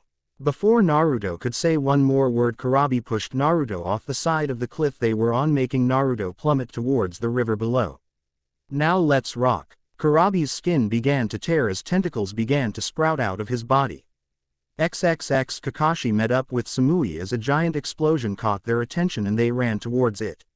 They arrived to see nothing but a giant crater and figures disappearing into the distance. Kakashi scanned the area and saw somebody on the other side of the river at the bottom of the cliff. Kakashi and Samui both jumped down to get to the individual, but before they even saw the person's face they knew exactly who it was. Naruto, are you okay? Kakashi yelled out as he landed beside the blonde Jinchuriki. Where is Kurabi? Samui asked as Naruto stirred. He pushed me off, Naruto said through a slurred voice. He said to tell his brother to keep on rolling. Naruto struggled to stand, but fell only to be caught by Kakashi. You need to report back to your Raikage and tell him what's happened, Kakashi stated to Samui, who continued to stare at the top of the cliff. There is nothing we can do right now. Samui looked at Kakashi and nodded her head before disappearing with Kakashi. XXX. Pain looked at Madara as they traveled towards Ain with Kurabi. Why didn't we go after the Kyuubi? Pain asked with narrowed eyes. Because we didn't have enough time, Madara stated with an honest voice. Besides, two more people were heading our way and who knows how much longer until another group came after them. Pain looked at Madara for a few more seconds before turning his head. Besides, I still need you around for a few more days, Nagato. I need to gather another component to this plan. Madara looked behind him at Pain. I need to go and pick up something. Pain looked at Madara with a questioning look in his eyes. What is so important that you can't help with the extraction of the Hachibi? Pain asked, earning himself a small glare from Madara. You already have plenty of help with the extraction. Madara stated, gesturing to the 6 paths of Pain, Zetsu, and Sasuke. Besides, without this we can't extract the Kyuubi from Naruto until we have it. May I ask where this item is? Pain watched as Madara's lone eye turned upwards with a cruel gleam in it. Konoha was the only word Madara said as they headed further into the forest. XXX Kumogakure was in an uproar, not only from being tricked into attacking an innocent man, but also the kidnapping of Kurabi. The wreckage was in bad condition, but he incited on going to go find Kurabi. I'll destroy Akatsuki with my bare hands. He screamed out as he went to stand, but promptly fell down again. Naruto looked around at the chaos, but not until he was grabbed from behind. Naruto! Hinata yelled out as she buried her face into Naruto's back. Naruto turned around and gave Hinata the biggest hug he could give her. I thought I wasn't going to see you again. Well, I'm here. Naruto kissed Hinata on the top of her head as he let out a cough. Uzumaki. Naruto turned and stared at without blinking. I'm not big on admitting I was wrong, but... Save it, Reikage. Naruto said, interrupting we have bigger problems to deal with. Looked at Naruto and nodded his head as he stood up. We need to gather our sources and go find Kurabi. Shouted, getting everyone's attention. I'm calling for a cage meeting in 3 days. Looked around at everyone before resting his eyes on the Konoha group. Tell your Hokage about the meeting. Hiashi was about to charge with anger in his eyes when Naruto's outstretched arm. There is no time for that, Hiashi-sama. Naruto looked at Hiashi directly into his eyes. We need to work together to beat Akatsuki, we can't be fighting among ourselves. Hiashi glared at as he turned away with Naruto and Hinata right behind him. We will see you in 3 days. Naruto announced as the group vanished in a swirl of leaves. He looked at the place where Naruto stood before as a small smile spread across his mouth. Naruto Uzumaki. He looked up at the sky as he walked towards his office to prepare for the meeting. XXX. Hey Naruto, won't you have to go to the Hokage meeting? Kakashi looked behind him as everyone was watching Naruto. Yeah, I'll have to, Naruto stated with a tired voice. I have to get to Uzushiogakure and inform them. Naruto stopped along with Kabuto, Haku, and Yukaiken. This caused everyone to stop. Kakashi looked at the smiling Kabuto with a grimace. Naruto, how can you trust him? Kakashi asked, gesturing towards Kabuto, who only smiled even more. He has proven trustworthy up to now, Naruto announced as he looked at Kabuto. But I'm not completely ignorant to him. Kabuto cared to show them the seal. Kabuto looked at Naruto with his smile as he lifted up his shirt, revealing a circle of seals that spread all across his stomach and chest. If I betray Naruto in the slightest, this seal will lock up my muscles. Kabuto looked at Kakashi with a small glare. And I prefer to be able to move. Hinata suddenly jumped from her place at Hiashi's side to Naruto. I want to go with Naruto. Everyone looked at Hinata with surprise. Hinata, not this time, Naruto stated as he gently gave Hinata a nudge towards her father. Why not Naruto? This time the question came from Hiashi. Because I have things I have to go do. Naruto hugged Hinata to stop her from protesting. That and she hasn't seen her village in a while, and as an ambassador she has to see both villages. Naruto gave Hinata a quick peck to her lips as he leaned in and whispered into her ear. Besides, I'll have a surprise for you the next time I see you again. Naruto gave Hinata a giant hug as she turned and jumped towards her father. See you guys soon. With that, Naruto and his group vanished, leaving behind the Suna and Konoha group. Be careful, Naruto, Hinata thought as they headed off towards the Hi-no-Kuni, land of fire. XXX Madara watched as the sealing of the Hachibi began before turning away from the scene. So you're going to Konoha? He turned to see Sasuke staring back at him. Mind if I tag along? Yes, you are needed here, Madara stated with no emotion. I need to get in and get out quickly without alerting anyone to my presence. Madara turned around, but said one last thing. Besides, you need to train because I'll be sending you to capture the Kyuubi. With that Madara vanished in a vortex leaving behind a smiling Sasuke. Soon Naruto. Sasuke said as he turned and headed into the dark cave. Soon I will have my vengeance. XXX. One day later Naruto arrived at Uzushiogakure with a look of determination and planning. What are you thinking, Naruto? Naruto looked up at Ukaiken. Before Naruto could answer, Enmatsuki suddenly appeared in front of them. There you are, Ashiki. Ukaiken looked around as Enmatsuki grabbed his arm and began to lead him away. You know I'm not Ashiki. Ukaiken announced with a nervous smile. Well, you are a part of him. Enmatsuki stated with a kind smile. And that's good enough for me. Now come on, I need help with playing with these kids. Naruto, Haku, and Kabuto just watched as Ukaiken was dragged towards the kids of Uzushiogakure. Kabuto took this as an excuse to leave to look for some new recruits for Uzushiogakare's ninja force. Haku left with him to watch over him. I'm sorry guys, Naruto thought with sadness in his eyes. But I need to do what is needed. With that Naruto went to the tower with determination blazing in his eyes. Chapter 37. Naruto was waiting with his bodyguards Haku and Kabuto as they waved goodbye to Uzushiogakure. The three left the village in a swirl of water as they reappeared on the opposite side of the lake. So you ready for the plan? Haku looked at Kabuto, who nodded his head. Yeah, but just remember you're part of this entire thing. Kabuto placed his hand on Naruto's shoulder. You just got to keep this little guy in this form until Naruto and Ukaiken get back from whatever it is they are doing. Kabuto looked towards the forest as he saw the fading images of Naruto and Ukaiken. Come on, let's get going before we're late. Haku nodded his head and the three of them walked towards the cage meeting. XXX. Madara watched as Tsunade left the village with her bodyguards, leaving Kakashi in charge until she returned. You couldn't have made this more easier. Underneath his mask Madara smiled. Soon I will have all the power needed to rule the world. With that Madara disappeared in a vortex. XXX. Why are we doing this? Ukaiken asked. Because we need to stop them from getting the Hachibi. Naruto stated simply while he ducked underneath a tree branch. But there's something more to this, isn't there? Ukaiken looked at Naruto with suspicion. Kurabi pushed me off the cliff. Naruto stated as he began to pick up speed. I won't let him die because of me. Ukaiken still wore a look of concern as he followed Naruto. That wasn't what I was talking about, Naruto. Ukaiken looked at Naruto with a sad look in his eyes. The man we are going after killed Jiraiya. What I asked was if you are doing this for Kurabi's sake or to get revenge for your sensei. XXX. Pain watched as the Hachibi was slowly removed from its host with some difficulty. It would appear that these two refused to give up. Pain looked at Sasuke only to see him walk away with a bored expression on his face. Where do you think you're going, Uchiha? Sasuke turned and smirked at Pain. This is the work of weaklings. Sasuke smiled even bigger as Konan glared at him. I'm an Uchiha, the best in this entire world. I don't do grunt work. With that Sasuke turned and walked away without another word. Do you wish me to go and retrieve him? Konan asked as she watched the Uchiha vanish. Pain simply shook his head as he kept his concentration on the ceiling.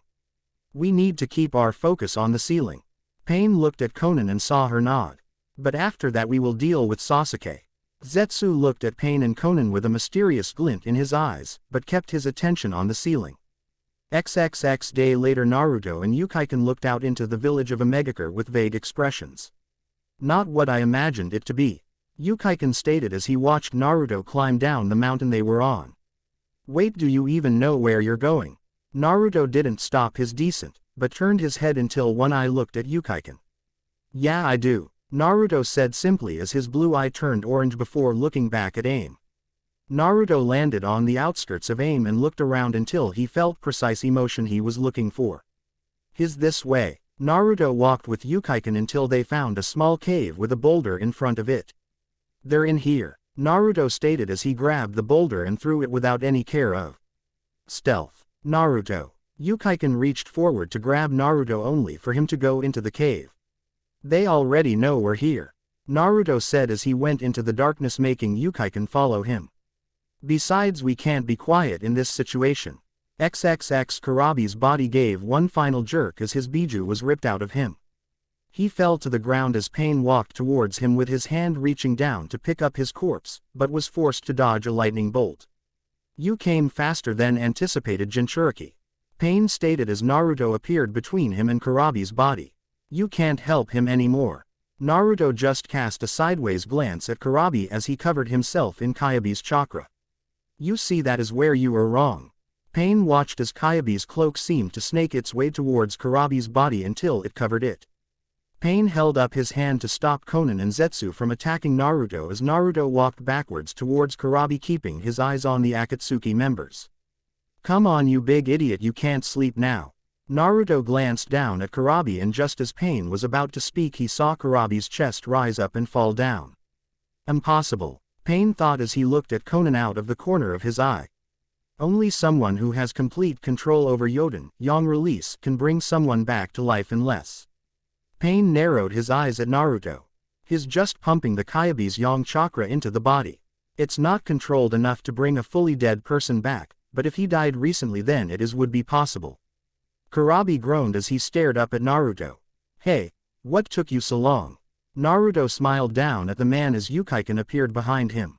Ukaiken, you know what to do. Naruto stood up as he stepped over Kurabi and faced Pain. I'm not leaving. Naruto turned to Ukaiken and released Kyabe's chakra, stopping him in mid-sentence. You will take Kurabi and get to Tetsu no Kuni, Land of Iron. Naruto looked directly into his eyes. I will be fine, just go. Ukaiken opened his mouth to argue more, but knew nothing would change Naruto's mind anymore. Ukaiken picked Kurabi up and turned only to be confronted by Konan. Get out of the way.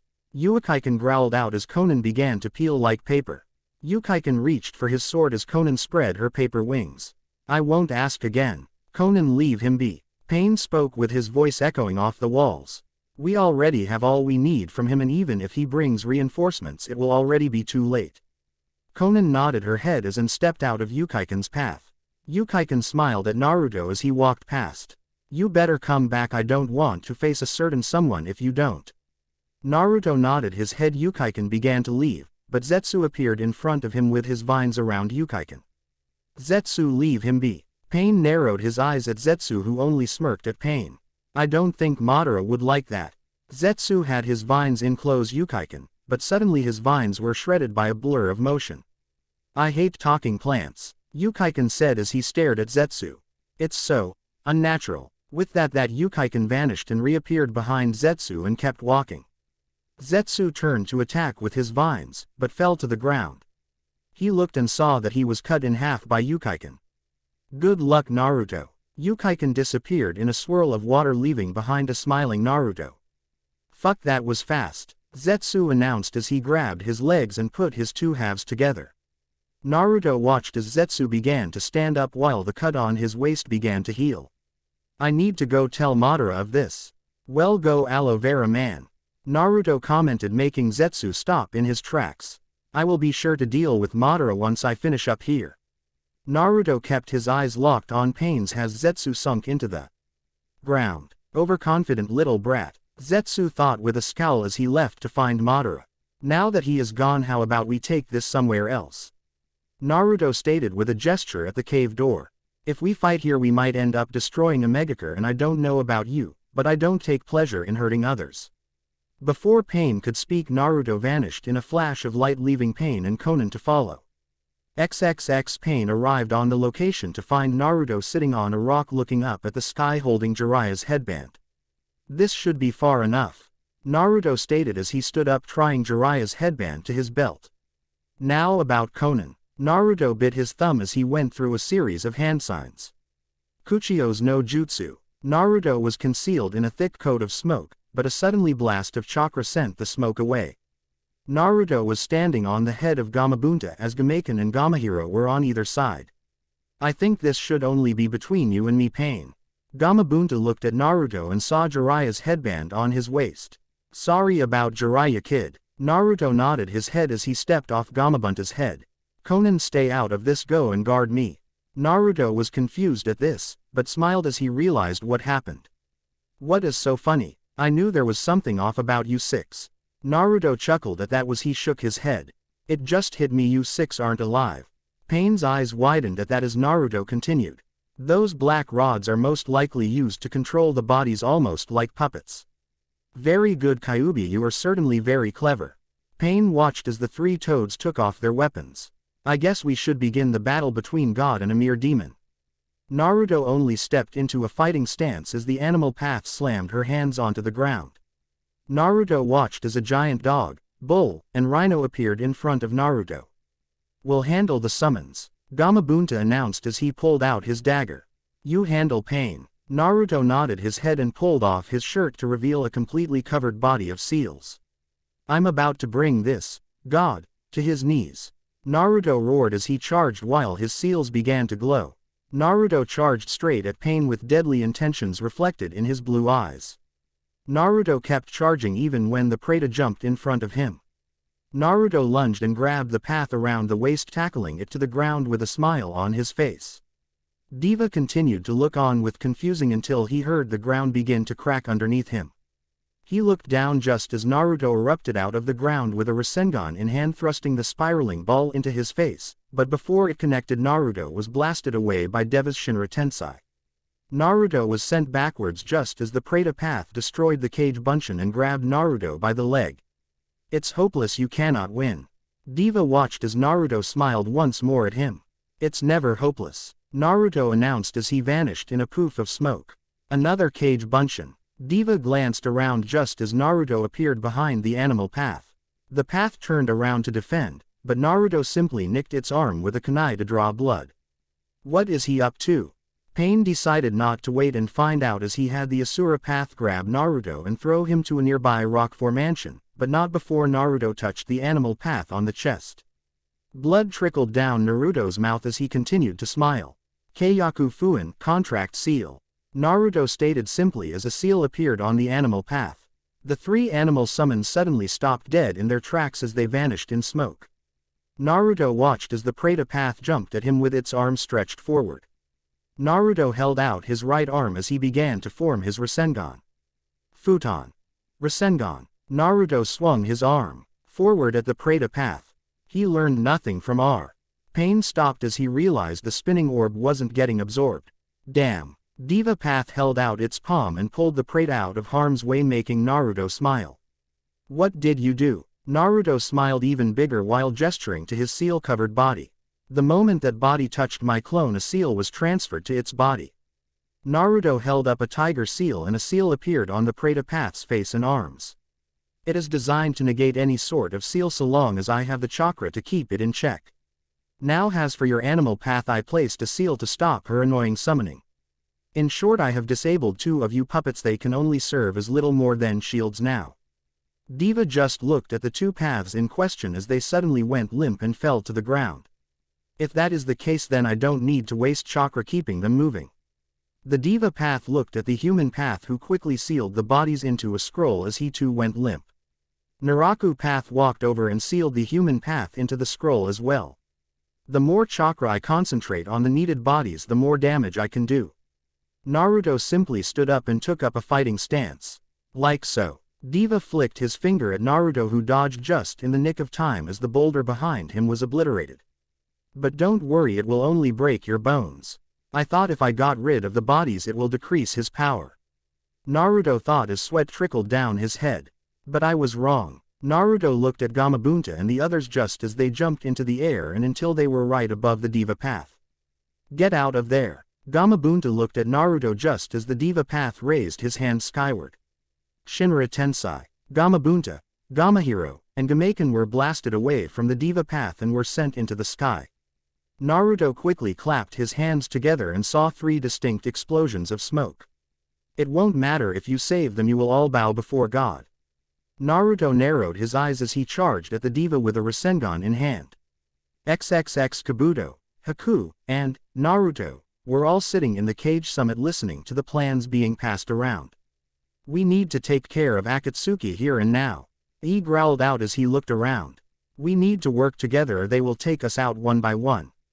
This coming from the one who always tried to get his hands on the Hyuga's Byakugan twice.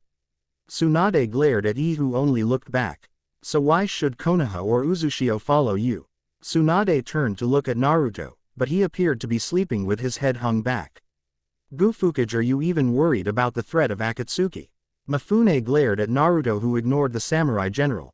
He stood up to confront Naruto, but a sudden blast of smoke appeared next to him. I have him, came the voice of Yukiken, who gently laid Kurabi on the wall. But Naruto decided to stay behind and handle that pain fellow. Naruto, on the chair, glanced up at Yukiken. So I can stop pretending to be him.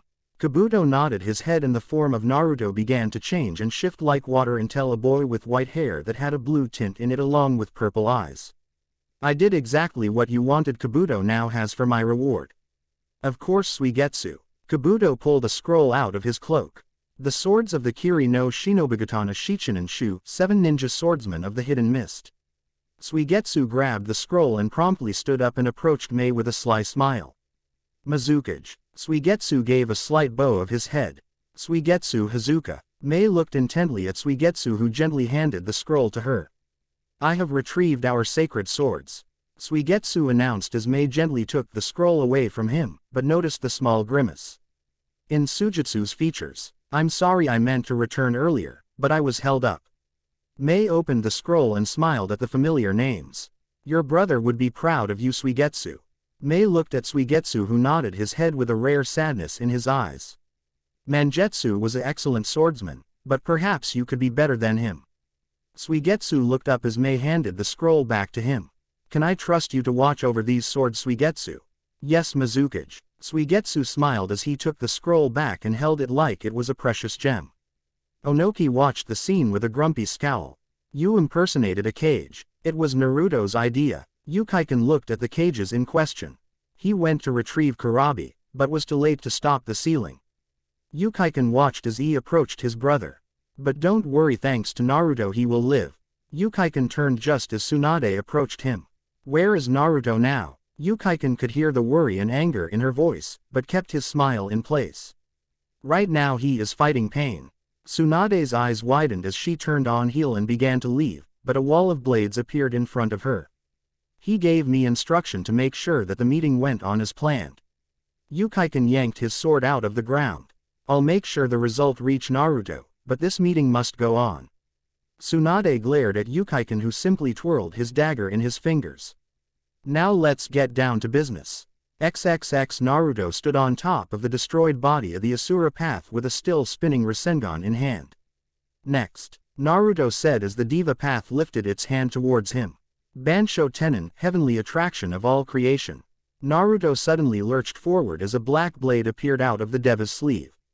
Naruto released his Rasengan and brought his hands forward into a tiger seal. The blade collided with a spinning barrier, allowing Naruto to drop to the ground. I learned some new tricks. Naruto smiled at the Diva. Fuinjutsu. Kamikaze, divine wind. The Diva looked down at his blade just as the barrier began to spin faster, making an ear-splitting grinding sound. The Diva jumped backwards just as the barrier ripped his blade to pieces until nothing was left. And now it's time for the finishing move. Naruto crossed his fingers and created 3 clones. Naruto and the clones held out their hands as a spinning mass began to form. Futon. Rasenshuriken. The 3 Narutos held out their respective Rasenshurikens as they rushed in different directions. It's already too late. Diva lifted its right arm, preparing to deflect Naruto's jutsu. I can still win. A clone jumped into the air and threw its Rasenshuriken at the Diva path, who ducked underneath the buzz saw, but thanks to the link it shared, it saw the disc heading straight for the Naraku path.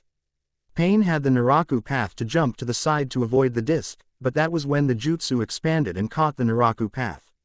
The Diva path narrowed its eyes as it looked at the last remaining jutsus. Take this. Naruto and the clone threw their Rasenshurikens at the same time, but the Diva path simply deflected the 2 jutsus. That was point. That was when he heard the familiar buzz of a Rasengan being formed. He looked up and saw the clone holding the jutsu at him, but before it got within an inch it was blown apart by the Asura. I thought I got rid of that thing. Naruto narrowed his eyes at the Asura, but it gave one finally jerk and fell to the ground once more. I guess it survived long enough to save the last pain. Naruto turned his attention back to the Diva path as it stood up fully. I never thought you would be this much trouble. Naruto could hear the slight tone of anger in his voice. But I guess I should have expected that I would lose some of my bodies today, but I never thought you would do it in this way. First you develop a Keiyaku Fuin to stop my animal path, then you negate my Preta path's seal, and then you destroyed my Asura and Naraku path. Yeah, the only one I didn't get on purpose was that path you sealed into the scroll along with the animal and Preta. Naruto smiled, but stopped when the diva looked at him. This ends here. The diva slapped its hands together and once it pulled them apart in between his palms was a small black orb. Chibaku Tensai, heavenly body bursting from the earth. Naruto pulled at Kyabe's chakra as he got ready for Pain's jutsu. This is it. Naruto concentrated his chakra into spinning into the palm of his hand. Whoever's jutsu works will decide the victor. Pain watched as Naruto's chakra began to form, but it wasn't a blue spinning ball. This time it was black and it wasn't moving, but Nagato could feel the power coming off of it through the diva path. Biju Rasengan, tailed beast spiraling sphere. Naruto glared at the diva path as a gust of wind blew dust past the two. XXX Madara stepped through the doorway that led into a crypt as he walked down the stairs into the darkness until he entered the inner sanctum of the crypt. He looked at the caskets around him until he found the one he was after. He grabbed the handles and pulled it out onto the ground with the symbol for Hokage on its surface. Madara blasted the lid off the casket and looked down to see the body of Minato Namikaze. Hello Minato, I think you have something that belongs to me. Madara's lone Sharingan shone in the dim light. Chapter 38. The diva path threw the small orb into the air until it stopped in the middle of its flight. Naruto watched as pebbles began to float towards the orb, but not a second later it began to rip chunks out of the ground. Damn! Naruto growled as he felt himself being pulled, but was saved by the dense ball in his hand. It's almost like a giant vacuum. The piece of earth Naruto was standing on began to crack until it went skyward towards the orb. I guess I'll have to improvise. Naruto slammed into the rocky surface in the sky as more rock piled on top of him until he was no longer visible. It's over, Pain stated as he turned away. Whatever that jutsu was, it was pointless. He began to walk away with the orb of earth following him slowly, but that was when the ground began to shake. What? Pain looked back up at the orb and saw that it was shaking uncontrollable until it exploded, sending a shockwave that shoved the diva path against a rock with enough force to make an indentation. Pain looked up to see that the Chibaku Tensai was blown in half with Naruto looking down at him with a smile. He destroyed it. Naruto jumped from the earth ball just as it began to crumble, but the moment Naruto touched the ground he vanished in a flash of light. Naruto reappeared in front of the diva path with a deadpan look in his eyes. You lose. Naruto delivered a right-handed punch to the diva path's midsection that obliterated the rock right behind him. Naruto pulled his fist out of the path's stomach and watched as it fell to the ground. We finish this. Naruto looked out to Omegakure as he picked up the diva path's body and vanished in a flash of light. XXX Madara just walked out of the crypt when Zetsu appeared next to him. Naruto is fighting Nagato at Omegakure. Madara simply shrugged at that information. I have faith that Nagato will beat Naruto. Madara looked at Zetsu, who looked nervous. Is there something else? Yeah, he managed to bring the Hachibi's Jinchuriki back to life after the sealing. Madara's lone eye widened. You know what that means, Madara. Yeah, looks like Naruto has finally gotten a grip on his half of Kyabe's chakra. Madara chuckled at this. Perhaps we should go and watch the finally confrontation between Naruto and Nagato. Zetsu nodded as he vanished underground while Madara disappeared into his vortex. XXX Naruto reappeared in the center of Omegakure, making the civilians jump backwards. He's here somewhere. Naruto closed his eyes for a second until he opened them slowly, looking towards the lone tower in the distance. There he is. Naruto vanished once more, leaving behind startled people. Naruto appeared in front of a giant metal door only to see Konan standing in front of him. Out of my way, Naruto stated with no emotion in his orange eyes. I'm afraid I can't do that. Konan began to peel like paper as wings appeared on her back. I don't want to fight you. Naruto kept his eyes locked on hers as a torrent of paper surrounded both her and Naruto. But if you continue, I will have no choice but to beat you down. Konan's response was creating a spear made out of paper as she readied herself to fight Naruto. Naruto sighed as he shifted Yahiko's body onto his back. Fine, if you want to fight. Konan vanished in a flurry of paper as the paper covered Naruto's vision. Konan swung his spear at Naruto's back only for it to be caught by Naruto. Try again. Naruto threw Yahiko's body into the air as he went to deliver a punch to Konan, but that was when Naruto saw the tags. Explosive tags. Naruto and Konan were consumed in a giant explosion that shook the tower and sent Naruto backwards into the wall. I'm willing to die for Nagato, Konan announced as the dust cleared, revealing that her paper body was blown in half. That is how far my faith in him goes. I don't have time for this. Naruto grunted as he got up, feeling his chakra level dropping slowly. I'll end this in one move. Naruto vanished in a flash of light as he reappeared behind Konan as more paper bombs surrounded the two. Stop.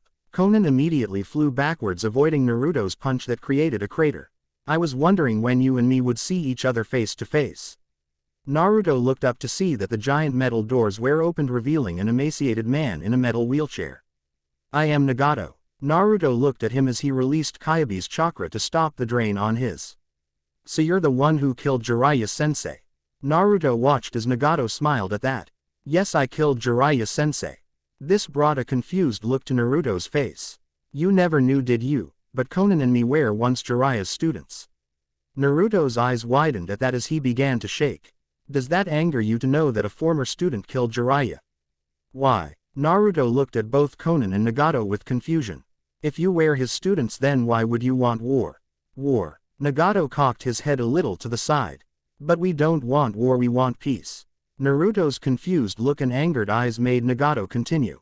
We want to capture the Biju to create a weapon capable of destroying an entire village within seconds. How is that peace? Naruto yelled out. Doing something like that will only further war.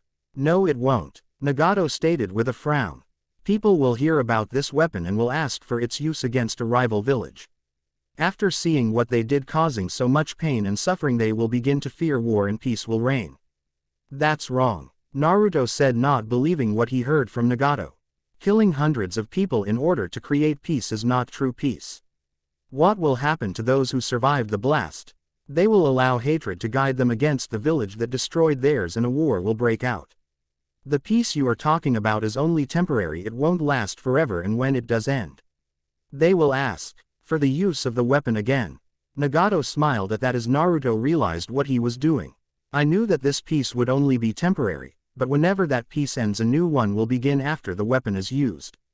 Naruto looked at the ground as he began to shake even more. There is no such thing as true peace, but with your death I will bring peace to this war-ridden land. Suddenly a black spike shot out of Nagato's wheelchair, impaling Naruto in the stomach. From this distance I can control your entire body. Nagato stopped speaking as a flash of red slitted eyes behind a closed cage door appeared in his head. Clever boy, Nagato stated as he began to shake from the chakra coming back from Naruto. Naruto jerked his head up, revealing red slitted eyes as he ripped the chakra receiver from his stomach. You are not a student of Jiraiya, Naruto growled out. No student of his would walk down this type of path. You are nothing more than a tyrant if that is your type of peace. Naruto screamed this out, making Nagato narrow his eyes at Naruto with both confusion and hatred. You don't know anything, boy, Nagato stated as he leaned back into his chair. We have suffered pain that you couldn't even dream of. I saw both my parents die in front of my eyes, I killed my best friend, and everything that I loved died around me. Naruto's eyes returned to normal as he began to calm down. You know nothing of the true world. The peace Jiraiya spoke of is nothing more than a lie. People will never understand one another, it is impossible, they will always fight. Nagato looked at Naruto as his eyes shinned in the darkness. Even now you hate me, you want to kill me. Don't deny it, I can see everything with these eyes. Naruto looked at Nagato directly into his eyes. Well, what will you do? Will you kill me and let this world destroy itself, or will you surrender? Naruto looked off into the sky with a small smile on his face as he gripped Jiraiya's headband tighter. I can't forgive what you did. Nagato sighed as Konan got ready to fight. But I can't surrender either. Jiraiya-sensei believed that there would come a time when people would understand one another, and as a former student I must follow the same path he gave to me. So I won't kill you, Nagato. If I did kill you, then I would be an instrument for your own village's anger. Naruto gestured to the village behind him with a solemn expression. How can you believe that? Nagato yelled out as he looked at Naruto, who smiled back at him. That peace is nothing, but then I'll find peace. Nagato stopped and watched Naruto with a different look in his eyes.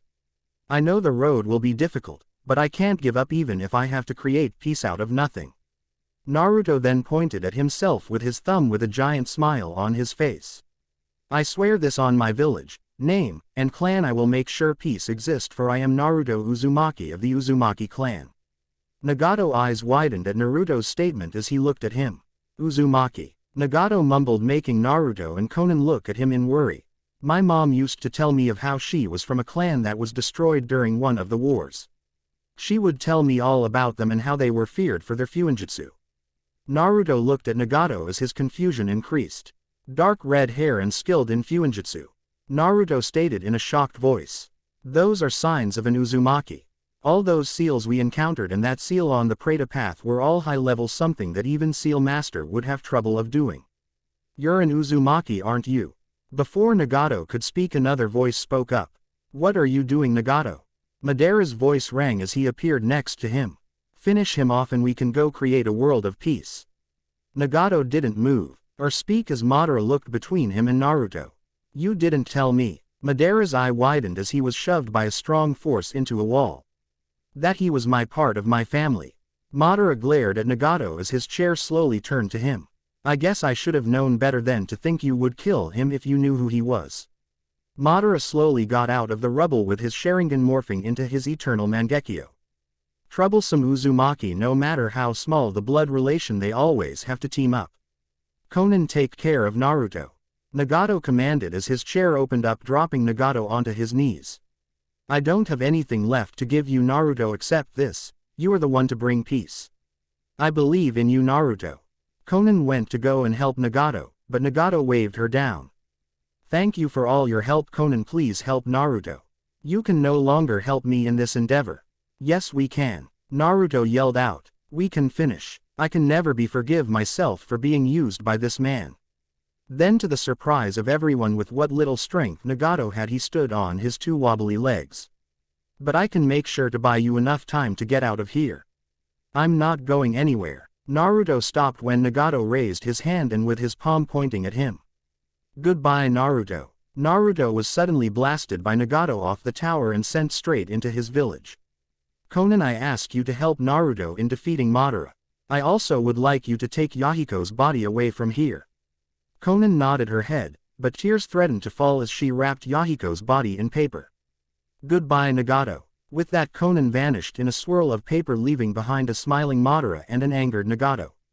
I'm afraid your sacrifice is in vain.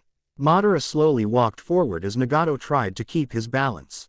I'll just teleport to Naruto's location and then. That was when Madara felt the pressure begin to increase until he could no longer move. I know I might not be able to kill you. Nagato's eyes glinted with power as he began to increase the gravity in the area. But I can at least slow you down. Madara's eye widened as he saw a black orb appear above them. Chibaku Tensai.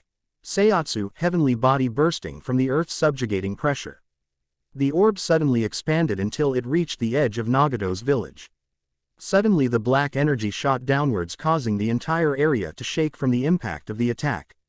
Nagato felt himself floating in darkness as he gently closed his eyes. Naruto, I wonder what would have been if we met under different circumstances.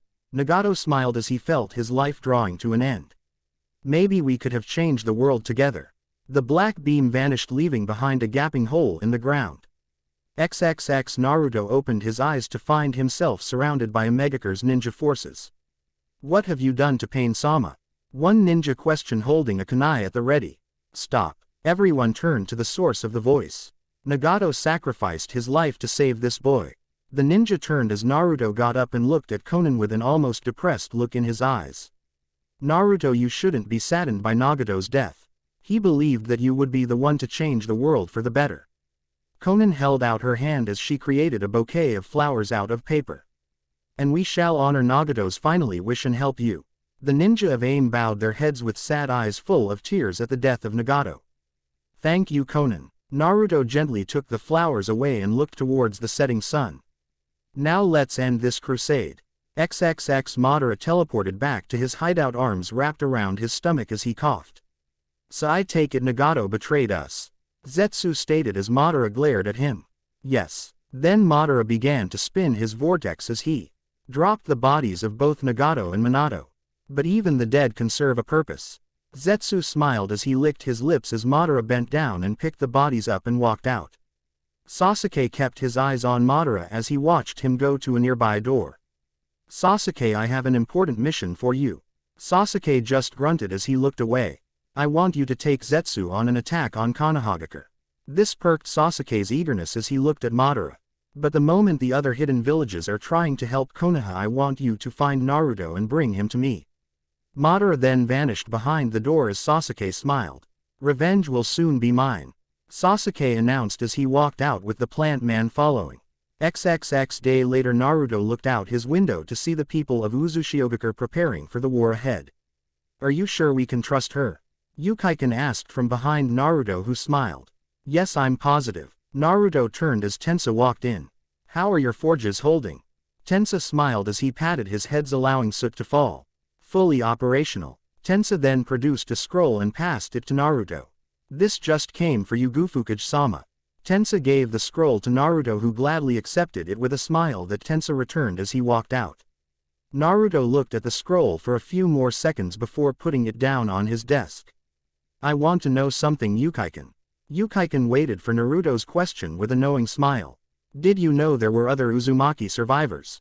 Your grandfather suspected that some of the Uzushio may have survived and scattered into different regions. Yukaikan gave a sigh as he sat down. But we could never find any. If we known who that Nagato kid was, we would have helped him. I'm sorry that you lost another member of your family, Naruto, but right now we can't lose our focus. We must be steadfast in the war ahead. Naruto nodded his head as he sat down with a smirk, but that quickly faded as he looked at Yukaikan.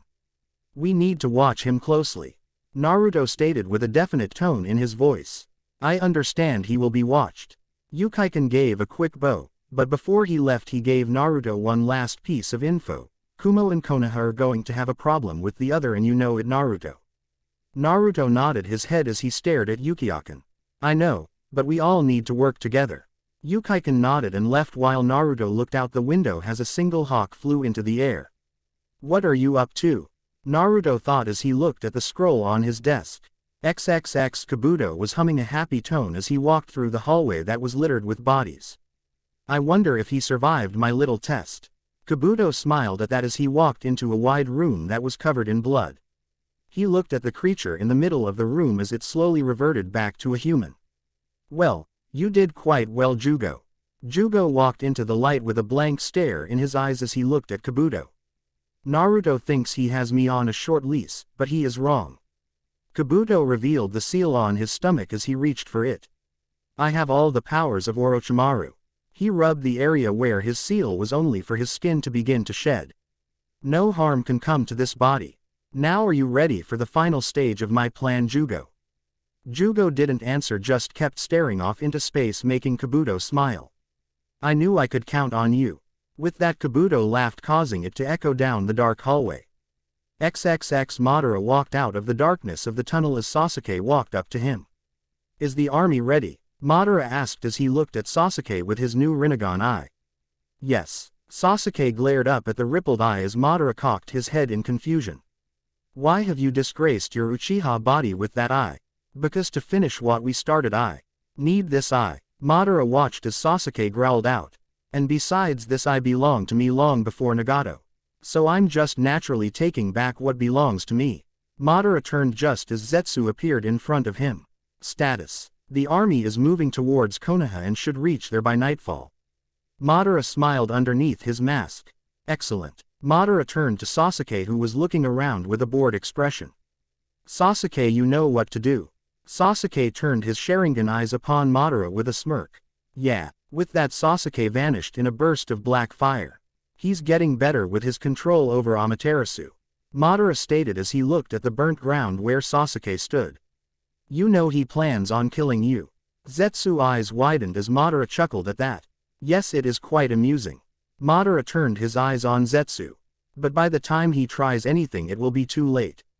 I'm going ahead with the plan. But you don't have the Kyuubi. Zetsu watched as Madara summoned the Gedo Mazo.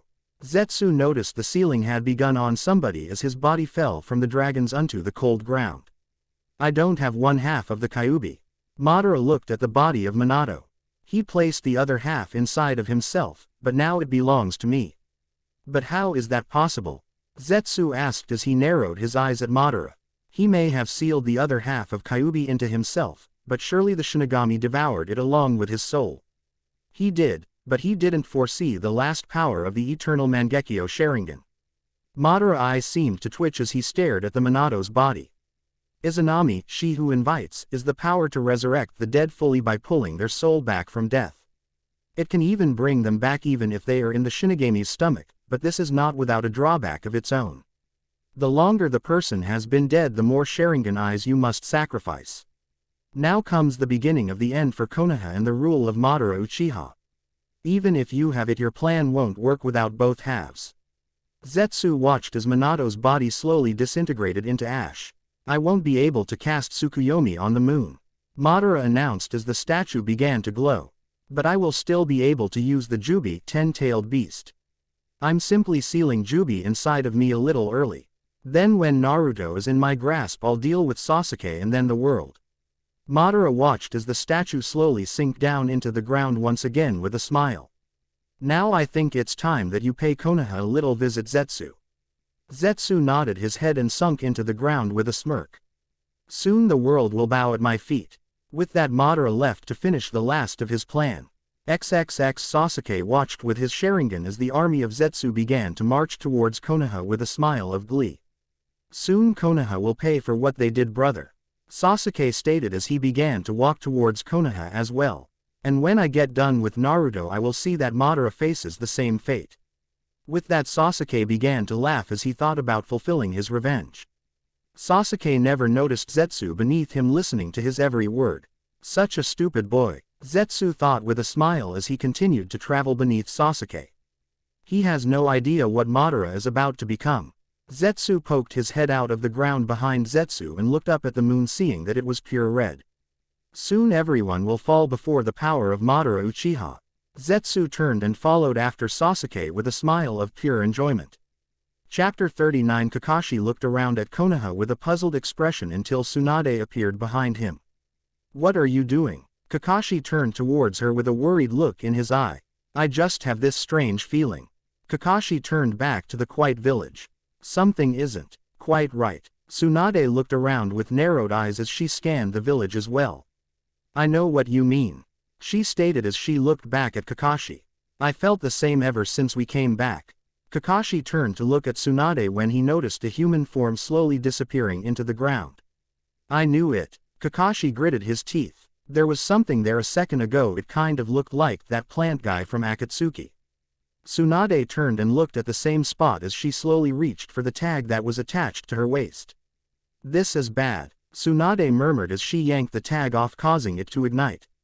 She threw it into the air just as it blew up, lighting up the dark skies above Konoha, causing various shinobi to wake up. People of Konoha, we are under attack. This got everyone's attention as they rushed to get ready just as Zetsu appeared in front of Kakashi and Tsunade. You ruined all the fun I was going to have. Zetsu lowered his head with a disappointed sigh. But I guess we can do this the hard way. With that, Zetsu smiled up at Tsunade, sending a chill down her spine. Right, Sasuke. Kakashi turned around just as Sasuke appeared in a swirl of black flames. Sasuke looked at Kakashi with his eternal Mangekyo as his hair covered the top of his eyes. This is going to be fun, Sasuke replied as he licked his lips as Kakashi lifted his headband. I told you Konoha was going to burn to the ground. Kakashi glared at Sasuke as the village began to stir just as the Zetsu army appeared out of the ground. XXX Naruto was just about to head to sleep when a buzzing sound woke him up with a start. He ran to his desk and opened it up to reveal tags with different symbols on each. Naruto gritted his teeth as he saw that the one with the leaf catch fire. Konoha. Naruto immediately went to work of waking the shinobi of Uzushio. Yukiken appeared behind Naruto with a tired look in his eyes. What's wrong, Naruto? Yukiken mumbled out as he stifled a yawn. They are attacking Konoha. Naruto looked at Yukiken with seriousness as this knocked him out of his tired stupor. I'll get everyone organized. Yukiken gave a bow as he vanished, leaving behind Naruto, who only glared at the direction Konoha was. So it begins, Naruto thought as he turned and left to get the village ready. XXX Kakashi dodged a Chidori aimed at his head by Sasuke and promptly kicked the Uchiha off the building. He jumped after him with his regular eye closed, focusing his attention on his Sharingan. This time there is no escape, Sasuke. Kakashi yelled out as Sasuke smirked up at his former mentor. Who says I want to escape? Sasuke began to charge his hand up with lightning. I'm perfectly happy right here. Chidori Iso, 1000 birds sharp spear. Sasuke swung his arm at Kakashi just as the lightning fired in a straight line. Kakashi moved his head just as the lightning blade passed by his head. Kakashi turned his body around just in time to land on his feet and form a hand sign. Kaden. Gokaku no Jutsu.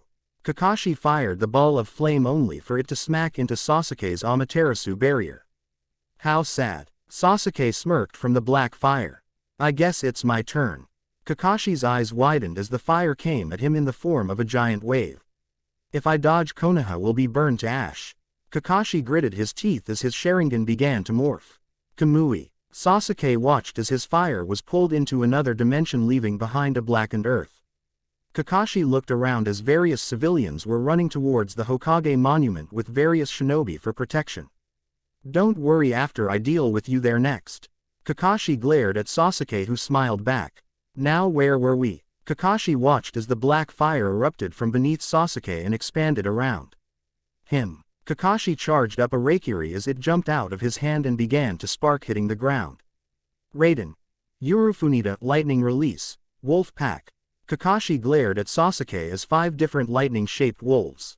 We were ending this. Sasuke sneered at Kakashi as Amaterasu danced around him. Then let's end this, Kakashi-sensei. The black fire swirled around Sasuke like a small twister as he jumped at Kakashi and his lightning pack. XXX, it is a lot to ask. Naruto announced at the gathered shinobi. But I ask you to join me in what shall be a war. The shinobi looked at one another with worried looks in their eyes. We need to work with the other villages in order to defeat Akatsuki. So I ask you not as your leader, but as a friend, will you help me? Tensa smiled from the crowd as he raised his arm. I shall join you in this cause. Tensa shouted out to be heard. Me too, came Haku's reply. You don't even have to ask. Came Yukaiken's cry of joy. Pretty soon the entire village was cheering to join Naruto's mission. Thank you all. Naruto smiled down at everyone. But we can't leave our village undefended. I can only take at least 5. This brought a murmur of confusion from the crowd. We are still growing as a hidden village with very little ninja to make up our forces. I want to leave the rest of you here in case Madara tries anything against us. The group nodded with smiles on their faces. I can have specially made armor all ready to be giving to us. Tensa announced as he clapped his hands as a large amount of smoke appeared. The armor in question was pitch black with a blue swirl on each. The seals on them allow you to create barriers and fire high pressurized water from each palm. Tensa smiled as the entire group began to grab at the armor and began to suit up for the war to come.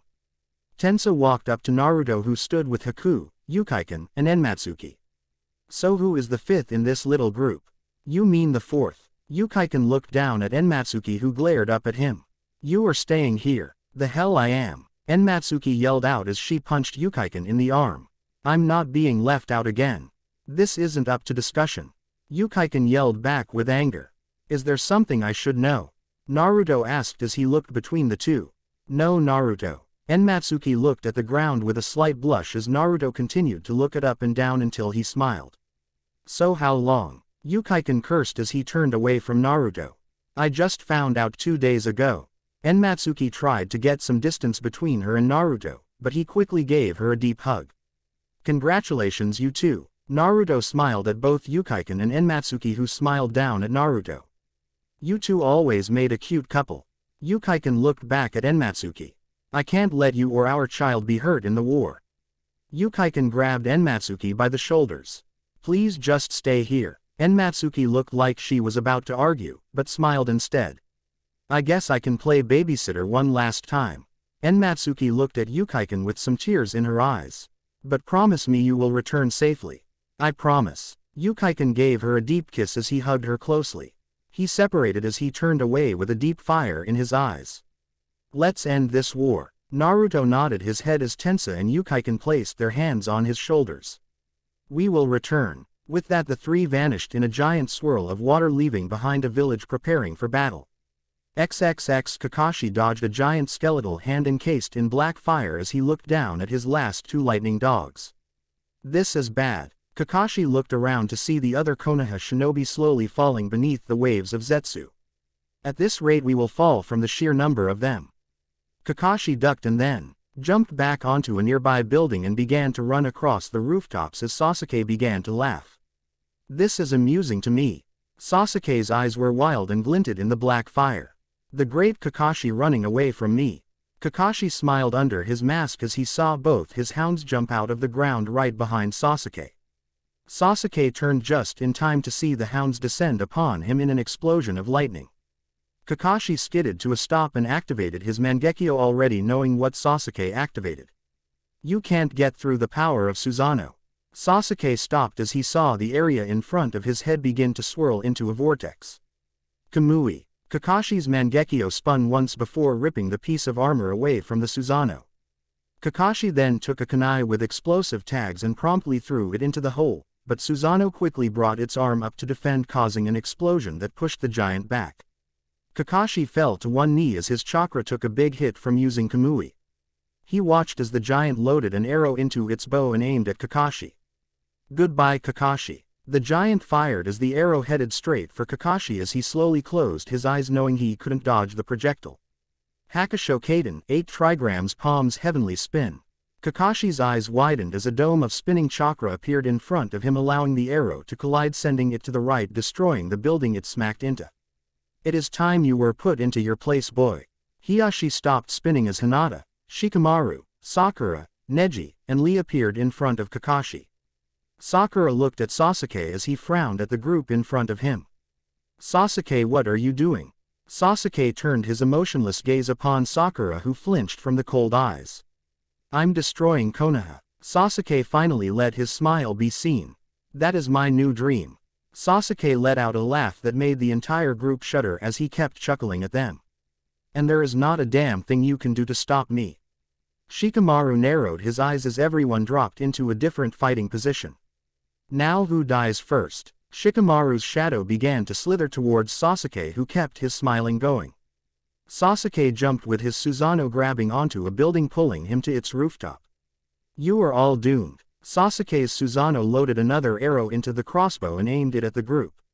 Susanoo fired the arrow, but just as the group jumped to avoid the arrow, another was sent at them. That giant is constantly reloading the crossbow in a blink of an eye. Shikamaru thought as he took cover behind some rubble. With that, it could be stated that it consumes quite a bit of chakra to fire it this quickly. Shikamaru nodded towards Lee, who nodded back and took off his training weights. Lee jumped from behind his hiding place and vanished in a burst of speed, reappearing right behind Sasuke. Sasuke turned his head as a burst of green chakra erupted from Lee as he aimed a punch at the Susanoo. You fool! Sasuke shouted as he had Susanoo swing its arm around, connecting with Lee, sending him into a building at an angle into the ground. Who's next? Sasuke never finished his question as Hiashi, Hinata, and Neji jumped in front of him, swinging their palms forward. Hake Kuhekusho, 8 trigrams empty wall palm. Sasuke felt the wave of chakra smack into his Susanoo as he was shoved off the building. Hiashi landed on the ground only to disappear and appear above Sasuke. Hake Hasanjaki, 8 trigrams mountain crusher. Hiashi swung both his palms forward, sending a visible wave of chakra at Sasuke. Susanoo folded its arms in front of Sasuke as it was blasted by the chakra wave, forcing it into the ground, causing a giant cloud of earth and dust to shoot upwards. Hiashi landed beside the crater, glaring at the flare of chakra that spiked from the rubble as Sasuke slowly emerged. Hiyashi's eyes widened slightly as Sasuke's chakra began to get more erratic by the second. Is that all you got? The smoke cleared, revealing Sasuke, who had his head cocked to one side with blood dripping down his left eye. Enten. Gojinka, blaze release. Volcanic eruption. Everyone began to look around as the ground began to shake as Sasuke began to chuckle. This is the end. Hiashi looked down at the ground just in time to see the ground split beneath him. He jumped back just as a pillar of Amaterasu erupted out of the ground, nearly incinerating Hiashi. Father. Hinata began to run to her father, only for a pillar of Amaterasu to erupt in front of her. Stay back, Hinata. Hiashi turned to his daughter with fire in his eyes as he slowly turned his attention on Sasuke. You dare raise your hand against my daughter. I will make you pay for trying to destroy the very source of my pride. Hiyashi charged with his body glowing with chakra, Hake Bishaman 8 trigrams Bishaman. The chakra began to form around Hiyashi almost like a suit of armor as he continued towards Sasuke with deadly intent reflected in his white eyes. This is the blade that will end your existence. Hiyashi held out his palm as a beam of chakra extended into a thin blade. Sasuke jumped just in time to avoid the chakra blade, but the blade phased right through a piece of destroyed building without harming it. Sasuke pulled his own sword out and brought it down on Hiyashi, who spun around on his heel, bringing the chakra blade into Sasuke's stomach. Sasuke smiled down at Hiyashi as he glared up at Sasuke. What is that supposed to? Sasuke suddenly began to shake as he felt his chakra points begin to close. Damn! Sasuke jumped back away from the chakra blade as Hiyashi stood at the ready. So that blade isn't meant to cause external damage, but instead internal. You are correct, Uchiha, Hiyashi growled out as he watched the black fire make a circle around them. It closes off the chakra points until only a few remain. This attack is designed to close off the chakra points until the only ones left are the ones near your cold heart. Sasuke narrowed his eyes as Neji and Hinata looked on in shock. You die from your own chakra, crushing your heart into dust. With that, Hiyashi jumped towards Sasuke, who only smiled up at him as more Amaterasu flames sprung up around him. Your power will never reach me. Sasuke smirked as he saw rage flash in Hiyashi's eyes. My hate and anger is stronger than yours. Sasuke charged his sword with lightning as a dangerous glint flashed in his eyes. They two clashed in the middle of the blaze, both glaring at the other as they sought to gain advantage over the other. Sasuke jumped over Hiyashi as he swung his blade repeatedly, but Hiyashi's chakra armor held firm, causing Sok to growl in frustration. Sasuke landed on his feet and threw his sword into the air as he charged up a Chidori. Sasuke charged towards the Hyuga leader as he held his palms out. Sasuke swung his Chidori just as Hiyashi swung his right palm.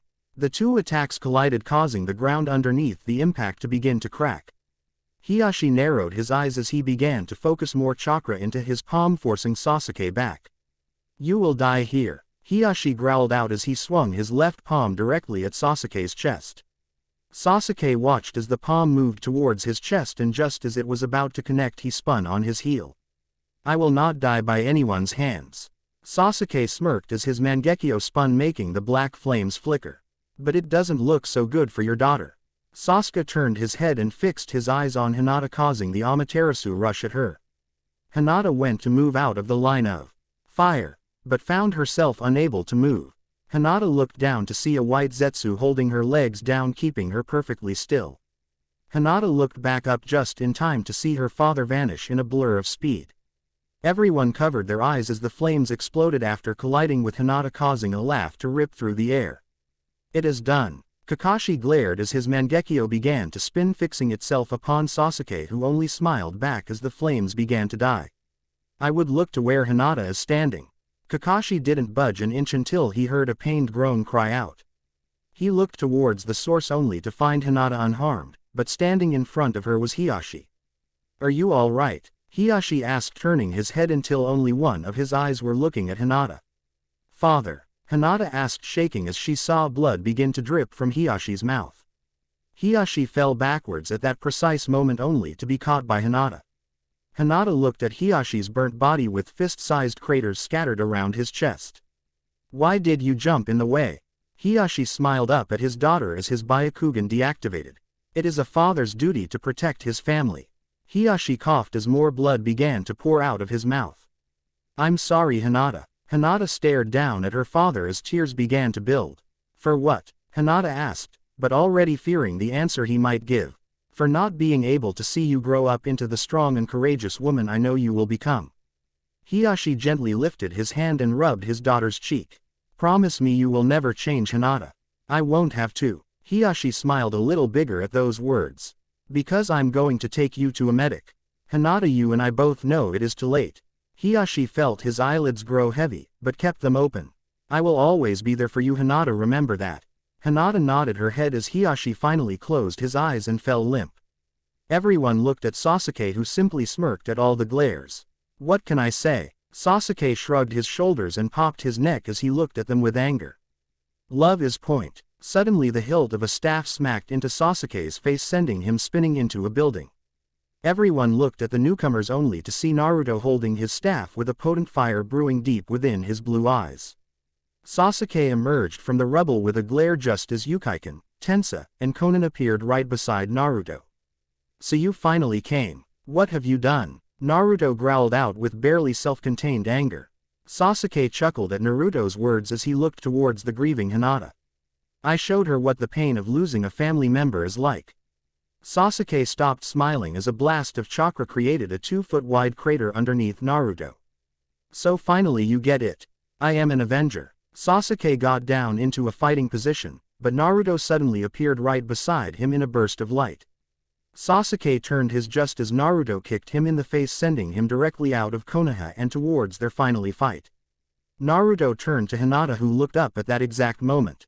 Naruto. Naruto cringed at the pain in her voice as he looked at Konan, who nodded her head.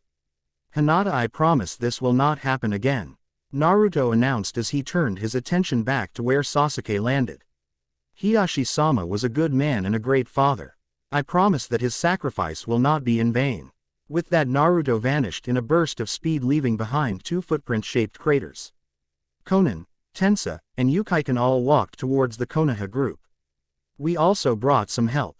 Konan gestured up at the mountains behind Konoha just as a wave of shinobi began to appear. We went to every hidden village and told them what was happening, and they immediately began to send out their troops. Kakashi nodded at Konan as Tensa walked forward. Let's get this party over with, Tensa announced as he cracked his knuckles. Koton. Honkyo, steel release, stronghold. Tensa's body began to ripple as his skin turned black and blades began to sprout out of his wrists and back. Everyone watched with wide eyes as he popped his neck and wrist with a broad smile. This is going to be fun. With that, Tensa charged towards the oncoming Zetsu horde. XXX Sasuke held onto his left arm as he stumbled out of the forest with an angered expression as he came across an open valley with 2 statues. It began here, Sasuke stated as Naruto appeared behind him. And it will end here. Sasuke jumped just as Naruto's staff was swung at him. Why did you kill Hiashi? Naruto yelled out with anger in his voice, causing Sasuke to smirk. Why didn't you try and heal him? Sasuke cocked his head to one side with a sinister glint in his eyes. Madara has told me everything about the properties of Kyabe's yang chakra. So again, why not stay and heal him? Because I could only keep him alive and keep supplying life. Naruto narrowed his eyes at his former teammate. But he would continue to die from his wounds no matter what I or anyone else did. I couldn't put Hinata through that again, or Hiashi from feeling that pain over and over again. Sasuke threw back his head and laughed. That is pathetic, Naruto. Sasuke yelled out. You didn't heal him, because you would have lost track of me. Your entire mission in your life was to bring me back to Konoha. Well, what do you think about my little reunion? Do you still want to take me back? Naruto just stared at the ground as his grip on his staff tightened. Well, make your choice. I'm sorry, Naruto stated out loud with some sadness. But I won't be able to keep my promise to you, Itachi, please forgive me. With that, Naruto charged, bringing his staff down just as it was swallowed by a small hurricane, just as Sasuke brought his hands together in a tiger seal. Chapter 40. Tensa slashed through a Zetsu that decided to take a lunge at Hinata as he stood guard over her. This is bad. Tensa looked down at Hinata as she looked around with a slightly dazed look. I can't keep us both safe. Tensa looked around real quick and turned back to Hinata. Listen, I know it hurts. Hinata looked up at Tensa as he smiled down at her with a sad tone in his eyes. How do you know? Because I lost my father in nearly the same way, Tensa explained as the fighting continued around the two. But I fought through my anguish, because that was what my father would have wanted me to do. With that, Tensa swung his arm, releasing a barrage of metal spikes from his arm. Hinata looked down at her father one last time before giving a slight nod. Tensa turned just in time to see a Zetsu try to jump him from behind, but was suddenly blasted to pieces by a massive wave of chakra. Welcome back, Hinata. Tensa turned his attention back to the horde just as the reinforcements arrived. He appeared in front of Hinata and gave her a once-over before nodding and delivered a bone-shattering punch to a nearby Zetsu clone. Fight with everything you've got. He roared as he vanished and began to tear into the army. Hinata turned around to see Azetsu jumping at her only to get pinned down by a giant clawed foot made out of ink. Need some help? Sai called out from atop of a giant lizard creature. Hinata smiled as she turned and began to tear through any Zetsu that came in front of her. XXX Zetsu watched the scene at a distance with a smug look on his face. They think they can really win. Zetsu slowly shook his head as he stood up. How path? Zetsu ducked just as a blade of wind passed over his head. Who the hell? Zetsu stopped as he stared at the bandaged body of Danzo. So you finally arrived. Danzo slowly began to undo his gauntlet with the pieces falling to the ground. I was wondering when Madara would send you here. So what of it? Zetsu watched as Danzo revealed his 10 Sharingans implanted on his arm. I know what you are. Zetsu winced at that as Danzo slapped his hands together.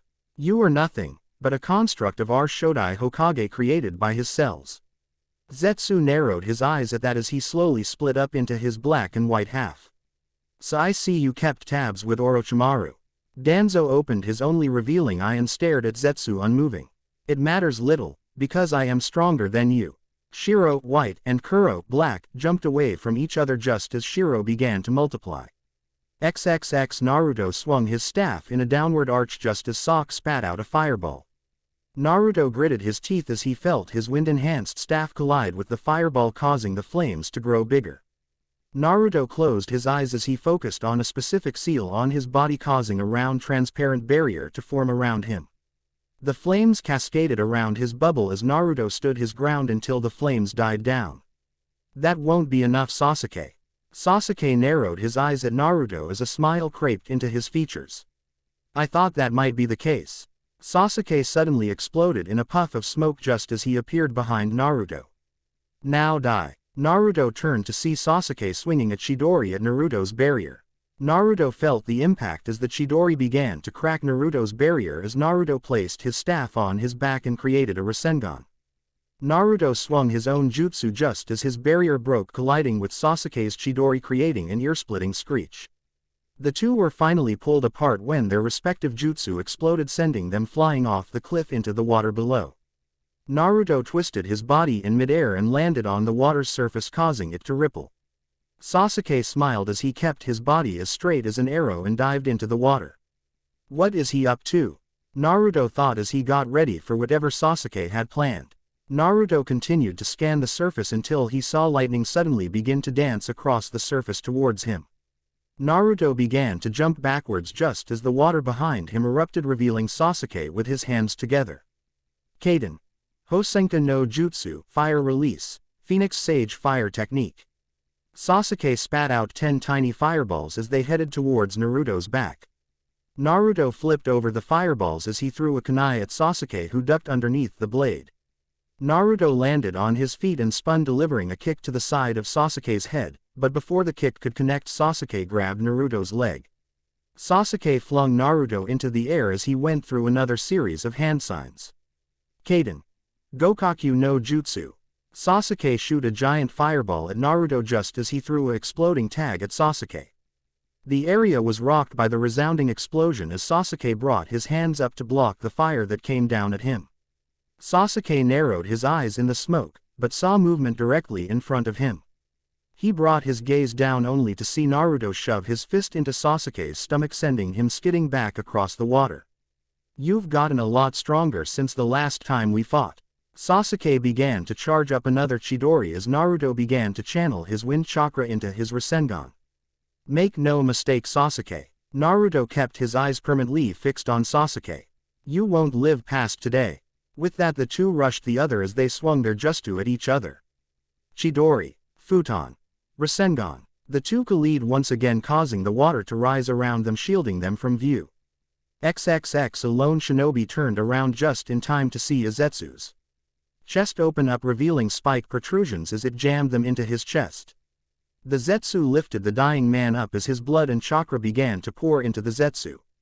The Zetsu swung the body off his spikes only to be hit with an intense Kaden jutsu. We can't give an inch. Kakashi shouted out as he jumped over the burning body of the Zetsu. If you know any Kaden jutsu, use them. Futon users increase their strength. He appeared right beside Kakashi along with Onoki, who watched the scene unfold beneath them. This is a sheer war on pure attrition. He growled out as he watched as another shinobi fell before two Zetsu.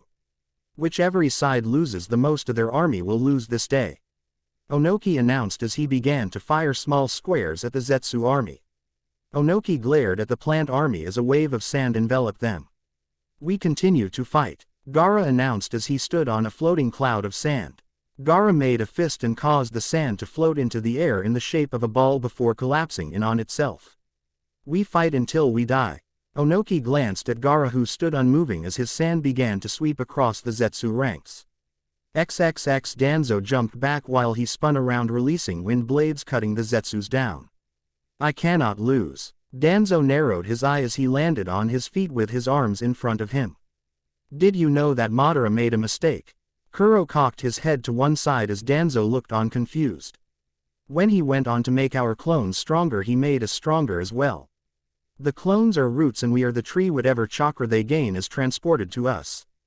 Kuro then slammed his hands onto the ground with enough force to embed them in the rock. Now witness the power of Zetsu. Danzo looked around just as the ground began to shake. Danzo saw a root poke itself out of the ground and ducked just as it launched forward. I am the land. All of a sudden the ground erupted into a forest of roots that surrounded Danzo, who looked around with a gleam in his eye. So this is his power. Danzo made a hand sign as the roots descended on him. Sadly, this is not on the level of the Shodai. Danzo was impaled on the spot as the roots dragged him underground, causing Kuro to smile. That is the way the old hawk dies. Kuro turned and was about to join together with Shiro, but was promptly cut in half by a wind blade. Kuro began to pull himself together as Shiro looked at the culprit only to find Danzo staring him down. Sorry, but this old hawk still has some fight left in him. Danzo jumped off his perch and began to go through a series of hand signs. Futon. Shinkugyoku, wind release. Vacuum sphere. Danzo spat compressed wind bullets that began to travel towards Kuro and Shiro with enough force to drill through stone. The TWP plant men sunk into the ground, avoiding the bullets entirely, only for them to appear behind Danzo. Kuro and Shiro grabbed Danzo by the head and gave it a viscous wing, breaking his neck. Kuro and Shiro watched as Danzo's body fell to the ground in a crumpled heap, only for him to reappear a couple of feet away, spinning like a top. This is impossible unless... Kuro looked at Danzo's revealed arm and saw that 3 of the Sharingans were closed. Damn him. Kuro glared at Danzo as he released wind blades in his spin. How is he using Izanagi? Both Kuro and Shiro jumped, avoiding Danzo's wind attack as Shiro began to multiple once more. This is becoming tedious, Danzo thought with a slight sigh as the small Zetsu army charged at him. XXX Naruto pushed a small rock off of him as he stood up from his place in the cliff side. Where did you disappear to? Naruto looked around for Sasuke, but saw no sign of the Uchiha. Naruto then heard the unmistakable sound of chirping birds and ducked just as Sasuke sailed over his head. Naruto looked up and grabbed Sasuke's leg just as it went over his head and with as much violence as possible swing him into the cliff sound. Sasuke let out a grunt of pain as Naruto released his hold and jumped backwards, throwing a kunai with an explosive tag. Sasuke opened his eyes just in time for the tag to explode, causing the cliff side to collapse on him. Naruto kept his eyes on the rock pile as it began to shift. I know you are still alive, Naruto commented as time ticked by. No use in prolonging this any. Naruto's sentence went unfinished as he was forced to jump back away from a giant skeletal hand. I don't think that will be a problem, Sasuke announced as the rubble was pushed aside, revealing his Susanoo. Because your end is here. Susanoo raised its crossbow and leveled it with Naruto before firing. Naruto jumped to the left only for his right shoulder to get grazed by the arrow. Naruto kept running as Sasuke's Susanoo fired more arrows as Naruto slowly drew out another kunai with an explosive tag. Naruto threw the kunai only for the giant to swat it away into the cliff, causing it to crumble even more from the resulting explosion. That thing is going to be a nuisance, Naruto thought as he narrowed his eyes at Sasuke hiding behind his giant. I'll have to finish it off quickly. Naruto quickly pulled on Kyabe's chakra, covering himself in the blazing chakra. This is how it ends. Naruto held out his hand as his black Rasengan began to form. Biju Rasengan. Naruto raised the orb above his head as the water around began to spiral around him. Sasuke smiled as he ignited Susanoo with his Amaterasu. Bring it on, Naruto. Sasuke ran at Naruto with Susanoo raising his giant black flame-covered fist into the air. Naruto brought his Biju Rasengan down as he ran at Sasuke with his eyes hardened with determination. Sasuke. Naruto swung the black orb at Sasuke just as Susanoo brought its fist down. Naruto narrowed his eyes as his Rasengan collided with Sasuke's Amaterasu enhanced Susanoo, causing the area to begin to shake as the two exploded with enough force to crack the two statues. XXX Tensa grunted as he was violently thrown to the ground by a group of Zetsu that soon jumped him. This is getting ridiculous, Tensa thought as he caused swords to sprout out from his metal body piercing each individual Zetsu. We have to stay together. Yukaiken appeared next to Tensa with a Zetsu gripped in both hands as he snapped their necks. No kidding. Yukaiken brought his blade out with a flourish as he cut a charging Zetsu in half. You kill one, two more take its place. At this rate we will be overrun before long. Tensa nodded as he shot the blades out of his body, piercing several more Zetsu in the process. Not again. Tensa answered as his body turned to steel once more. Koton. Bochiken, steel release. Cemetery blade. Tensa punched the ground with both fists as blades began to shoot out of the ground in front of him going forward. The Zetsu in front of him jumped out of the way only for him to punch a new line of blades, catching them off guard. This is so stupid, Tensa remarked as he punched a Zetsu that got through his sword field. Why do we have to fight plant people? Yukaiken smiled and shrugged as he cut another Zetsu down. Just unlucky, I guess. Yukaiken answered as he charged towards another group of Zetsu. XXX Danzo reappeared once more as he was killed by another barrage of roots.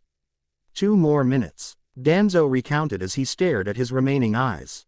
I have to beat him by then. Kuro smirked as he saw Danzo stare down at his arm.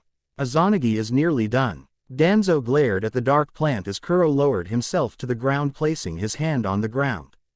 Danzo jumped, avoiding the spiked roots. As he was grabbed by Shiro from behind. Danzo turned to face Shiro just as a root stabbed him straight through the chest. Danzo looked down as blood began to pour from his mouth as he stared at his Sharingan arm only to see all the eyes closed. A special little fungus, Kuro announced, making Danzo turn to him. It allows us to control anything you see, but the problem is we can only control one thing at a time. So we made you think you had 2 minutes on your Izanagi when you had none. Now you will die here. Shiro smiled down at Danzo, who looked on with an emotionless look in his lone eye. What no finally words. Futon. Seishuarashi, wind release. Gathering storm. Both Kuro and Shiro looked on confused as the wind began to pick up, encircling Danzo. What is this little? Shiro never finished as the wind picked up with violent speed, slamming both of the Zetsu against Danzo as the wind kept them off the ground. I may die, Danzo stated with a cold efficiency in his voice. But you will fall before me.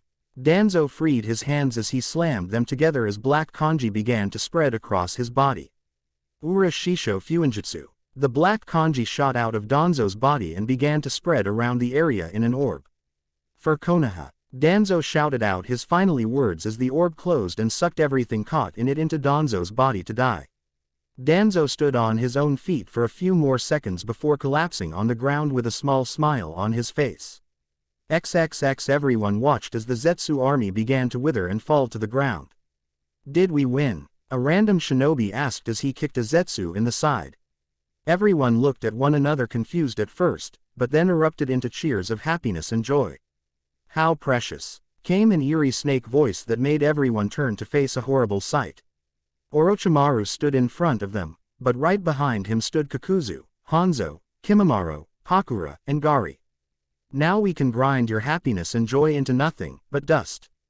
Konan appeared in a flurry of paper, but froze once she saw Hanzo staring her down. Well, if it isn't the paper bitch. Hanzo narrowed his eyes at her with hate in them as he gently began to walk down towards her with dangerous intention in each step. I'm going to enjoy this. Hanzo. Konan growled this out as her body began to separate into paper. I thought I would never have to see you again. Sadly you have no choice. Hanzo slammed his palm on the ground as he was covered in smoke. As the smoke cleared, everyone saw Hanzo riding on a giant salamander. Now you will die. Conan simply vanished in a flutter of paper as she scattered around the area as the other reincarnated shinobi attacked. XXX Naruto was laying on his back on the water as the entire cliff on the Madara statue's side crumbled down into the river.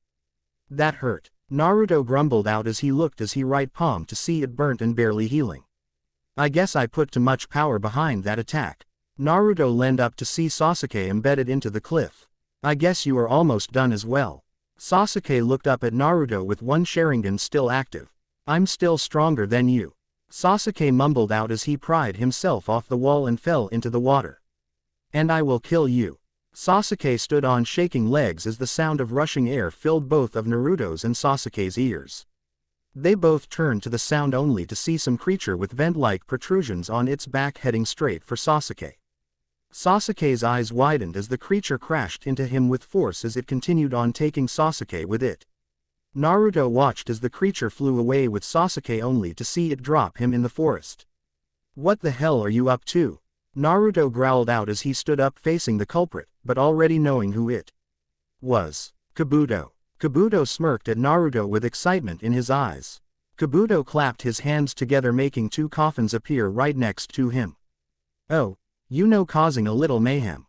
The coffins opened up revealing two men with whisker marks on their faces just like Naruto. What is this feeling? Naruto's body actually began to flinch as he stood up. Who are those two? The biggest of the two frowned at Naruto with displeasure. Are we really that forgotten? He said with an air of power in his voice. My name is Kinkaku, Gold Horn, and this is my brother Ginkaku, Sliver Horn. Hey look brother, he has the same chakra as we do. Ginkaku smirked at Naruto who glared at them. And the same marks on our faces. You're right. Kinkaku rested his arm on the gourd on his neck. This must be the new Jinchuriki to Kyuubi no Kitsune. How is the old fox doing? Ginkaku crossed his arms with a smile on his face. How do you have his chakra? Naruto questioned back with a flare of anger in his eyes. Oh, we were ordered to capture the Kyuubi when it didn't have a host. Kinkaku responded with a bit of anger in his voice. But the fox ate us and in its stomach we stayed for 2 weeks until we forced it to puke us up. So you just absorbed some of its chakra from your stay inside its stomach. Naruto couldn't believe what he had just heard. But that is impossible. Impossible you say. Ginkaku yelled this out as he and his brother jumped off the cliff and landed on the water. But yet here we are for you to see. Yeah, now it's time. Kinkaku leaned back and opened his mouth to reveal two handles in his throat and pulled them out revealing a fan and a sword. Brother, if you wouldn't mind. Ginkaku smiled a dangerous smile at his brother as he pulled a rope out of his mouth and gave it to his brother. Now what? Naruto thought as Kinkaku passed the sword to his brother. You're confused, I can tell. Kinkaku smirked at Naruto who just gritted his teeth in anger. Well, don't be, we will gladly tell you what we are holding. In both of our hands and the gourds we are holding the Rakuto Senin no Hogu, treasured tools of the Sage of the Six Paths. Naruto's eyes widened as the two charged him with a burst of speed. This day is just getting better and better. Naruto thought as he saw Kinkaku swing the rope-covered arm at him. Chapter 41 Conan dodged another stream of fire that came from Hanzo's salamander as he smiled at her in glee. You cannot win against me. Hanzo smirked as his salamander began to shoot fireballs at Conan. Without that fool Nagato with you you're as good as dead. Conan narrowed her eyes at Hanzo. I will crush you. Conan growled out as he paper began to circle the two obscuring them from the others. Hanzo looked around at the paper with a smirk on his face as his salamander blew a stream of fire at the paper. This is how you will. Hanzo stopped as he noticed glimpses of seals on the tags. Explosive tags. The area exploded, cracking the ground and bringing down nearby buildings as the fighting continued on. Conan began to reform out of the smoke and debris with a frown on her face. That won't be enough, Conan thought as Hanzo's form began to walk out of the rubble. Conan couldn't help but smile at Hanzo who was missing half of his face along with his left arm. I guess I can hurt you. You bitch, it would appear you have grown stronger since our last encounter. Hanzo screamed out in pure rage as his body began to reform. But I'll make you pay for killing my salamander. Hanzo slapped his hands together in a serpent hand sign with rage boiling behind his eyes. Kaden. Shokyaku no Ryu, Fire Release, Incineration Dragon. Hanzo leaned back and opened his mouth while looking up, releasing A huge stream of fire into the sky. Conan watched as the flame continued upwards before expanding into the shape of wings and a dragon head. Hanzo smiled up at the dragon as it flickered with a deadly purpose. This is the end of you. The dragon flew into the sky only to come down at Conan with its mouth open. This is bad, Conan thought as she made a move to jump out of its way, but was caught by Hanzo in the middle. You're not going anywhere. Hanzo smiled at Conan as the dragon consumed them both, spilling fire everywhere, forcing everyone to take to a higher ground or get caught. The fire spread in a circle about 200 feet before shooting upwards in a pillar, destroying everything and everyone caught in the blast. Everyone that survived watched as the flames died out, revealing Hanzo reforming with a triumphant grin on his face. I win. Hanzo turned away from the pile of ash on the ground only to be stopped by chain of paper wrapping around his leg. You fell for the same trick twice, Conan announced, appearing right in front of him. Once when you fought Nagato and me, and then just now. Hanzo glared at Conan as the paper moved up his body, stopping his hand movements. Without your salamander helping your Kaiden jutsu out, you are the same as anyone else. I'm going to make sure you die here, Hanzo, and this time you will stay dead. At this, Hanzo smirked at her with a violent light in his eyes. Oh, and how will you do that? Hanzo stated as his body was covered all the way up to the neck. With Edo Tensei, I'll just keep coming back no matter what you do. So go ahead, give it all you got, weakling, you will only die tired anyway. Conan smirked at him as they both disappeared in a flurry of paper. Hanzo looked around as the two appeared over a deep crater in the ground. And what are you going to do? I'm going to lower you into this chasm for you to rot for all of time, Conan said with no emotion as the paper began to peel away from Hanzo. I'll just crawl my way back out. Hanzo smiled at her with an air of superiority. And then I will find you and kill you. Conan simply pulled a small tag out of pocket and placed it on Hanzo's forehead. Suddenly Hanzo's body stiffened straight as a pole, confusing him. Naruto gave each of us one of these tags in case Madara or anyone else appeared to fight us. I think he knew that Kabuto was going to betray him. Funny, isn't? Hanzo gritted his teeth as the paper peeled all the way off, dropping him into the abyss below. Hanzo kept his eyes locked directly on Conan's as she made her paper fly into the hole after him. Conan placed her hands together in a tight seal as she began to pour chakra into the explosive tags mixed with her paper. Goodbye, Hanzo. The tags exploded, causing the crater to collapse in on itself, burying Hanzo underneath tons of rubble. Conan fell to the ground with a tired look in her eyes, but a smile on her face as she turned to Konoha to see a figure approaching. It worked. Yeah, it did. Yukaikun smiled down at Conan as he lifted her up to his shoulder. We need to get you some help. Yukaikun pulled a tag out of his pocket as he slapped it on his chest, causing a glow to appear from it. You can't leave the others behind, Conan stated with a weak voice.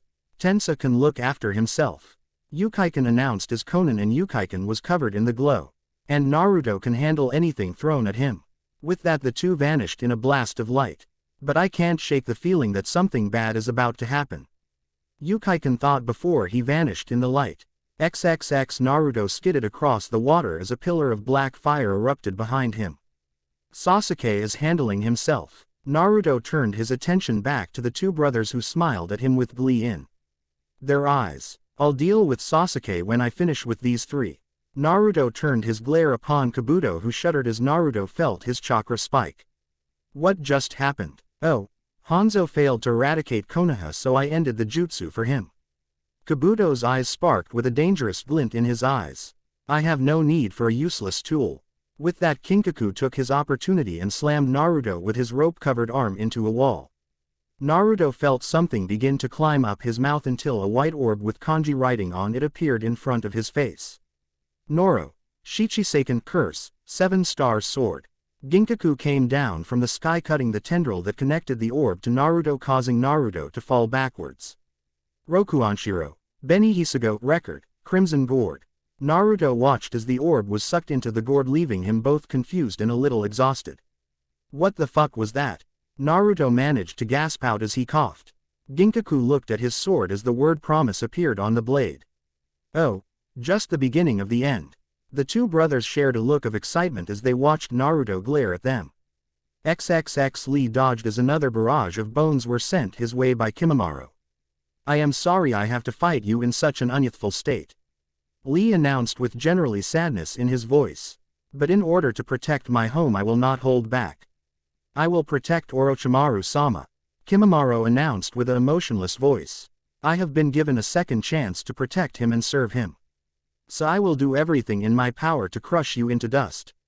Lee nodded his head as Kimimaro placed his hands on the ground as his curse mark began to spread across his body. Soarabi no Mai, Dance of the Seedling Fern. Lee knew what was coming and already began to jump from the ground to a nearby building as a forest of bone shot out of the ground. This time I'll be seeing the full capabilities of this bone forest. Lee murmured to himself as Kimimaro backed into a large bone only to meld with it. Here it comes. Lee ducked just as a barrage of spear-shaped bone launched out of the bone behind him. Lee turned just in time to see Kimimaro appear in front of him with his arm encased in a spear made of bone. Goodbye. Kimimaro swung the spear at Lee, but just as it was about to hit, Lee ducked while delivering a viscous kick to Kimimaro's chin, sending him into the sky. Now is my chance, Lee stated as he jumped into the air to follow. Kimimaro looked on with emotionless eyes as Lee wrapped him in his bandages, but just as Lee was about to spin Kimimaro upside down, bones erupted out of his skin. Lee grabbed one of the bones and used it to swing Kimimaro down to the ground with enough force to create a small hole in the ground. That was too close. Lee landed on a building only to be forced to jump off it when a barrage of bone were sent his way. You can't kill me, Kimimaro commented as he stood up as he popped his neck back into place with a sickening crack. I'm already dead. Lee looked on as Kimimaro's arm began to straighten itself until it looked back to normal. I might not have any choice, but to use them, Lee thought with a dark tone in his thoughts. XXX Gaara watched as another sea of snakes were sent his way as a wall of sand blocked their path. You killed my father, Gaara commented softly with a dead look in his eyes. Orochimaru sneered down at the cage with a slight twinge of glee. So what? Orochimaru stated as he had his sword rest on his shoulder. It's not like you two ever truly loved one another. Gaara glared up at Orochimaru just as he came down from the sky with his leg coming down in an arch. Orochimaru looked up with dull eyes as he was cut in two by the lightning-charged leg. He jumped from his position right next to Gaara just as Orochimaru began to reform. You can't kill me, you insignificant fools. He and Gaara narrowed their eyes at the snake man. And soon I will have new life. I will use my jutsu and take over one of your bodies, thus escaping Edo Tensei. Orochimaru began to laugh while Gaara and he traded glances and nodded to the other. Well, then we better finish this quickly, he announced as he made a signal, and suddenly a burst of light appeared next to him, but as the light faded, a pot was right next to him. He grabbed the pot and opened the lid while placing it on his back. Gaara summoned a wave of sand and had it rush Orochimaru, who only jumped out of the way. He suddenly appeared next to him, punching him with a lightning-charged fist. Orochimaru smiled at E as he grabbed E fist while raising his sword into the air. Time to die. Orochimaru swung the sword down only to stop as his body began to be pulled into the pot. What is this? E smiled as he sat the jar down as he watched Orochimaru begin to disappear into the pot. Kohaku no Johei, Amber Purifying Pot. Orochimaru's eyes widened as he was sealed into the pot, allowing E to shut the lid. E and Gaara looked at each other until a stream of fire was shot into the sky. XXX Kakuzu was staring at Kakashi with murder in his eyes. I guess I get to fight you again. Kakuzu smirked underneath his mask as his black thread began to pour of his body. Lucky me. Kakashi narrowed his eyes as he dodged the wave of black thread as a giant dragon made out of ink crashed into Kakuzu, with Sai and Hinata landing right next to Kakashi. Hello Kakashi-sensei, Sai stated with a smile on his face. We thought we could be of assistance. Kakashi nodded his head with a smile hidden underneath his mask as the three of them turned towards Kakuzu. Something is off, Kakashi thought with confusion as he glanced around. If the person who summoned these people back with Edo Tensei wanted to destroy Konoha, then they should have summoned more. Instead they bring enough to keep us busy. Realization hit Kakashi as he narrowed his eyes at Kakuzu. That's it, they want us all to be busy so they can try and achieve something, but the question is what? Kakashi looked at Sai, who nodded as he unraveled a scroll and began to draw on it. Hinata activated her Byakugan as two dragons appeared out of the scroll. Attack together and watch each other's backs. Kakashi shouted as they charged at Kakuzu. XXX Sasuke glared at the creature in front of him as it grinned at him. I'm going slaughter you, he shouted out in glee, making Sasuke frown with a dangerous flare in his eyes. You don't get who you are messing with, Sasuke stated as his Susanoo stated to form. I am Sasuke Uchiha and you will die for interrupting my fight. The Susanoo raised its crossbow, but right before it leveled it with Jugo he vanished. Sasuke looked around for Jugo, but could find no sign of him until a ball of chakra exploded against Susanoo. Sasuke felt the air pressure from the explosion and knew if Susanoo wasn't there he would be dead. Jugo appeared in front of him with a giant fist with a piston on the elbow as he delivered a viscous punch to Sasuke's Susanoo. Sasuke's Susanoo shook from the impact and was pushed backwards, but Susanoo simply grabbed Jugo and swung him away. You're strong, Jugo shouted out with a smile full of bloodlust. I'll be sure to kill you slowly. Sasuke narrowed his eyes as his Susanoo ignited with black flames. XXX Naruto kept his eyes on Ginkaku, who was still looking at the sword with a grin on his face. Something is not right, Naruto thought with a nervous tone in his thoughts. I don't know what he has planned with that sword. Sealing, came a growl from deep within Naruto's mind. They plan on sealing you in that gourd around the small one's neck. Kyuubi, Naruto gritted his teeth, not in the mood to deal with his Biju. I don't have time for. Then you will make time. Kyuubi roared with such fury that even Naruto stopped flinched. I saw those weapons in action when the Rakuto Sennin was alive.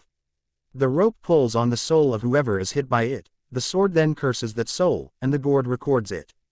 Then why am I not sealed yet? Naruto questioned with annoyance in his thoughts. Because the requirement to seal you away have not been achieved, Kyuubi stated with a growl in his voice. In order to seal the one who got cursed away, the victim must say the word inscribed on the sword. What? Naruto thought with a worried tone. Then I should just keep my mouth shut. That will do you no good, Kyuubi said with anger in his voice. If you stay silent for too long they can seal you anyway, but here is the last piece of advice I have for you, brat. Do not say your word. With that, Kyuubi cut the connection, leaving Naruto to ponder what he said. Don't say your word, Naruto thought as he saw the grin spread on Kinkaku's face. I get the trick to that sword. Kinkaku and Ginkaku's faces dropped like a stone at Naruto's sentence. I can't use my word, the one word I've used the most in my life. Congratulations, Kinkaku said as he glared at Naruto. You figured that out rather nicely thanks to the Kyuubi. Yeah, he can be a pain, but he is helpful from time to time, Naruto stated with a smile as Kinkaku swung his fan, releasing a wave of fire at Naruto. Promise that is the word I can't say. I just got to keep my mouth shut from using that word. Naruto kept his eyes on the two brothers as he brought his staff out. Oh, so you got a weapon of your own, Ginkaku stated with a sly smile. What can it do? Just watch, was all Naruto said as he pointed the end of his staff at Ginkaku. Ginkaku watched as the staff extended at great speed while it glowed with wind chakra. Ginkaku didn't get out of the way as the staff pierced him through the chest. Goodbye, Naruto shouted as he lifted Ginkaku up on the end of his staff and flung him into the statue of Madara, causing it to crumble into the river. Ginkaku. Naruto turned just in time to receive a viscous punch to his face, sending him across the river. I think it is time we stop playing around. Kinkaku looked at the form of Ginkaku, who slowly emerged out of the rubble with his arm just reforming. My thoughts exactly, brother, Naruto growled as he swung his staff at Kinkaku, who avoided most of the attack, only for his arm with the rope to get cut off. Naruto watched as the arm sunk into the river only to get blasted by a wave of wind, causing him to crash into the remains of Madara's statue. Naruto looked up just in time to see both Ginkaku and Kinkaku erupt into their version of the Kyuubi's cloak, each sporting 6 tails. This is bad. Naruto stood only for his foot to hit 2 objects. He looked down to see Ginkaku's gourd and sword, causing Naruto to smile. Now all I need is that rope, Naruto thought as he sealed the 2 objects into the storage seal on his torso. Naruto jumped out of the rubble with a smile on his face as he charged directly at the 2 brothers. XXX Lee was leaning against a wall as he held the cut on his stomach as Kimimaro continued his search for him. I've got to use it. Lee closed his eyes and began to concentrate as Kimimaro began to walk towards him. Please forgive me, Guy-sensei. What are you doing? Kimimaro questioned as he raised his spear arm to Li's neck. Kyomen, Gate of Wonder, open. Li shouted into the sky as he erupted into a pillar of green energy. Kimimaro was pushed back from the sheer force of the energy released as Li looked at him with no pupils in his eyes. What is this power? Kimimaro never got an answer as Li vanished and kicked Kimimaro in the face at the same time. Kimimaro was sent through several buildings as he couldn't stop his body. What the hell just happened? Kimimaro was suddenly stopped by a rock-solid object only to look and see Li with his fist already going down to punch him. Kimimaro rolled out of the way only to be launched into the air from the impact, but just when Kimimaro looked down he didn't see Li. Kimimaro began to look around until he was punched further into the air, but when he looked down he was attacked in front. I can't keep up, he is moving too fast. Kimimaro was then punched back and forth in a circle as it appeared to be 3 Lis attacking him. Li reappeared directly in front of Kimimaro as he directed all his energy into one last punch. Kagiranai Kotan no Mai, Eternal Chaotic Dance. Li shouted into the heavens as he punched Kimimaro with enough force to make a vapor cone appear, as he was sent back to Earth with enough force to cause the buildings to fall. Li landed on the outskirts of the crater as what was left of Kimimaro began to reform, but just as Li was about to charge in again his energy vanished, leaving him in pain. Looks like it's over for yo. Kimimaro stopped when Tensa appeared in front of him, slapping a seal onto his head. Kimimaro's body froze up in an instant as Tensa went to check on Li.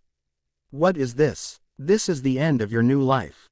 Tensa said in a cold voice like the edge of a sword. That specific seal is to immobilize you until someone can deal with you. I'm sorry, but Li, you had to weaken him enough where his chakra couldn't repulse the seal. Li smiled up at Tensa with a look of pain and understanding.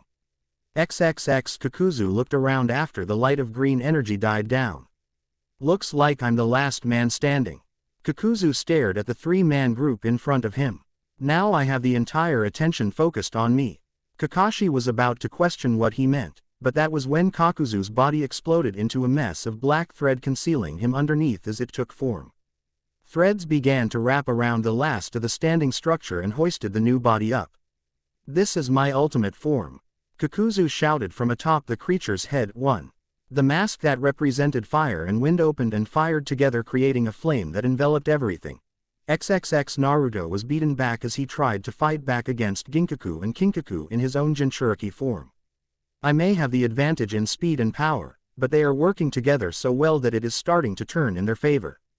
Naruto thought with some panic as he turned his eyes back where the rope laid underneath the surface of the water. Time to take it to them. Naruto disappeared in a burst of light, but just as he reappeared behind Kinkaku he was punched underneath the water by Ginkaku. This is pathetic, brother. Ginkaku looked at his brother who simply shook his head in disappointment. Looks like. Suddenly a glowing rope wrapped around the 2 brothers, pulling their souls out. Naruto erupted out of the water, swinging the Shichiseiken through both of them. Naruto held out the gourd and watched as the souls were pulled into it as 2 words appeared on the blade. Whoa, this thing's really put a strain on you, Naruto said with a small smile as he locked eyes with the 2 brothers. You don't belong in this world anymore. Ginkaku, let's get him. Kinkaku raged as he ripped the rope apart with brute strength. You got it, Kinkaku. Ginkaku charged along with his brother, but slowed down when Naruto smiled. And that is why I win. Naruto turned the sword around and revealed the 2 words, Kinkaku and Ginkaku.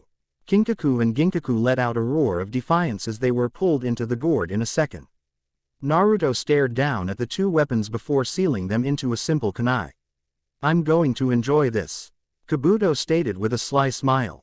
I told you I wanted to fight you and now I have my chance. Naruto just looked up at Kabuto with tired eyes as Kabuto swung his right arm, releasing a wave of snakes as Naruto turned into his Kyuubi form. Naruto vanished in a burst of light as Kabuto felt pain erupt where his right arm was, but when he looked down he didn't see an arm. Kabuto turned around and saw Naruto holding a Biju Rasengan at his back. You lost because you believed in manipulating others and controlling them, Naruto said with a dead tone. I knew you would use Edo Tensei, but I didn't expect it to be so soon. I would like to say one last thing. Thank you for helping me. At that, Naruto smiled at Kabuto as he continued to look at Naruto. Looks like you beat me. Kabuto said with a slight smile as he turned his eyes and met Naruto's. Goodbye Kabuto, Naruto stated as his Rasengan shot forward becoming a beam disintegrating Kabuto. Naruto watched as the chakra beam died down and looked towards where Sasuke was taken and began to set out in that direction. We aren't done yet Sasuke, Naruto thought as a growl escaped his mouth. Chapter 42 Kakashi dodged a lightning-charged water ball as he continued to use the buildings as a shield. We need to hold him back, Kakashi shouted as Gaara, Mei, and Onoki appeared next to him. What are we going to do? Kakashi questioned the cages, but Mei simply smiled and pointed towards a lone shinobi standing on a building. He was tall with a scroll tied around his neck and wore a black cloak, but he quickly removed the clothing revealing a smiling Suigetsu. This is going to be fun, Suigetsu shouted as he opened the scroll and in a puff of smoke was holding a giant sword with a scroll full of explosive tags. Behold the power of Bakuto, blast sword. With that Suigetsu jumped at Kakuzu who sent a wave of black thread at him. My plan involves using Suigetsu as a distraction as we try and take Kakuzu down. Mei finished still wearing her smile, as Suigetsu reverted his body into water allowing the black thread to pass through him. XXX Naruto looked around at the desolate landscape seeing no sign of Sasuke, but found the dead remains of Jugo. Sasuke, Naruto murmured as he continued to gaze around the area, but still found nothing. Naruto turned and began to head to Konoha to help with anything needed, but he never noticed a boulder being lifted up revealing a gleaming Sharingan underneath it. XXX Suigetsu was laughing as he swung the explosive sword causing yet another limb of black thread to blown off. I can keep this up all day. Suigetsu grinned with glee in his eyes. Kakuzu glared at Suigetsu as his blown-off limb repaired itself. I'm going to crush you. Kakuzu screamed out, but at that moment Onoki appeared in front of him holding a cube between his hands. Jinten. Genkei Hakuri no Jutsu, Dust Release, Detachment of the Primitive World. Onoki fired the cube at Kakuzu who charged up his fire and wind masks firing them at the cube. Kakuzu's eyes widened as the cube continued on its path smacking into him. Damn it, Kakuzu exclaimed as he looked down to see a glob of lava hit him in the chest. You pathetic cockroaches. Mei smiled as Kakuzu was wrapped in a ball of sand as both Ii and Tsunade appeared in front of Kakuzu with their fists flaring with chakra. Kakuzu was sent backwards as his body was already beginning to repair itself. Kakuzu spun around and landed on his feet with a glare. You can't beat. Suddenly, Kakuzu was smacked backwards as a new figure entered the fray. Right now you don't want to fuck with me, came Naruto's growl as he narrowed his shifting blue eyes on Kakuzu. Do yourself a favor and back down. Kakuzu growled and immediately charged at Naruto as he brought his hands together in a bird sign. Fuinjutsu. Kamiari, God Spear. Kakuzu stopped his charge as several spikes shot out of his chest. What is this? Kakuzu screamed as Naruto looked away and began to walk towards the ninja force behind him. That is your end, Naruto answered simply as Kakuzu let out a roar as the spikes merged together before shooting upwards and changing into something that resembled a star made out of spears. I've had a bad day, Naruto grumbled out as everyone looked at the Uzumaki in surprise. Hinata was the first to react and was already giving Naruto the biggest hug she could give him along with a kiss to his cheek. I'm fine Hinata, Naruto said with a smile, but that quickly disappeared as he looked around. Where is Yukaiken and Konan? Tensa decided at that particular time to appear. He took Konan to Uzushio to get healed, Tensa stated, but was still tense. But he was supposed to be back by now. Naruto narrowed his eyes as he turned his attention to the direction of Uzushiogakure. XXX Yukaiken looked around the village from atop his post on the tower with a scowl on his face. In front of him was a dark cloaked figure with a mask and Akatsuki robes on. So what do you say? Madara smiled at Yukaiken who clenched his fist as Madara kept his smile under his mask. Yukaiken looked behind him and saw Konan and Enmatsuki getting everyone out of the village. If you join me this can all end. Yeah, but I think I'm happy here. Yukaiken swung his blade only for Madara to allow it to pass through him. Yukaiken went to bring the blade in a downward swing, but Madara grabbed him by the throat in a blast of speed. I didn't even see him move. Now, Madara stated with a sick glee in his voice. I came here to offer this village a chance to join me, but you spit it back into my face. Madara shook his head back and forth with a sort of disdain. Now I have to figure out how best to kill and crush you all. Yukaiken's eyes widened as he was thrown with enough force to go through a line of buildings before stopping at the end of the island. There is no way he should be that strong. Yukaiken thought as he gritted his teeth through the pain. What the hell is he? Yukaiken stabbed his sword into the ground and used it to help him up. Yukaiken. Enmatsuki jumped down next to Yukaiken as Konan appeared in a flurry of paper. Are you all right? Yukaiken smiled at her, but couldn't keep the pain from entering his eyes. Yeah, Yukaiken grumbled out as he stood straight up. Never felt better. With that, Madara reappeared in front of the three with his head cocked to one side. Now what are you going to do? Madara smirked as the three looked at each other with slight nervous expressions. I can't answer that question for you. Madara vanished once again in a burst of speed, reappearing behind Enmatsuki. Die. Enmatsuki turned with a surprised expression just as Madara brought his fist down, but before Madara could connect with Enmatsuki, a blade extended, blocking Madara's fist. Your fight is with me. Yukaiken growled as he swung Madara away from Enmatsuki. Konan, get yourself and Enmatsuki out of here and tell Naruto what has happened. Konan looked at Yukaiken, but that was when Enmatsuki stepped up and stood next to him. I'm not leaving. Yukaiken looked at Enmatsuki, who only glared up at him with blood-red eyes. I can handle myself. Yukaiken smiled at that and turned to Madara as Konan also stepped up. Together we can hold him off. Konan announced with certainty in her voice.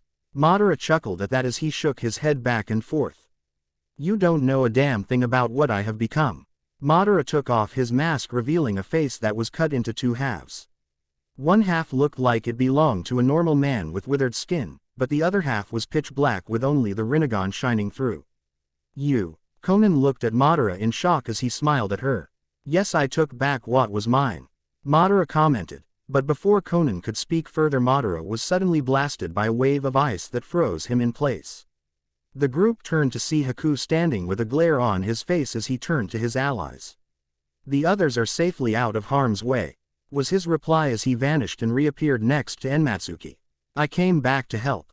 Yukaiken nodded his head, but that was when the ice shattered, causing everyone to turn their attention back to Madara. How touching, Madara stated as he dusted himself off with a smile. But I'm afraid that none of you can even lay a single scratch on me. Madara then vanished as Haku caused a giant wall of ice to appear all around the group. And this proves it. Haku turned around just as Madara punched through his chest.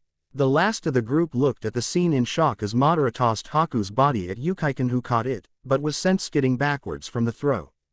Haku! Yukaiken yelled out as he leaned in on Haku, who smiled at him with blood dripping from his mouth.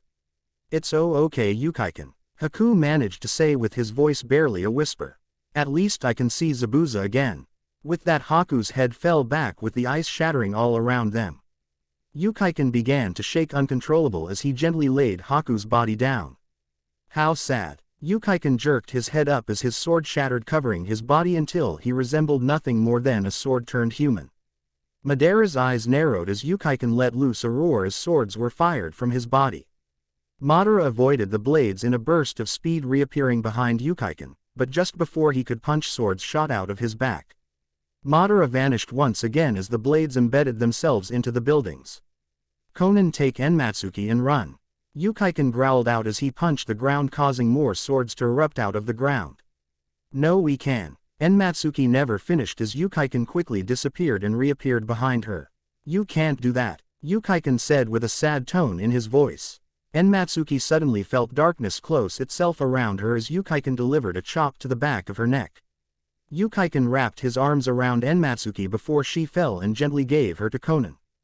Get her out of here. Konan looked into Yukaiken's eyes and nodded her head before she vanished in a flurry of paper. You are going to die here, Madara replied with a sickening smile. Maybe, but I will make sure that you remember that you fought me. Yukaiken growled out as the two ran at each other with nothing but madness reflected in the other's eyes. XXX Naruto, Tensa, Hinata, and Gaara kept going through the trees, heading directly to Uzushiogakure. Naruto stopped on a tree branch as he saw another figure approaching them carrying what looked like a body. Who's there? Naruto growled out, not in the mood to have another distraction. Naruto. Konan yelled out as she appeared with a look of panic on her face. Madara is in Uzushio. Naruto's eyes widened at that as Konan continued. He also took the Rinnegan from Nagato's body and killed Haku. Where is Yukiken? Naruto questioned with barely suppressed rage at hearing of Haku's death. He is trying to hold Madara back. No sooner had those words left her lips had Naruto vanished in a burst of speed, shattering the branch he was on. Naruto, wait! The entire group shouted as Naruto disappeared from their view. Damn you, Yukiken! Naruto thought with desperation. Why do you always try and do things by yourself? XXX. The moment Naruto stepped foot onto Uzushiogakure, he knew what he would find. Everything was destroyed from the buildings to the ground. Naruto looked around and saw various swords sticking out of everywhere. What happened? Naruto thought as he continued to look around for Yukiken and Madara. That was when he saw a huge pillar of black chakra erupt from the center of the island. Naruto ran towards the energy, but couldn't shake the feeling of dread growing in his stomach. Naruto arrived at the scene to find one of the most disturbing sights he had ever seen.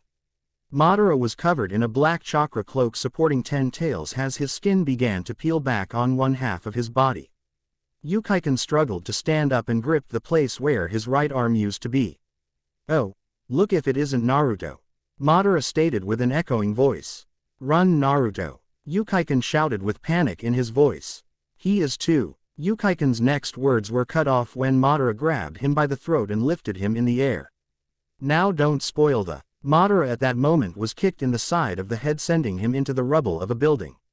Naruto landed on the ground next to a gagging Yukiken, but grabbed his Kyuubi cloaked foot as pain soared through it. Naruto looked at his foot to see that his cloak was burned all the way through. What the fuck did that? Naruto looked up only to see Madara brushing the dirt and bits of rubble off his shoulder. Naruto watched in horror as Madara grabbed a piece of the building and watched as it dissolved into nothing. What the hell are you? Naruto mumbled with a nervous glare in his eyes. I'm Madara Uchiha. Madara replied with a smirk on his face. Futarime no Rakudo, second of the 6 paths and the Jinchuriki to Jubi. That last phase struck Naruto with a mixture of fear and anger. Oh, that's right, you didn't know that the Biju used to be one entity until the Rakudo Sennin sealed it inside of himself. Then right before he died he used the last of his power and divided the great beast's chakra into 9 separate entities. If that's true, then how can you have it now? Naruto questioned as Yukiken struggled to regain his footing. I still have Kyuubi. You have part of Kyuubi. Madara's voice grew colder at that with a lot of edge behind it. Your father Minato sealed half of Kyuubi's chakra into you while the other half got sealed into his body. The world seemed to stand still as realization smacked into Naruto. That's right, I stole your father's body and extracted the other half of Kyuubi's chakra. Right now Jubi is not even at full power, but I'm still stronger than you and Kyuubi combined. Face it, Uzumaki, you lost this fight the moment you stepped back on this pitiful island. Naruto stood still as he kept his Kyuubi's cloak active. I guess I don't have much choice. This caused Madara to cock his head in confusing at Naruto's words. Naruto pushed off the ground, vanishing and creating a crater on the ground as he reappeared behind Madara. But to crush you into dust. Madara simply looked at Naruto with his Rinnegan as he watched Naruto's arm descend towards head, but before it could reach Madara grabbed Naruto's arm in a vice grip. The area Madara shook from the force of Naruto's swing being stopped so abruptly. I told you I'm stronger. Madara swung Naruto into the ground and just as Naruto began to get up he stomped him back into the ground. Naruto screamed in pain as Jubi's cloak burned its way through Kyuubi's cloak and straight into his back. Just give up, Naruto, I don't want to waste me time on such a weak. Madara stopped when a sword ripped itself from the ground and struck him in the chest. Madara looked down and watched as the blade simple melted away before looking up to see Yukiken staring him down. Madara roared with laughter at Yukiken's challenge. You still think you can beat me? Why don't you come over here and find out, scum? Yukiken yelled with hatred in his voice, causing Madara to glare at him. Find, I was going to let you watch as I killed that girl you were fond of here. Madara suddenly appeared next to Yukiken with his fist raised. But I changed my mind. Yukiken stood his ground as Madara's fist erupted from his back, splattering the rock behind him with blood. Now that is dawn. Madara stopped when he heard Yukiken chuckle at him. What's so funny? This. Yukaikan took the remaining strength left in his broken body and formed a tiger seal. Naizen Sakai, 10,000 worlds. Madara looked around and watched as all the blades Yukaikan fired out of his body began to break apart and form new blades until they began to darken from the sheer numbers of them. I'm going to die either way, but I can at least make sure Naruto has a chance. Yukaikan smiled at Naruto as blood spilled from his lips. GG goodbye. Yukaikan slumped on Madara's arm just as the blades descended on Madara. Naruto brought his arm up to defend his face as the ground exploded from the impact of Yukaikan's final attack. Naruto uncovered his eyes and found a saddening sight, Yukaikan's broken body. Yukaikan. Naruto mumbled, but then reality smacked Naruto in the face. Where is Madara? Naruto turned just as Madara punched him in the gut, sending him through several downed buildings.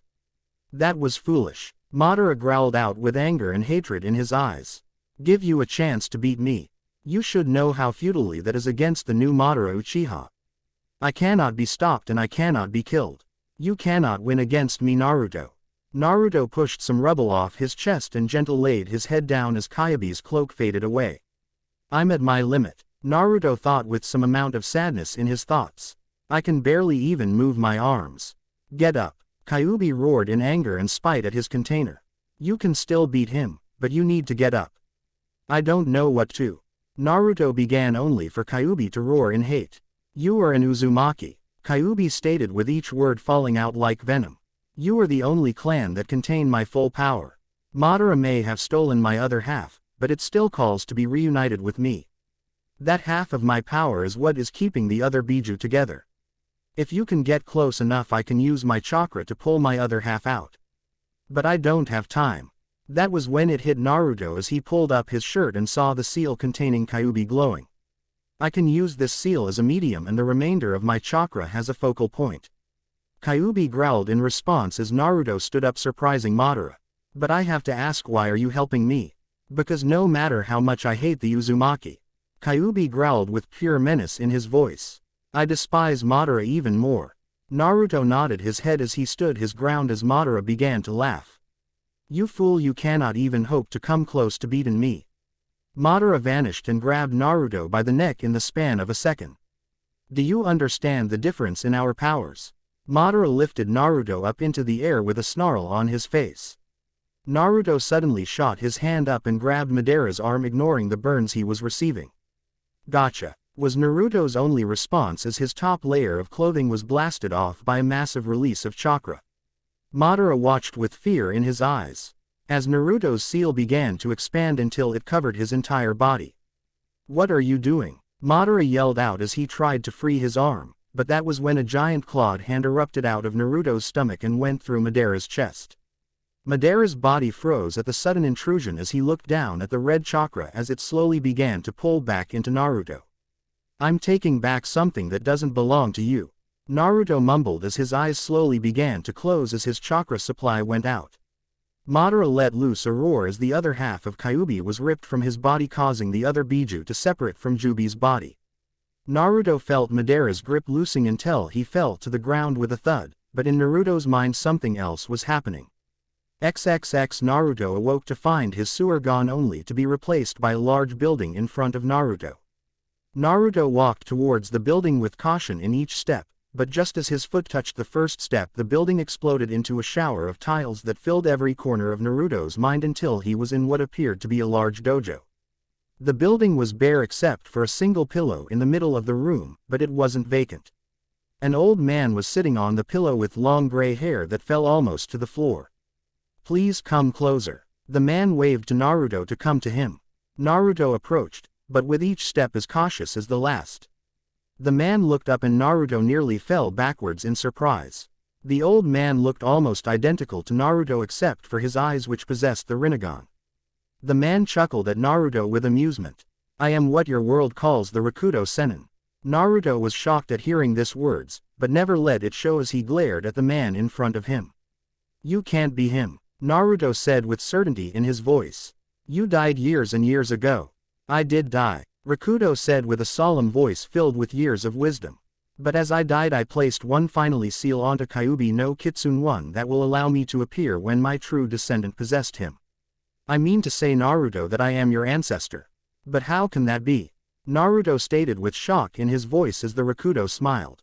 It is true that I had only 2 sons.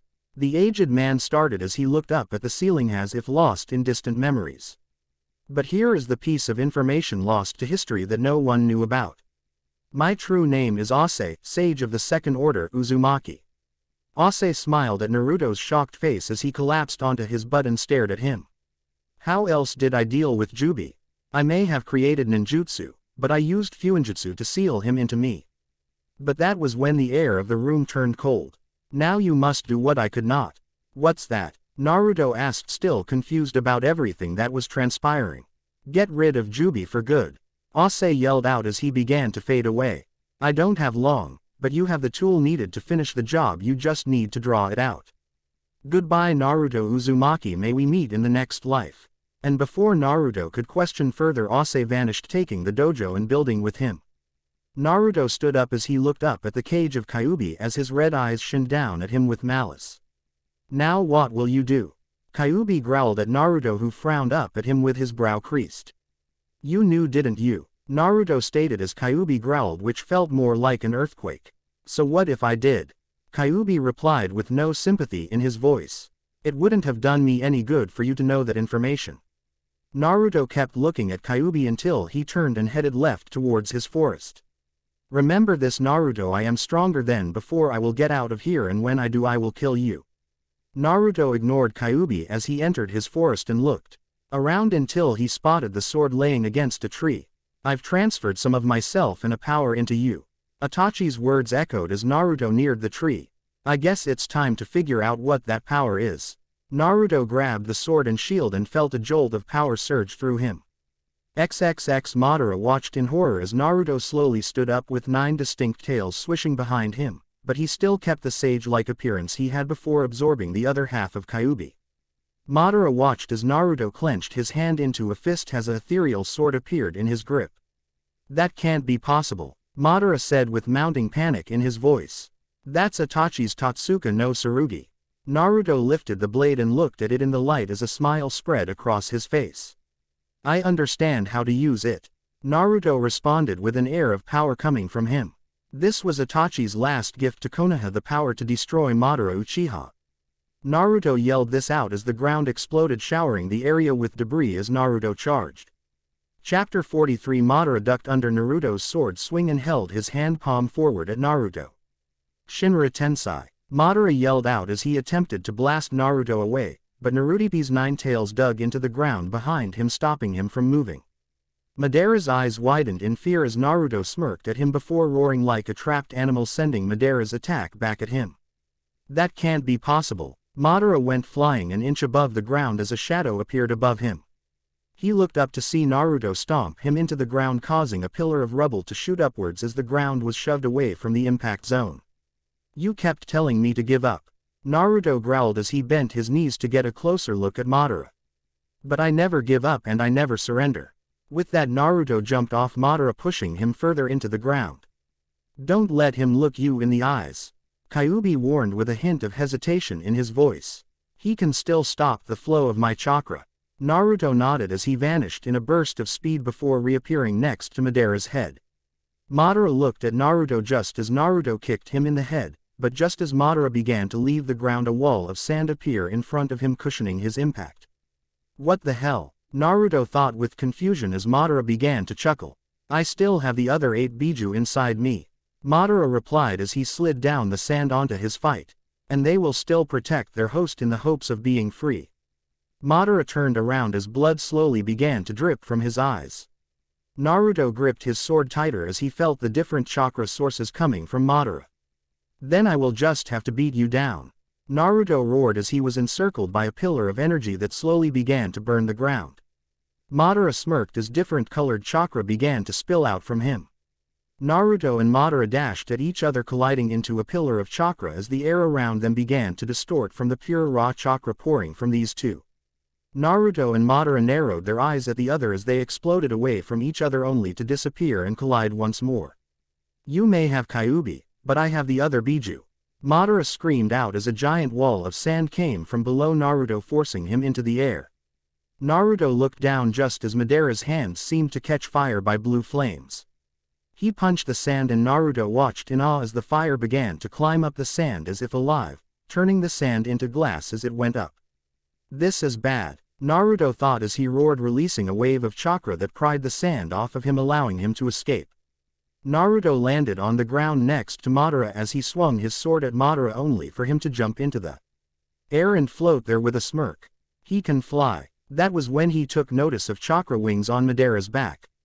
The host of the Nanabi no Kabutomushi gains the ability to make chakra wings. Madara said with a smirk still on his face. I have the advantage. Not only can you not touch me, but the moment you look me in the eye I will not hesitate to force Kyabe's chakra back. Naruto growled as he felt more of Kyabe's chakra force its way into his body. Face it, you can't win against me. Naruto growled with animalistic potency in his voice as he ran up a slanted building until he reached the very top. Madara watched with wide eyes as Naruto jumped into the air, using the sun to blind Madara as he brought the sword down towards Madara's face, but before it reached him a wall of sand appeared in front of the blade. Naruto was suddenly blasted away from Madara by a wave of both sand and chakra. What the hell am I supposed to do? Naruto growled in fury as he fell from the sky, landing on his feet. I will win, Naruto shouted as an image of a giant fox appeared behind him. Madara smiled down at Naruto, but his smile soon disappeared as a shadow fell over him. Die, Madara. Madara turned to the voice as Naruto looked up to see a very wounded Sasuke with his sword held above his head. Madara watched as the blade was brought down at him, but merely let it phase through him. Sasuke hit the ground with a tremendous thud, but stood on his feet quickly, muttering curses under his breath. I'll deal with you once he is dead, Sasuke announced, turning his only active Sharingan on Naruto, who gave a nod. I wouldn't have it any other way, Naruto muttered as lightning began to bounce off of Sasuke's body and began to trail off into the sky. Why are you fighting with him? Madara asked with both confusion and anger in his voice. You are an Uchiha. That's right, I am an Uchiha, Sasuke muttered darkly with his hair keeping his eyes hidden. Which is much more than you can say. Madara was shocked by Sasuke's words as the Uchiha continued. You killed our clan out of spite. You didn't like that they betrayed you and agreed with the Senju, but Itachi did what he did because he was ordered to. Sasuke jerked his head up with his eternal Mangekyo spinning like a top. I will not allow you to taint the name Uchiha. Suddenly a giant flash of lightning appeared, causing both Madara and Naruto to look up. You remember this jutsu, don't you, Madara? Sasuke's smirk was one of glee and anger as Madara's eyes widened. I decided to change it a little. Behold Enten, Kirin. The lightning-based dragon descended from the heavens, but it wasn't alone. Covering the beast were the flickering flames of Amaterasu. Once it connects, it won't explode like last time. Oh, no, it will scar the land and reduce everything to dust. Sasuke swung his arm down, giving Naruto enough time to grab Sasuke and bolt just as the dragon collided with Madara in the middle of the island. Naruto reappeared with Sasuke on his shoulder and turned around to see Uzushiogakure be engulfed by the black fire. Why did you save me? Naruto promptly dropped the Uchiha on the ground. I didn't, was Naruto's response as he looked at his ethereal sword. I just wanted to finish our fight. Sasuke glared at Naruto as he turned to Sasuke, but that was when a vortex appeared between them. They both watched in shock as Madara's badly burnt body was dropped in front of them. I will not die so easily, Madara commented as he stood up with his left arm hanging limply to his side. I am immortal. Sasuke narrowed his eyes as his hand erupted into a lightning bolt. Naruto on the other hand looked at Madara with a look of both pity and disgust. Why can't you just accept it?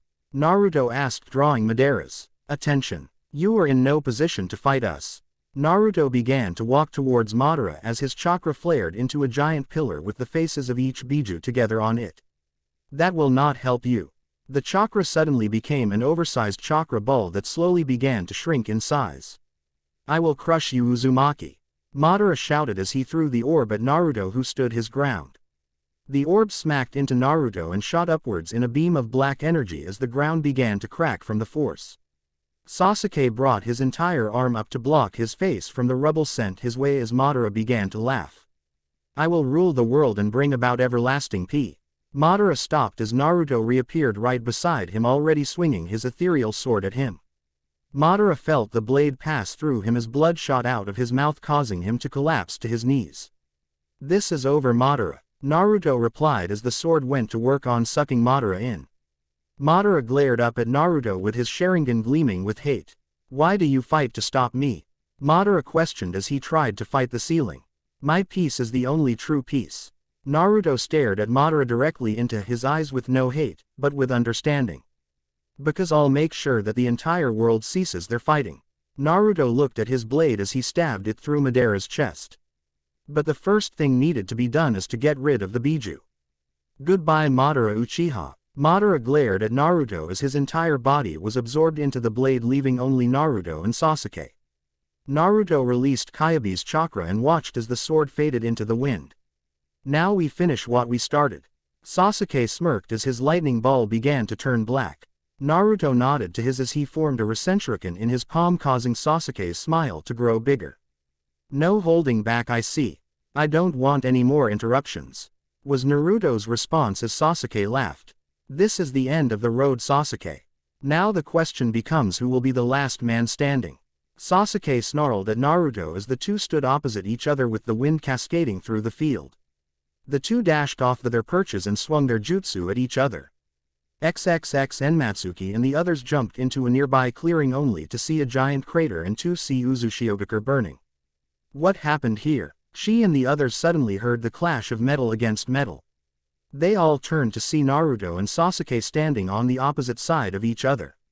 Sasuke's sword was sparking with his lightning chakra as Naruto's staff was encircled by wind chakra. Both of them were missing pieces of their clothing and were supporting injuries. "We need to help." Hinata stopped when Naruto smiled at her. "I don't want anyone to interrupt this fight," Naruto stated as his staff began to crack and split. "Because this is what Sasuke and me have been waiting for." Naruto banged his staff on the ground and everyone stared as his staff began to fold and twist together. Sasuke smirked at Naruto as his staff finished its transformation into a guardless katana. "So this is going to end without blades?" Naruto made no comment except by raising his sword, pointing the blade at Sasuke. They glared at each other with no other thought in their minds but the fight ahead. Hinata watched with worry in her eyes as Naruto and Sasuke began to walk around each other, not taking their eyes off the other. Wind began to blow through the battlefield, knocking off a single leaf from a tree, allowing it to slowly fall to the ground, but at the moment it touched the soil, Naruto and Sasuke charged. Naruto brought his sword down as Sasuke brought his up, causing the two swords to meet at a single point. Naruto took his momentum from the sudden stop to flip himself over Sasuke and land right behind him. Sasuke turned around, his body around sharply, dodging a stab from Naruto, and delivered a viscous elbow to Naruto's head. Naruto skidded across the ground as Sasuke charged once more with a sick excitement reflected in his eyes. Naruto dug his feet into the ground and spun in a circle with his sword to his side. Sasuke dodged just as the blade passed right by him, but couldn't dodge Naruto's kick that was aimed at his stomach. Sasuke grabbed Naruto's outstretched leg and pulled him along as he was sent back. Naruto spun his blade around until his blade was pointing at the ground before he stabbed it into the dirt and rock. Sasuke grinned as he brought his sword up and brought down in a stab aimed directly at Naruto's chest. Naruto swung his left arm up just in time for it to take the impact and also allowing Naruto to force the blade away. Naruto pulled his sword out of the ground and threw it at Sasuke, forcing him to release Naruto's leg and grab the blade. Naruto took the opportunity and gripped the blade in his forearm and pulled it out just as Sasuke looked up.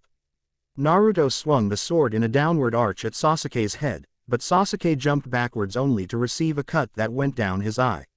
Naruto spun the blade around as he twisted his body, trying to build up momentum just as Sasuke began to do the same thing. They both swung their blades, causing a spark of metal to appear as they passed each other. They both turned their bodies around at the exact same time, thrusting the blades forward. Sasuke and Naruto both stood as still as statues, with everyone else looking on in horror at seeing both of them impaled, but that was when Sasuke coughed up blood as he stumbled backwards with his sword still in his chest. Naruto stood up with his blade caught in his other hand with blood dripping from the gash on his hand. Sasuke looked at the blade with a mixture of shock and amusement. "To think I would die like this." Sasuke coughed out as his knees began to wobble. "Tell me, Naruto, do you hate me?" Naruto dropped his sword and looked down at the one he thought of as a brother with tears dripping from his eyes. You tried to kill me on multiple occasions and you attacked Konoha. Naruto looked Sasuke directly in the eyes and saw the light begin to fade in them. But the strange thing is, Sasuke, I don't think I could ever truly hate you. You were like a brother to me, and that is the memory I will always cherish. I will keep the memory of what you used to be alive, but the Sasuke I see in front of me needed to die. Goodbye, Sasuke. Sasuke slowly closed his eyes as a smile began to appear on his lips. Idiot. With that, Sasuke collapsed to his side as his chest stopped moving. Everyone looked towards Naruto just in time to see him collapse as well. XXX Naruto felt himself floating in a sea of darkness as his eyes slowly began to close. Naruto. Naruto's eyes opened back up at the voice as if he only heard it in a dream. You need to stay awake, Naruto. Naruto continued to look around, but could only see the vast darkness. Naruto laid his head back down and felt himself begin to drift into his eternal sleep, but at that point a strong fist descended and punched him in the head. Naruto jerked upwards and rubbed his head furiously and glared at the direction the fist came from. Finally got you awake, brat. Naruto's eyes widened at the voice as he began to remember. You need to wake up, honey. Naruto turned to the new voice as the darkness began to fade away, revealing Kushina, Jiraiya, Minato, Oninami, Kakuheki, and Yukiken. What are you doing here? Naruto questioned as he looked at his hand, confused. Am I dead? This got a chuckle from Minato as he wrapped his arm around Naruto's shoulders. I guess you can say you are in between, Minato stated with a smile still on his face. All I remember was swinging my sword at Sasuke and then. Naruto gestured to the surrounding darkness. Did I kill Sasuke?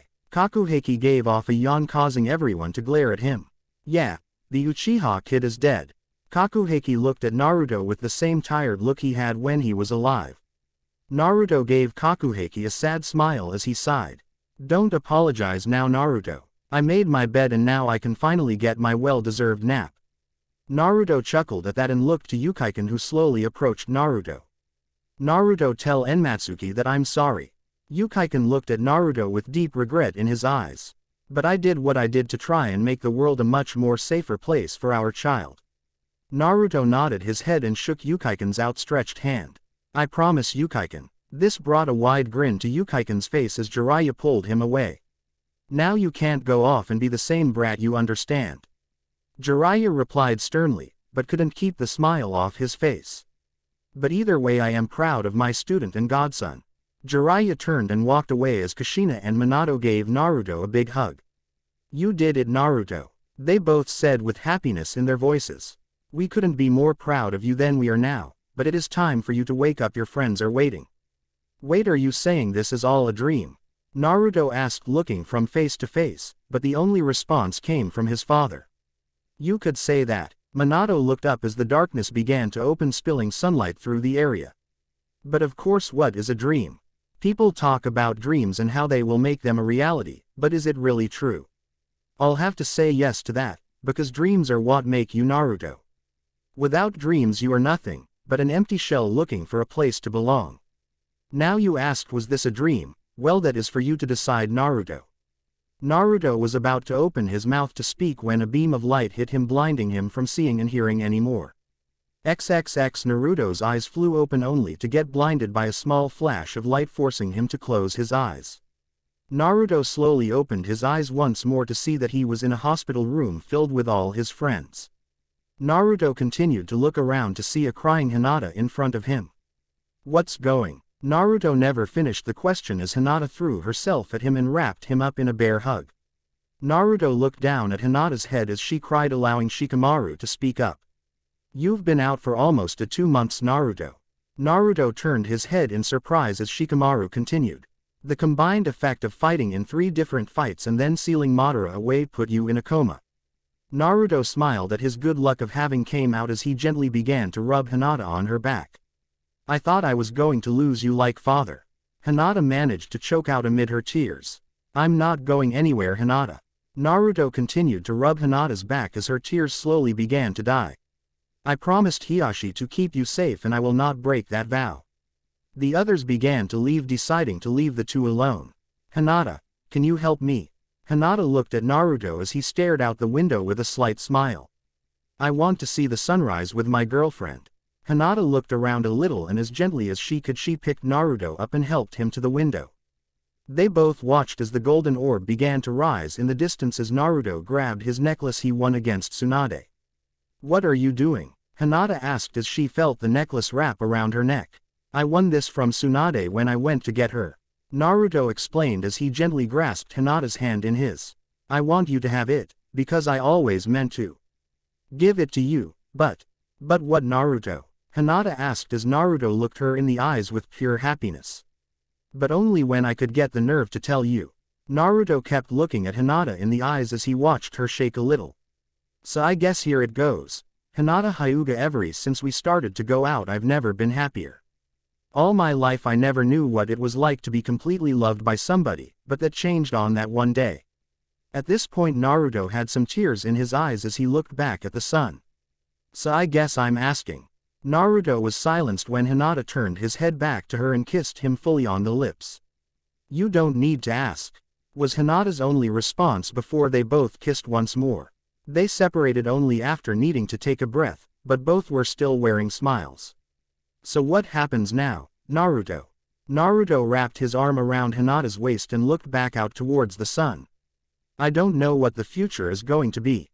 Hinata laid her head against Naruto's shoulder as she sighed with contempt. But so long as we are together there is nothing we can't handle. The two stayed like that, completely still as statues, as if the world around them didn't exist except for them. XXX Naruto Uzumaki sat at the top of his tower looking towards the moon with a dim expression on his face. It's been 5 years since that battle. Naruto thought with disbelief in his words. At least the fighting has stopped for a time being. Naruto stated as a figure walked up behind him, wrapping her arms around his waist and laying her head on his back. You should be asleep. You should be as well. Hinata replied back as Naruto turned around to look at her directly. You have to attend that cage meeting tomorrow and you need your rest. After the destruction of Uzushiogakure, Naruto set about rebuilding his home. With the help of Konoha and Kumo, to everyone's surprise it was rebuilt. Enmatsuki was devastated by Yukaiken's death at first, but after Naruto delivered his final words her resolve came back. She was now living in Uzushiogakure, taking care of her son she had named Yukaiken after his father. Naruto then set out to make sure the world stopped its constant fighting and proposed that a meeting of every cage be held once a year in order to promote stability between the villages. So far it was working and everyone was getting along a lot better, but there was still some tension about getting to friendly. Naruto smiled down at Hinata as he gave her a gentle kiss and continued to look her in the eyes. How are you doing? Naruto asked as Hinata blushed a little and looked down slightly as she rubbed her stomach. We are doing fine, Hinata responded as Naruto gave her another kiss. Let's go, I have to get some sleep. Naruto looked back at the moon as he was gently pulled towards the door. Is this the peace you wanted, Jiraiya, Dad? If so, I plan on keeping it on this path and make sure it stays this way, I promise. Naruto turned his gaze away from the moon with a smile as he closed the door on the past and opened the door to the future.